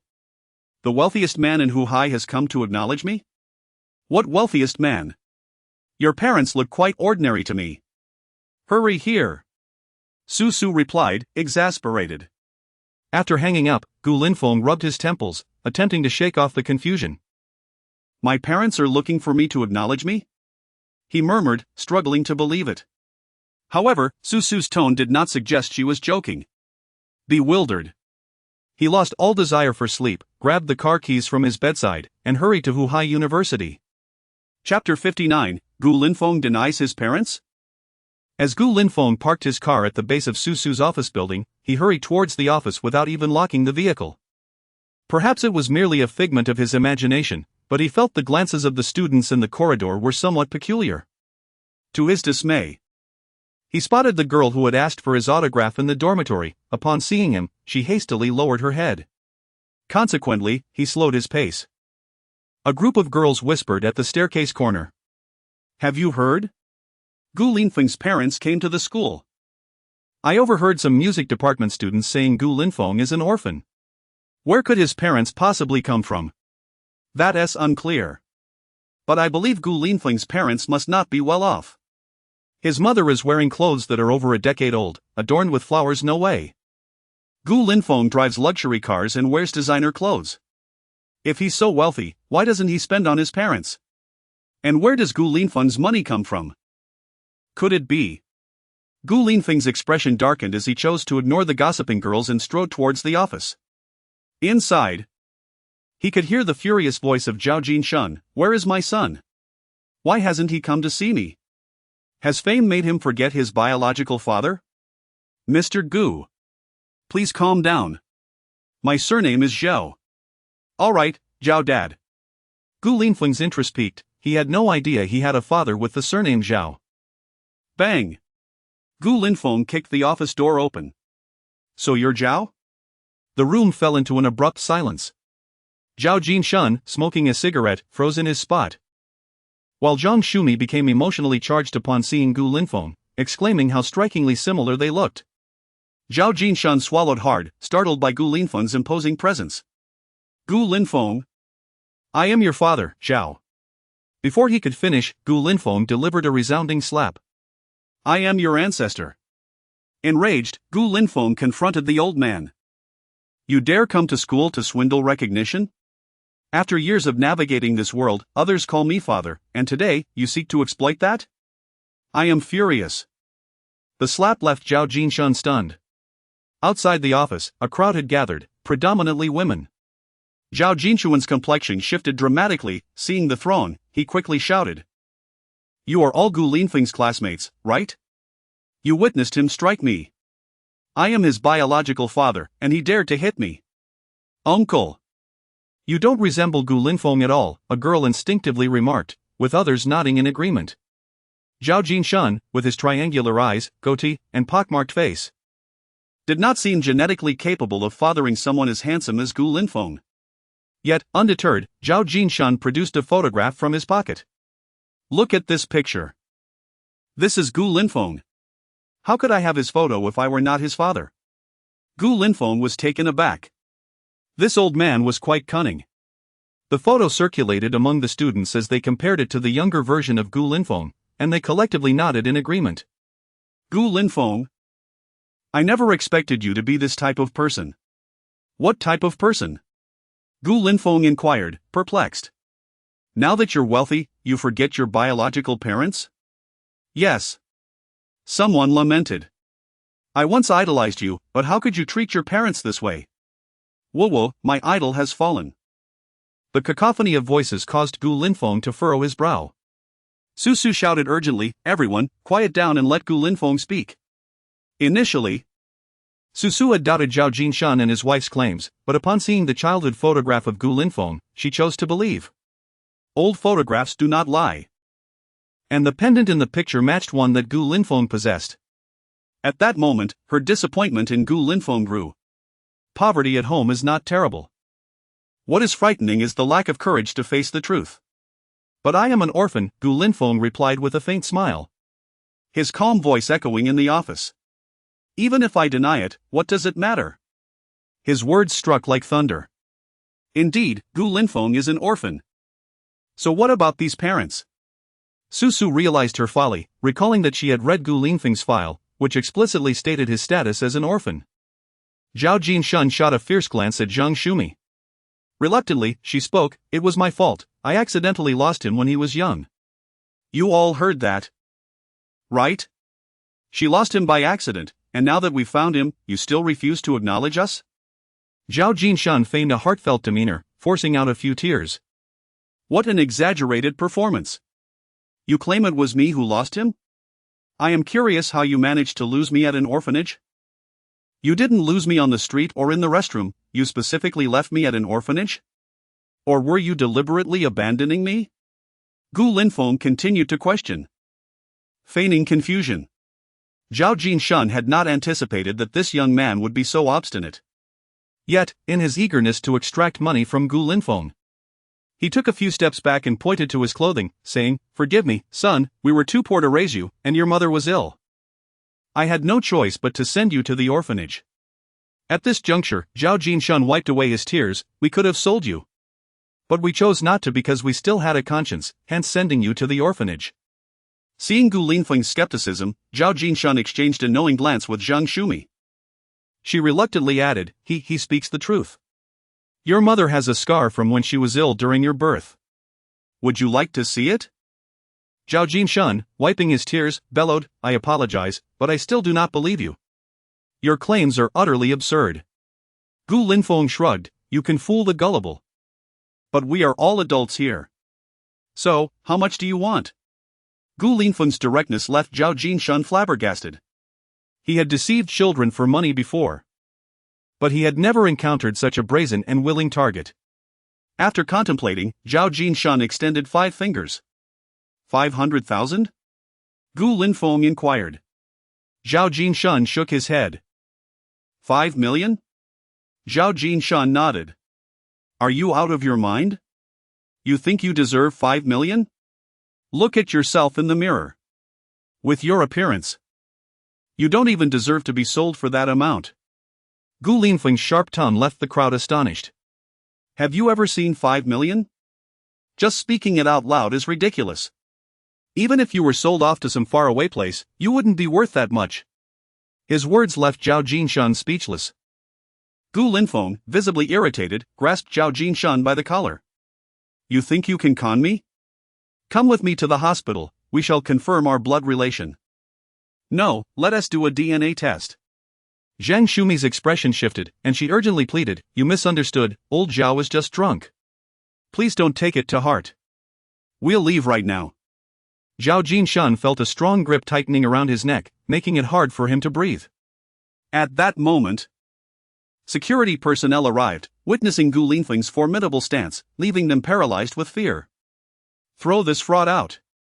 Gu Linfeng commanded, flinging Zhao Jinshan towards the security guards, who swiftly apprehended him and escorted him away. Zhao Jinshan was on the verge of unleashing a torrent of curses when the security guard swung 2 clubs directly at his face. I'll jab you with this stick. You little rascal. Zhao Jinshan cast a venomous glare at Gu Linfeng, as if to say, You'd better wait for me. Chapter 60, Can you endure this shameless move? Zhang Shumi turned back to glance at Gu Linfeng, her expression filled with concern. Could it be that this couple is suffering from some severe delusion? She waved her hand dismissively, then, after a moment's reflection, addressed the onlookers. This is nothing but a ruse. I have seen Gu Linfeng's records, he is indeed an orphan. Moreover, this couple bears no resemblance to him whatsoever. They must be attempting to exploit his newfound fame for monetary gain. Isn't such deception rampant these days? What about that photograph? It must be digitally altered. Su Su's words sparked a realization among the female spectators. I thought the man didn't resemble Gu Linfeng at all. One exclaimed. Indeed, I've never seen Gu Linfeng. Another chimed in. Come on, you just claimed to have mistaken him. All right, everyone, please leave. I need to speak with Gu Linfeng privately. Su Su ordered. And the reluctant students finally exited the room. Now, only the 2 remained in the office. Gu Linfeng, what on earth is happening? Su Su demanded, her brows furrowing. They are not my parents. Gu Linfeng replied without hesitation. But how do you explain that photograph? Do you genuinely believe it is fabricated? Su Su placed her hands on her hips, her expression conveying that he would not escape her scrutiny without a satisfactory explanation. Well, the photograph is undoubtedly authentic. But the circumstances surrounding it remain a mystery, Gu Linfeng pondered. It's possible they may have cared for me at some point. His voice trailed off, a wave of melancholy washing over him. In that fleeting moment, Su Su's heart softened, she yearned to envelop Gu Linfeng in her embrace and offer him solace. But alas! Their differing statuses formed an insurmountable chasm between them. I suppose I should return now, Gu Linfeng said, rising to take his leave. Very well. Please keep me informed of any developments. Su Su gestured an OK sign. Upon entering the boys' dormitory, Gu Linfeng was immediately surrounded by his 3 adopted brothers. What is going on, Dad? I heard you found me a godfather? Zhang Long laughed heartily. Get lost. Gu Linfeng retorted, collapsing onto his bed, devoid of any desire to engage with them. The 3 brothers fell silent, recognizing the tension. Zhang Long was already aware of the rumors circulating at school, suggesting that Gu Linfeng was quite concerned about his reputation. He regretted not insisting that Zhao Jinshan undergo a DNA test earlier. Meanwhile, Zhao Jinshan, having been ejected by the security personnel, seethed with rage. Upon returning home, he unleashed his fury on Zhang Shumi, striking her mercilessly before sulking on the bed in frustration. That little brat has quite the clever mind. Just a minor internet celebrity, yet he dares to act so high and mighty. Suddenly, a thought struck him, an internet celebrity? At that moment, at the editorial desk of the Urban Entertainment Report, chief editor Wang Xin furrowed his brow. Just half an hour prior, the chief editor had summoned him to the office, berating him fiercely. "You useless fool! If you can't find a sensational story, then get out."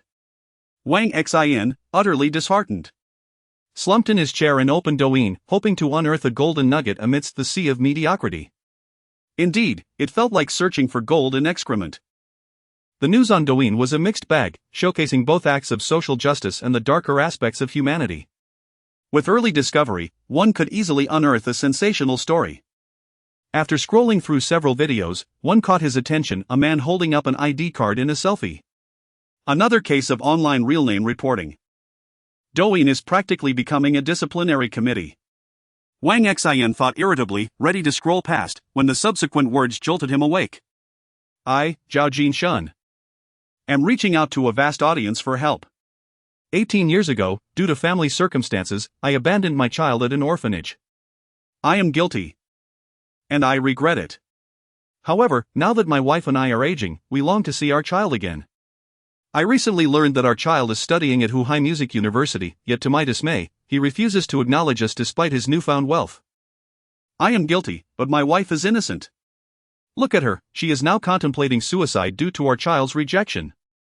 As he spoke, Zhao Jinshun directed the camera towards Zheng Shumi, who appeared battered and bruised, her body marred with contusions. Earlier that day, they had been expelled from the school by security. And upon returning home, she had succumbed to despair, banging her head against the wall and inflicting harm upon herself. Zheng Shumi remained silent, her eyes devoid of life. Yet, her disheveled state resonated with Wang Xin, who was now desperate to uncover the name of that child, fully aware of the power of public opinion. "My child is none other than the recently popular Gu Linfeng, the one singing on the stage at Shanghai Music University." Wang Xin's face lit up with excitement. No story? This is the perfect opportunity. They had previously shared the viral video of Gu Linfeng, making the name instantly recognizable. The notion of a rising internet celebrity rejecting their biological parents, if this were to be exposed, it would undoubtedly attract attention and traffic. Thus, Wang Xin, using the Urban Entertainment Reports account, reached out to Zhao Jinshun, who responded almost immediately. They arranged to meet, and Wang Xin hurriedly made his way to Zhao Jinshun's residence. In the cramped rental unit, Zhao Jinshun chuckled to himself, envisioning the wealth that awaited him. Though he portrayed himself as a fool, he was no simpleton. He understood very well the nature of internet users, who would invariably side with the apparent victim, regardless of the truth. In the video, he intentionally crafted himself as the underdog, seeking to leverage public sentiment to his advantage. "You shameless brat, can you withstand this underhanded tactic?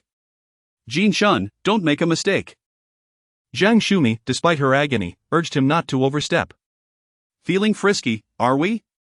I should have hit you harder." Zhao Jinshun sneered, rising to deliver another brutal blow, ignoring her pleas for mercy. At that moment, the sound of the door lock turning echoed, and their son walked in. Upon witnessing his mother being assaulted, he rushed forward to intervene. "You bastard, are you looking for death?" Zhao Jinshun's face contorted with rage as he turned his wrath upon the young man, swinging a beer bottle from the table and smashing it over his head. The young man let out a pained groan and collapsed, unconscious. Zheng Shumi, witnessing the scene, lunged at Zhao Jinshun in a frenzy. "You can hit me all you want, but don't harm our son." The narrow confines of the room were filled with cries of anguish. Finally, a knock on the door broke through the chaos, wiping the sweat from his forehead. Zhao Jinshun pointed at his son. "You worthless fool, we have guests, get him out of here." Zheng Shumi, gritting her teeth against the pain, limped over to drag her son into the room. Exhausted, she crumpled to the floor. When chief editor Wang Xin entered, he was met with a faint scent of blood. He frowned. "It seems what you said is true. We need to advise the child's mother to remain calm, after all, suicide is." "You are absolutely right." Zhao Jinshun nodded vigorously. "Now, please recount the events to me," Wang Xin said in a flat tone. Chapter 61, Security Guard Zhao Liang now. "Please recount the events to me," Wang Xin said in a calm tone. "All right, here's how it unfolded." Zhao Jinshun began to narrate. albeit most of it was fabricated. Wang Xin nodded, all the while cursing Gu Linfeng under his breath. Once a person gains fame, they inevitably change. Your son is a quintessential ingrate. Indeed, we had our reasons back then. Zhao Jinshan wiped away tears from the corners of his eyes, feigning sincerity. We acknowledge our mistakes. But the child is still young. Enough. You are far too benevolent. Wang Xin retorted with disdain. Such a person must be brought down to earth. Only then will they perceive the world clearly. Parental love is the heaviest burden in this world. Zhao Jinshan was preoccupied with his schemes for wealth. How could he cast Gu Linfeng into the abyss if he needed to extract money for compensation? As long as he acknowledges me, it would suffice. I would rather not completely eradicate him. You needn't concern yourself with this matter. Please extend my regards to your wife, Wang Xin insisted, leaving no room for refusal. Before Zhao Jinshan could utter more, Wang Xin turned and departed.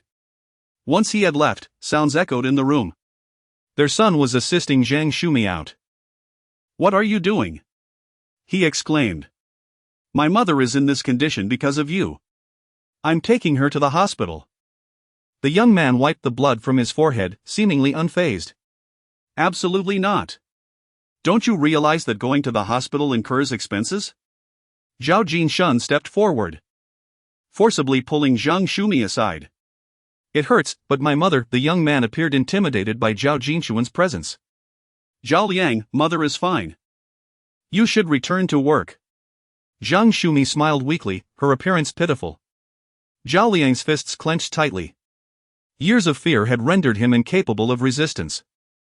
It was not merely muscle memory but an indelible psychological imprint. I heard you've become a security guard at the community? Earning 15,000 a month?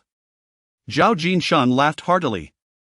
It seems my decision to prevent you from attending university was indeed wise. Just look at those university graduates, many earn only a few thousand a month after graduation. And here you are, stepping directly into a security role with such a high salary. Zhao Jinshan narrowed his eyes. From now on, your salary must be handed over punctually each month, understood?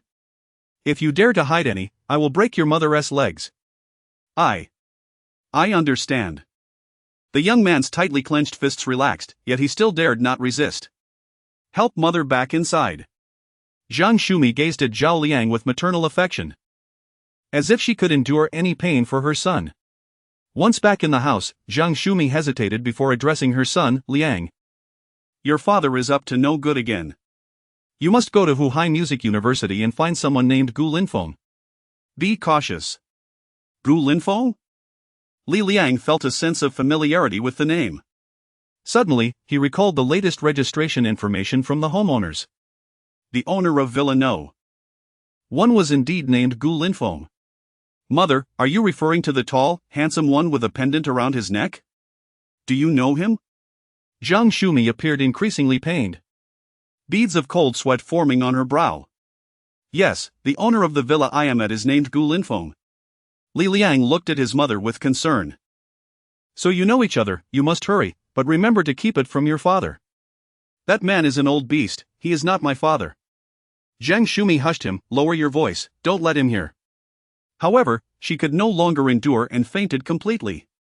When the ambulance arrived, Zhao Jinshan erupted in curses, showing no concern for Zhang Shumi's injuries, only fretting over the expenses. Zhao Liang remained silent as he took his mother to the hospital.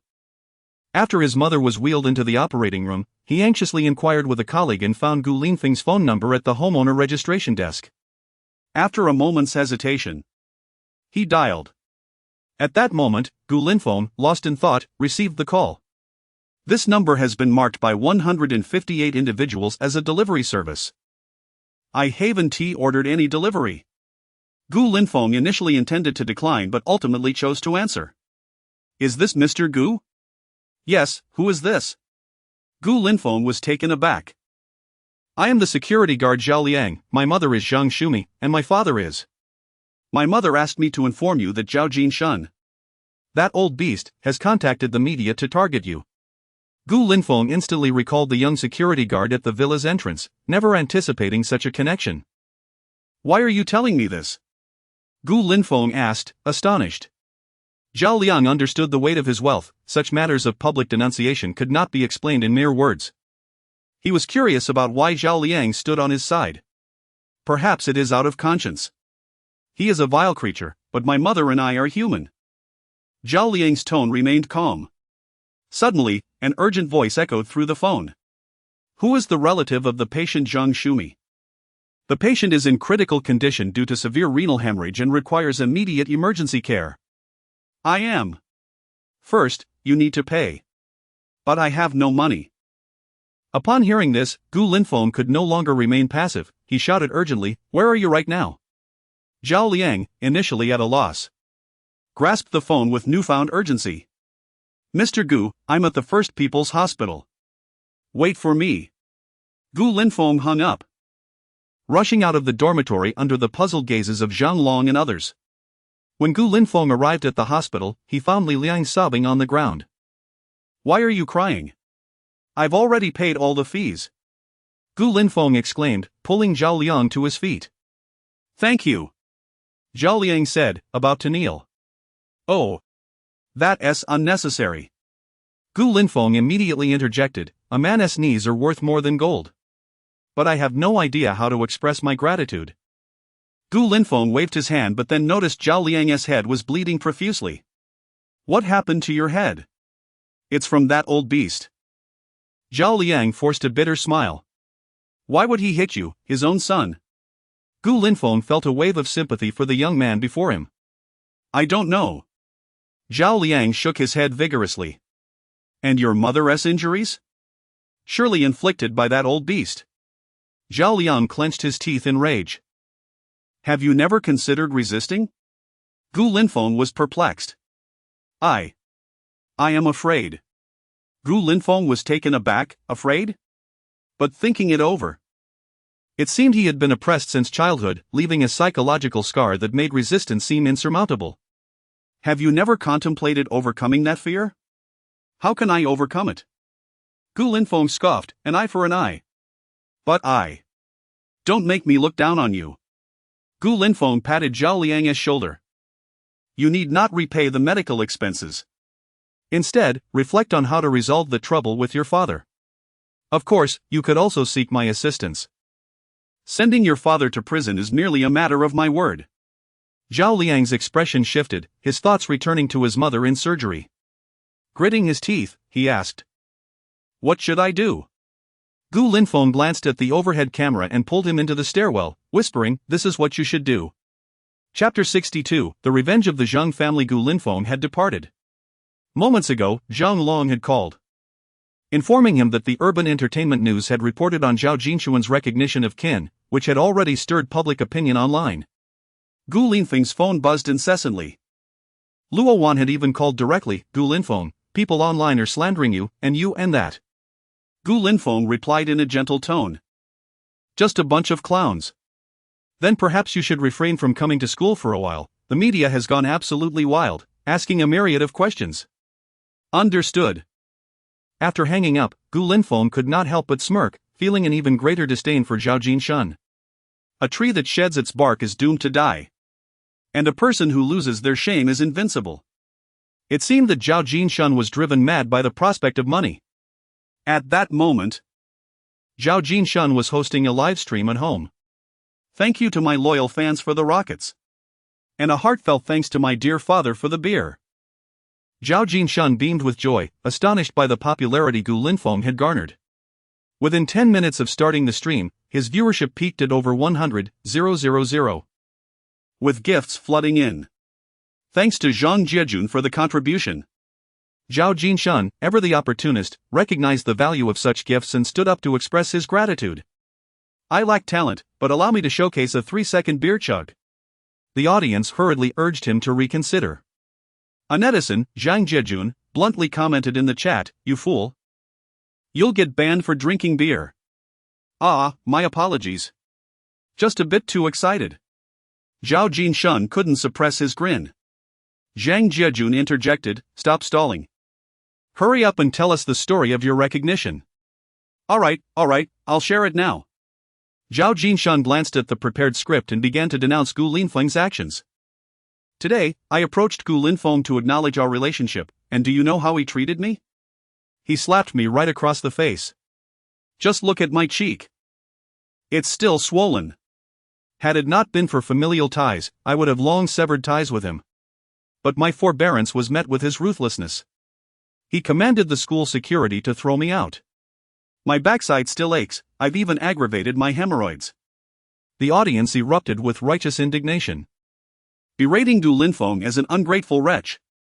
Your parents gave you life, and this is how you repay them? Zhang Jejun sent several more gifts and commented, let's chat privately. Streamer. Okay, big brother. Zhao Jinshan, eager to appease his benefactor, hurriedly replied. In a villa district of Huhai, Zhang Jejun sat in the living room, listening to his girlfriend Lu Qianran's anguished cries while simultaneously watching Zhao Jinshuan's livestream, a stark contrast of emotions. Ever since Lu Qianran had embarrassed herself in public, he had lost all interest in her and decided to gift her to his good older brother. He had initially feared that his brother would be displeased upon learning of Lu Qianran's disgrace, but to his surprise, his brother not only accepted her but seemed to relish the idea, even purchasing a plethora of laxatives for her to perform once more in front of him. This grotesque spectacle nearly made Zhang Jejun vomit. He had initially intended for his older brother to confront Gu Linfeng, but it appeared that the latter had already fallen from grace. Wait, isn't Gu Linfeng supposed to have a mysterious background? How could he have such a father? Zhang Jejun discerned from Zhao Jinshuan's livestream that the latter's family was far from affluent. Unable to sit still any longer, he listened to the ongoing wails in the room and, deciding to act, sent a message to Zhao Jinshan, promising him wealth. Zhao Jinshan, ever straightforward, ended the livestream, and the two arranged a clandestine meeting, clearly plotting against Gu Linfeng. Just as Gu Linfeng returned to school, Zhang Jejun and Zhao Jinshan stormed in. The security guards, initially intent on stopping them, chose to ignore the presence of Zhang Jejun. Reporters at the entrance spotted Zhao Jinshan and rushed toward him, only to be repelled by security. The two hurried into the school. This time, Zhao Jinshan did not seek out Counselor Su Su but headed straight to Zhang Yid's office. Who is this? Father. He is Gu Linfeng's biological father. Zhang Jejun grinned widely. Zhang Yid set down his pen and glanced at Zhao Jinshan. With yellowed teeth and slanted eyes, he hardly resembled a father. What is your purpose in bringing him to see me? Father, I am aggrieved. Gu Linfeng's drink must have been tainted. He caused me to embarrass myself publicly. I must seek revenge. Get him out of here. Zhang Yid recalled Qian Meng's warning and would not allow Zhang Jejun to act recklessly. Father, I've been wronged to this extent, and you still hesitate? Zhang Jejun shouted in indignation. Silly son, Gu Linfeng's background does not stem from this so-called father. Zhang Yid mockingly pointed at Zhao Jinshan, continuing. His true connections lie with the military. The military? Zhang Jejun scoffed dismissively, what does that matter? But do not forget, we are in Huhai. And I have already persuaded that individual, he has agreed to help me seek revenge. That young master? Zhang Yid's expression faltered. Father, if you do not assist me, I shall throw myself against the wall in your office. He gestured toward Zhao Jinshan as he spoke. Zhao Jinshan quickly grabbed Zhang Jejun. Brother, you cannot do that. Uncle. Please talk him out of it. Zhang Yid's face darkened. You have more wrinkles than I do. Who are you calling brother? Zhao Jinshan, accustomed to addressing people casually online, immediately apologized. All right, tell me your plan. At that moment, Zhang Yid chose to compromise. He had only one son and found it ridiculous to fear an intangible background. Father. I have no plan. Zhang Jejun was taken aback. Then just watch me. Zhang Yid replied, exasperated. He then picked up the landline and called the security at the school gate. This is Zhang Yid, summon all the reporters to my office. Zhang Jejun's eyes lit up. Father, what a brilliant scheme. You intend to hold a press conference to criticize Gu Linfeng? I aim to escalate public opinion. This will provide a reason to expel him. Zhang Yid, cunning and crafty, had already devised a strategy. Minutes later, a throng of reporters flooded into Zhang Yid's office. Who invited you in? Zhang Yid feigned panic. Rising from his chair, The reporters appeared bewildered. Didn't you summon us? Vice Principal Zhang, what are your thoughts on Gu Linfeng's refusal to acknowledge his kin? What measures will your school take regarding a student of such questionable character? Mr. Zhao Jinshun, how do you view Gu Linfeng's refusal to acknowledge you? Flashes from cameras illuminated the room, and some reporters even began live streaming. P.S. Humble adopted son seeking 5-star reviews. And I hope all generous fathers will send a small gift my way, I'm nearly broke. Chapter 63, the wealthy father recognizes his child. Zhang Yi cleared his throat and casually grasped a microphone, stating, as the president of the Music Academy, I will provide a satisfactory response regarding this matter. At first, the reporters anticipated yet another round of bureaucratic platitudes, but Zhang Yi swiftly shifted his tone. According to the Student Conduct Code, our freshman Gu Linfeng has violated relevant regulations. We cannot overlook the moral failings of our students, thus, we have decided to expel Gu Linfeng from our institution. Effective immediately, Gu Linfeng is no longer a student here. As soon as he finished speaking, a languid voice echoed from outside. You're expelling me without a proper investigation? How audacious, Vice President Zhang. Gu Linfeng's voice rang out as he entered the school.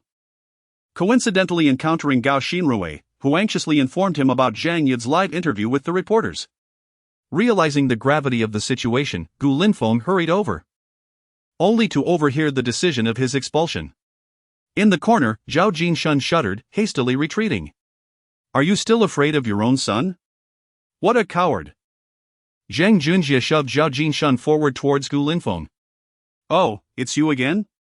Gu Linfeng regarded Zhao Jinshun coldly. Why yes. Zhao Jinshun stammered. This scene was swiftly broadcasted live, igniting a frenzy online. How dramatically theatrical was this father-son recognition? Indeed, it appeared that Zhao Jinshun was fearful of Gu Linfeng, suggesting a profound affection. I wish Gu Linfeng would step outside and be struck by a car. His singing may be melodious, but his character is lacking. He is truly a beast. I have unfollowed Gu Linfeng. Gu Linfeng, you have been expelled, please leave immediately. Zhang Yi declared with righteous indignation. Expelled? Gu Linfeng chuckled, as if hearing the grandest joke. By what authority do you expel me? If I claim to be your father, will you acknowledge it? He even brought out childhood photos of you. How will you explain that? Zhang Junjie demanded loudly. Just because of a photo? Gu Linfeng was rendered speechless. But you are indeed an orphan, Gu Linfeng. Now that your biological father has come forward, you cannot deny him just because he has fallen on hard times, Zhang Junjie cleverly emphasized. Gu Linfeng found himself at a loss for words, realizing that the father-son duo was confident he could not produce evidence. The only recourse was a DNA test. Yet with the passage of time, even if no blood relation existed, public opinion could turn the narrative against him. At that moment, a cacophony of footsteps filled the corridor. Over 20 men clad in black suits rushed in, immediately subduing the reporters present. Cameras were swiftly turned off, and any dissenters were met with a punch that left them reeling. Who are you? One reporter asked. We are journalists. You cannot lay a hand on us. Don't you know about press freedom? Return our phones, or I will call the police. Viewers watching the livestream were bewildered, perplexed by the sudden appearance of these suited men. The scene was quickly brought under control, leaving the media representatives crouched on the ground. At this juncture, a middle-aged man with slicked back hair and an imposing presence approached. Zhang Junjie's eyes lit up. He recognized this influential figure. Gu Beichen, the father of that peculiar brother of mine. Uncle Gu, what brings you here? Zhang Junjie eagerly approached. Zhang Yi also extended his hand. Mr. Gu, welcome. However, the powerful man's gaze remained fixed on Gu Linfeng's face. He murmured, you are the spitting image of my younger self. Subsequently, he reached toward the pendant around Gu Linfeng's neck. Gu Linfeng instinctively recoiled, leaving Gu Beichen grasping at air. Gu Beichen was not angered, instead, tears streamed down his face. My son, I have searched for you tirelessly. Gu Linfeng turned his head away, emotionless. He was uncertain how to confront the father he was biologically linked to.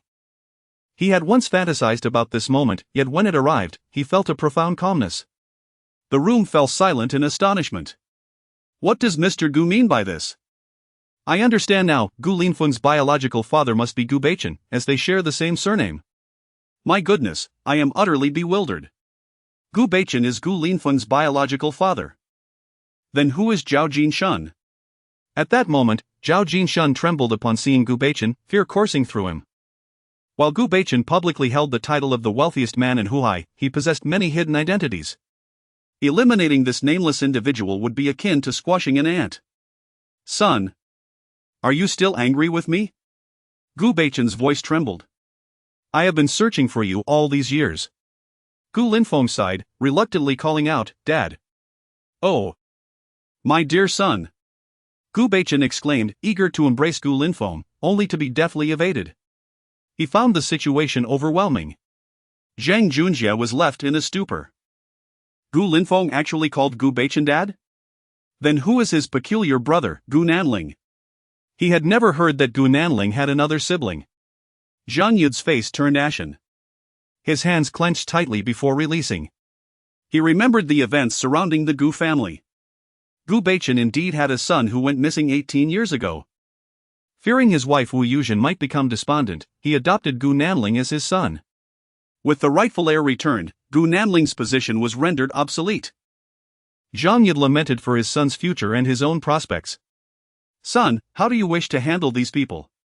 Gu Baichen inquired casually. Yet his squinting eyes betrayed a murderous intent. The reporters, fearing for their safety, begged for mercy. We had nothing to do with this, wealthy sir.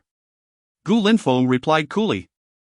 Delete all recorded videos, and then you may leave.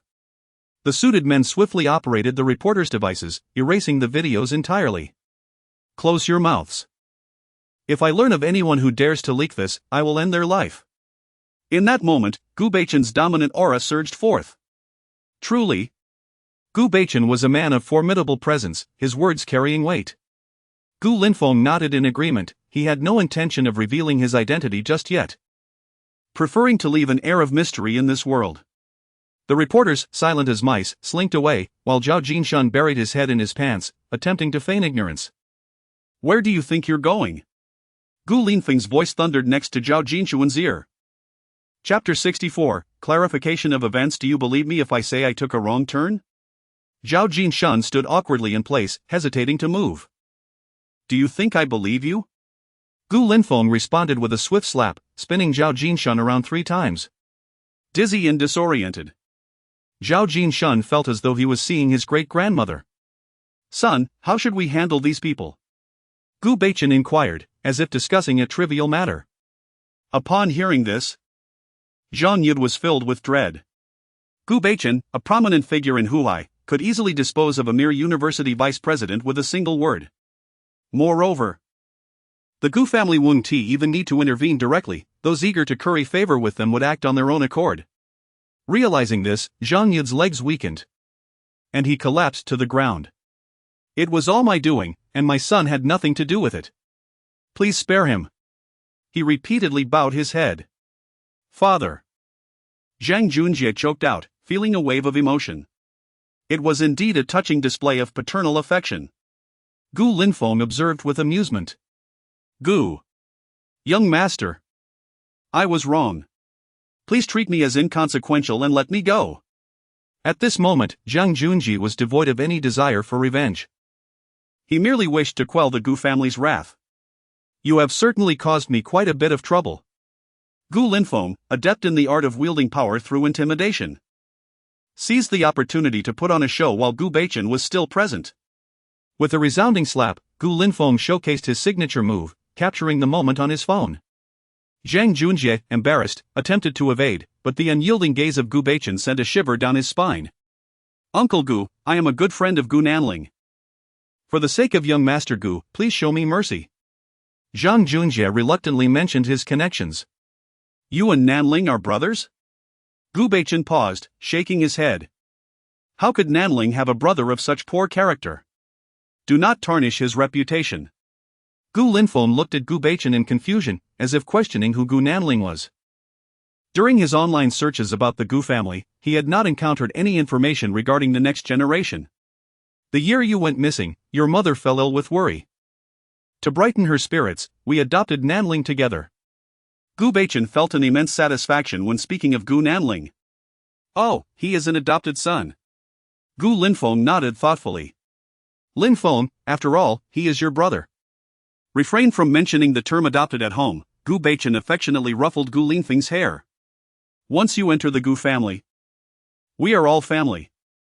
Gu Linfeng scoffed inwardly. Although he had never met this adopted son, anyone who could associate with someone like Zhang Junjie surely couldn't be virtuous. As his thoughts raced, Gu Linfeng's gaze toward the Zhang father and son shifted. I am in need of 2 pets, how do you both feel about that? Zhang Junjie's face brightened, and he hurriedly replied, rest assured, young Master Gu, I can procure any pet you desire, even a Siberian tiger if you wish. That is not something to be taken lightly. Gu Linfeng slapped Zhang Junjie's face once more, adding, but you are rather adorably foolish. What? Zhang Yud, seasoned and cunning, understood the implication of Gu Linfeng's words and let out a whimper as he lay on the ground. Zhang Junjie, taken aback, wondered if his father had lost his mind. Junjie, hurry and learn from your father. Woof, woof. Zhang Yud glared at Zhang Junjie, exasperated. Ha! It seems you are but a foolish dog. Gu Linfeng mocked. Woof, woof. Woof. Zhang Junjie, desperate to comply, barked while sticking out his tongue. Gu Baichen remained indifferent, aware that the Gu family could not be humiliated. Gu Linfeng's punishment was the lightest of options. Had it been him, he would ensure the father and son would not see the light of day again. In a nation as vast as Longhua, the death of a pair of father and son would hardly be considered excessive. Satisfied with the display from the Zhang father and son, Gu Linfeng retrieved a piece of candy from his pocket and tossed it on the ground. Here. A reward for you. The Zhang father and son scrambled like rabid dogs, fighting over the treat, a comical scene that made him burst into laughter. Inwardly, he mused. I am truly becoming more like a villain. Zhao Jinshan, attempting to follow suit, positioned himself on the ground and prepared to bark. Only to be met with a kick from Gu Linfeng that sent him sprawling. Gu Linfeng then planted his foot firmly on Zhao Jinshuan's face. Now, post a clarification online. Understand? Understood. At that moment, the internet was ablaze. During a live broadcast, a swarm of individuals clad in black suddenly interrupted, abruptly cutting the stream. This sparked rampant speculation among viewers, who did not hesitate to lash out at Gu Linfeng. Wow, your talented Gu Linfeng has been expelled. His singing is not even as good as my pet flower, and his character is utterly deplorable. I've encountered someone like Gu Linfeng before, he was my classmate. His father was a farmer, yet he crafted a rich second-generation persona at school, even ignoring his father when he visited. When classmates spotted him, he would claim his father was just a passerby. Ultimately, Gu Linfeng is just insecure. At this juncture, Gu Linfeng's fanbase was in turmoil. With their idol's reputation crumbling, they were unable to remain indifferent. Yet, his actions were so explosive that they were at a loss for how to defend him.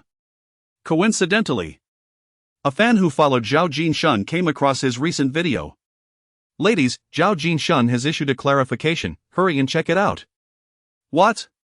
The situation has reversed? I just saw it, Zhao Jinshan deliberately sought out brother Linfeng for a scam. We've all been deceived by this person. I knew it. How could someone as handsome as Gu Linfeng possibly have a father as ugly as Zhao Jinshan? Ha ha ha. Let's see how those little black fans react now. Everyone, join me with screenshots of Zhao Jinshuan's apology and clarification. The Gu Linfeng fan club sprang into action, inundating various video channels with comments. Initially, the black fans who had been slandering Gu Linfeng were left dumbfounded upon reading the comments from his supporters. Are you serious? There's a twist to this? Despite their doubts, they hastily deleted their previous comments, aware that such evidence could be detrimental if Gu Linfeng chose to sue for defamation. In an instant, the online discourse calmed. Some public accounts, fearing accountability, promptly removed videos depicting Gu Linfeng's disavowal of his father and replaced them with shares of Zhao Jinshuan's clarification video. Gu Linfeng's Douyin account, which had plummeted to 800,000 followers, began to surge at rocket speed. Chapter 65. What is wrong with having a dog? In Zhang Yud's office, Zhao Jinshan was persistently bowing his head in supplication. Alright, I had no intention of causing you any harm. For a person like him?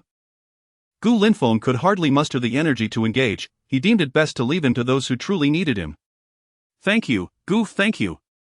Young Master Gu. Zhao Jinshan felt a surge of delight within, even experiencing a sense of relief akin to surviving a calamity. Wait. How do you possess a photo of my son Linfeng? Gu Beichen inquired from his elevated position. Ah, this. Zhao Jinshuan's mind raced. And he feigned trepidation as he stammered, I found it, I didn't discard it at the time, just carelessly left it at home. His words were riddled with inconsistencies, and Gu Beichen prepared to press further when Gu Linfeng interjected, Enough, I have no interest in this matter. As he spoke, Gu Linfeng was deep in thought. Found it? It seems far too simple. Zhao Jinshan sighed with relief, trembling as he rose from the ground. Then I may leave? Of course you may depart. Gu Linfeng replied with a mysterious smile. Zhao Jinshan bowed and fled the office in a panic. This time, I'll spare your lives, but should there be a next time, humph, Gu Beichen's words dripped with menace. The father and son hastily assured him of their unwavering allegiance to Gu Linfeng going forward.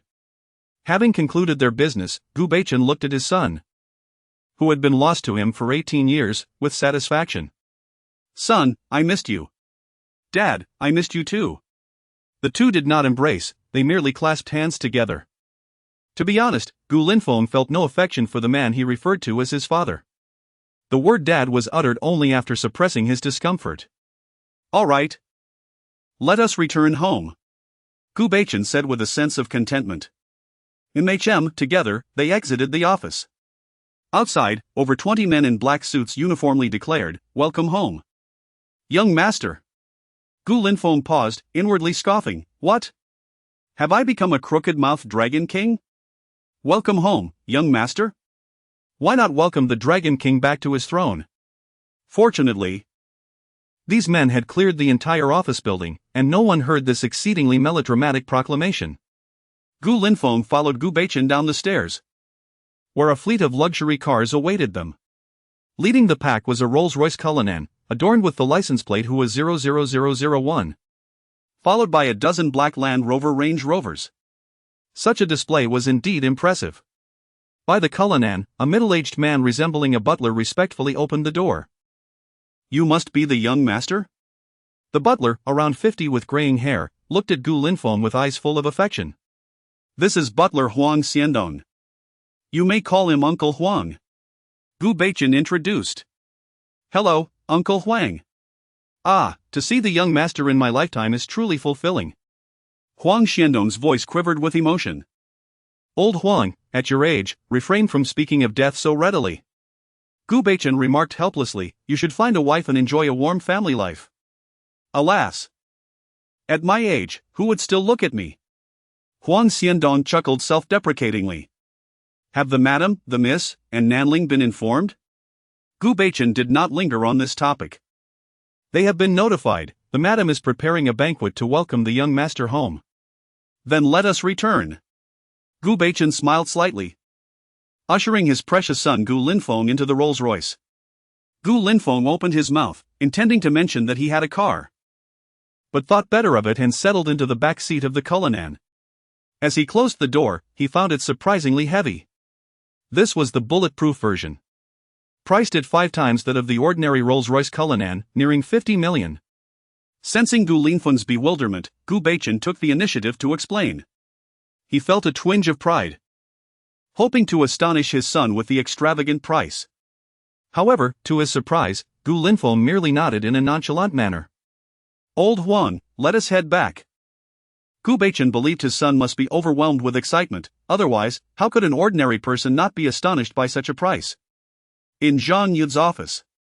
Once the footsteps faded away, the father and son helped each other rise from the ground. Dad, I was wrong, I should have listened to you from the start. Now that we have angered the Gu family. Zhang Junjie finally understood fear. He had expected Zhang Yu to erupt in rage, but instead, he simply sighed. Are we not well now? Zhang Yat stroked Zhang Junjie's bruised forehead. Hiss. Zhang Junjie instinctively flinched. Dad, have you forgiven me? Should we not seek out Gu Nanling and retaliate fiercely? Zhang Yat's expression changed dramatically as he slapped Zhang Junjie across the face. Fool! Gu Nanling may be the young master of the Gu family, but he is merely an adopted son. Have you lost your mind? But... Zhang Junjie covered his face, speaking timidly, we have already offended Gu Linfeng. Zhang Yat chuckled cunningly, are you truly foolish or just pretending?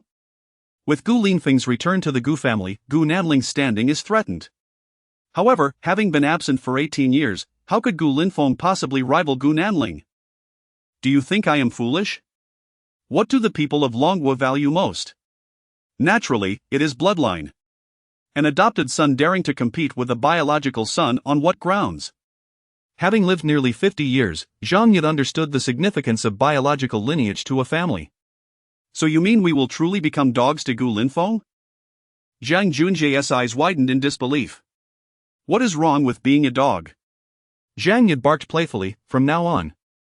Our Zhang family shall be the dogs of Gu Linfeng, understood? Why yes. The Gu family's convoy slowly departed from Shanghai Music University. Countless students gazed in awe at the luxurious procession led by the Rolls-Royce Cullinan, instinctively believing it to be a visit from a foreign president. Until a well-informed student exclaimed, Who is 00001, that's the Gu family's car. The Gu family of Shanghai? The wealthiest family in Shanghai? Indeed.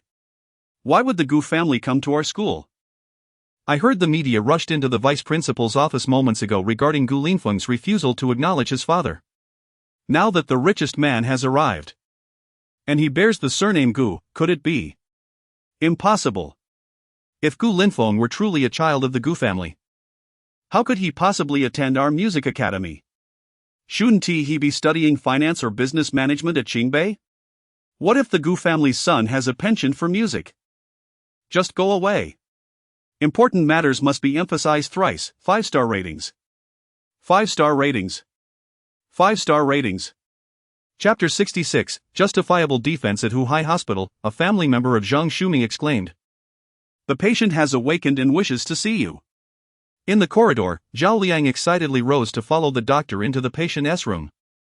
Upon seeing Zhao Liang, the pallid Zhang Shumi shed tears. My child, I am fine. Please discuss with the doctor about our discharge. Mother, do not worry about the expenses. They have already been settled. Zhao Liang reassured her with a smile as he clasped her hand. Settled? But you just started working, where did you procure the funds? Zhang Shumi questioned, her brow furrowed in confusion. It was Gu Linfeng who paid, Zhao Liang admitted candidly, revealing the truth of Gu Linfeng's assistance. Upon hearing the name, a tumult of emotions surged within Zhang Shumi. We must repay this money. I will, Zhao Liang replied, suddenly struck by a thought, hesitating to voice it. What is it? Zhang Shumi asked softly. Mother, if that old beast were to die, would you feel sorrow? Zhao Liang fixed his gaze intently on Zhang Shumi. My son. You must not entertain such foolish notions. Zhang Shumi's expression grew agitated. After all, he is your father. Father? A man who has only ever beaten and berated me since childhood, who struck me when he lost at gambling and vented his frustrations on me after losing a fight? Zhao Liang's eyes darkened with fury. Mother, do you know that your kidney was injured by that old beast? If I had delayed bringing you to the hospital, you might have died. Zhang Shumi faltered, her resolve wavering. In truth, she harbored a deep-seated wish for Zhao Jinshan's demise, yet the law forbade murder. She dared not voice her thoughts. Rest assured, I shall do nothing. Zhao Liang reassured her internally, once you are discharged, this will all be over. Family members. Visiting hours are nearly over, it is time to leave. The doctor knocked and entered, beckoning Zhao Liang. Understood. Zhao Liang cast a tender glance at his mother. Take care of yourself, mother. I must return to work. Yes, work diligently. I implored many on your behalf to secure you this job, make it worthwhile. Zhang Shumi smiled affectionately. This security job was one Zhang Shumi had begged for while working as a maid in the Zhang family, kneeling and pleading for it. Zhao Liang was aware of this but had never spoken of it for the sake of his mother's dignity. After Zhao Liang departed, Zhang Shumi gazed at the ceiling, lost in contemplation. Meanwhile, Zhao Jinshun returned home in disarray, spotting Zhao Liang lounging on the sofa. He bellowed, "Where is that wretched woman? Why hasn't she returned yet?" Zhao Liang remained expressionless, staring at Zhao Jinshun. "You have injured my mother's kidney, she is still lying in the hospital." "Nonsense. I've lived with your mother for years, I know how to handle her. There's no way I could have damaged her." Zhao Jinshun grabbed a beer bottle from the table and took a swig, then added, "There is no food, so hurry and have your mother come back to cook." Zhao Liang slowly stood and retrieved some prepared dishes from the kitchen. "I have already prepared it for you." "Not bad, showing some initiative. I'll go easy on her next time." Zhao Jinshun laughed heartily and tore into a piece of beef. "Bring me a knife." Zhao Jinshun struggled with the meat, finding it tough to chew. Zhao Liang quietly rose, fetching a kitchen knife along with a bottle of strong liquor. "Here." He slammed the knife onto the table, startling Zhao Jinshun. Zhao Jinshun dropped his meat and kicked Zhao Liang twice. "Can't you make less noise?" Zhao Liang remained silent, watching as Zhao Jinshun indulged in his meal. Zhao Jinshun, with a bad temper and poor tolerance for alcohol, began to sway after consuming half a pound of liquor. "I missed out on 5 million today. 5 million. Zhao Jinshun lamented, oblivious to his own faults. "Damn it, the more I look at you, the more I find you repulsive. Come here." Zhao Jinshun reached for Zhao Liang, intent on violence. "Here we go again, the cycle of drinking and then hitting." Zhao Liang felt no fear at this moment, his mind replaying Gu Linfeng's words. "Is this all you're capable of? Besides hitting me and my mother, who else would you dare to strike?"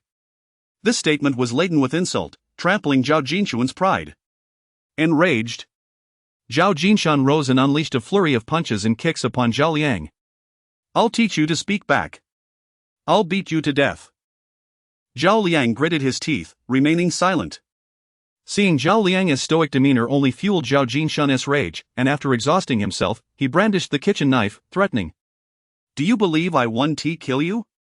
I do not." "What did you say? You don't believe me?" Zhao Jinshun was taken aback. Was this still the same submissive son?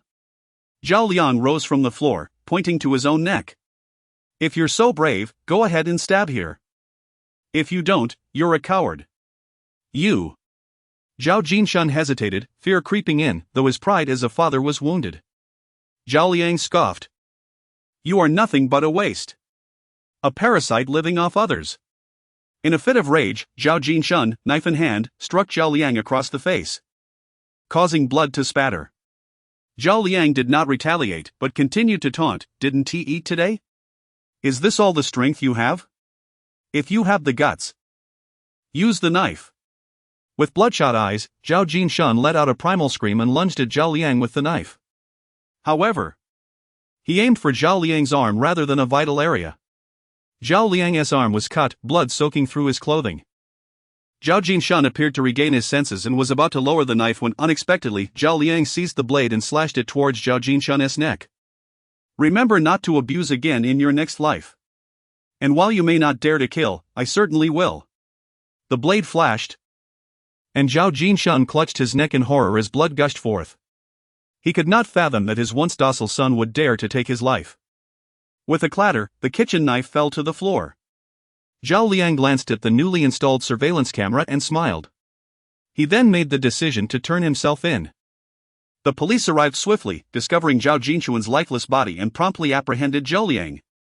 "You are suspected of murder and are now under arrest. Do you have anything to say?"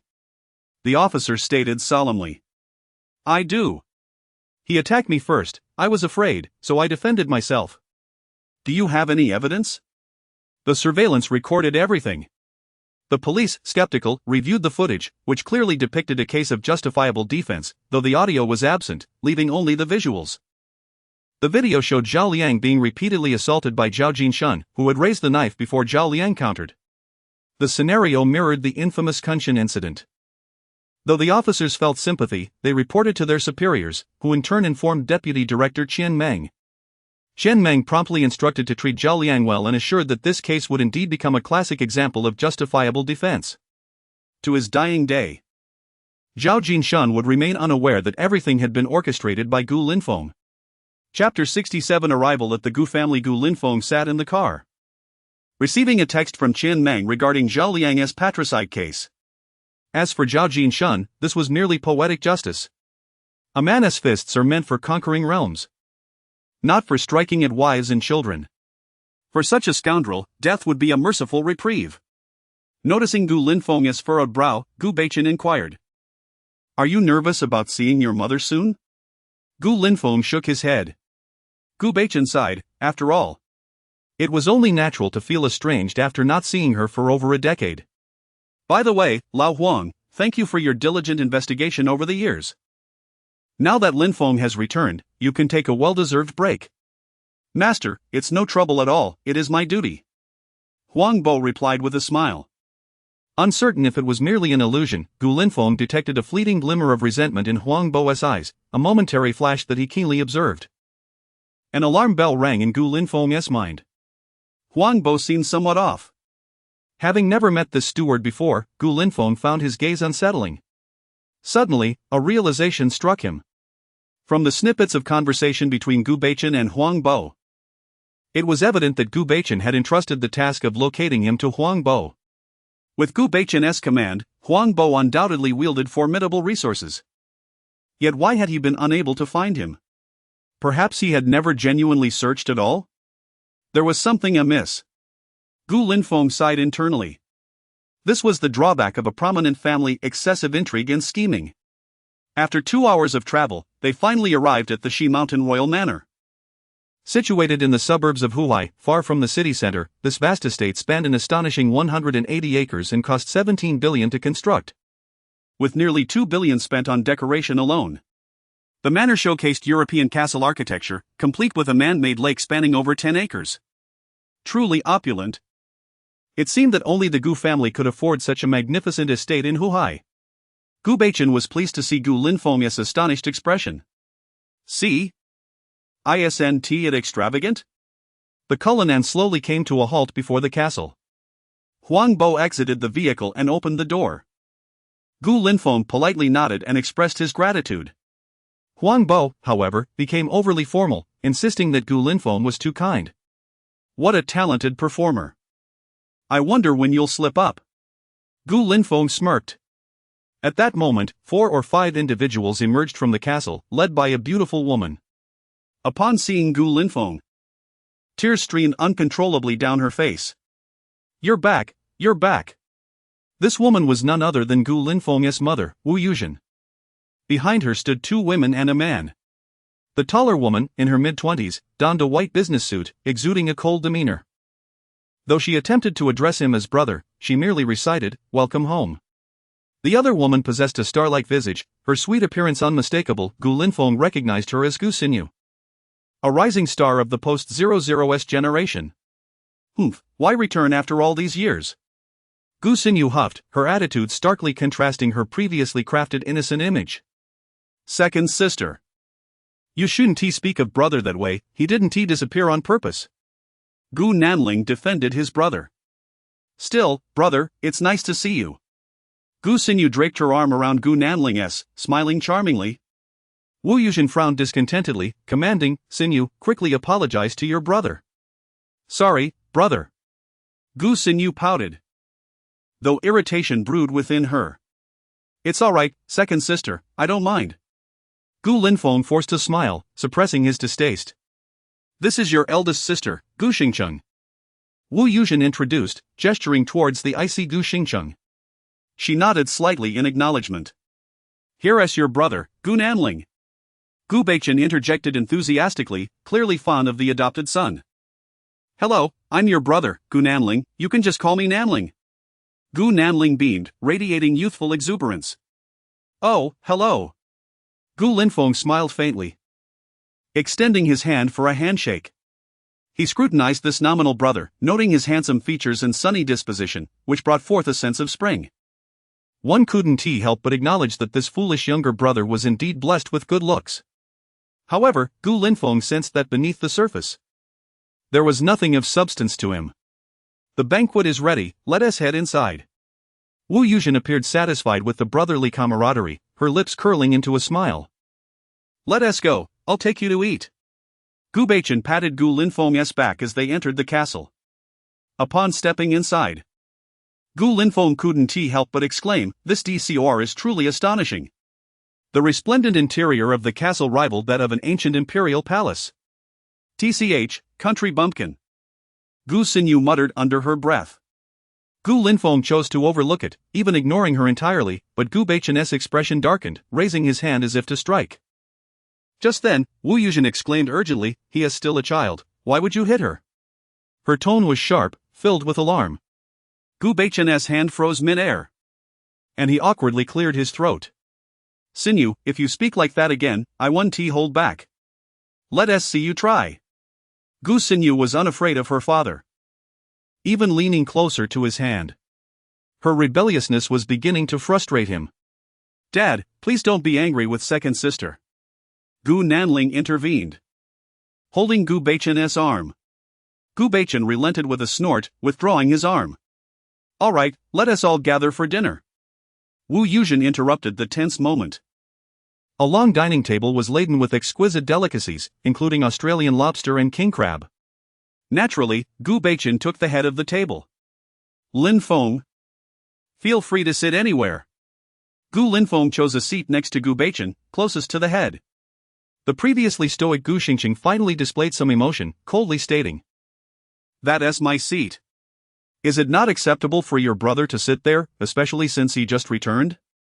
Wu Yuzhen reprimanded.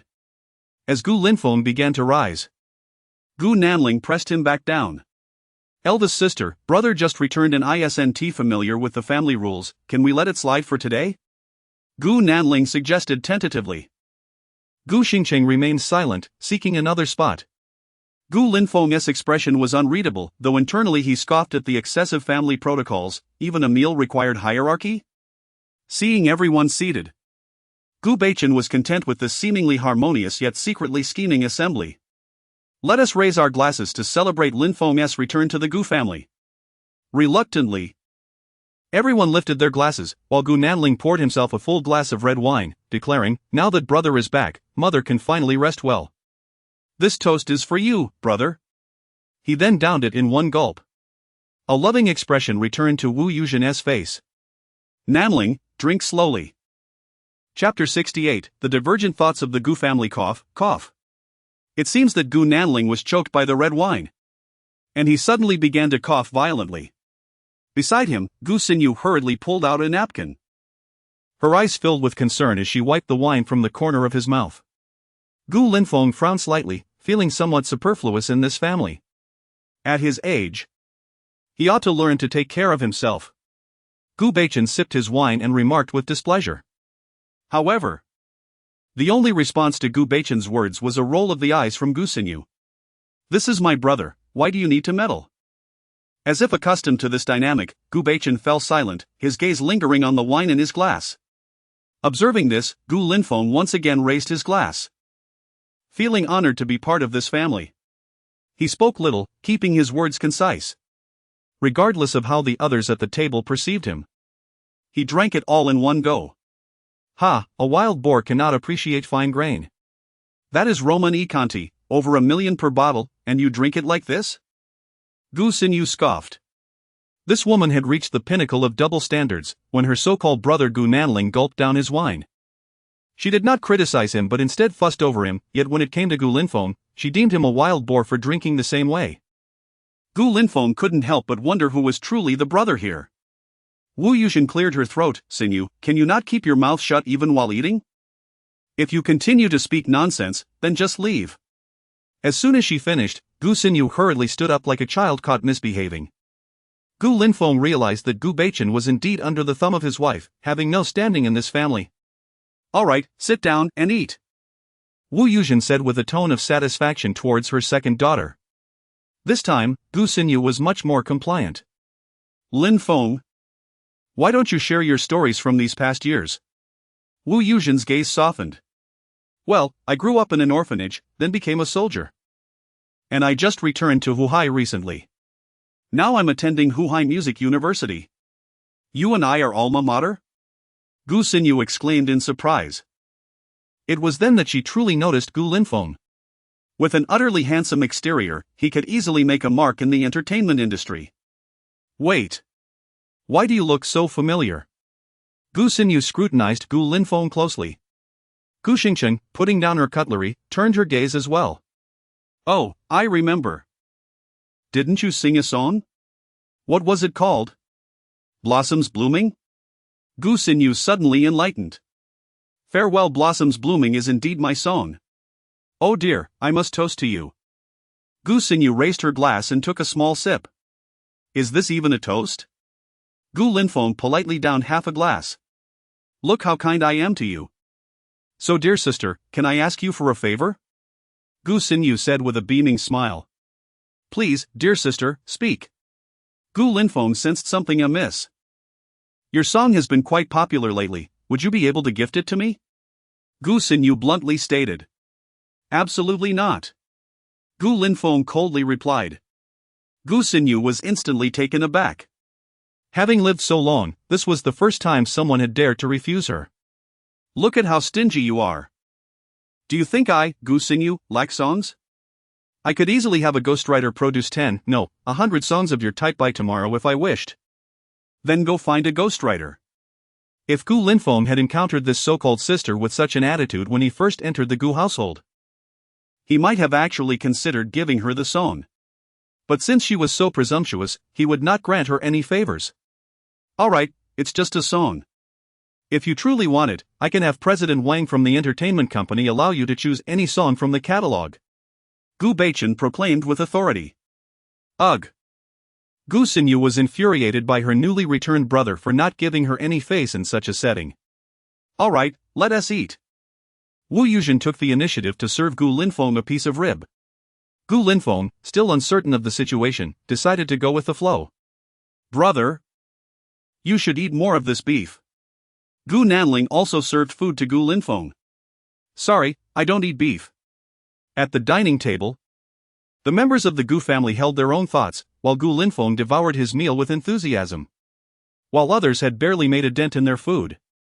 He had already set down his chopsticks, nearly ready to floss his teeth. Truly uncouth. Gu Xingqing suddenly interjected after a long silence. Eating quickly is not Gu Linfeng's fault. In the army, one risks reprimand for eating slowly, so everyone develops the skill to eat swiftly. Such habits are not easily changed. You're the eldest, right? You claim I lack manners? Then may I ask you, do you possess any manners yourself? Gu Linfeng retorted, his words striking like thunder. How dare you speak to me like that? I am your eldest sister. Gu Xingqing slammed her fork on the table. I already mentioned that I just returned from the military. Have you ever seen a soldier eat slowly? Gu Linfeng's tone was forceful, an intense aura emanating from him. Gu Xingqing felt dizzy, a sense of fear creeping in. Linfeng was right, he had wandered off as a child. And it was the military that shaped him. One must not speak so carelessly, quickly apologize to your brother. Wu Yuzhen declared decisively. I was wrong. Gu Linfeng struggled to suppress a laugh. A single meal, and two sisters had apologized to him. Now all that remained was for this brother, Gu Nanling, to do the same. However, Gu Nanling's demeanor was more about flattery. Such a person had deep thoughts indeed. Under normal circumstances, even an adopted child would exhibit some attitude in such situations, yet he appeared unfazed. Gu Linfeng understood why these individuals regarded him with cold eyes. It was merely due to the inheritance status and the future distribution of wealth. As a member of the Gu lineage, once he returned to the Gu family, he would undoubtedly take the lion's share. Gu Baichen, unless foolish, would never allow the empire he built to be handed over to outsiders. With the emergence of Gu Linfeng as a variable, it was likely they would lose sleep over it. However, did Gu Linfeng truly care about the so-called vast assets of the Gu family? For the system, what could he not obtain? Gu Linfeng even believed the system could purchase the entire world. The Gu family was nothing but a trifle. Linfeng, do you have any plans for the future? Gu Baichen asked, voicing his deepest concern. Plans? Gu Linfeng murmured, nothing specific. That won't do. The future of the Gu family requires you to bear the banner. Thus, withdraw from the Music Academy. I will have your father use his connections to get you into Huai Jiaotong University to study finance or management. Gu Baichen had high hopes for Gu Linfeng. Gu Xingqing paused in her actions, genuinely afraid that Gu Linfeng might agree. Gu Nanling also halted his eating. While only Gu Xinyu seemed unbothered, engrossed in her phone, seemingly disinterested in the Gu group. Yet at that moment, Wu Yuzhen interjected, "Old Gu, in our family, we believe in gender equality. The future of the Gu group should rely on capability." Chapter 69, Butler Old Huang. The meaning behind these words is intriguing. Gender equality refers to the division of property, while the emphasis on capability indicates that the future leader of the Gu family conglomerate must be a competent individual. All right, my dear, you are absolutely right. Gu Baichen chuckled awkwardly. Linfeng, you must strive diligently from now on. It seems that he feels a sense of indebtedness towards Gu Linfeng. His intentions lean towards supporting him, yet alas, his authority within the family is limited. Gu Baichen's submissive demeanor left him somewhat perplexed. He has always been known for his decisiveness. Could it be that he has committed some transgression against Wu Yuzhen that has left him vulnerable? If this is what love for Wu Yuzhen looks like, he is even less inclined to believe it. In the world of adults, where is there room for such romantic sentiments? In wealthy families, it is more about intricate power struggles. I understand now. Gu Linfeng remarked indifferently. The dinner gathering concluded swiftly. And Wu Yuzhen took Gu Linfeng's hand to personally select a room for him. While it was termed a selection, it was more about Wu Yuzhen making the decision. The chosen room was located far from Wu Yuzhen's master suite, yet its interior decor rivaled that of a scenic garden. Linfeng, this will be your room from now on. Wu Yuzhen's tone bore no hint of the excitement she had shown when welcoming him at the castle. Gu Linfeng nodded with a smile. Rest well, I shall return now. Should you need anything, feel free to contact Uncle Huang. With that, Wu Yuzhen departed in her high heels. Gu Linfeng squinted. Although Wu Yuzhen is his nominal mother, he felt no semblance of maternal affection from her, which only deepened his confusion. Could she not be his biological mother? Gu Linfeng shook his head, having already made up his mind. He would unravel this mystery himself. In a room within the estate, a man and a woman were engaged in conversation.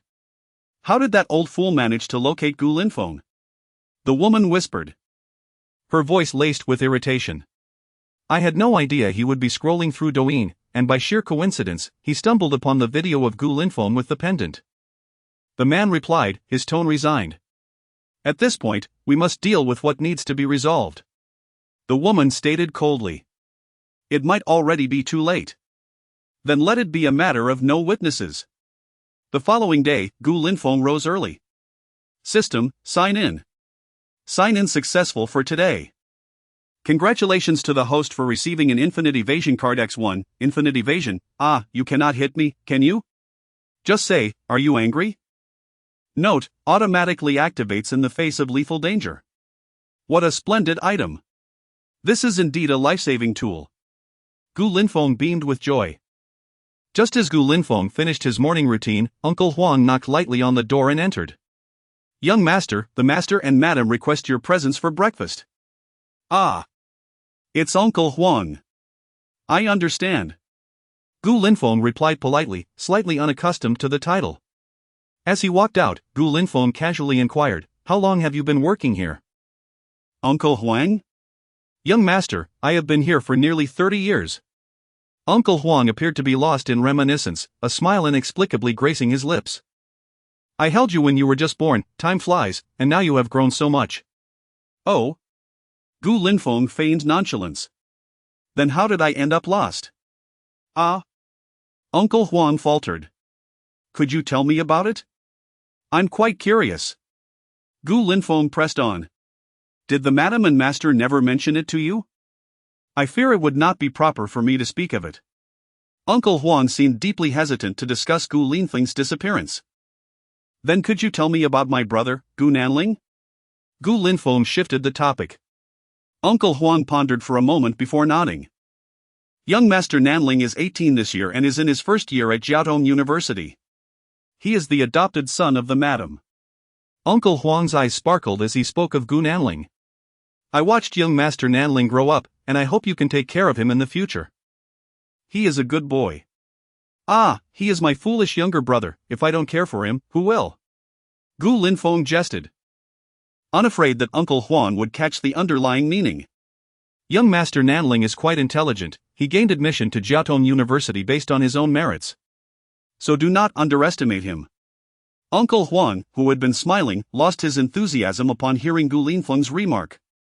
Young master, you should head down quickly, otherwise the madam and master will be displeased.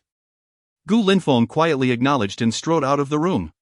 In the dining room, Linfeng, why are you only just coming down? Gu Beichen inquired, sipping his milk. Next time, don't keep everyone waiting, sit down and eat.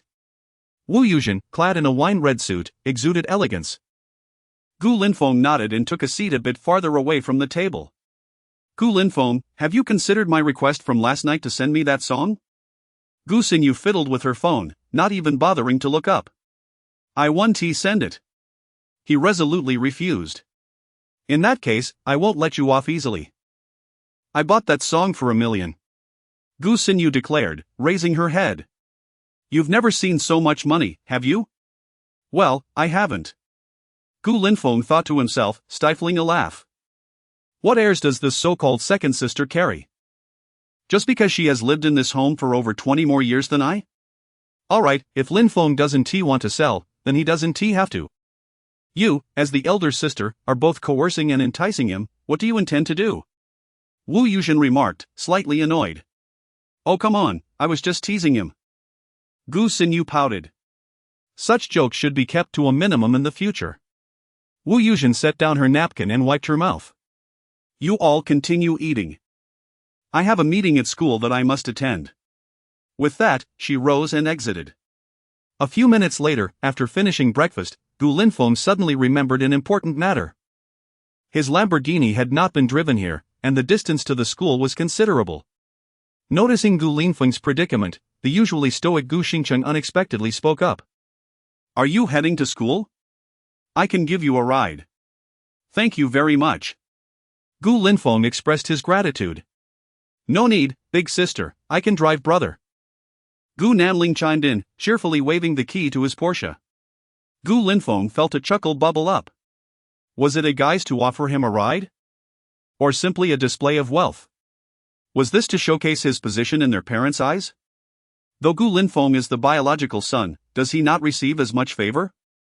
I'll take big sister's car, Gu Linfeng decided. Gu Nanling shrugged. Ah, I wanted to give brother a taste of speed, but alas. I can only enjoy my Porsche 918 alone. Gu Beichen was quite pleased with this display of sibling camaraderie. Good, good. You all have grown up. Now, go on and be busy. Chapter 70, She is not a commodity, how could she become a wager? Once everyone had departed, Gu Beichen stealthily entered Gu Linfeng's room, akin to a thief.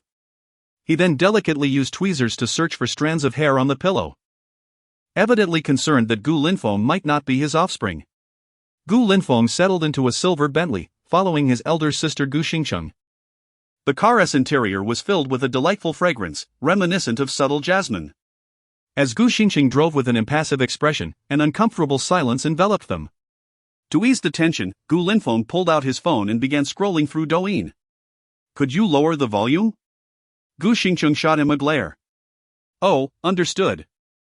Gu Linfeng promptly adjusted the sound. A few minutes later, Gu Xingcheng broke the silence. The development of the Gu group in recent years is largely due to me. I will not allow anyone to contest that, including you. Her abrupt statement caught Gu Linfeng off guard, prompting him to jest, rest assured. I don't regard the Gu group as a significant concern. However, should anyone unwittingly provoke me, I wouldn't hesitate to demonstrate what a dimensional strike entails. Gu Xingcheng, who usually maintained a serious demeanor, burst into laughter. You really overestimate yourself. With a wry smile, Gu Linfeng shook his head, feeling that speaking falsehoods made him appear boastful, while speaking the truth was met with skepticism. life was truly challenging. At Shanghai Music University, a white Bentley halted at the entrance, drawing the astonished gazes of students entering the campus who were curious about the identity of its occupant. When the car door swung open, Gu Linfeng stepped out. Wow! Isn't that Gu Linfeng? The one who denied his father? Didn't you see the news? It's been debunked, that man was merely a con artist. Look at the Bentley S driver, she is stunning. It seemed Gu Linfeng was not enamored with school, rather, he was attracted to mature women. He waved at Gu Xingqing inside the car before turning to enter the university. As Gu Xingqing watched him depart, she murmured, "I'm sorry, dear brother. Once I take over the Gu family, you shall not be deprived of wealth and glory." With that thought, the Bentley sped away, inciting a chorus of scornful remarks. Upon entering the university, Gu Linfeng captured the attention of numerous female students, shining like a firefly in the night. However, he had no time to greet them, as his first class was about to commence. He chose not to join Zhang Long and the others, instead opting for a multimedia classroom alone. Upon his arrival, exclamations erupted within the room. "Gu Linfeng, I just saw on the news that con artist was killed. I heard it was his son who did it. The world is filled with such malice. That man deserved it for daring to scam brother Linfeng." Gao Xinrui gestured to the empty seat beside her. "Gu Linfeng. No one is sitting here, come and take a seat." Gu Linfeng sat down without hesitation. "Yesterday was terrifying, but it's not a big deal." He chuckled. At that moment, Zhang Long and the others entered, noticing Gu Linfeng conversing with the campus belle, and wisely chose to sit at the back without interrupting. Minutes later, the music department's instructor, Zhou Zhou, entered with a textbook. "Hello everyone, I am Zhou Zhou, your music instructor. It's a pleasure to meet you all." Around 30 years of age and wearing gold-rimmed glasses, Zhou Zhou exuded a scholarly demeanor. "Since you are all enrolled in Shanghai Music University, I presume you possess some understanding of vocal music?" "I do, I've been studying music since childhood." Zhou Zhou sighed in relief, recognizing that this would ease his teaching burden. "Great. Let us commence today's lesson. First and foremost, proper breathing is crucial for singing. Inhale deeply, filling your abdomen with air, then exhale slowly to maintain a steady breath support, ensuring the voice flows smoothly and lasts longer. Additionally, the position of sound production is equally important. As Zhou Zhou began his theoretical explanation, Gu Linfeng's attention drifted. Initially intrigued, he soon realized that for someone with his masterful singing abilities, the concepts were as simple as basic arithmetic. Now, could a student volunteer to demonstrate? Zhou Zhou scanned the room, but no hands were raised. It seems enthusiasm is lacking. In that case, I shall call on someone. Gu Linfeng showed the utmost respect for the teacher. He approached the front to demonstrate, allowing Zhou Zhou to gauge his true capabilities. The classmates applauded. The boys whispered enviously, while the girls were entranced by his looks, exclaiming, "So handsome." "All right, Gu Linfeng, you may return to your seat." Zhou Zhou was thoroughly satisfied, recognizing that Gu Linfeng's foundation surpassed his own. "Wait!" A male voice interrupted from the back. It was Ma Defa, a rival of Gu Linfeng. "I think it was average.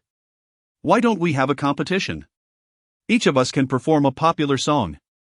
Zhou Zhou's interest was piqued. If Gu Linfeng accepted, his playlist would surely expand. "Let us skip the pop music, I prefer a battle with Gu Linfeng." Ma Defa was aware of the odds, yet still dared to challenge him. "Are you certain?" Gu Linfeng asked, suppressing a smile. "Absolutely. However, there's a wager," Ma Defa declared confidently. "Speak." "The loser must keep their distance from Gao Xinrui." As soon as the words left his mouth, all eyes turned to Gao Xinrui, whose face flushed a charming shade of red. "If that's the wager, I cannot agree." Gu Linfeng shook his head in refusal. "Are you afraid?" Ma Defa sneered. "No. Gao Xinrui is not a commodity, how could she become a wager?" Gu Linfeng smiled at Gao Xinrui. The classroom erupted in excitement at his declaration. "Oh my! Why do I suddenly want to ship Gu Linfeng and Gao Xinrui? No, Gu Linfeng is mine. Gu Linfeng can handle pop music. But hip-hop might be a challenge. Why's that? Have you seen how Ma Defa's pants are almost falling off? That's classic West Coast style. Paired with his dreadlocks, he is practically loaded with buffs. Gao Shenrue's heart fluttered. It was undeniable that she was pleased by Gu Linfeng's words. She wasn't a commodity. So there's no wager, do you dare? Ma Defa retorted, determined to provoke Gu Linfeng further. Chapter 71, I refuse to accept this, I shall defeat him with freestyle. What is there to fear? Let us do it. Gu Linfeng exhibited no trepidation. Although he was indifferent to hip-hop, the countless songs in his playlist were enough to bolster his confidence. He could effortlessly select a track to obliterate Ma Defa. You go first. Gu Linfeng pointed to the microphone, needing a moment to prepare his song. All right. Ma Defa, undeterred, plugged his USB into the computer.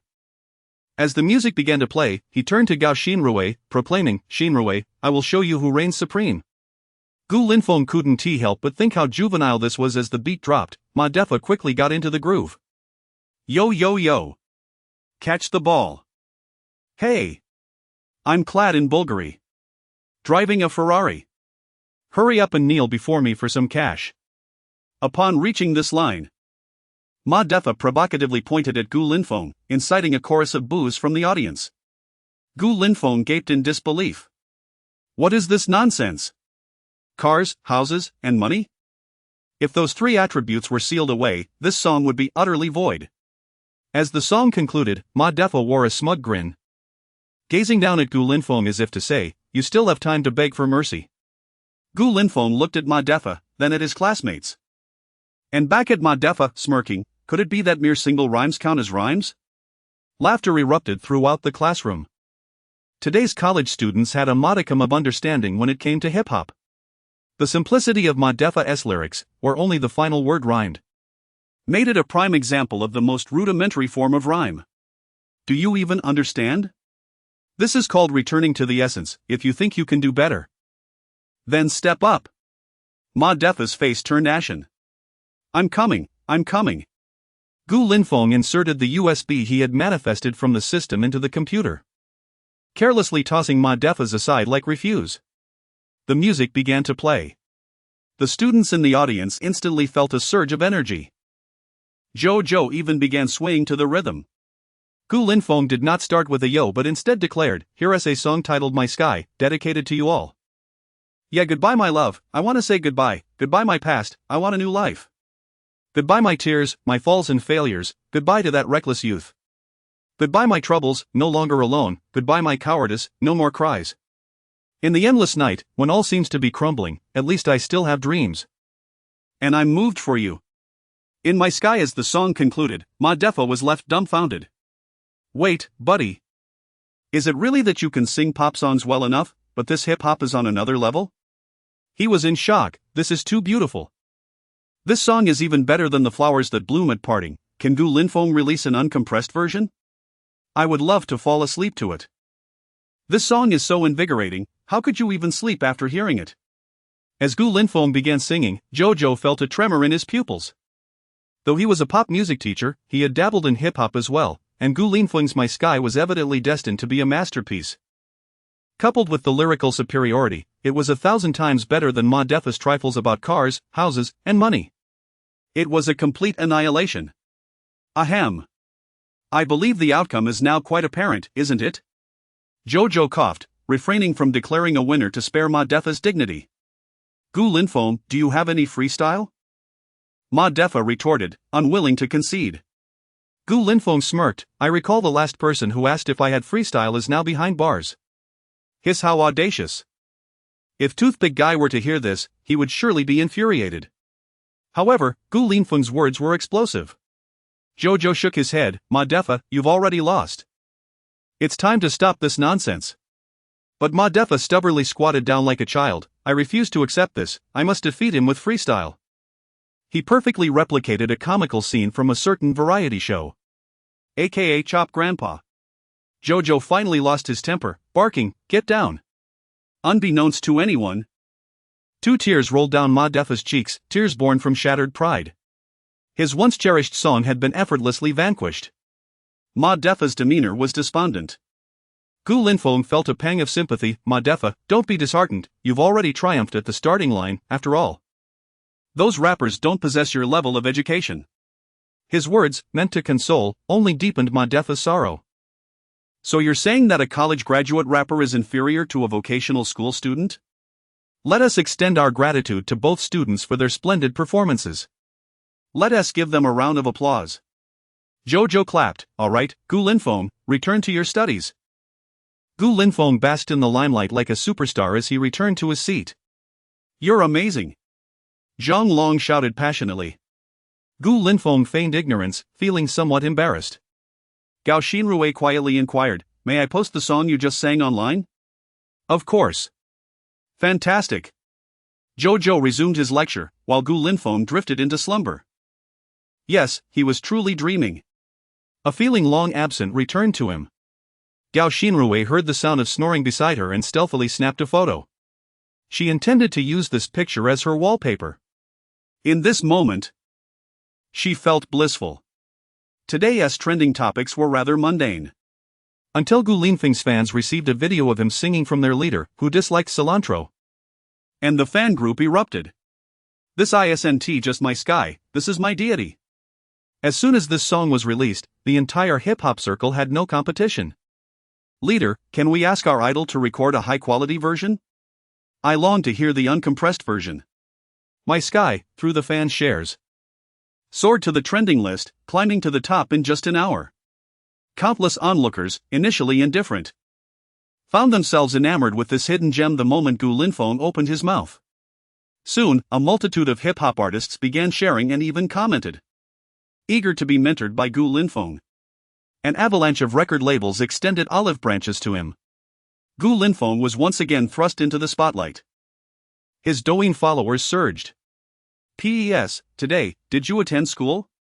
Chapter 72. Gu Nanling is described by Zhang Junjie with a crisp sound. Sinyu's acting has improved remarkably, her portrayal of a comatose patient is strikingly lifelike. The seasoned director, Lao Mozi, gave her a thumbs up in admiration. This is nothing. Gu Xinyu retorted from her hospital bed, her tone imbued with a sense of pride. Lao Mozi's praise seemed somewhat forced, after all. Portraying a comatose person hardly requires exceptional acting skills, just the ability to sleep, right? However, who could blame Gu Xinyu for her arrogance, being the offspring of affluent magnates? With the assistance of her aide, Gu Xinyu returned to the makeup room. While removing her makeup, she did not forget to scroll through Douyin. Just as she opened the app, the melodious strains of My Sky wafted into her ears. Setbacks and farewells are mere embellishments in life. Why does this voice sound so familiar? Gu Xinyu found the song captivating, and upon closer inspection, she realized the singer was none other than her younger brother. Xinyu. This song is bound to be a hit. Should we reach out to acquire the rights? Her assistant, Feng Rui, suggested, swaying enthusiastically. Buy? Humph. They probably won't sell. Gu Xinyu scoffed. What? Who would dare refuse a sale to you? Feng Rui flattered her. Just leave me for now. Gu Xinyu waved her hand dismissively. Once alone. Gu Xinyu hesitated but ultimately dialed Gu Baichen. Dad, send me Gu Linfeng's phone number. Why all the questions? Just send it. In the classroom, Gu Linfeng was jolted awake. Realizing his classmates were all staring at him. Sorry, I received a call. He cast a questioning glance at Jojo, who nodded in response, and hurriedly exited the classroom. The caller was an unfamiliar voice, and he frowned as he answered. Gu Linfeng, you're quite the talent. Just released a farewell song, and now another one, My Sky. Gu Xinyu's voice echoed through the phone. How did you get my number? That's none of your concern. I want to buy the rights to your new song. I'm participating in a variety show. Gu Xinyu's tone brooked no argument. Get lost. Gu Linfeng hung up without hesitation. Vast and boundless is the horizon. Are you finished? Gu Linfeng shouted in frustration.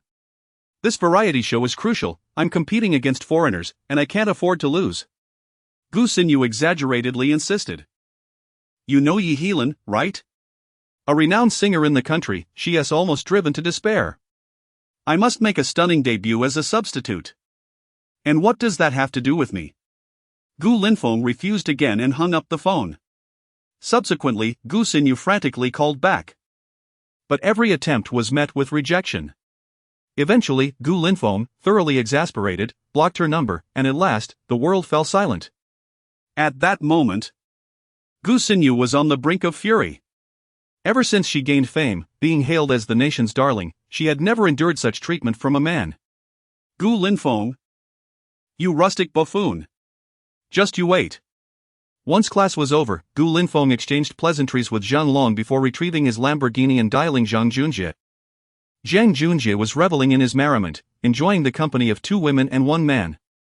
Hello, who is this? It's me. Gu Linfeng's voice boomed like thunder, leaving Zhang Junjie momentarily dazed. Gu Xiao.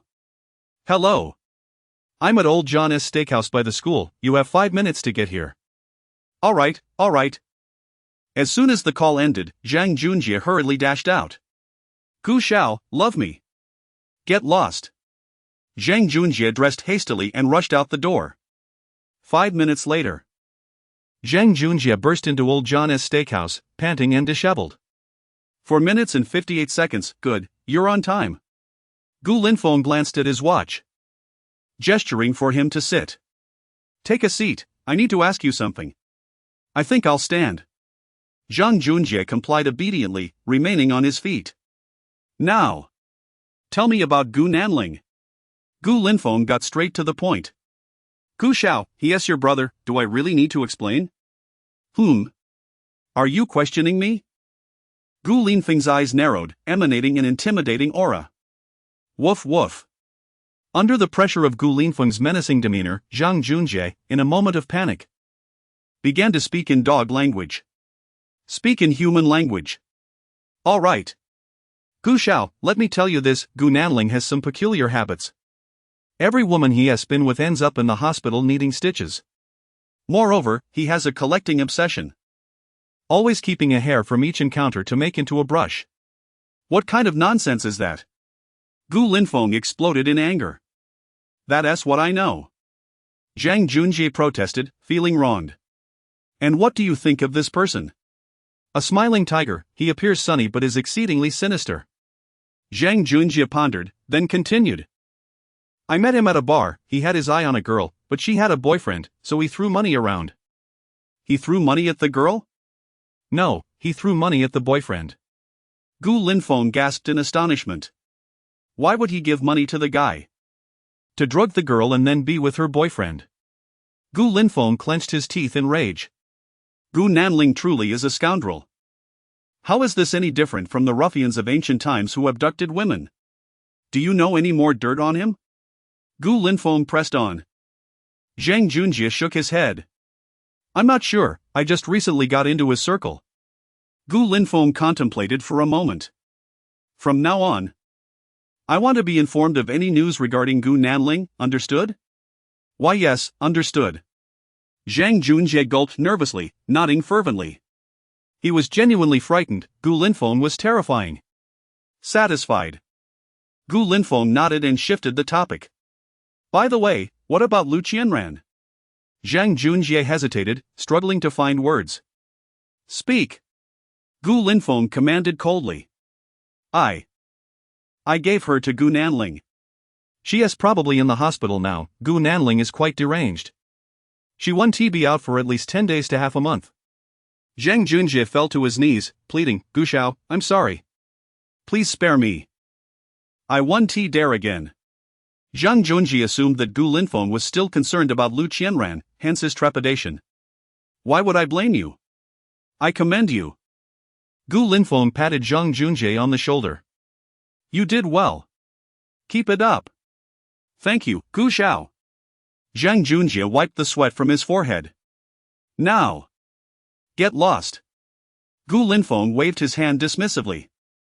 Zhang Junjie felt like he had been granted a reprieve and hurriedly left. Watching Zhang Junjie's retreating figure, Gu Linfeng's expression remained inscrutable. Indeed, Gu Nanling was not as innocent as he appeared, one might even say he was deranged. Using such things to make brushes? What was he thinking? Clearly, he must not be spared in the future. There was no other choice. After all, Gu Linfeng was a principled youth with socialist ideals.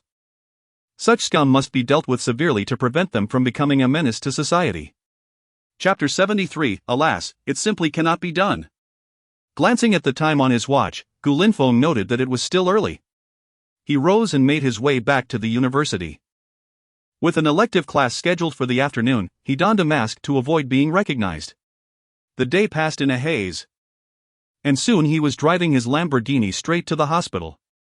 At this moment, he needed to unravel the second mystery. How had he lost it all those years ago? Surely, Zhang Shumi must know. Purchasing a bouquet of fresh flowers, he arrived at the hospital and knocked on the door before entering the ward.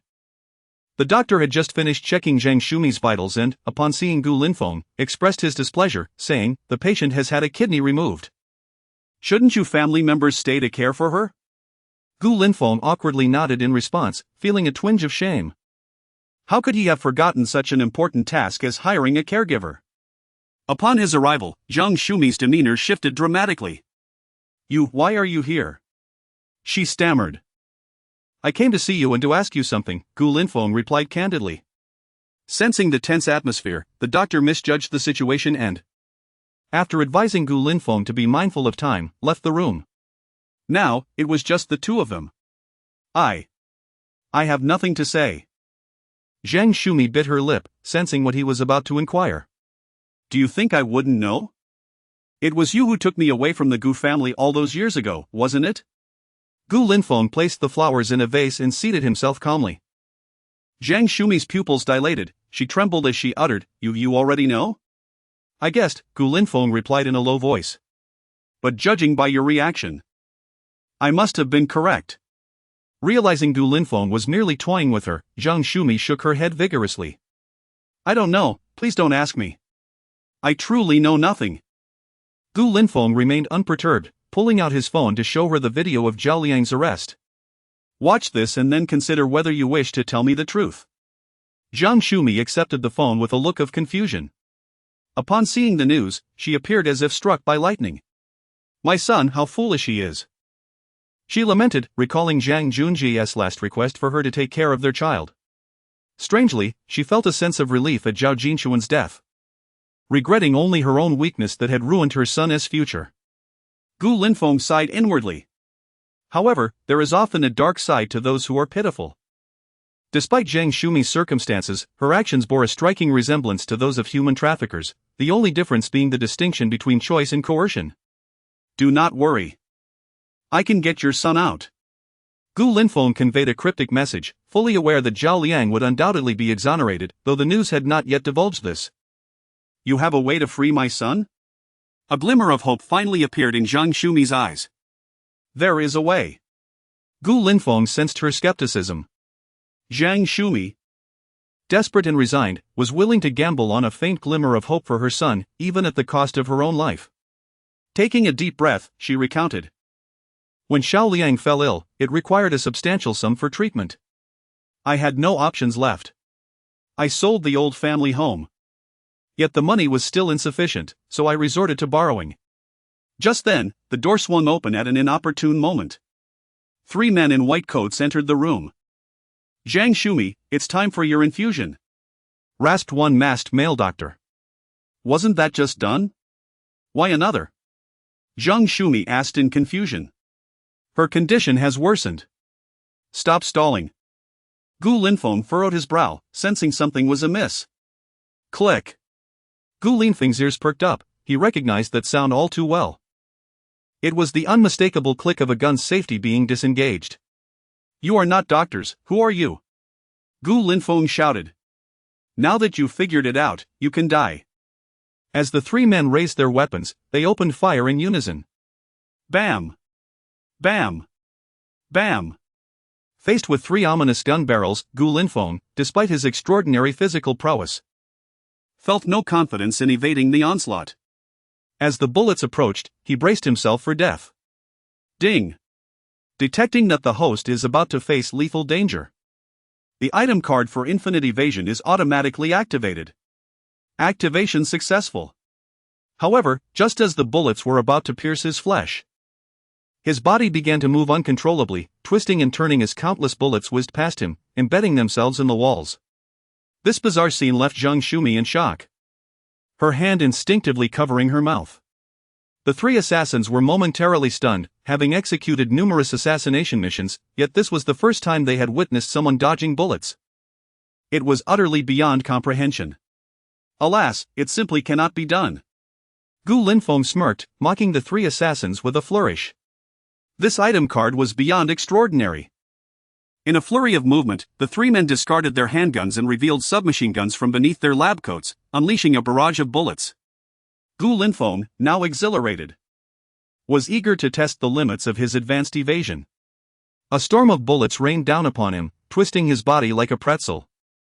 Yet the bullets continued to miss their mark. At this point, Gu Linfeng felt an urge to sing, "Follow my left hand, right hand. In a slow motion dance, you murderous fiend." One assassin bellowed, aiming his weapon at Zhang Shumi on the bed. Having had enough of their games, Gu Linfeng could not allow them their way. He stepped forward and delivered a powerful punch to one assassin's heart, causing him to cough up blood and collapse. "Brother! I will fight you!" Another assassin yelled as Gu Linfeng leaped into the air, his left foot stepping on his right, delivering a swift kick aimed at the assassin's neck. Crack! Another one down. "Now it's your turn." Gu Linfeng landed gracefully and struck the final assassin in the stomach.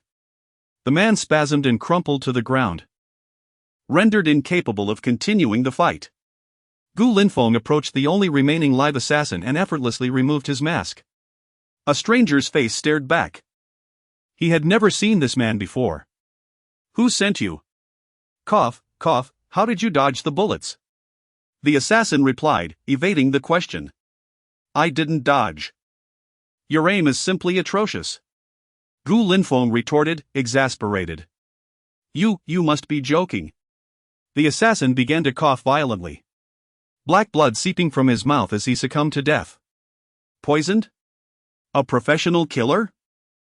Gu Linfeng carefully pried open the man's mouth and discovered a ruptured capsule hidden in his molars. Outside, footsteps echoed chaotically. Just then, Xiaolei, on a hospital assignment, rushed over upon hearing the gunfire. Seeing Gu Linfeng inspecting the corpses, he rubbed his eyes in disbelief. "Gu Xiao, what are you doing here?" "They came to kill her." Gu Linfeng pointed at Zhang Shumi on the bed. Xiaolei, concerned, asked, "Gu Xiao, are you all right?" "I'm fine. But please investigate the identities of these three assassins swiftly." Gu Linfeng's brow furrowed, clearly holding little hope. Given their professionalism, uncovering their true identities would be remarkably strange. Besides, these men were armed not only with handguns but also submachine guns. This was Long Country, after all. How had they obtained such weapons? Chapter 74. The butler indeed has issues. Since the late 20th century, two large villages escalated their disputes over water usage into warfare, resulting in countless casualties from gunfire and artillery. Consequently, the Dragon Nation instituted a strict gun prohibition. Possession was deemed a grave offense, leading to a significant decline in firearms circulation. At this moment, Zhang Shumi was utterly terrified, her complexion pale as a ghost. Upon receiving the news, Xian Meng hurried over and was taken aback to see Gu Linfeng single-handedly dispatching three armed assassins. He couldn't help but exclaim, "Truly formidable, like the king of hell." Gu Linfeng shook his head, addressing his former superior. "The shooting incident is not as straightforward as it appears. I hope to handle it discreetly." "Why?" Xian Meng inquired, puzzled. In a hushed tone, Gu Linfeng revealed, "You are aware of the Gu family, right? I am actually the lost child of the Gu family." "The Huhai Gu family?" Xian Meng's mouth fell agape in astonishment. After a moment, he remarked, "Linfeng, your background is quite explosive." As Gu Linfeng's former superior, Xian Meng had reviewed his files and was fully aware of his orphan status. Ah, the depths of a prominent family. Gu Linfeng mused with a hint of melancholy. "What do you intend to do now?" Xian Meng seemed to have made a resolute decision. "It would be best if you did not involve yourself." Gu Linfeng scoffed. "If they wish to play with me, then let us see how it unfolds." Xian Meng ceased his persuasion just as Xiaolei entered, saluting before reporting, "Director." The identities of the 3 assassins cannot be traced in the household registration system. I suspect they are from abroad. Abroad? Qian Meng was taken aback. Realizing the situation was far more complex than he had anticipated. Maintain strict confidentiality, no information is to be leaked to the press, understood? Qian Meng instructed sternly. Understood. Meanwhile, Zhang Shumi was being comforted by 2 female police officers. Once her emotions stabilized, Gu Linfeng asked everyone to leave, desiring a private conversation with her. Once alone, Gu Linfeng pressed, please, continue. All right. Zhang Shumi, no longer doubting Gu Linfeng's capabilities, recognized that he was indeed powerful enough to extract Zhao Liang from custody. After gathering her thoughts, she began, when my child fell ill, I had no means for treatment. It was the butler of the Gu family who sought me out, offering to pay for Zhao Liang's treatment in exchange for me taking you away from this city. The butler? Gu Linfeng exclaimed. Was his surname Huang? Yes. His name was Huang Xiandong. I worked for the Gu family back then, Zhang Shumi confirmed. Do you know the reason behind Huang Xiandong's actions? Gu Linfeng queried, eager to uncover the truth. I am not certain. After he had me take you away, Zhao Liang's illness was treated by specialists. And then Huang Xiandong insisted I leave Huhai with you, but Zhao Jinshan objected. Zhang Shumi sighed, so I devised a compromise, telling him I had already left while I actually remained in Huhai. Who was Huang Xiandong working for? Gu Linfeng asked, voicing the most pressing question in his mind. Zhang Shumi shook her head, indicating her ignorance. In truth, Gu Linfeng had already formed a hypothesis. Yet, he was perplexed as to why.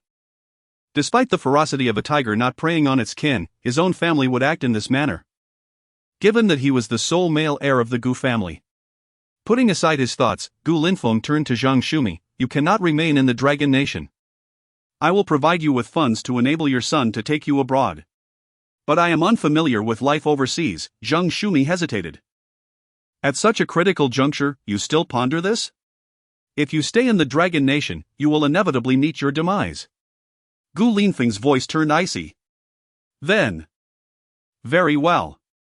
Gu Linfeng bid Zhang Shumi to take care of herself and left the hospital room.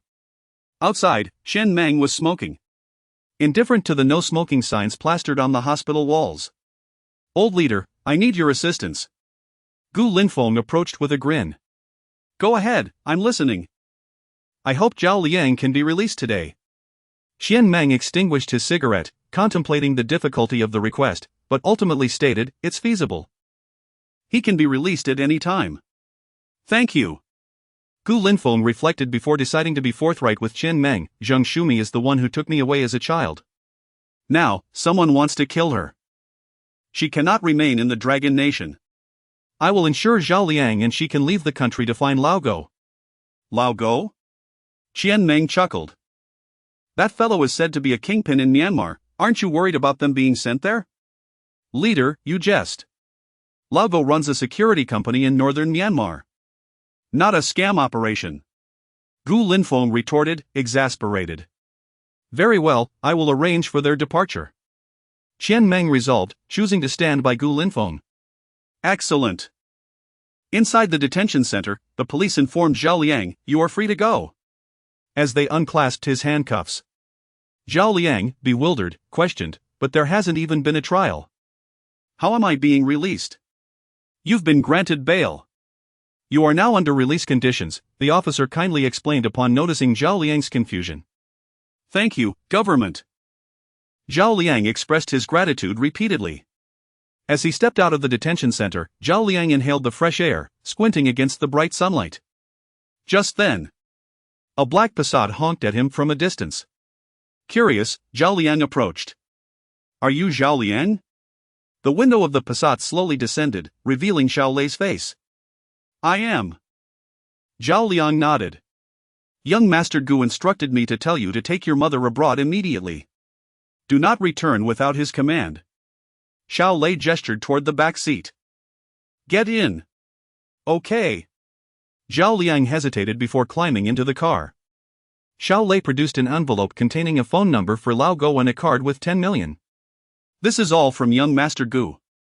Once you arrive, call Lao Go, he will ensure your safety. Zhao Liang, bewildered, accepted the envelope. What about my mother? She has already departed ahead of you. You will meet in Nanyun province, Xiao Lei replied, his expression neutral. Please thank young Master Gu for me. Zhao Liang pressed his lips together, gratitude etched on his face. Though he did not understand the circumstances, he knew that Gu Linfeng had saved his mother's life. And he trusted him completely. I will convey your thanks. Xiao Lei nodded slightly. I will escort you to the city exit, another vehicle will take you from there. Remember. Avoid getting out of the car or being captured on camera. Understood.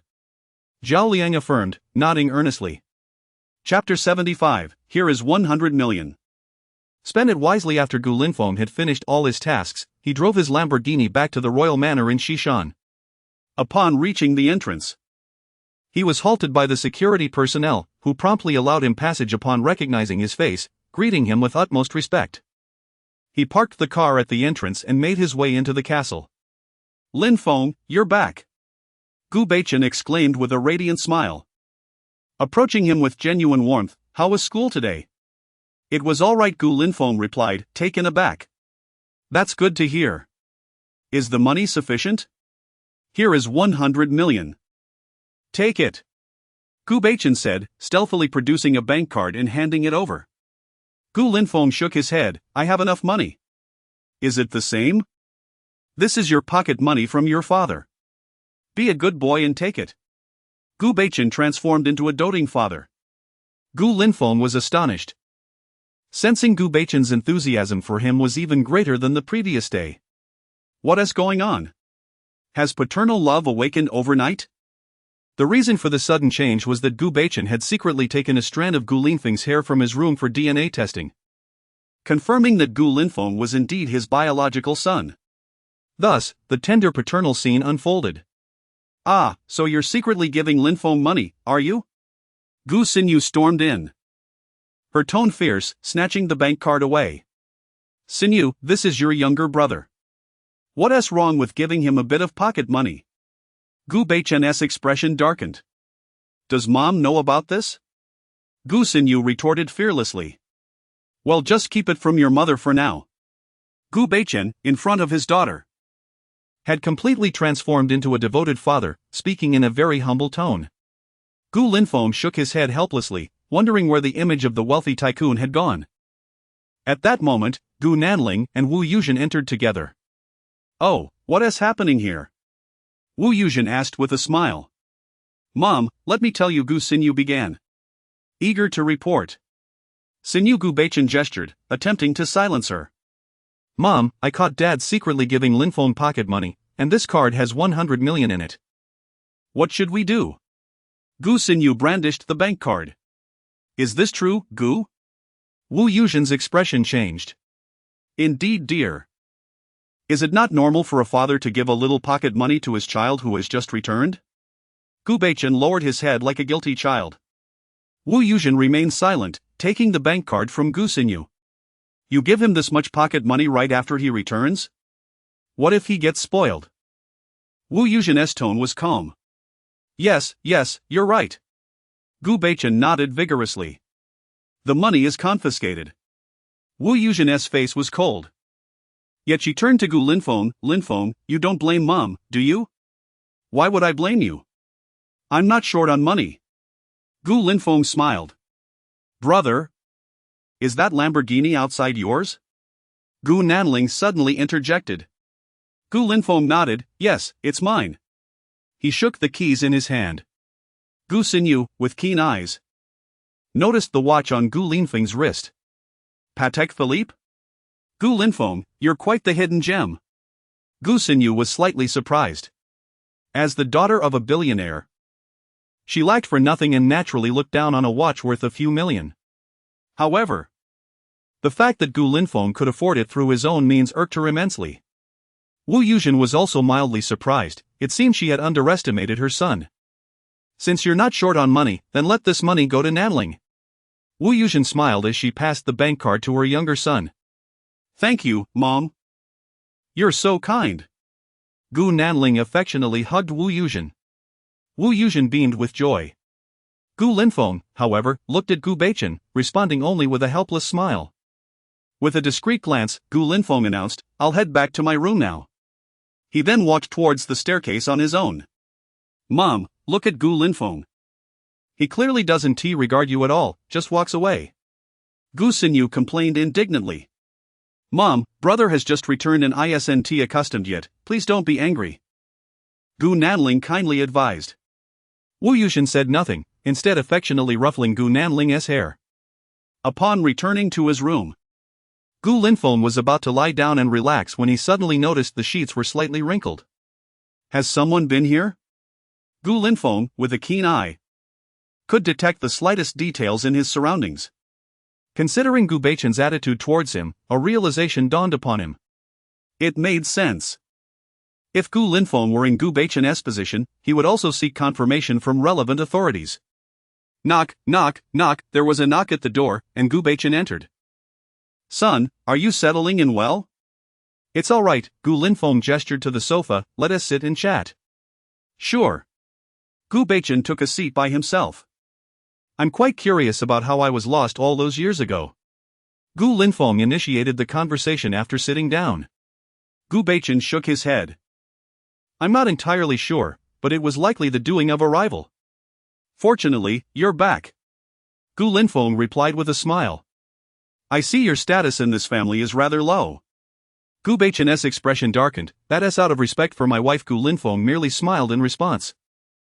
"By the way, after I was lost, how did my mother react?" Gu Baichen sighed, "She couldn't bear the blow. Later, she took a long leave from school and went abroad to recuperate." "How long was she gone?" Gu Linfeng suddenly inquired. "For about a year." Gu Baichen paused. "Why do you ask?" "Just curious." Gu Linfeng casually replied, "Didn't the butler accompany her?" "No, the company was very busy. I had him focus entirely on finding you." Gu Baichen answered. Gu Linfeng narrowed his eyes, feeling a twinge of sorrow for Gu Baichen. He was not of this world, and thus viewed familial ties with a certain detachment, yet he felt sympathy for Gu Baichen. Of course, all of this was merely conjecture, having traversed from another world. Growing up without parents, it is only natural to feel distant regarding familial bonds. After a bit more casual conversation, Gu Baichen stood up. "All right, let us go eat. We can chat more after the meal." In the dining room, Gu Linfeng observed the warm atmosphere of the family like an outsider. He began to doubt whether he was truly needed here. Had it not been for Gu Baichen getting up to serve him food, he might have thought he was merely a guest. "Gu Linfeng, what was the meaning of hanging up on my call today?" Gu Xinyu immediately began her interrogation after finishing her meal. "Do you realize how much my upcoming variety show could elevate my status?" "Oh, why should I care?" Gu Linfeng replied indifferently. Wu Yuzhen slammed her chopsticks onto the table, finally losing her temper. "Linfeng, I understand you grew up in an orphanage. And spending time with those of lower status may have tainted your perspective, but you cannot speak to your sister that way. Right now, apologize to your second sister." Chapter 76, An Inept Father and a Dominant Mother Apologies? "I'm afraid no such apology can be made." Gu Linfeng similarly flung down his chopsticks, leaving Wu Yuzhen momentarily stunned. Gu Xinyu, reveling in the chaos, exclaimed, "Mother, look at him. Is he not uncouth? How dare he throw chopsticks at you?" Gu Xingqing's gaze flickered, and though she opened her mouth, no words emerged. Gu Baichen hurriedly stood up, grasping Gu Linfeng's arm. "Xiaofeng, what are you doing? Quickly apologize to your mother." With an air of disdain, Gu Linfeng retorted, "I stand by my word, an apology is out of the question. It has become painfully clear that this household does not welcome me at all." "How could that be? Your father was overjoyed to bring you back." Gu Baichen attempted to console him. "I can hardly bother to argue with you. In this home, you have no authority whatsoever." Gu Linfeng scoffed, "Truly pathetic. You." Gu Baichen felt the sting of truth but remained silent. Gu Linfeng spoke aptly, he was indeed powerless within this household. Outside, he was the chairman of the Gu Corporation. Yet at home, he felt as insignificant as a third grandson. Wu Yuzhen's expression fluctuated. "Mother, please calm down. My brother is still adjusting to returning to the family, it's only natural. He will adapt in due course. Gu Nanling gently patted Wu Yuzhen's back in an attempt to soothe her. The obedient youngest son and the rebellious eldest son, who was more sensible, was glaringly obvious. Finally, Gu Xingqing set down her chopsticks, stating coolly, he has just returned, he certainly needs some time to adjust. Wu Yuzhen cast a sidelong glance at Gu Linfeng. Consider today a warning, should there be a next time, I shall punish you with 3 days of no meals. Just as Gu Linfeng was about to retort, Gu Nanling tugged at his arm. Brother, you haven't seen my room yet, have you? Allow me to show you. Then, grasping Gu Linfeng's arm, he led him towards his room. Gu Linfeng did not resist, he was somewhat impressed by this so-called brother, who had an uncanny knack for navigating social nuances. Upon entering Gu Nanling's room, Gu Linfeng casually surveyed the space. The layout was similar to his own room, yet the opulence of the furnishings was incomparable. Brother, mother is growing older, you must be more mindful of your words. Gu Nanling remarked innocently. Oh, by the way, I noticed you just received 100 million in pocket money, how about sharing half with me? Gu Linfeng teased. That's out of the question. This is money mother gave me, and if she finds out, she will be furious. Gu Nanling firmly declined. You seem well off, surely you're not that stingy? Gu Linfeng continued to probe. Brother, why not explore the room a bit more? Gu Nanling deflected. All right. Gu Linfeng clasped his hands behind his back, strolling about the room. Upon reaching the study, he marveled, I didn't realize you were fond of calligraphy. Gu Nanling hurried in, indeed, I've practiced since childhood. Noticing the Xian paper on the desk, Gu Linfeng picked up a brush and began to doodle. Gu Nanling remained silent, yet harbored immense disdain. After sketching a small chick, Gu Linfeng set down the ordinary brush and turned his attention to a golden brush nearby. This brush is quite exquisite, he exclaimed, grasping it in his hand. That wolf hairbrush cannot be used, return it at once. Gu Nanling panicked, reaching to snatch it back. Gu Linfeng, however, held it high out of reach. Gu Nanling strained to grab it but could not. Gu Linfeng chuckled, this golden wolf hairbrush is rather peculiar, why is the hair all bent? Not a single strand is straight. While he spoke thus, inwardly he derided, wolf hair? More like a shady brush. He recalled a news story about a corrupt official who delighted in collecting women and crafting brushes from them. He never imagined Gu Nanling, so young, would have such refined tastes. Mind your own business, return it now, or I shall inform mother. Gu Nanling's heart ached. His prized possession was being toyed with by another man, and he couldn't help but feel anxious. Gu Linfeng shoved Gu Nanling aside, seizing the opportunity to dip the golden brush into the ink. He then violently scrawled on the Xian paper. Stop! Gu Nanling's eyes widened in fury. But it was too late. Under Gu Linfeng's forceful hand, the hairs of the golden brush fell away completely. On the Xian paper, he wrote 2 large characters, pervert. Gu Nanling's eyes turned bloodshot. This golden wolf hairbrush was his labor of love, painstakingly crafted over time, with countless women contributing to its creation, young mothers, stars, mature women. With a careless flick, he tossed the golden brush aside. What's the matter, brother? It's merely a few characters I wrote with your brush.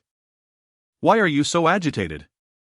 Gu Nanling clenched his fists, and in that moment, he longed to tear Gu Linfeng apart.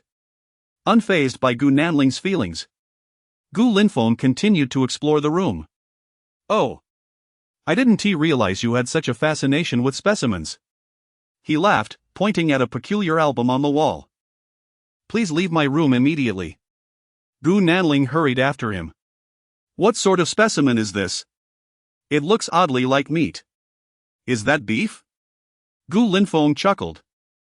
I never thought you, the young master of the Gu family, would collect beef as specimens. Gu Nanling wished to explain but found himself at a loss for words. He could hardly admit it was a pacifier. Oh dear, I can't quite see. Gu Linfeng took a running start and brought down the album from the wall. Crack! The album shattered upon impact. Gu Linfeng, with his size 42 feet, stomped upon it, twisting forcefully. It's over. Gu Nanling felt utterly despondent. I'll take you on," he shouted, charging at Gu Linfeng in a fit of rage. "Oh, brother. Why are you so petty? It's just some beef jerky, I'll buy you a ton." Gu Linfeng laughed heartily, evading him with ease.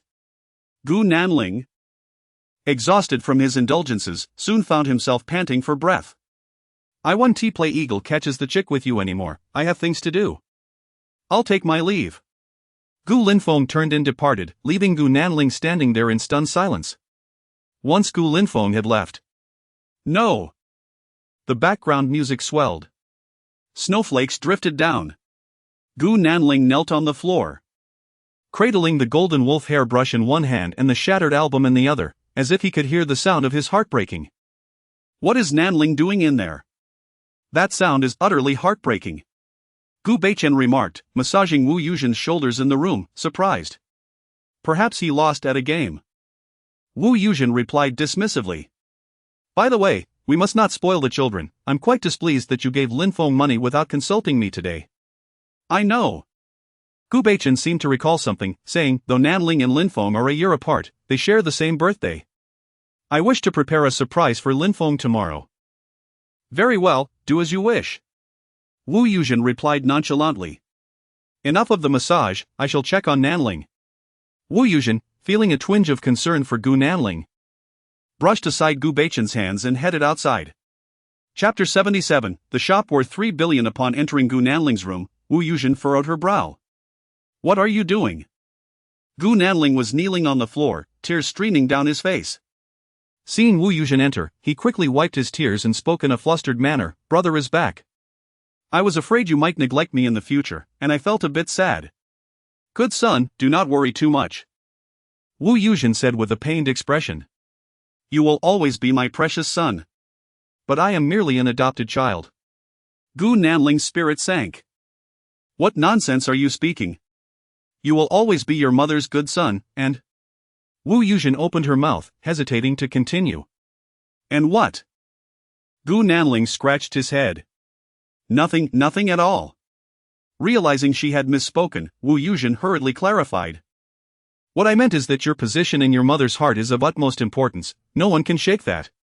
Gu Nanling was greatly moved. "Mother! Son!" The mother and son embraced tightly, embodying the essence of maternal love and filial piety. After a moment, Wu Yuzhen spoke again, "Son, tomorrow is your birthday. What gift would you like?" She lovingly stroked Gu Nanling's back. "No need, just having you by my side is the greatest gift." Gu Nanling replied with joy. "My good son truly understands." Wu Yuzhen was immensely satisfied, subconsciously comparing Gu Nanling with Gu Linfeng. "By the way, mother, I remember my brother shares the same birthday as me. Why don't I buy the cake?" Gu Nanling volunteered with a beaming smile. "All right." Wu Yuzhen affectionately ruffled Gu Nanling's hair. "Get to bed early, I will head back now." Once Wu Yuzhen left, Gu Nanling's expression shifted to one of fierce determination. "Gu Linfeng, just wait. How dare you destroy my collection? I will make you pay." He then picked up the phone and called Zhang Junjie. "Hello? I need to assign you a task for tomorrow." After Wu Yuzhen exited the room, she did not return to her own quarters but instead strolled through the garden, eventually arriving at the lakeside where she crossed her arms and stared blankly at the shimmering water. "Yuzhen." The butler, Huang Bo, appeared behind her. "You have come." Wu Yuzhen turned around with a slight smile. "You are becoming bolder, daring to summon me to the castle. What is there to fear? Even if he finds out, what can he do? Do not forget, you own half of the shares in the Gu Corporation." Huang Bo chuckled with pride. "Still, we should maintain a low profile." Wu Yuzhen replied, shaking her head. "How did the matters I entrusted you with go?" Huang Bo was momentarily at a loss for words. "I am asking you a question." "Well, there was a bit of a situation, all the assassins are dead," Huang Bo said helplessly. "How could this happen?" Wu Yuzhen was taken aback. Those assassins had trained abroad for over 10 years and had executed countless missions. How could they fall to a defenseless woman? The news has been sealed by the police. It is difficult to ascertain the specifics. Huang Bo's face was filled with shame over the failure. Let it be, a failure is a failure. Wu Yuzhen waved her hand dismissively. Yuzhen, the return of Gu Linfeng is ultimately a variable, otherwise, we. Huang Bo made a gesture across his throat. What can a mere child stir up? Wu Yuzhen's tone was filled with disdain. Very well then. Huang Bo ceased his attempts to persuade her. The next day, Gu Linfeng rose early. System, check in. Congratulations, host.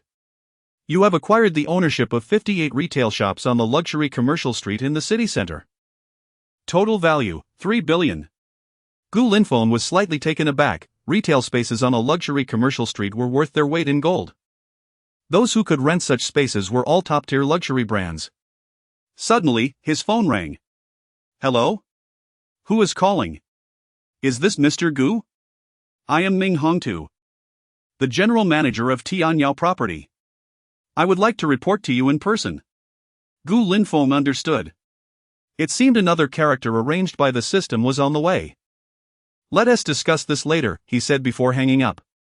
After freshening up, Gu Linfeng skipped breakfast and grabbed his car keys to head to school. As he was leaving, Gu Beichen chased after him, insisting he return for lunch. Just as Gu Linfeng parked his Lamborghini, Zhang Junjie hurried over. Young Master Gu. I have something to report to you. What is it? Gu Linfeng asked, pocketing his keys in confusion. Last night, Gu Nanling he called me. Zhang Junjie quickly corrected himself. What did he call you for?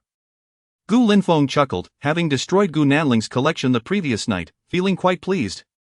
Actually, he asked me to prepare a cake. Zhang Junjie replied. Prepare a cake? Gu Linfeng dismissed it, then go ahead and prepare it. This is useless information you need not share. Zhang Junjie quickly blocked Gu Linfeng's path. Young master, please listen. It's somewhat normal for Gu Nanling to ask for a cake. But he wants me to modify it. What do you mean? Zhang Junjie hurriedly explained, he wants a stick added to the bottom of the cake. Who is he planning to harm? Gu Linfeng's interest piqued. I am not sure, but he wants it delivered to the Shi Mountain Royal Manor tomorrow. Zhang Junjie scratched his head. Gu Linfeng's intelligence swiftly grasped the implication. This information is quite valuable, you have done well. He patted Zhang Junjie on the shoulder. Do I still need to prepare the cake? Of course you must prepare it. Prepare it as normal. Gu Linfeng had already deduced his foolish younger brother's intentions. After bidding farewell to Zhang Junjie, Gu Linfeng headed to the multimedia classroom for his lessons. Zhang Long leaned closer and asked, Foster father. What have you been busy with lately? Why haven't you returned to the dormitory to sleep? I will return in a few days. Gu Linfeng whispered. That song you sang yesterday, My Sky, has become incredibly popular. Your news is all over Douyin. Zhang Long expressed with envy. Oh? Is that so? Gu Linfeng became intrigued. Picking up his phone to check. After a night of fermentation, his Douyin followers had reached 5 million. Almost all of them were leaving messages urging him to record a studio version. This piqued his interest. Gu Linfeng looked at his 3 foster sons. Do you wish to be famous? Of course. We must. Then let's sing this song together. Gu Linfeng intended to involve his 3 foster sons. My Sky was a hit song from his previous life, and many had sung it. Thank you, foster father. The 3 foster sons chorused. Practice on your own first. I will step out for a bit. Gu Linfeng glanced at his watch. Chapter 78, Birthday Gift. After class, Gu Linfeng drove his Lamborghini towards Shi Mountain. This time, he deliberately connected his phone to the Bluetooth to play his newly borrowed song, My Sky. Gu Linfeng hummed along, feeling exceptionally joyous. The sensation of driving while listening to his own music was simply delightful. As he reached the outskirts, the traffic thinned out. Suddenly, a Porsche 918 surged past him like a wild beast from the left. In a hurry to reincarnate, are we? Gu Linfeng muttered under his breath, pressing down harder on the accelerator. It seemed the Porsche driver heard his insult, as the 918 abruptly slammed on the brakes. Gu Linfeng, startled, swerved sharply to avoid a collision. Anger surged within him, and he accelerated to catch up. The two sports cars raced side by side. And Gu Linfeng recognized Gu Nanling in the Porsche. He raised his middle finger and shouted through the open window, "Is this intentional?" This provocation infuriated Gu Linfeng. However, Gu Nanling paid him no heed, flooring the gas and speeding away. With a cold smirk, Gu Linfeng picked up his phone and called 122. "Hello? I'd like to report a white Porsche with license plate HUA 12355 speeding in the suburbs, estimated speed over 200. Please intercept it quickly." "Understood, sir. We are on our way." Gu Linfeng leisurely continued driving until he spotted Gu Nanling, who had been stopped by a traffic officer. "Well, if it isn't young Master Gu. What seems to be the problem?" the officer asked. Gu Nanling's face darkened. "Did you report me?" "Of course. As a concerned citizen, I stand firmly against your reckless driving." Gu Linfeng replied with feigned righteousness. "Just wait." Gu Nanling snapped, abandoning all pretenses of composure. Gu Linfeng waved dismissively, "Goodbye. You'll regret this." Gu Nanling cursed, inhaling the fumes of the Lamborghini. "Young man, please present your driver's license," the officer demanded sternly. Reluctantly, Gu Nanling produced his license. "Speeding, reckless driving. 12 points deducted from your license, mandatory re-education on the first subject." The officer enforced the law impartially, showing no leniency just because Gu Nanling was in a luxury vehicle. "Don't you recognize me?" Gu Nanling asked, his expression devoid of emotion. "Breaking the law comes with consequences. My recognition of you is irrelevant," the officer replied, adjusting the recorder on his shoulder. Fine. You're impressive." Gu Nanling shot a guilty glance at the recording device. "You're not allowed to drive anymore. Find someone to take the car away," the officer advised. Gu Nanling gritted his teeth and reluctantly called Uncle Huang. Upon arriving at the castle, Gu Linfeng found the interior already decorated. Gu Baichen had even tackily hung a banner on the wall, "Happy birthday to my two precious sons, love from your father." "Surprise, sons. Are you amazed?" Gu Baichen said with a smile. "Wow, this is quite the surprise," Gu Linfeng exclaimed, though his tone was exaggerated and insincere. Gu Xinyu rolled her eyes. "I can't believe you and Nanling share the same birthday, otherwise, I wouldn't have bothered celebrating yours." "Alright, let us have less chatter." Gu Xingchen, seated at the computer, kept his eyes glued to the screen. At that moment, Wu Yuzhen came downstairs, glancing at the time. "Where is that child Nanling?" Just then, Gu Nanling rushed in, holding a cake, panting. "Sorry, there was a bit of traffic." He then turned to Gu Linfeng, gritting his teeth. "Brother, you're back quite early. I saw someone getting pulled over for speeding on my way back. He looked just like you. Was that you?" Gu Linfeng feigned ignorance. "How could it be me?" Gu Nanling, eager to maintain a good impression in front of Wu Yuzhen, quickly denied it. "Oh, perhaps I mistook someone else." Gu Linfeng nodded thoughtfully. "Now that the family is gathered, let us celebrate," Gu Baichen declared with the authority of a patriarch. However, no one moved, all eyes turning towards Wu Yuzhen. Once she nodded, they all headed to the dining room. Everyone took their seats. Gu Xinyu cheerfully handed a small box to Gu Nanling. "Brother, this is a gift from me. Open it and see if you like it." "Thank you, sister," Gu Nanling replied joyfully.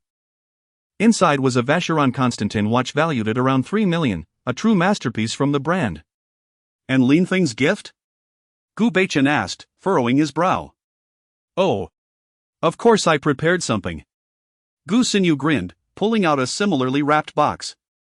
"Here it is for you." She tossed it onto the table. "Linfeng, hurry and open it," Gu Baichen urged, eager to see his daughter's generosity. With no choice, Gu Linfeng reluctantly unwrapped the gift. A silver electronic wristwatch appeared. "What is this?" Gu Linfeng frowned. "Isn't this a child's watch?" "I'm sorry, but after splurging on Nanling's Vacheron Constantin, I only had enough left to buy you this children's watch." "You don't mind, do you?" Gu Xinyu raised an eyebrow. "Of course not." Gu Linfeng forced a smile, picking up the child's watch. He pretended to put it on, then feigned losing his balance, letting the watch fall to the ground. Ouch! He exclaimed, accidentally stepping on the watch. With a crack, the childish creation shattered, revealing its dark electronic components. I can't believe the heart of this watch is black. Gu Linfeng frowned. What a piece of junk. Breaking so easily. With a wry smile, he looked up. Brother accidentally broke the gift from sister. You don't mind, do you? You clearly did this on purpose. Gu Xinyu said, hands on her hips, ready to explode. All right. Wu Yuzhen sighed, feeling overwhelmed. Xingchen, what about your gift? Gu Xingchen closed his laptop and replied nonchalantly, I forgot to bring it back from the office in my rush. Oh, you and your forgetfulness. Wu Yuzhen scolded. Gu Xingchen remained silent, unsure how to explain. He couldn't very well say he was too busy to buy a gift. All right, just make it up next time. Gu Beichen intervened, producing 2 sheets of paper. Nanling, this is yours. Gu Nanling accepted it with joy. This is the transfer agreement for Villa No. 2 in the scenic garden. From now on, it is yours. Everyone in the room gasped. Dad, you're being biased. That house is worth 5 billion. I asked for it for so long and you never gave it to me, yet you just handed it to my brother? I won't accept this. Gu Xinyu pouted, throwing a tantrum. Don't worry, dear, when your birthday comes, your father will make it up to you. Wu Yuzhen laughed. I'll remember this. You can't play favorites. Gu Xinyu reluctantly returned to her seat. Chapter 79, Share Donation. Thank you, Dad. Gu Nanling expressed his gratitude. Yet his mind wandered to the extravagant party he would host in a lavish villa.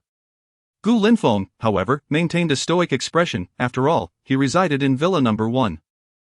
While this was merely Villa Number 2. At that moment, Gu Beichen mysteriously produced another document. Son, this is for you. Gu Linfeng calmly accepted it. Initially expecting it to be related to property, but the content astonished him. Gu Group Equity Transfer Agreement. He was gifted a 25% stake in Gu Group. Effective immediately upon signing. With the company valued at over 100 billion, this quarter represented a staggering figure. Gu Beichen, seemingly under the thumb of his wife, possessed such audacity. Gu Linfeng couldn't help but regard Gu Beichen with newfound respect. What did you give him, old Gu? Wu Yuzhen asked curiously upon noticing Gu Linfeng's astonished expression. Linfeng, hurry and sign, urged Gu Beichen. Wu Yuzhen furrowed her brow and snatched the contract from Gu Linfeng's hands. She read through it rapidly, and moments later, her expression darkened ominously. Old Gu. Why didn't you discuss such a significant matter with me? Gu Xingcheng sensed impending trouble and moved behind Wu Yuzhen. Upon seeing the equity transfer agreement, her previously icy demeanor finally revealed a flicker of emotion. Dad, after all these years of hard work for this family, I received no shares, yet he, having just returned, is gifted 25? What gives? What? Gu Xinyu exclaimed in shock. Though uninterested in business, she understood the implications of such shares. Gu Nanling's face was akin to one suffering from constipation, yet he knew his position and lowered his head to conceal his expression. Linfeng is ultimately meant to inherit the Gu Group. Gu Beichen sighed. No way. Several women protested in unison. Wu Yuzhen cleared her throat. The value of these shares is too great, and Linfeng has only just returned and is still unfamiliar with Gu Group. We shall discuss this matter later. Concerned about Gu Linfeng's potential misguided thoughts, Wu Yuzhen added earnestly, I fear you may not be able to handle this. Gu Linfeng scoffed inwardly. Fear I can't handle it? So you came here personally, did you? Of course, he merely thought this to himself. Dad, I think you should retract the shares. Gu Linfeng stated earnestly. To offer a quarter of the shares suggested immense pressure on Gu Beichen. Regardless of the outcome, he appreciated the sentiment. No. This is a well-considered decision.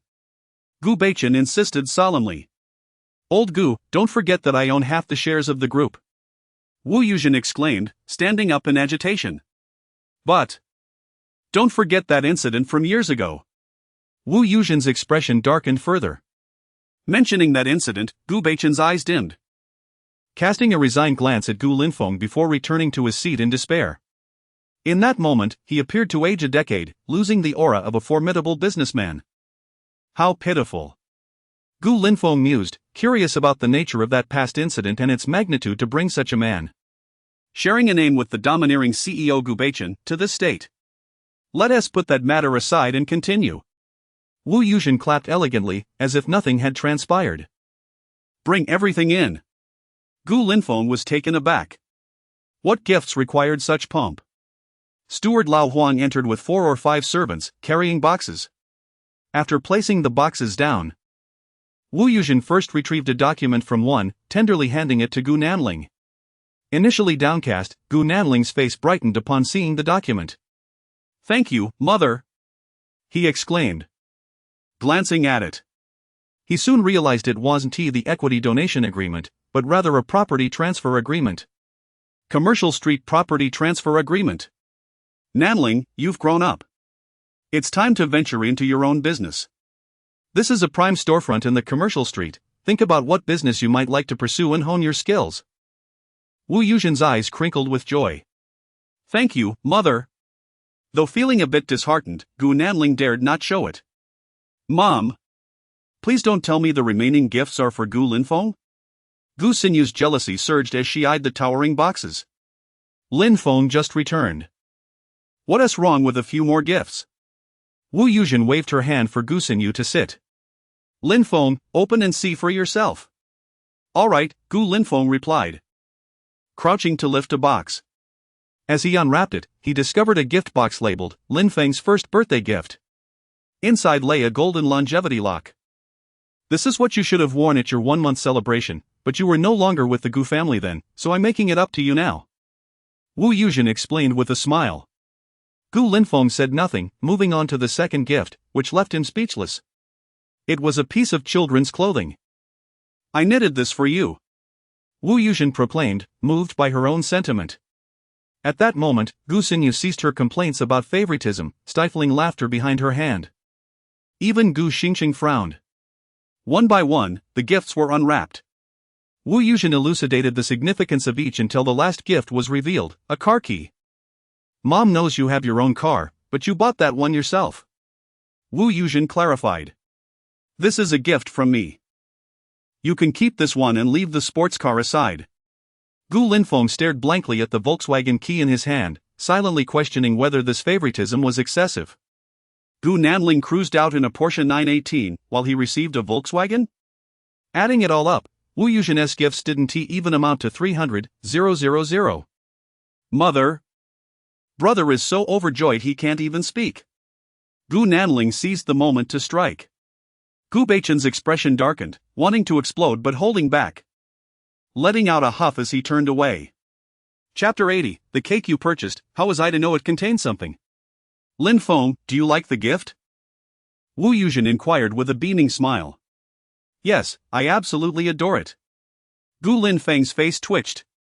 In his heart, he thought, as if I truly liked it. Once I step outside, it shall be cast into the garbage. That's wonderful. Wu Yuzhen nodded in satisfaction, then turned to Gu Nanling. Nanling, didn't you prepare a birthday cake? Hurry and bring it out. Oh, right. Gu Nanling nodded and retrieved the birthday cake from behind him. Brother, I have prepared a birthday cake for you, and I hope you like it. As he unwrapped it, he inserted a candle atop the cake. Old Huang, draw the curtains. The butler, Old Huang, waved his hand to close all the curtains. As the candle flickered to life, Gu Nanling humbly smiled. Brother, this year you shall blow out the candle. That simply cannot be. Gu Linfeng hurriedly waved his hand. I have lived in this house for 18 years. I can spare this one occasion. Gu Nanling explained. No, no. Gu Linfeng continued to shake his head. Gu Nanling felt anxious. This was a gift he had meticulously prepared for Gu Linfeng. If you don't close your eyes and make a wish, how can we proceed with the next plan? What if I make my wish first, and then you can make yours? Gu Nanling proposed a compromise. All right. You are indeed clever, little brother. Gu Linfeng nodded in agreement. Then it's settled. As the curtains were drawn, Gu Nanling closed his eyes to make his wish. I hope to inherit all shares of the Gu Corporation. May Gu Linfeng meet a tragic end. Just as he opened his eyes to invite Gu Linfeng to make a wish, he suddenly felt a pair of large hands on the back of his head. He was about to scream when his head was forcefully shoved into the cake. He attempted to resist, but in his intoxicated state, it was utterly futile. Ah! Gu Nanling let out a piercing scream. Feigning surprise, Gu Linfeng quickly withdrew his hand. Brother, what's wrong? Gu Nanling shot up from the cake. His forehead smeared with cream, a wooden stick lodged in it, blood trickling down, mingling with the cream, creating a nauseating sight. Ah! Nanling, why are you bleeding? Wu Yuzhen exclaimed. Old Huang, call a doctor immediately. Old Huang's eyes widened as he shouted for a doctor outside. For a family as prominent as the Gu family, having a family doctor was indispensable, boasting the finest medical resources in the Dragon Kingdom. Gu Linfeng, look at the trouble you've caused. If anything happens to Nanling, I will not spare you. Wu Yuzhen's face displayed fierce anger. Linfeng, how could you be so reckless? Gu Baichen sighed in relief after glancing at Gu Nanling's injury, though he merely offered a mild reproach. Mother, father, and sister, I'm fine. Please don't blame brother. He didn't do it on purpose. Gu Nanling, though pale, still managed to utter some comforting words. The doctor swiftly entered, cleaned off the cream with alcohol, and professionally stated, Sir, madam, the young master is not in any danger. Nonsense. The blood is gushing like a child urinating, and you dare say he is fine? Wu Yuzhen smacked the doctor across the face.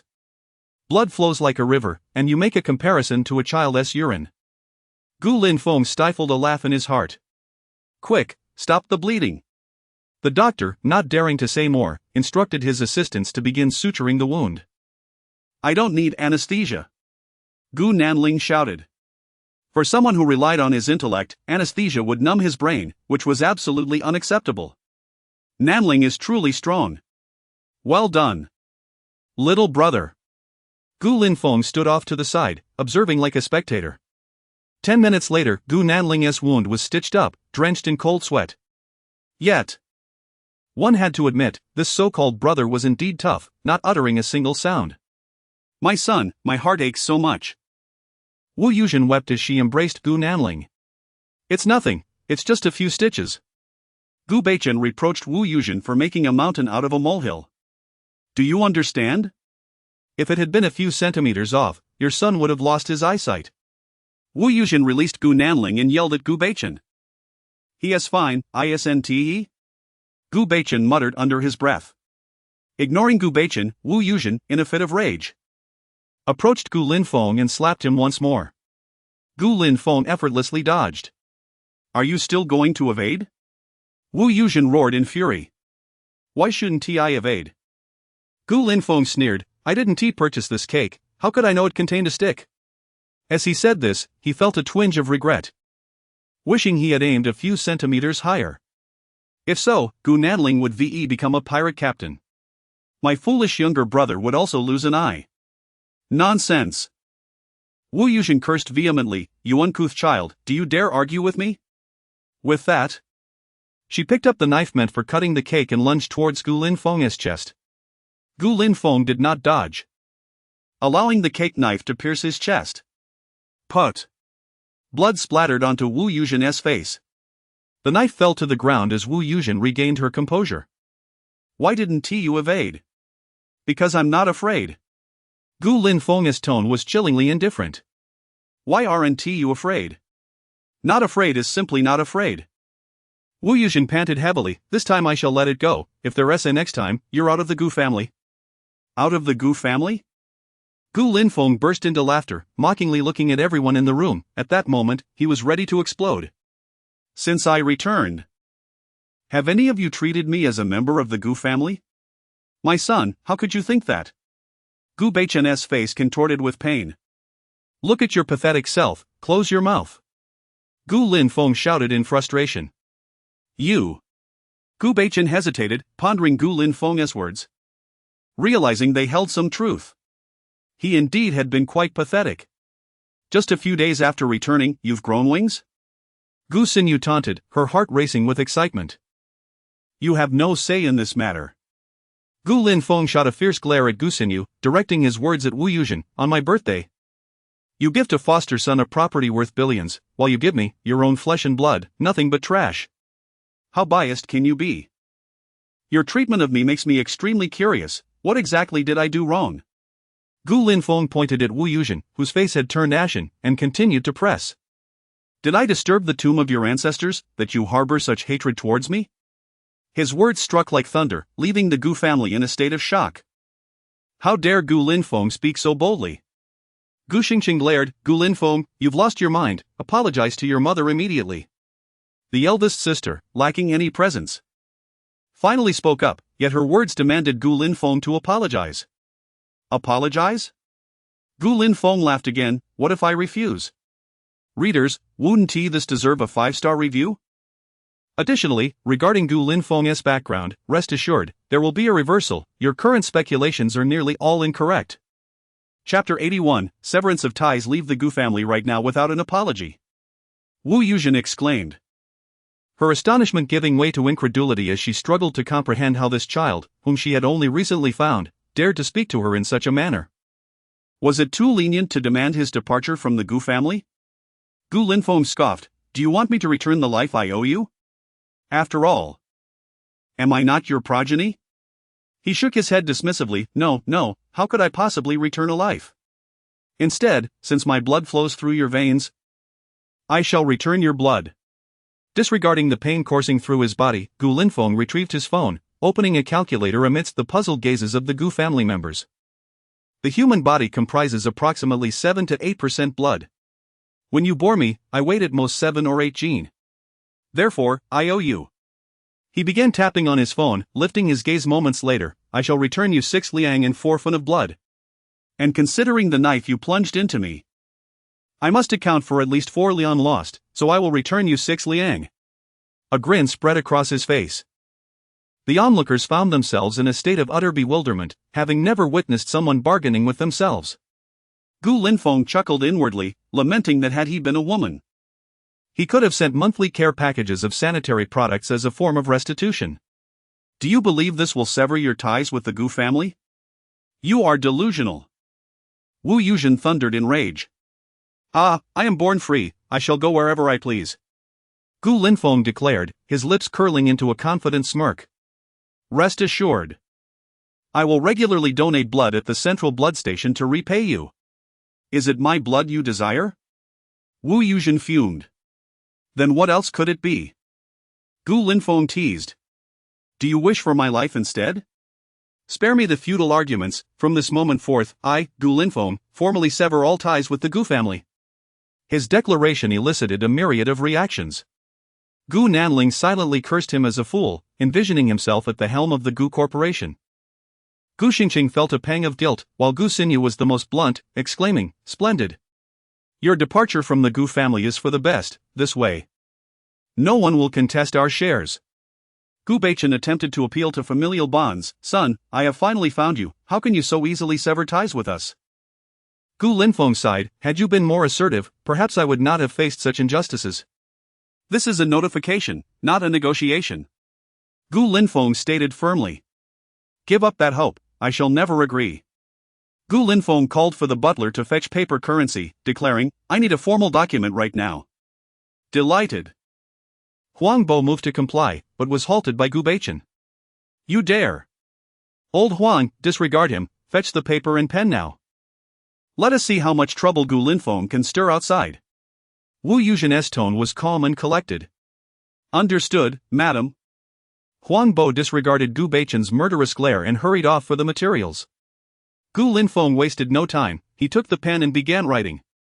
After signing his name, he felt it lacked formality and pressed his bloodied thumb against his chest before imprinting it on the paper. 2 copies were made, and thus, a declaration of severance became official. Son, you cannot act so impulsively. Gu Baichen lamented, tears streaming down his face. Father, this is the last time I shall call you that. Gu Linfeng replied, a hint of sadness in his voice. I hope that after I leave, you can stand tall like a man. In that moment, Gu Baichen was overcome with grief and fury.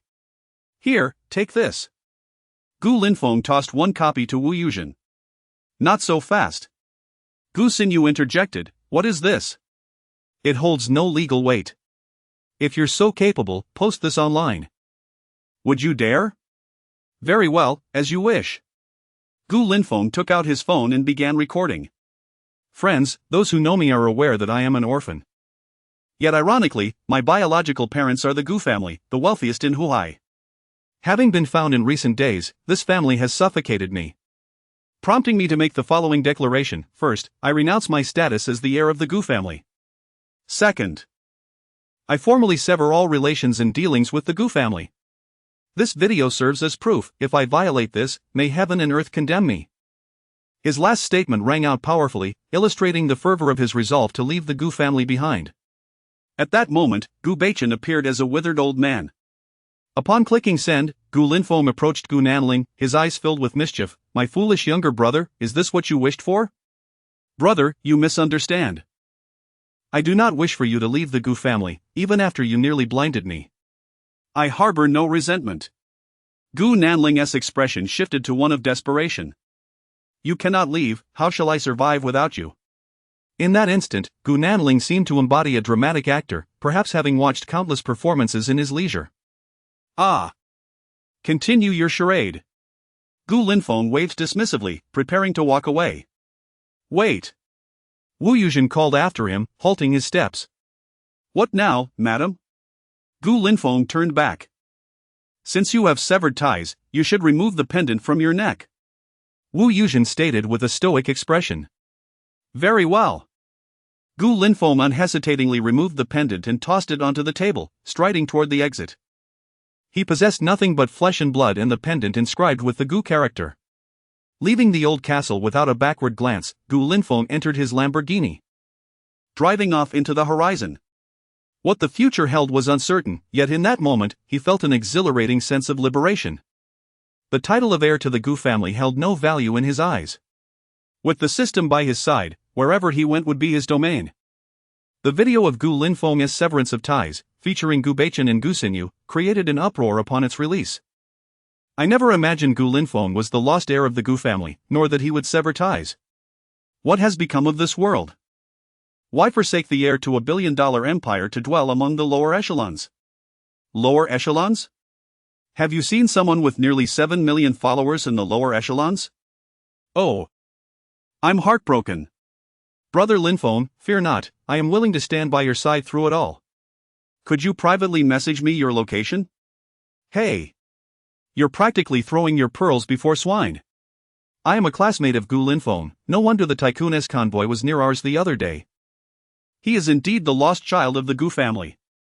Renowned as a social media sensation, Wang Yinkong even tagged Gu Linfeng, brother, be a man.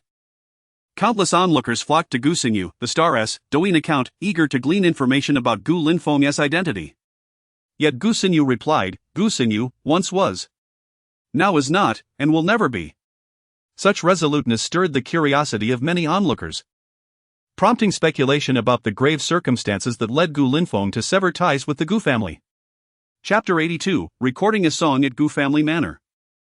After Gu Linfeng dashed out of the castle, the atmosphere within seemed to freeze. Gu Baichen smoked silently, while Gu Nanling suppressed his excitement and tried to console Wu Yuzhen. Mom, my brother is just momentarily confused. However, Wu Yuzhen shook her head, saying, Nanling, from today onwards, you will be my only son. Gu Nanling was deeply moved, tears brimming in his eyes. Mom! Son! In this moment of maternal affection, news of Gu Linfeng severing ties with the affluent Gu family spread like wildfire, even reaching the hospital where Lu Qianran lay. What? Gu Linfeng is actually a child of the Huaihai Gu family? Lu Qianran's pale face was filled with disbelief. At that moment, her mind raced with thoughts, and a tinge of regret emerged. If only she had remained by Gu Linfeng's side. Marrying into a wealthy family would have been within her grasp. Alas, there is no remedy for regret in this world. A smile graced Lu Qianran's lips. It is not too late to join the upper echelons now. Although I missed my chance with Gu Linfeng, Gu Nanling cannot escape my grasp. With that thought, Lu Qianran felt thankful to Zhang Junjie for facilitating her connection with Gu Nanling. Although she had lost the insurance from delay, which might lead to hunger with future children, it did not deter her from seizing the opportunity with Gu Nanling. As long as she wielded enough influence, becoming the Gu family's daughter-in-law was still a dream within reach. Where there is joy, there is also sorrow. Zhang Junjie, upon seeing the news, hesitantly called Gu Linfeng. "Young Master Gu, why have you severed ties with the Gu family?" Gu Linfeng, driving at the time, scoffed, "What? Don't want to associate with me anymore?" Zhang Junjie had indeed been contemplating this. Just as he wavered, Gu Linfeng continued, "Don't forget, it was you who informed me about the tampering with that cake. Are you not afraid that Gu Nanling will find out and retaliate?" Zhang Junjie trembled. "I'm sorry, young Master Gu. I was wrong. Please feel free to call on me in the future." After hanging up, Gu Linfeng smirked coldly. With this incident, all sorts of characters began to emerge. Just then, Xian Mang also called, and with subtle hints, Gu Linfeng silenced him with just a few words. "Once you've boarded the train, there's no getting off at will. Is there? Old leader, have you made up your mind?" This question left Xian Mang speechless. After a moment, he slowly responded, "It seems I have been too rash. The more power one obtains, the more timid one becomes." Similarly, Gu Linfeng's WeChat buzzed incessantly with inquiries regarding his separation from the Gu family. He chose to ignore them all. As his Lamborghini rolled into the school, Gu Linfeng locked the car and walked toward the dormitory. Notably, with his exceptional physique. Even after being stabbed, the wound had scabbed over within minutes, dispelling his intent to bandage it. Along the way, many students pointed and whispered upon seeing Gu Linfeng. He even sensed pity in the eyes of a few students. "Seriously, guys? I'm driving a Lamborghini, and you look at me with pity? Do you think I can't afford to fuel it?" At that moment, a throng of girls ran towards him, several familiar faces among them. "Gu, you must stay strong." Gao Xinrui expressed her concern. "If you're feeling down, let's check into a hotel, and I can comfort you." "Brother Linfeng, you must pull yourself together and become even more outstanding to astonish the Gu family." Gu Linfeng was at his most vulnerable, wondering how such platitudes could help. "Let us go to the hotel and create some mischief." Gao Xinrui inwardly cursed, regretting bringing these girls to meet Gu Linfeng. "Thank you, everyone, for your support. I'm really okay," Gu Linfeng said awkwardly, having noticed that the girl with the loud mouth, while attractive, was quite flat-chested. "Alright, everyone disperse. Let Gu have some time alone," Gao Xinrui called out to the crowd. Seizing the opportunity, Gu Linfeng slipped away and ran. Upon reaching the dormitory, Zhang Long and his three underlings looked at Gu Linfeng in surprise. "Are we still doing it?" Zhang Long asked. "Not anymore." Gu Linfeng sighed, rubbing his forehead. Did losing his identity as a Gu family heir really threaten him? P.S. Transitioning to the next segment, please bear with me. By the way, how is the song you three have been practicing? Gu Linfeng shifted the topic. "Almost done. They're not particularly challenging songs, we'll master them quickly." Yu Xinming replied proudly. "Great. I'll take you to record it." Gu Linfeng stood up and headed outside. The school had a recording studio, though it wasn't free. Students had to pay, albeit at half the external cost. The four arrived at the studio, and the sound engineer surprised Gu Linfeng. "Mr. Zhou, what are you doing here?" Zhou chuckled, "Just picking up a side gig." "Are you all here to record a song?" Gu Linfeng nodded, "Yes, we're planning to sing My Sky together." Zhou's eyes lit up. "Alright, I'll help you record it for free this time, as a show of support for your musical endeavors." "Thank you, Mr. Zhou," they chorused. After some discussion, Zhou had them enter the recording booth one by one. Gu Linfeng, of course, needed no extra takes. While the other three faced various difficulties, and Zhou patiently guided them until sunset, when the song was finally completed. "You guys head back first. I'll send the audio to Gu Linfeng shortly," Zhou said with a weary smile. "Thank you, teacher." Upon returning to the dorm, Zhou Shou's audio file arrived. Su Jiahui volunteered to splice together the footage of their recording session with the music. A hastily assembled, yet enjoyable song video was born. He first uploaded the audio to various music platforms and then shared a collaborative video on Douyin with the three underlings, hitting the publish button. He aimed to assist them. Their success or failure rested on this endeavor. Unbeknownst to Gu Linfeng, his fan count had quietly surged to 8 million, a figure that eclipsed 99.9 of other Douyin streamers, placing him in the realm of celebrities. A single advertisement could fetch at least 100,000 yuan. After the video was posted, the three underlings incessantly refreshed Douyin, eagerly awaiting feedback from fans. Chapter 83, The Mysterious Visitor the following day. Goodness! We become famous. Zhang Long, utterly unclad, bounced around the bedroom, his exuberant movements causing the bells to jingle with fervor. Gu Linfeng, groggy and barely awake, glanced at his phone and noted it was merely 5 a.m. Furrowing his brow, he questioned, "Have you taken some sort of stimulant?" "Boss, our newly released song has taken off," Zhang Long exclaimed, brimming with excitement as he leaped onto Gu Linfeng's bedside. "Get off! Can you please put on some shorts?" Gu Linfeng retreated under the covers, expressing his disdain. "Oh, my apologies. I'm just too thrilled." Zhang Long blushed slightly. Su Jiahui and Yu Xinming, awakened by the commotion, immediately reached for their phones. "No way! I have 500,000 fans!" Su Jiahui cried out in astonishment. "I have 700,000. Yu Xinming jubilantly hopped out of bed, eager to share the joyous news with Gu Linfeng. Gu Linfeng shook his drowsy head and opened Douyin. The newly released collaborative video had garnered an astonishing 2 million likes and was trending. There is no challenge that can defeat Gu Linfeng. Even if he departs from the Gu family, a broader sky awaits him. The tale of the sister Gu Xinyu and the emerging internet sensation Gu Linfeng is one that must be told.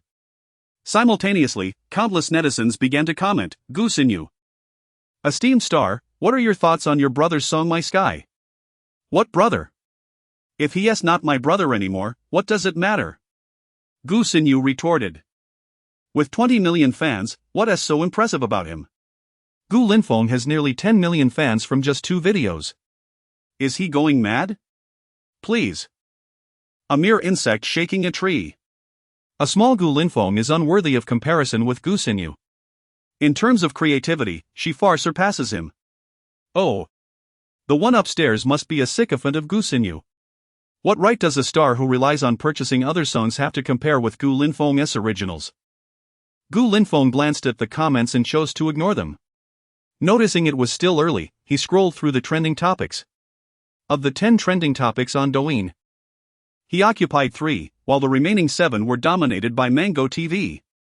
Gu Xinyu saves the day on I Am a Singer, but loses to foreign contestants, securing second place. I Am a Singer is seeking talented vocalists nationwide, defend the honor of Dragon Country. Gu Linfeng frowned. The hype surrounding I Am a Singer had been intense these past few days. It was rumored that they had invited several foreign contestants who had overwhelmed domestic singers, leaving only the veteran singer Yi Healiningzi struggling to hold her ground. The esteemed Mango TV, a pioneer in the realm of viewership, had managed to instill an unprecedented sense of crisis in the national pride of its audience. After all, this is Dragon Country. We cannot allow foreigners to claim the title of King of Singers, can we? Gu Linfeng couldn't help but smile. He had seen a comment where a netizen tagged the I Am a Singer production team, suggesting he participate. Surely this was a jest. How could an internet celebrity like him compete in such a prestigious arena? System, sign in. Gu Linfeng summoned the system. Sign in successful. Congratulations, host. You have received a reward of 5 million in cash. What is this? Gu Linfeng was bewildered. I have no shortage of money. What do you mean by offering me 5 million? Are you trying to rid yourself of a beggar? His investments in the stock market neared a staggering 1 billion. He certainly did not covet such a paltry sum. Host, are you getting a bit too arrogant? If you do not wish to accept, the system can retract the offer. The system struck back. No. I can't afford to offend. Even a mosquito, no matter how small, is still meat. Gu Linfeng conceded. He was not about to turn down 5 million. After a quick wash, Gu Linfeng and his 3 companions headed to the cafeteria. To avoid being recognized by the female fans at school, he donned his signature hat and mask. Excuse me, are you Zhang Long? A familiar female voice called from behind the group. Gu Linfeng turned to see Yi Ran smiling as she linked arms with Luo Wan. Are you the one who sang My Sky? Yi Ran inquired again. Zhang Long slapped his forehead. Yi Ran, stop messing around. What? Now that you're famous. You don't recognize me? Yi Ran huffed playfully. How could I not recognize you? I would gladly keep you in my mouth and cradle you in my palm. Zhang Long immediately adopted a heartfelt expression. That's disgusting. I would never want to be kept in your mouth. Yi Ran made a comical gagging gesture. Her demeanor utterly adorable. Zhang Long stood frozen, momentarily dazed by love's folly. Must you two display your affections without regard for the setting? Luo Wan pouted. Teasing them, though her gaze remained fixed on Gu Linfeng. Luo Wan, you've become even more beautiful since we last met. As the words slipped from Gu Linfeng's lips, he instantly regretted it. Such flattery could lead to trouble. As expected, Luo Wan's cheeks visibly flushed. I only applied light makeup, I didn't really do much. Luo Wan shyly fiddled with her clothing, her bashful demeanor endearing. Have you eaten? Care to join me? Gu Linfeng offered with a warm smile. Absolutely. Luo Wan chirped with excitement. Just then, Li Yitong approached, her eyes lighting up upon seeing Gu Linfeng. Gu Linfeng, I absolutely love your song My Sky. If there's an opportunity, would you consider collaborating? Before she could finish, Gu Linfeng felt a sudden jolt to his waist. His physique was already at its peak, and this unexpected assault nearly made him cry out in pain. Gu Linfeng, it's time for us to eat. Luo Wan said through clenched teeth. All right. Li Yitong, let us discuss this another time. Gu Linfeng quickly extricated himself from the situation.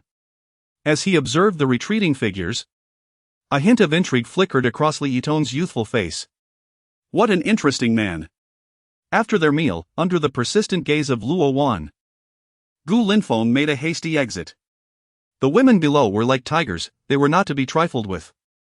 Upon arriving at the classroom, the lively atmosphere akin to a bustling market fell into a sudden hush. Moments later, a chorus of excited screams erupted. Wow! Aren't these the 4 great talents? I just realized today that besides Gu Linfeng, his roommates are quite handsome too. Goodness, Yu Xinming is so tall, and Su Zhouwei looks cute, no, adorable. Su Zhouwei's expression darkened. Though he wasn't particularly tall, such humiliation was uncalled for. Did they not understand that condensed essence is the finest? That morning, he had eagerly checked the comments on Douyin, but seeing them nearly drove him mad. Gu Linfeng was affectionately referred to as Brother Linfeng. Yet he was dubbed Little Cannonball. Enough already! Gao Xinruwei cried out in frustration, feeling as though her beloved was drifting away from her. Gu Linfeng? Teacher Zhou wants to see you now. What's this about? Gu Linfeng asked, puzzled. It seems someone is looking for you. Gu Linfeng furrowed his brow. Who could possibly be seeking him at school? Chapter 84, Invitation to Sing. Gu Linfeng knocked on Zhou Zhou's office door. Come in. Zhou Zhou's voice echoed. Upon seeing Gu Linfeng, he quickly stood up. Linfeng, I'm pleased to introduce you to Director Hong Xiao from Mango TV. At that moment, a middle-aged man in his 40s, wearing glasses, extended his hand. Hello, Gu Linfeng. Zhou Zhou didn't give you the full picture. I am not only the director of Mango TV but also the chief director of the variety show I Am a Singer. Hong Xiao beamed. And the more he looked at Gu Linfeng, the more he found him handsome. It seemed he had indeed come to the right place. Linfeng? Director Hong graduated from the directing department, he is our senior. Zhou Zhou chuckled. Hello, Director Hong. May I ask what brings you here? Gu Linfeng subtly guessed the purpose of Hong Xiao's visit but feigned ignorance. I'll just call you Linfeng as Zhou Zhou does. Hong Xiao smiled humbly, showing none of the airs of a prominent director. Linfeng, this morning, the official account of I Am a Singer was almost overwhelmed by netizens tagging you. Hong Xiao shook his head, half amused. Oh? How does that concern me? The smile on Hong Xiao's face froze momentarily. Was this young man genuinely oblivious or merely pretending?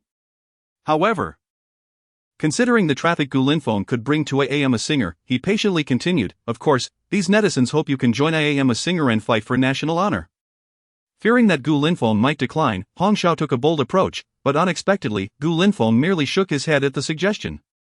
Fight for national honor? You wish to use me for showbiz effect, don't you? Don't think I'm unaware that Gu Xinyu is also on this program. Gu Linfeng's gaze grew increasingly cold. Sibling rivalry, and you aim to profit from it? No, I absolutely did not mean that. Hong Xiao was momentarily at a loss for words, casting a pleading glance towards Zhou. Zhou, however, returned a look of helplessness. Yet, Hong Xiao was not ready to give up. Gu, the appearance fee is 1 million. Please consider it. I'm not short on money. Gu Linfeng waved the Lamborghini car keys in his hand, further showcasing the Patek Philippe on his wrist. Then, I apologize for disturbing you. Having been rejected, Hong Xiao felt embarrassed and took his leave from the office. Linfeng? You? Zhou appeared puzzled. My apologies, teacher, my ambitions lie elsewhere. Gu Linfeng replied with a calm demeanor. What a pity for such a gifted talent. Zhou sighed, expressing his regret. Just as Gu Linfeng was about to exit the office, Zhang Long rushed in, breathless. Adoptive father, you have to see this on Douyin. What's the matter? Gu Linfeng frowned. Your sister no, Gu Xinyu is live streaming. Live streaming? Why should I care? Gu Linfeng scoffed. Oh. Just take a look. Zhang Long, seeing that his explanation was futile, handed his phone to Gu Linfeng. Noticing Zhang Long's serious expression, Zhou, who was about to head to class, leaned in closer. Gu Linfeng took the phone, and on the live stream, Gu Xinyu was speaking passionately. Gu Linfeng's song Farewell Blossoms has lyrics that are pale and devoid of substance.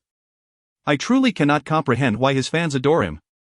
Is it merely because he is handsome? Ridiculous, can good looks fill one's stomach? And that song My Sky, I just don't see what makes it enjoyable. Zhang Long stole a glance at Gu Linfeng's expression, only to find it remarkably calm. Adoptive father, aren't you angry? What is there to be angry about? Just a clown performing.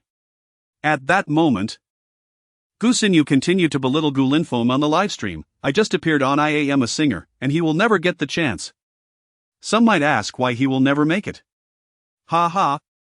That's the difference between a professional singer and a grassroots one. I Am a Singer employs a live broadcast format with open microphones, where even the slightest flaw is magnified. Even the music queening Z can falter, let alone him. Gu Linfeng chuckled, opening Zhang Long's phone to make a donation. Let's see. Ha! Zhang Long, stunned, heard the sound of a successful transaction. Wait, that's my money. Ignoring him, Gu Linfeng donated and then typed, I would like to ask, dear celebrity Gu, whose talent surpasses the other, yours or Gu Linfeng's? Gu Xinyu noticed the comment and mocked, this fan's question lacks depth. I have stated before. I am a professional singer, and how could a grassroots individual like him be my rival? With a haughty demeanor, Gu Xinyu shrugged her shoulders. Immediately, the comments section erupted with messages, Xinyu is the strongest. Who is Gu Linfeng? I don't even recognize him. Xinyu has studied at Berkeley and has no rivals in the country. Not to mention Gu Linfeng, even if Jackie Chung were here, he would leave in tears. I am a music teacher, and I can responsibly say that Gu Linfeng's singing skills are quite average, incomparable to Gu Xinyu. Coincidentally, I am also a music teacher. But my views are entirely the opposite. Gu Linfeng outshines Gu Xinyu in both vocal quality and technique. Fans of Gu Linfeng, please leave. Seeing this, Gu Linfeng closed the live stream, returned the phone to Zhang Long, and turned to Zhou. Teacher Zhou, please ask Director Hong to return, I have changed my mind. Weren't you just saying your ambitions lie elsewhere? Indeed, my ambitions do lie elsewhere, but that does not prevent me from publicly slapping her face on stage. Gu Linfeng blinked innocently at Jojo. Well, that's not unreasonable. Jojo, suppressing a laugh, called Hong Xiao. When Hong Xiao received the news that Gu Linfeng had agreed, he rushed back. Gu, the next broadcast is the day after tomorrow. Shall we return to Changsha together? No need, I will go alone, Gu Linfeng replied with a smile. However, I have one request. Please, go ahead. Hong Xiao's expression turned serious. Don't hesitate to ask. Whether it's one request or 100, I will comply. Hong Xiao was truly desperate for traffic in topics. I wish to wear a mask when I perform. This. Hong Xiao hesitated. If you don't agree, then forget it. Gu Linfeng remarked, turning to leave. Okay, but the appearance fee. Hong Xiao chuckled awkwardly. You set the fee. Then let's say 10,000. At that moment, Hong Xiao transformed into a cunning merchant. Fine. Gu Linfeng's expression darkened. But for the sake of slapping Gu Sinyu's face, he could only agree. Simultaneously. He couldn't help but reflect, his life was either about showing off or preparing to show off. Since Gu Xinyu had invited the slap, she should brace herself. Watch as I take you down. Chapter 85, Journey to Changsha. Once Hong Xiao departed, Zhang Long exclaimed with enthusiasm, Adoptive father, you truly are remarkable. I can hardly contain my imagination, picturing how you would force Gu Sinyu's face against the ground and rub it fiercely. Jojo chuckled as well, saying, Your sister must be quite distressed having you as a brother. She is not my sister, she was never one, and she shall never be. Gu Linfeng retorted disdainfully. Subsequently, Gu Linfeng perused the competition rules for I Am a Singer. Each performance would be judged by an audience vote, determining the ranking based on the number of votes received. Each episode featured a challenger, who, if victorious, would remain while the defeated artist would be eliminated. Gu Linfeng's objective was clear, to challenge Gu Xinyu. If you claim I cannot do it, let the entire Dragon Kingdom witness who truly lacks the ability. Before long, the official WeChat account for I Am a Singer updated with an announcement. This episode's challenger will be a mysterious guest. Can you guess who it is? Naturally. The answer was evident, it must be the eternal deity of the Chinese music scene. I could think of no one but Fa Gu. Regardless of who it might be. None could rival Fan Xia, so contenders should just return home and rest. I, Xiang Timo, adamantly declare my disagreement. Hurry up with the live broadcast, my eagerness is insatiable. Hong Xiao, you come out here. A challenger, and you still play it mysterious? Could it possibly be Gu Linfeng? It just might be Gu Linfeng, if he appears. The ratings will surely soar. How could it possibly be him? He is merely a grassroots amateur, utterly unworthy to compete alongside these stars. The comments section was rife with skepticism, dismissing the idea of Gu Linfeng entering the fray against professional singers. Gu Linfeng then approached his counselor, Su Su, to request leave.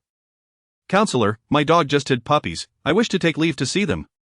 A male classmate from class 102 was also seeking leave. Su Su's expression darkened. Isn't that a rather flimsy excuse? Do you take me for a fool? Your dog has given birth, and you wish to be present? What purpose does your grandfather serve then? The male student awkwardly scratched his head. I suspect you simply wish to take a break to play video games, don't you? Go on, leave. Su Su waved her hand impatiently. At that moment, Gu Linfeng stepped forward, prompting Su Su to beam with delight. Gu, do you need something? Counselor. I also wish to take leave. Gu Linfeng said hesitantly. For how long? 3 days. Alright, write a leave note, and it's approved. Su Su granted it without a second thought. Isn't that unfair, teacher? You don't question him about his leave, yet you approve Gu Linfeng's? The male student lamented. By the way, Gu, your reason for leave is? Su Su, having been momentarily distracted by Gu Linfeng's handsome visage, now realized the other students were still present. Oh, my dog just had puppies, I need to accompany her during the birth. Gu Linfeng could hardly admit he was going to challenge Gu Xinyu, so he fabricated an excuse. Naturally, a dog giving birth requires its owner's presence. Is 3 days sufficient? If not, I can extend it. Susu's smile remained unwavering, and her efficiency in approving leave was commendable. Isn't that ridiculous, teacher? You won't approve my grandmother's leave, yet you grant Gu Linfeng's for his dog? The male student moaned. Go on, you are spouting nonsense. Your grandmother is 80. How could she possibly have another child? Susu replied with irritation. Gu Linfeng produced a pre-written leave note and handed it to Susu. Counselor. I will take my leave now. Alright, feel free to contact me anytime. Upon returning to the dormitory, Gu Linfeng exchanged a few words with Zhang Long before booking a high-speed train ticket to Changsha. As for why he chose a train over a plane, it was solely for his own safety. It is well known that air travel has the lowest accident rate, yet any incident could lead to death. Compared to planes, high-speed trains are the safest option, quick and secure. He tossed the keys to his Lamborghini to Zhang Long. You can drive this to the train station for the next few days. Could it be true, adoptive father? Zhang Long, exhilarated, was already contemplating how to impress Iran with this Lamborghini. Quickly now! Gu Linfeng frowned impatiently. On the high-speed train from Shanghai to Changsha, Gu Linfeng donned a mask and sunglasses as he settled into the business class seat he had reserved. Although the fare was higher, the comfort was unparalleled compared to second-class seating. It was perfectly suitable for a nap. Just as Gu Linfeng prepared to rest, a boisterous child, around 7 or 8 years old, began jumping around in the aisle, holding a phone. Strong Baldy, hee, I am bear too. The child squealed, mimicking characters from a cartoon. Gu Linfeng frowned, his displeasure evident. Little brother, this is a public space, please refrain from making such loud noises. My mom doesn't mind, why should you? The boy made a face in response. How infuriating. Gu Linfeng muttered under his breath. Are the child's parents here? Gu Linfeng, tired of the boy's antics, began scanning the business class for the child's guardians. At that moment, a young woman, who had been leaning against her seat, opened her eyes. Seeing Gu Linfeng appeared to be a college student, she nonchalantly closed her eyes again, displaying no intention of intervening. This was utterly unacceptable. Gu Linfeng constantly reassured himself to remain calm, to embody the qualities of a cultured and moral university student. However, witnessing the boy's mother neglecting to discipline him only emboldened the child further.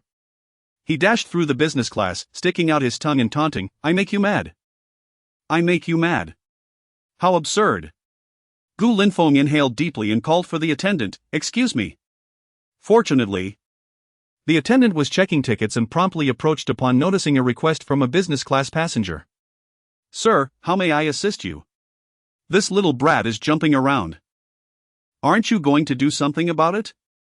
Gu Linfeng frowned. The attendant smiled apologetically, seemingly accustomed to such situations. I am sorry, sir, for any disruption to your travel experience. I will speak with the child's parents right away. Gu Linfeng nodded, satisfied with the attendant's response. Ma'am, please keep an eye on your child. The attendant gently roused the child's mother. Awoken by the commotion, the woman glared, the child has legs and feet. How can I control him?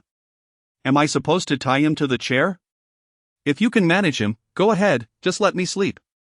The attendant was left speechless, her eyes brimming with tears. Gu Linfeng waved at the attendant, forget it, you go ahead and handle your duties. At that moment, the woman opened her eyes again, rolling her eyes as she remarked, if you're going to manage everything, you might as well take control of my bodily functions too. You really are a nuisance. Chapter 86 Little brother, what do you see here? Is it a toy? Gu Linfeng was seething with anger, wishing to confront the child directly. Aren't you going to take care of your own creation? The attendant stood awkwardly in place. Fine, I'll just endure it. Gu Linfeng suppressed his fury and began scrolling through Douyin.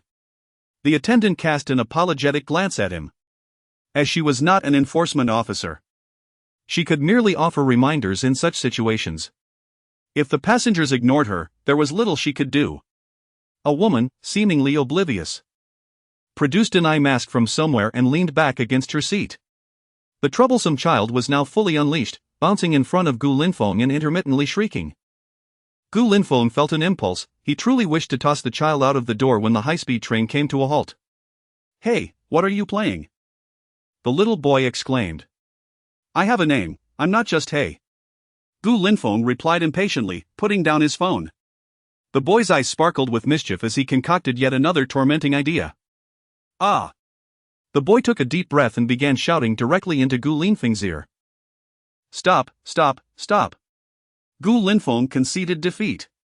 The boy's loud antics on the train seemed to go entirely unnoticed by his mother.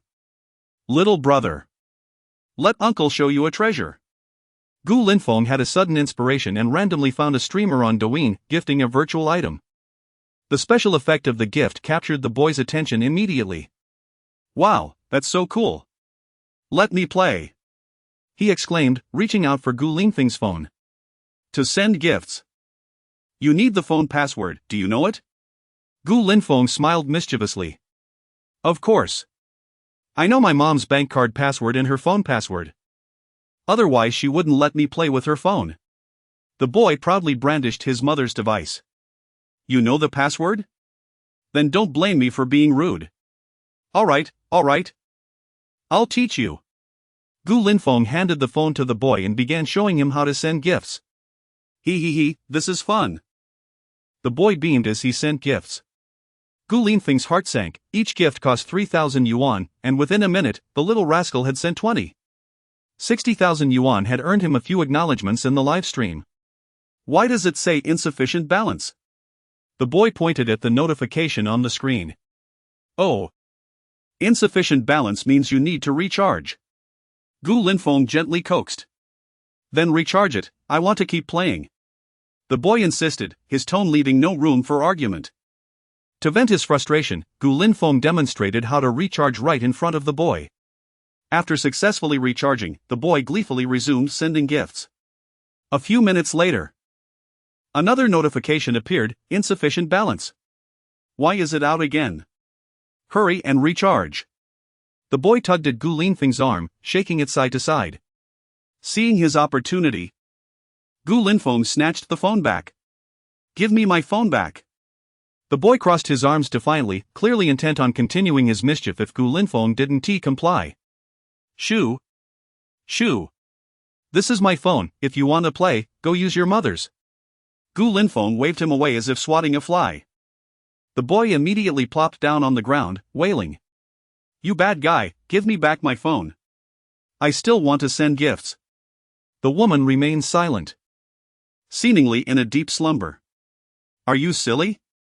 Isn't that your phone in your hand?" Gu Linfeng's words momentarily halted the child's tears. Realizing he held the phone, the boy's eyes lit up. Following Gu Linfeng's earlier steps, he opened Douyin and randomly selected a streamer to send gifts. The boy's mother, unfamiliar with the gifting process, received a notification for insufficient balance, but this did not deter the boy. He entered the password and kept tapping to recharge. Soon, one gift after another was sent. "Thanks for the gifts from the feisty fairy." "Oh my, thanks to my big sister for 60 gifts." "Once again, thanks to my big sister for 200. Gu Linfeng couldn't help but chuckle at the spectacle. The boy was having the time of his life. However, money is finite. And after sending 300 gifts, the system finally notified him of insufficient balance. "Why is there insufficient balance again?" the boy asked, confused. "That means there's no money left." Gu Linfeng replied with a smirk. "Little brother, have you considered that spending your mom's money might earn you a beating? Why do you care?" The boy turned away, displeased. Gu Linfeng chose to ignore him, even beginning to anticipate his mother's reaction when she discovered the empty bank account. As the child continued his ruckus, the high-speed train was nearing Changsha. "Dear passengers, we are approaching Changsha South Station. Please prepare to disembark and gather your belongings in an orderly manner." At this moment, the boy's mother finally awoke, removed her eye mask, yawned, and upon seeing her son still causing a commotion, she merely rolled her eyes at Gu Linfeng. "Rolling her eyes? I'll make you see red in a moment." Gu Linfeng thought bitterly. At that moment, the boy's phone rang. "Xiaowei, give the phone to Mom." The boy bounced back and handed the phone over, adding, "Mom, sending gifts is so much fun." "What gifts?" The woman ignored him and answered the call. Hello, darling. We are almost there. The mortgage payment didn't go through? How could that be? I still have hundreds of thousands in my account. All right. I'll check what's going on.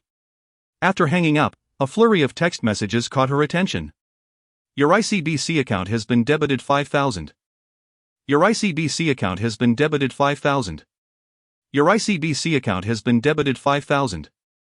Your ICBC account balance is 123. 00 yuan. What a good child, leaving her just enough for a taxi. What happened? Why is there 900,000 missing from my account? The woman gasped in horror. Just then, a notification from the app popped up. Thanks to the fairy sister for the 300 gifts, little brother is so happy to know you. If you don't mind, could you give me an address? Little brother will come to accompany you. You can have any position you desire. Seeing the provocative message from the streamer, the woman's pupils dilated in shock. Could it be? She hurriedly checked the transaction history. Feisty Fairy sent gifts to streamer. I have a big gift. Carnival X1. Feisty Fairy sent gifts to streamer. I have a big gift. Carnival X300. Wang Jiawei. What is going on? The woman roared, her volcanic fury erupting in that instant. Chapter 87. Without morality, you cannot kidnap me. The young boy, Wang Jiawei, instinctively shrank his neck. Mom, I didn't do anything. How dare you argue? The woman raised her hand and struck Wang Jiawei sharply on the backside. Wow. I was wrong, please don't hit me. The woman ignored his pleas and continued her relentless assault. Tell me, who taught you to give gifts to the streamer? Woo woo woo. It was that man who taught me. Wang Jiawei sobbed, pointing a shaky finger at Gu Linfeng. The woman immediately redirected her ire towards Gu Linfeng. What do you mean? The child is so small, and you taught him to recharge and reward? Do you even realize that money comes from the frugal savings of me and my husband? Nonsense. Gu Linfeng retorted angrily. When did I ever teach your son to recharge? If you didn't teach him, how would he know? I merely demonstrated it once. Gu Linfeng replied with a smirk. You. The woman felt a wave of dizziness. Realizing she was infuriated by Gu Linfeng's attitude. How can you be so uncouth? Do you have no morals? She continued to shout. The child merely disturbed you. Couldn't you just tell me? Must you resort to this method of revenge? Gu Linfeng scoffed. Madam, if I recall correctly, you were the one who said I was meddling. Right? Since you cannot discipline your son, I can only use my own methods to teach you a lesson. At that moment, the woman finally lost her temper and lunged at Gu Linfeng. As he dodged, he called out for the train police. The train staff had already noticed the altercation and reported it to the authorities. The police arrived just in time to see the woman about to confront Gu Linfeng and immediately shouted, "Stop!" The woman, not yet blinded by rage, instinctively halted her advance. Officer, you must help me. This man taught my son to give gifts to the streamer, and in just this short time, he spent 900,000. She cried. Her voice choked with emotion. Hey, don't wrongfully accuse me. That was your son's doing, it has nothing to do with me. Gu Linfeng hastily explained. Officer. Just ask the child. The police officer turned his questioning gaze towards the boy. Little friend, is what this uncle said true? The woman desperately tried to signal the child. But the young boy patted his chest, declaring, as a man, I dare to take responsibility. So what if I did it? I'll beat you. The woman shouted in fury. Hey, if you want to hit the child, do it at home. Why would you do it in front of the police? Gu Linfeng said with a grin. The officer quickly intervened. Seeing this, the woman finally lowered her raised hand. Officer, look at this man, he has no morals at all. He saw my son giving gifts and did nothing to stop it. What are his intentions? The police officer felt a headache coming on, truly speechless at the woman's logic. She was blaming others for her own failure to supervise her child. I'm sorry, madam, but you cannot expect to use morality to bind me. Gu Linfeng shrugged nonchalantly. Morality holds no sway over me, for I have none. Instantly, the carriage fell silent. I must inform you, we are about to arrive at the station. This matter has nothing to do with me, I must get off. Gu Linfeng glanced at his watch, feigning urgency. You cannot leave. The woman exclaimed again. Officer. May I leave? Gu Linfeng asked with a cheerful smile directed at the police. You can leave. The officer replied helplessly. Feeling somewhat at a loss regarding this young man. Then I shall take my leave. Gu Linfeng waved dismissively, adding mockingly, next time you go out, remember to keep an eye on your child. If you keep spending so much on gifts, you might have to sell your house to pay off the debt. The woman was furious but had no means to retaliate against Gu Linfeng. After all, he hadn't forced the child to spend money. With admiration from the train staff, Gu Linfeng exited the high-speed train. Having resolved the situation, he felt a sense of satisfaction in addressing the negligent parents who allowed their children to misbehave. As for refunds for minors, that is a matter of personal perspective. Upon exiting the train, Gu Linfeng called Hong Xiao on his phone. Gu Linfeng? Yes. I've arrived in Changsha. Great, I'm waiting at the exit. The sign says handsome young boy. To avoid revealing his identity, Gu Linfeng had agreed with Hong Xiao on this signal. As he exited, Gu Linfeng spotted Hong Xiao from a distance, holding the sign. Despite his own hat and mask, Gu Linfeng recognized him immediately. He approached Hong Xiao and whispered, odd changes, even unchanged. Look to the quadrant. Is it you, comrade? It is I. Thank you for your hard work. The two performed a secretive greeting at the train station, causing passers-by to pause in confusion. Linfeng, I have been eagerly awaiting your arrival, Hong Xiao exclaimed as they settled into a business car. Oh? How eager? Gu Linfeng inquired innocently, his eyes wide with curiosity. Ahem. Just very eager. Hong Xiao scratched his head awkwardly, taken aback by Gu Linfeng's directness. The business car soon arrived at a 5-star hotel in Changsha. Although the signing fee for Gu Linfeng was modest, the production team spared no expense in his accommodations. After dropping off their luggage, Hong Xiao invited Gu Linfeng to dinner, which he gladly accepted. At the table, Hong Xiao began to outline some important points for the recording and had already selected the contestant for Gu Linfeng to challenge. I know you have a score to settle with Gu Xinyu, but you cannot choose her for this challenge. Why not? Gu Linfeng frowned. Because of popularity, Hong Xiao stated plainly. This time, you should challenge Yang Changlin. Her performances have been poor lately, often going off-key, and viewers are quite dissatisfied. Gu Linfeng nodded slightly, indicating his agreement with Hong Xiao's reasoning, though his true thoughts remained a mystery. After dinner, Hong Xiao personally escorted Gu Linfeng back to the hotel. I have some matters to attend to at Mango TV. Enjoy your day in Changsha tomorrow, and the challenge begins the day after, Hong Xiao reminded him before taking his leave.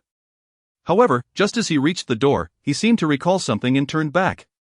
Oh. The production team will assign each participant a celebrity manager. Gu Linfeng shrugged indifferently. Aren't you curious who your manager will be? Whoever it is.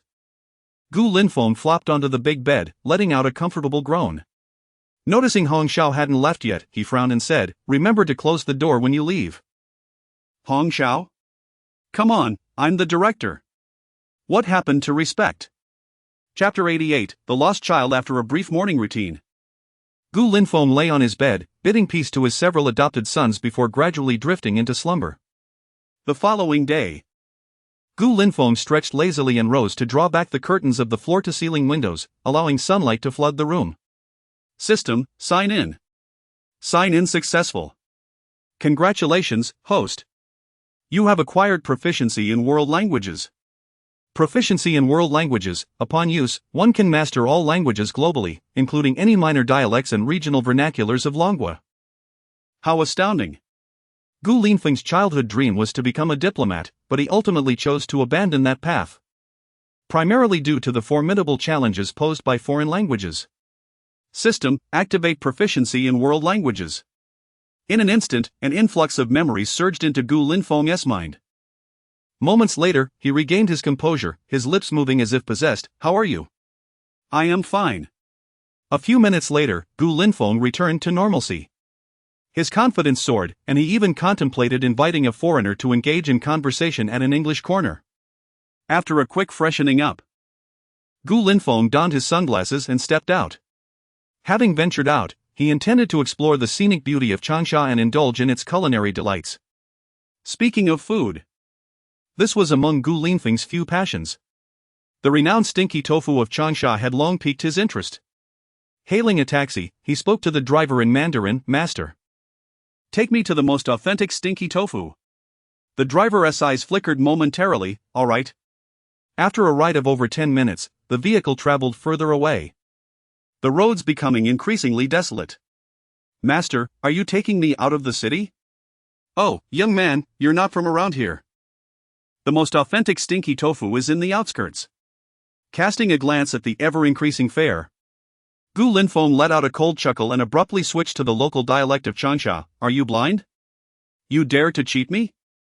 The driver halted momentarily, awkwardly stating, "Young man, why didn't you say you were a local?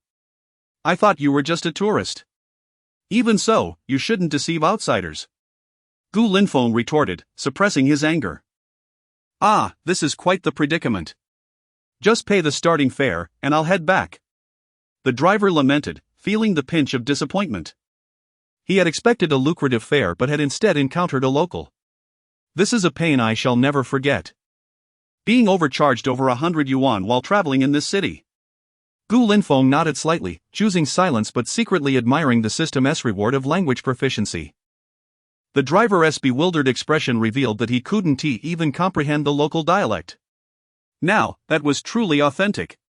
After another 10 minutes, the driver stopped at a well-known snack shop. "Young man, you can just pay 10 yuan. That won't do, earning money isn't easy." Gu Linfeng glanced at the meter displaying 198 yuan.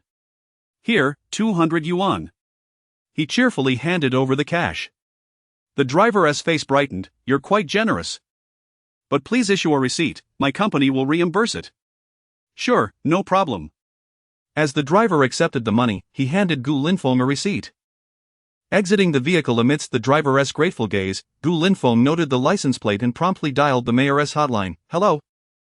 I'm a tourist and the driver took me on a detour, charging me 200 yuan. How will you resolve this? What is the license plate number?" XXXXXXXX. Rest assured, sir, we will provide you with a satisfactory response." After hanging up, Gu Linfeng leisurely explored the snack shop. "Boss, I'd like 10 yuan worth of stinky tofu." "Coming right up." Following this, Gu Linfeng wandered through various attractions in Changsha before arriving near Wui Square. The area surrounding Wui Square boasted an abundance of shopping, dining, and entertainment facilities. Particularly at night, the square's dazzling lights intertwined beautifully with the surrounding architecture, creating a picturesque nocturnal scene. Gu Linfeng couldn't resist asking a passerby to take a few photographs. As the passerby, a young woman, gazed at Gu Linfeng, she remarked, "Don't we know each other from somewhere?"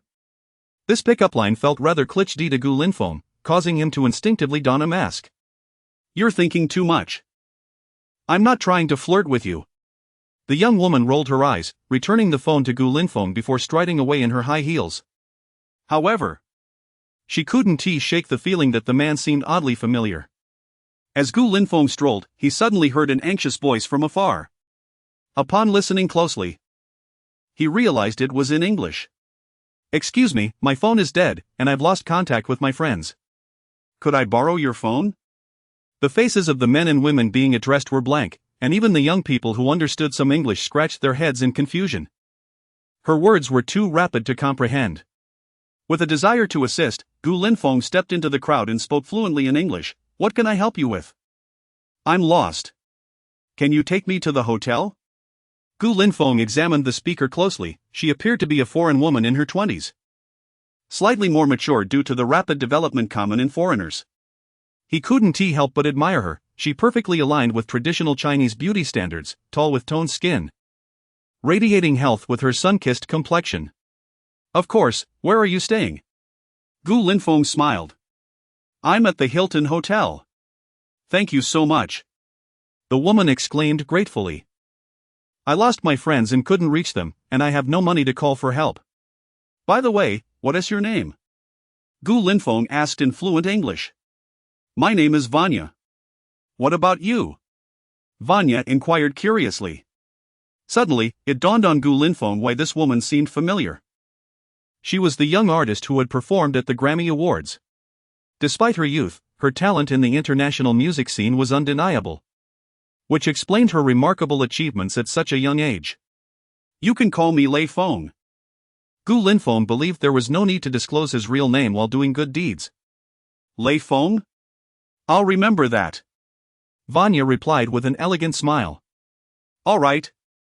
Let me take you to your hotel. Gu Linfeng gestured invitingly. Chapter 89, The Celebrity Agent in the Car. Fania gazed at Gu Linfeng with gratitude. Why are you wearing a mask? She inquired curiously. Oh, I'll take it off now. Gu Linfeng, having already entered the vehicle and no longer concerned about being recognized by passers-by, casually removed his mask. Wow, you are so handsome, quite my type. Upon seeing Gu Linfeng's striking features, Fania's eyes sparkled with admiration. The frankness of Westerners in expressing their feelings is indeed refreshing. Thank you. You are quite beautiful as well. Gu Linfeng readily returned the compliment. The driver, intrigued by the exchange, frequently turned his head, puzzled by the conversation between the two. The car soon arrived at the Hilton. But Fania's expression turned hesitant. What's wrong, Fania? Gu Linfeng asked, confused. May I invite you up for a while? Fania mustered her courage. However, Gu Linfeng waved his hand and replied, Rest well. Perhaps we shall meet again. Fania's face flushed crimson in an instant. With an indignant huff, she exited the vehicle, closing the door while muttering in English, What a frustrating blockhead. Gu Linfeng could only manage a helpless smile. This cursed good looks. If only he could abandon this remarkably charming face. Once Fania departed, the driver couldn't resist asking, Hey, brother, is this for national glory? Remember how the Eight-Nation Alliance invaded us, wreaking havoc? Now you have the chance for revenge. With that, the driver chuckled. Gu Linfeng, disinterested in the driver's banter, simply mentioned the name of his hotel and closed his eyes in the back seat. After a brief journey, they arrived at the hotel. That'll be 30. Gu Linfeng tossed a 100 yuan bill, saying, Keep the change, and was about to exit when the driver remarked, Brother, that won't do. It's fine. Consider the rest a tip. Gu Linfeng insisted. However, the driver swiftly declined, Let's forget it. A colleague of mine got reported today for taking tourists on detours and was fined heavily. It's not worth it for that little amount. Gu Linfeng was taken aback and found himself admiring the driver, thus he handed over 30 yuan. Amidst the driver's gratitude, Gu Linfeng returned to his hotel. After a simple wash-up, he fell into a deep slumber. The following day, Gu Linfeng awoke early and checked in again. Check-in successful. Congratulations, host. You have acquired the skill, Basic Vocal Mimicry. Basic vocal mimicry allows for slight alteration of voice pitch. Young man, even if you have not studied broadcasting, you can still produce bubble sounds. This skill is splendid. Gu Linfeng pondered as he realized it could enable him to assume a different persona when recognized while singing. Just then, a call from Hong Xiao interrupted his thoughts. Hey, brother, the celebrity agent is on their way to pick you up. You'll be heading over together. Understood. After hanging up, Gu Linfeng rose to freshen up in the bathroom. Once he was dressed, the doorbell rang. He quickly donned the clown mask he had purchased at Wui Square and opened the door. The moment he opened it, the girl outside was startled by his mask and let out a scream. Ah! Gu Linfeng hurriedly covered her mouth. Shoo! I'm a person. Wah! The girl managed to pry his hand away, frowning. I know you're a person, but why are you wearing that mask? Gu Linfeng remained silent, with no intention of removing the mask. The girl rolled her eyes and asked, Which celebrity are you? Just as Gu Linfeng was about to reveal his name, he remembered the need for secrecy and quickly switched tactics, employing his vocal mimicry skill to sing in a voice reminiscent of a famous singer, My old man. Just rent in this town, I'm just a local boy, living in this rustic place I know. You're Hua Zai, right? The girl gazed at Gu Linfeng in awe. Yes, that unmistakable accent, it must be Huazai. I am not Huazai, you have mistaken me. Gu Linfeng switched to Mandarin. Then who are you? The girl's expression grew frosty. I'm Zhe Hui, my brother just came to see me. He mimicked another celebrity's voice with remarkable precision. You. The girl was taken aback, but realizing they were live on air, she could only smile faintly to diffuse the awkwardness. As Zhang Runan, Gu Linfeng's celebrity agent, accompanied him throughout, she felt a sense of satisfaction witnessing Gu Linfeng's disregard for Gu Xinyu. She had long been annoyed by Gu Xinyu's pretentiousness. What was there to flaunt about family matters? With Gu Linfeng's dismissive action, Zhang Runan's admiration for him grew. Mr. Clown, which singer do you plan to challenge? Zhang Runan inquired discreetly. Gu Linfeng glanced around, taking note of the mention of Yang Changlin by director Hong. Their eyes met, his gaze dim. Was she finally to be eliminated? Recently, her social media had been rife with ridicule, accusing her of off-key singing and suggesting she did not belong on the show. Now, it seemed she might finally find relief. Chapter 90, the live broadcast begins as Yang Changlin pondered his thoughts. The clown shook his head, indicating that he had yet to determine his target for the challenge.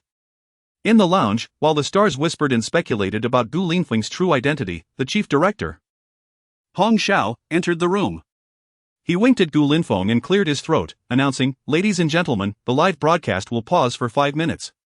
We will commence officially after that, so please be prepared." Yingzi was the first to speak. Director Hong, who is this person behind the clown mask? That cannot be disclosed. Hong Xiao replied with a smile, remaining cryptic. While you cannot reveal his identity, you must at least tell us which contestant he intends to challenge, right? Yingzi, known for her eloquence and sharp wit, pressed the director for answers. Her inquiry elicited responses from the other stars, who joined in the laughter and questioning. Hong Xiao, with a resigned smile, turned his gaze toward Gu Linfeng. Upon receiving a nod from him, he reluctantly stated, "The clown's contestant is Yang Changlin." I knew it would be me. Yang Changlin chuckled self-deprecatingly. Put forth your best effort this time, you might not necessarily lose. Wang Sulong encouraged. Spare me your consolation. I am well aware of my own capabilities. Yang Changlin replied. Hong Xiao offered an apologetic smile, addressing the group, "I shall take my leave for now. Should anyone have questions before the broadcast begins, feel free to approach me." Once Hong Xiao departed, silence enveloped the room. The assistants began counting down. 5, 4, 3, 2, 1.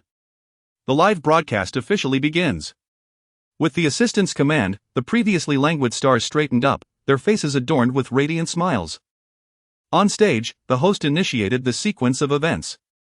We have arrived at the weekly competition segment of I Am a Singer. Let us congratulate last week's champion, Fan Xia.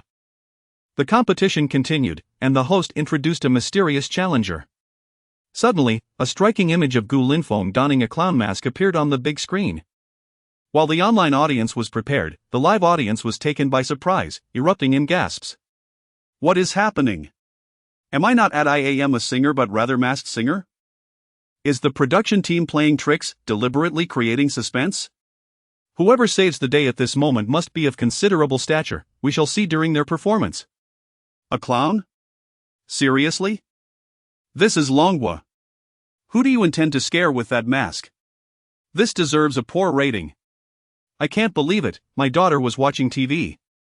And upon seeing this clown, she burst into tears. The scene shifted to a live view, where Gu Linfeng calmly rose and waved, acknowledging the audience. The host continued, "Now, let us welcome today's first contestant, Yingzi." With her manager by her side, Yingzi stepped onto the stage. Sister Yingzi secured third place in the last competition. What song will you be performing today? Do you have the confidence to aim for first place? Yingzi smiled awkwardly, "I will do my best."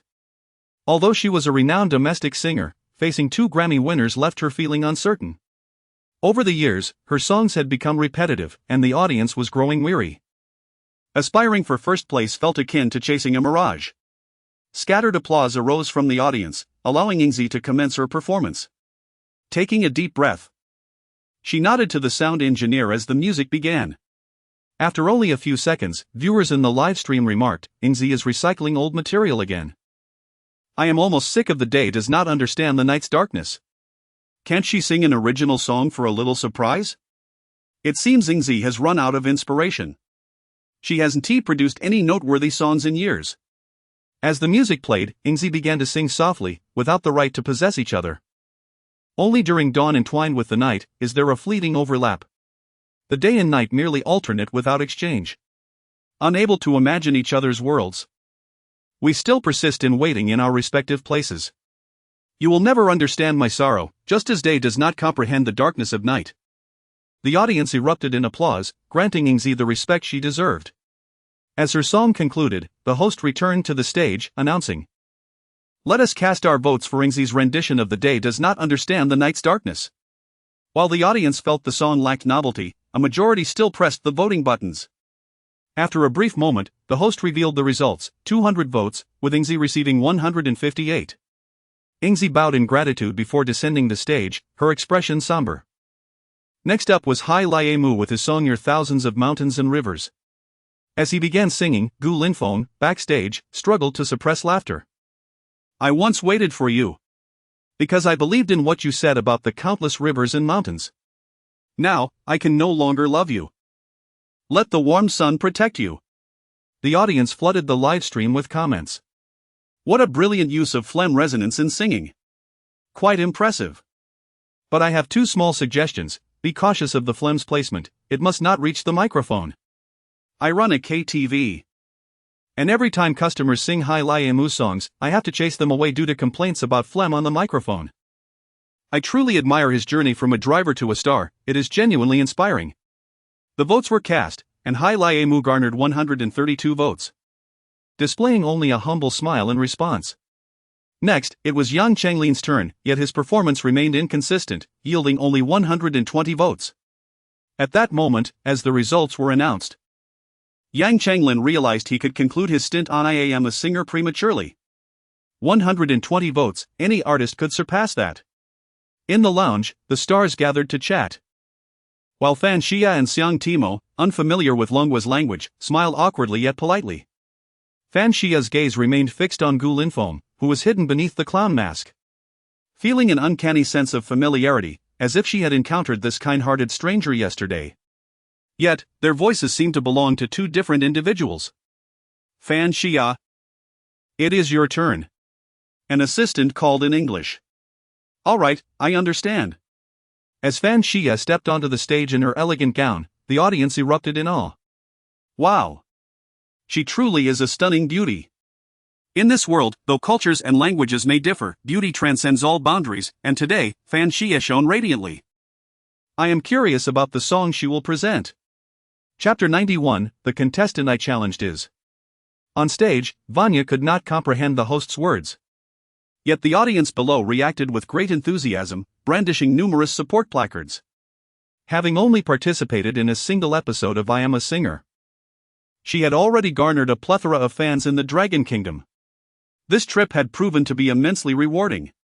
What she sang is irrelevant, it was all in English. Nothing noteworthy to write about. As the song concluded, Vanya took a bow and exited the stage. The audience, both present and online, remained enraptured by her melodious performance, momentarily forgetting to cast their votes. It was only when the host reminded them that the audience hurriedly pressed their voting devices. Her prowess was undeniable, as Vanya received an impressive 190 votes. This was undoubtedly a remarkable achievement. Upon returning to the lounge, the other stars, regardless of whether Vanya understood their words, lavished her with high praise. Meanwhile, our dear sister merely smiled, utterly oblivious to the conversation. Gu Xinyu refrained from joining the commotion, as the most celebrated star domestically. She possessed her own pride. Soon after, Xiangdi took the stage, performing her signature piece and securing 188 votes, placing second. If Gu Xinyu did not exert herself, this ranking would likely remain unchanged. On stage, the host excitedly introduced the next performer, expressing that many viewers, like himself, were eagerly anticipating the upcoming performance. Indeed, it was none other than our goddess, Gu Xinyu. As a singer who reached the pinnacle of success upon debut, what kind of song would she present? Let us await in anticipation. Gu Xinyu rose majestically, her assistant hastily adjusting her gown. Go, Xinyu. You're the best. The audience was thrilled to hear Gu Xinyu sing once more, their excitement was palpable. As Gu Xinyu stepped onto the stage, a deafening cheer erupted from the crowd. Xinyu! Xinyu, you are unparalleled! Xinyu, Xinyu, I adore you! The host's brows furrowed, swiftly clarifying, "Dear viewers in the live stream, please do not misunderstand. The votes cast by our audience are highly professional and are not influenced by favoritism." Gu Xinyu smiled graciously, thanking her fans for their support, but urged them to listen attentively to her upcoming original song and to feel whether it merited their precious vote. As her words faded, the lights abruptly dimmed, followed by the onset of the music. We have long parted ways. Yet after all these years, we still care for each other. Why do you appear before me, tearing open the scars in my heart? This is a fictional creation. This was Gu Xinyu's original song, titled Pulling, which depicted a tale of a separated couple who still held feelings for one another, haunted by memories of betrayal. Given Gu Xinyu's experiences and her songwriting ability, this was undoubtedly a piece crafted by a master. With sufficient financial backing, which lyricist in the Dragon Kingdom would not bow before her monetary influence? The emotionally charged audience below even began to weep. Viewers in the live stream flooded the chat with crying emojis. I see those naysayers who dared to claim Gu Xinyu was undeserving of her accolades. With this song, she once again proved her prowess. Why, this song Pulling made me cry. My husband asked why I was crying, and without hesitation, I slapped him, pressing him to confess if there was someone he couldn't let go. Did he admit it? Under my relentless questioning, he eventually revealed his numerous affairs. I'm done, I'm off to file for divorce. With Gu Xinyu's song, Vanya's first place was at risk. And rightly so. For the first time, we, the people of the Dragon Kingdom, had something to be proud of. As the performance concluded, Gu Xinyu's voice trembled with gratitude. Thank you, everyone. The host immediately stepped onto the stage, urging the audience to cast their votes for Gu Xinyu's performance. The crowd eagerly picked up their voting devices to show their support. Minutes later, the host announced, "Time is up." But before we reveal Gu Xinyu's vote count, let us watch a brief advertisement. The audience reacted with discontent. How could Mango TV be so crass at such a crucial moment? Indeed. How could they cut to an ad at such an important time? What were the directors thinking? Regardless, I will definitely give this program a 1-star review once I step outside. In the background, Hong Xiao was attentively monitoring the live stream's comments.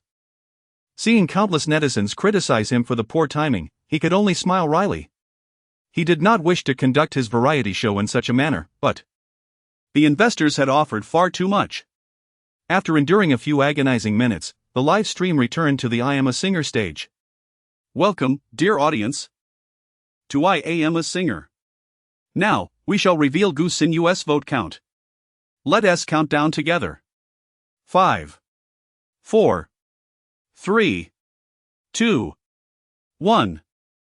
Gu Xinyu turned with a smile, and the big screen displayed her total votes, 197. Surpassing Vanya's 190 votes, she temporarily claimed the top position. The audience instantly rose to their feet, applauding as if her victory were already assured. In the background, Gu Linfeng smirked coldly. Shall we pop the champagne now? Soon enough. You'll all be in tears. Next, Gu Linfeng would take the stage as the jester to issue a challenge. After thanking the audience, Gu Xinyu made her way toward the lounge, only to encounter Gu Linfeng. Mr. Jester, I hope your singing does not disappoint me. Gu Xinyu's expression brimmed with confidence. Oh? Disappointment is out of the question, but you certainly won't be smiling afterward. Gu Linfeng retorted casually. I received 197 votes, you don't intend to surpass me. Do you? Gu Xinyu, still miffed over Gu Linfeng's earlier slight, scoffed as they walked down the corridor, devoid of surveillance. Just a frog in a well. No one has been born who can make me unable to smile. What if I do surpass you? Gu Xinyu confidently challenged. Do you realize this is divine slaughter? Divine? Ha! You're not worthy. Gu Linfeng dismissed her, turning away without granting her further conversation. How pretentious. Who do you think you are? Gu Xinyu muttered under her breath. Once in the lounge, she quickly donned her signature smile. Xinyu, your performance was truly remarkable. Yingzi praised. Despite Yingzi's sharp tongue, even she could not help but be courteous to Gu Xinyu, the esteemed daughter of the Gu family. Very good. Vanya gave a thumbs up. At that moment, the television in the lounge displayed Gu Linfeng's figure.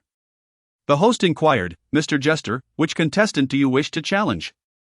Chapter 92, Has the Joker Gone Mad? He dares to challenge Gu Xinyu? In the lounge, Yang Changlin clenched his fists nervously, fully aware that this Mr. Joker was about to reveal his identity. Yingzi furrowed her brow and remarked, judging by his voice, he must be quite young. He cannot possibly be one of the seasoned veterans I am familiar with in the music industry. Wang Sulong consoled Yang Changlin, do not worry. Since Sister Yingzi has said so, it is likely that he is a rising star. It is indeed quite challenging to perform flawlessly in such an environment. However, Yang Changlin felt no sense of relief. Her sixth sense whispered to her that this Joker was formidable. Gu Xinyu scoffed, realizing they were still live-streaming, and quickly turned away. At that moment, the host inquired, Mr. Joker, may I ask which singer you wish to challenge? The host had already learned prior to taking the stage that Gu Linfeng intended to challenge Yang Changlin, and he was eagerly anticipating the revelation of those 3 words. Under the gaze of the audience, Gu Linfeng uttered nonchalantly, I wish to challenge Gu Xinyu. The host instinctively responded, alright, Mr. Joker is challenging Yang Changlin. The audience fell into an eerie silence, and the live stream erupted after a 3-second pause of disbelief. What? Did I hear that incorrectly? This Joker is challenging Gu Xinyu?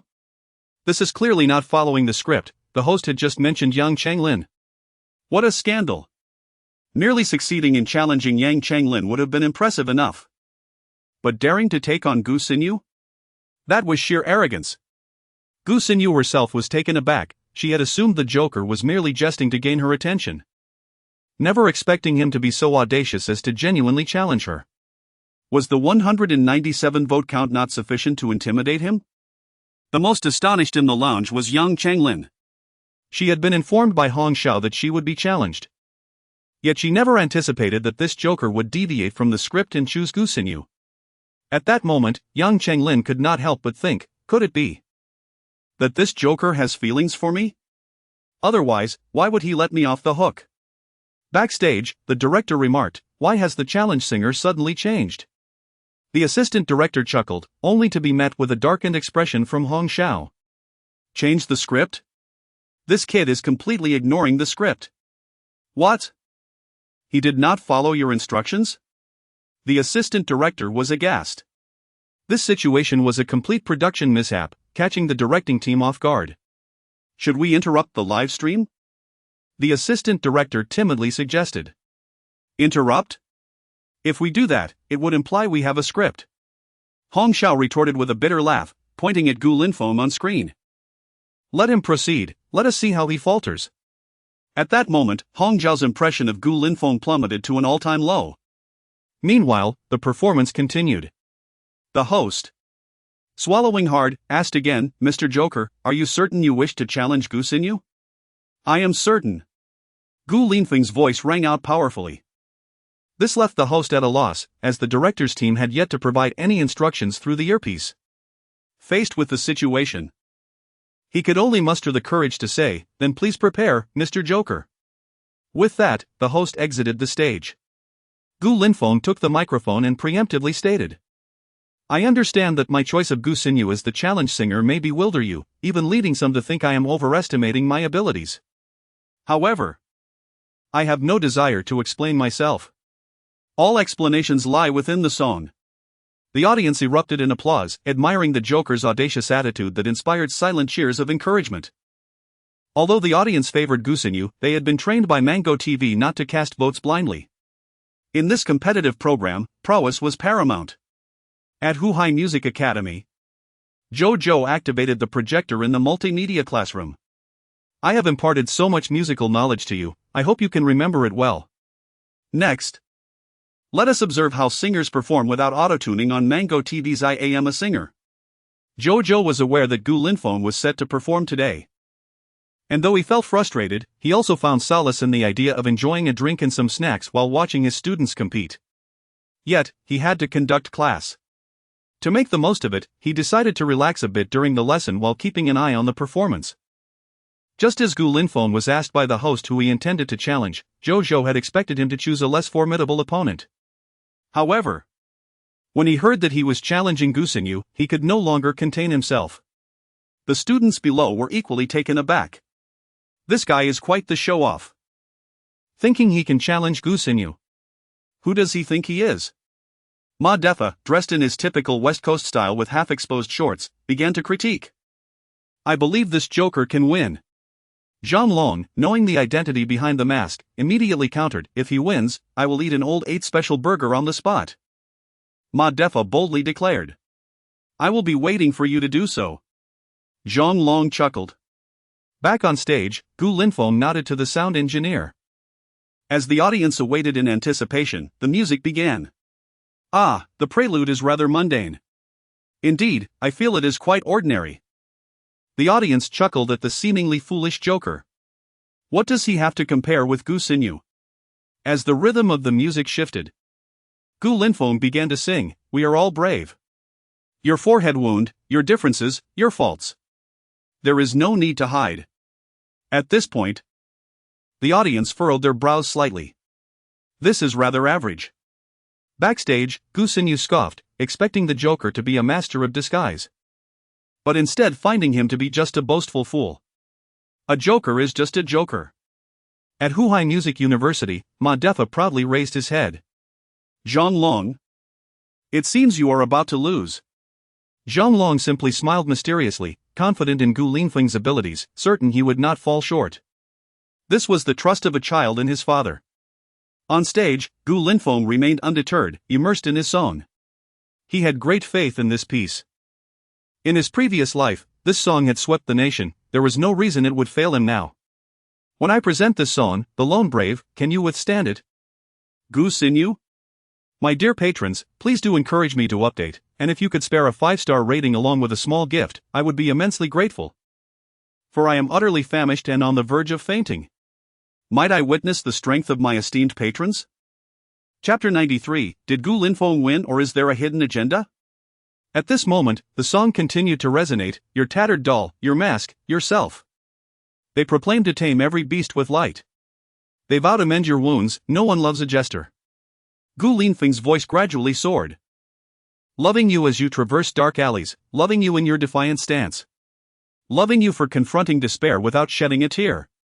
At this instant, both the audience below and those in the livestream collectively gaped. How is it that this song grows ever more electrifying? Indeed, it is invigorating. I feel compelled to shed my clothes. No wonder they call him the jester, it turns out he has suffered, and no one loves a jester. I find myself kneeling in admiration of this performance.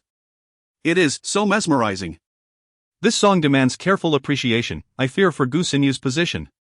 Impossible, absolutely impossible. Gu Xinyu will not lose. In the dressing room, the competing singers all turned their gazes toward Gu Xinyu. She furrowed her brow, sensing an inexplicable threat. This jester possesses some depth. Yet, to think he could triumph over me is sheer folly. As the rhythm quickened, the song reached its climactic point. Shall we go? Shall we match? This ragged cloak. Shall we fight? Yes, to pursue the most humble of dreams. A tribute to the whimpers and roars of the night. The audience, who had just supported Gu Xinyu, suddenly began humming along with Gu Linfeng's song. By the second stanza, a chorus erupted throughout the venue. Shall we go? Shall we match? This ragged. Shall we fight? When the song concluded, the audience rose in applause. In that moment, they were ensnared in the world woven by Gu Linfeng's music, transforming into valiant warriors unafraid of tyranny. This is simply exhilarating. In the multimedia classroom of the Shanghai Conservatory of Music, the once arrogant Ma Defa had now turned into an ostrich, wishing to bury his head in his trousers. Why have you stopped shouting? Zhang Long began with his usual sardonic tone. He hasn't won yet. Ma Defa, undeterred, shouted once more. Quiet down. Jojo coughed, restoring order in the multimedia classroom. Gao Xinrui squinted, meticulously observing Gu Linfeng on the television. She felt an odd sense of familiarity. Upon recalling Gu Linfeng's inexplicable 3-day leave, she seemed to uncover a secret and covered her mouth in disbelief. Could it be that this jester is? In the dressing room, Gu Xinyu appeared somewhat flustered. She had not anticipated the remarkable vocal prowess of this man adorned in a jester's mask. She could sense a profound resonance within the song. An inexplicable power. Ingzi cast a worried glance at Gu Xinyu. From her years of experience in the entertainment industry, it seemed that Gu Xinyu was in peril. Shanti Mo conversed in English with Fan Xia. This man behind the jester's mask possesses considerable talent. Indeed, I am curious to see the handsome visage hidden beneath that mask. Fan Xia chuckled and shook her head. The assistant director, feeling somewhat overwhelmed, turned to Director Hong. Should we intervene? We cannot allow Gu Linfeng to win. Hong smiled wryly, saying, do you think I wouldn't want to? But this is live. If anything goes awry, our careers would be in jeopardy. What if Gu Linfeng wins? Wouldn't we offend Gu Xinyu and the Gu family? Hong clenched his fist, as if resolving to take a stand. If we must offend, then let it be. We shall refrain from intervening and allow the audience to decide. As he spoke, Hong himself lacked confidence. He hoped for Gu Linfeng's victory, it was a bond between men. Yet he also wished for Gu Xinyu to win, as it would safeguard against future troubles. At that moment, the host slowly approached the stage. Mr. Jester, I did not expect your singing to possess such profound impact. I was utterly entranced by your melody. May I unveil your visage? Gu Linfeng shook his head, stating, if I win, I shall naturally reveal my face. He too feared losing. Should he falter, he would become the laughingstock of the internet. Unless Gu Linfeng were gravely ill. Revealing his face now would be unthinkable. Very well, then let the audience decide whether Mr. Jester can honorably unveil his face. The host proclaimed with excitement. Raise your voting devices and cast your votes freely. The audience below fervently pressed their voting devices. Minutes later, the host announced the voting time was over. Ladies and gentlemen, please welcome our defending champion Gu Xinyu to the stage. This is the customary process. The defending champion reveals the vote count of the challenger. Gu Xinyu soon stepped onto the stage, smiling graciously, displaying her charm. Oh my, the goddess is truly beautiful, but I just voted for the jester. Will she hold it against me? Nonsense, your goddess likely does not even know who you are. I voted for the jester too, but in my heart, I support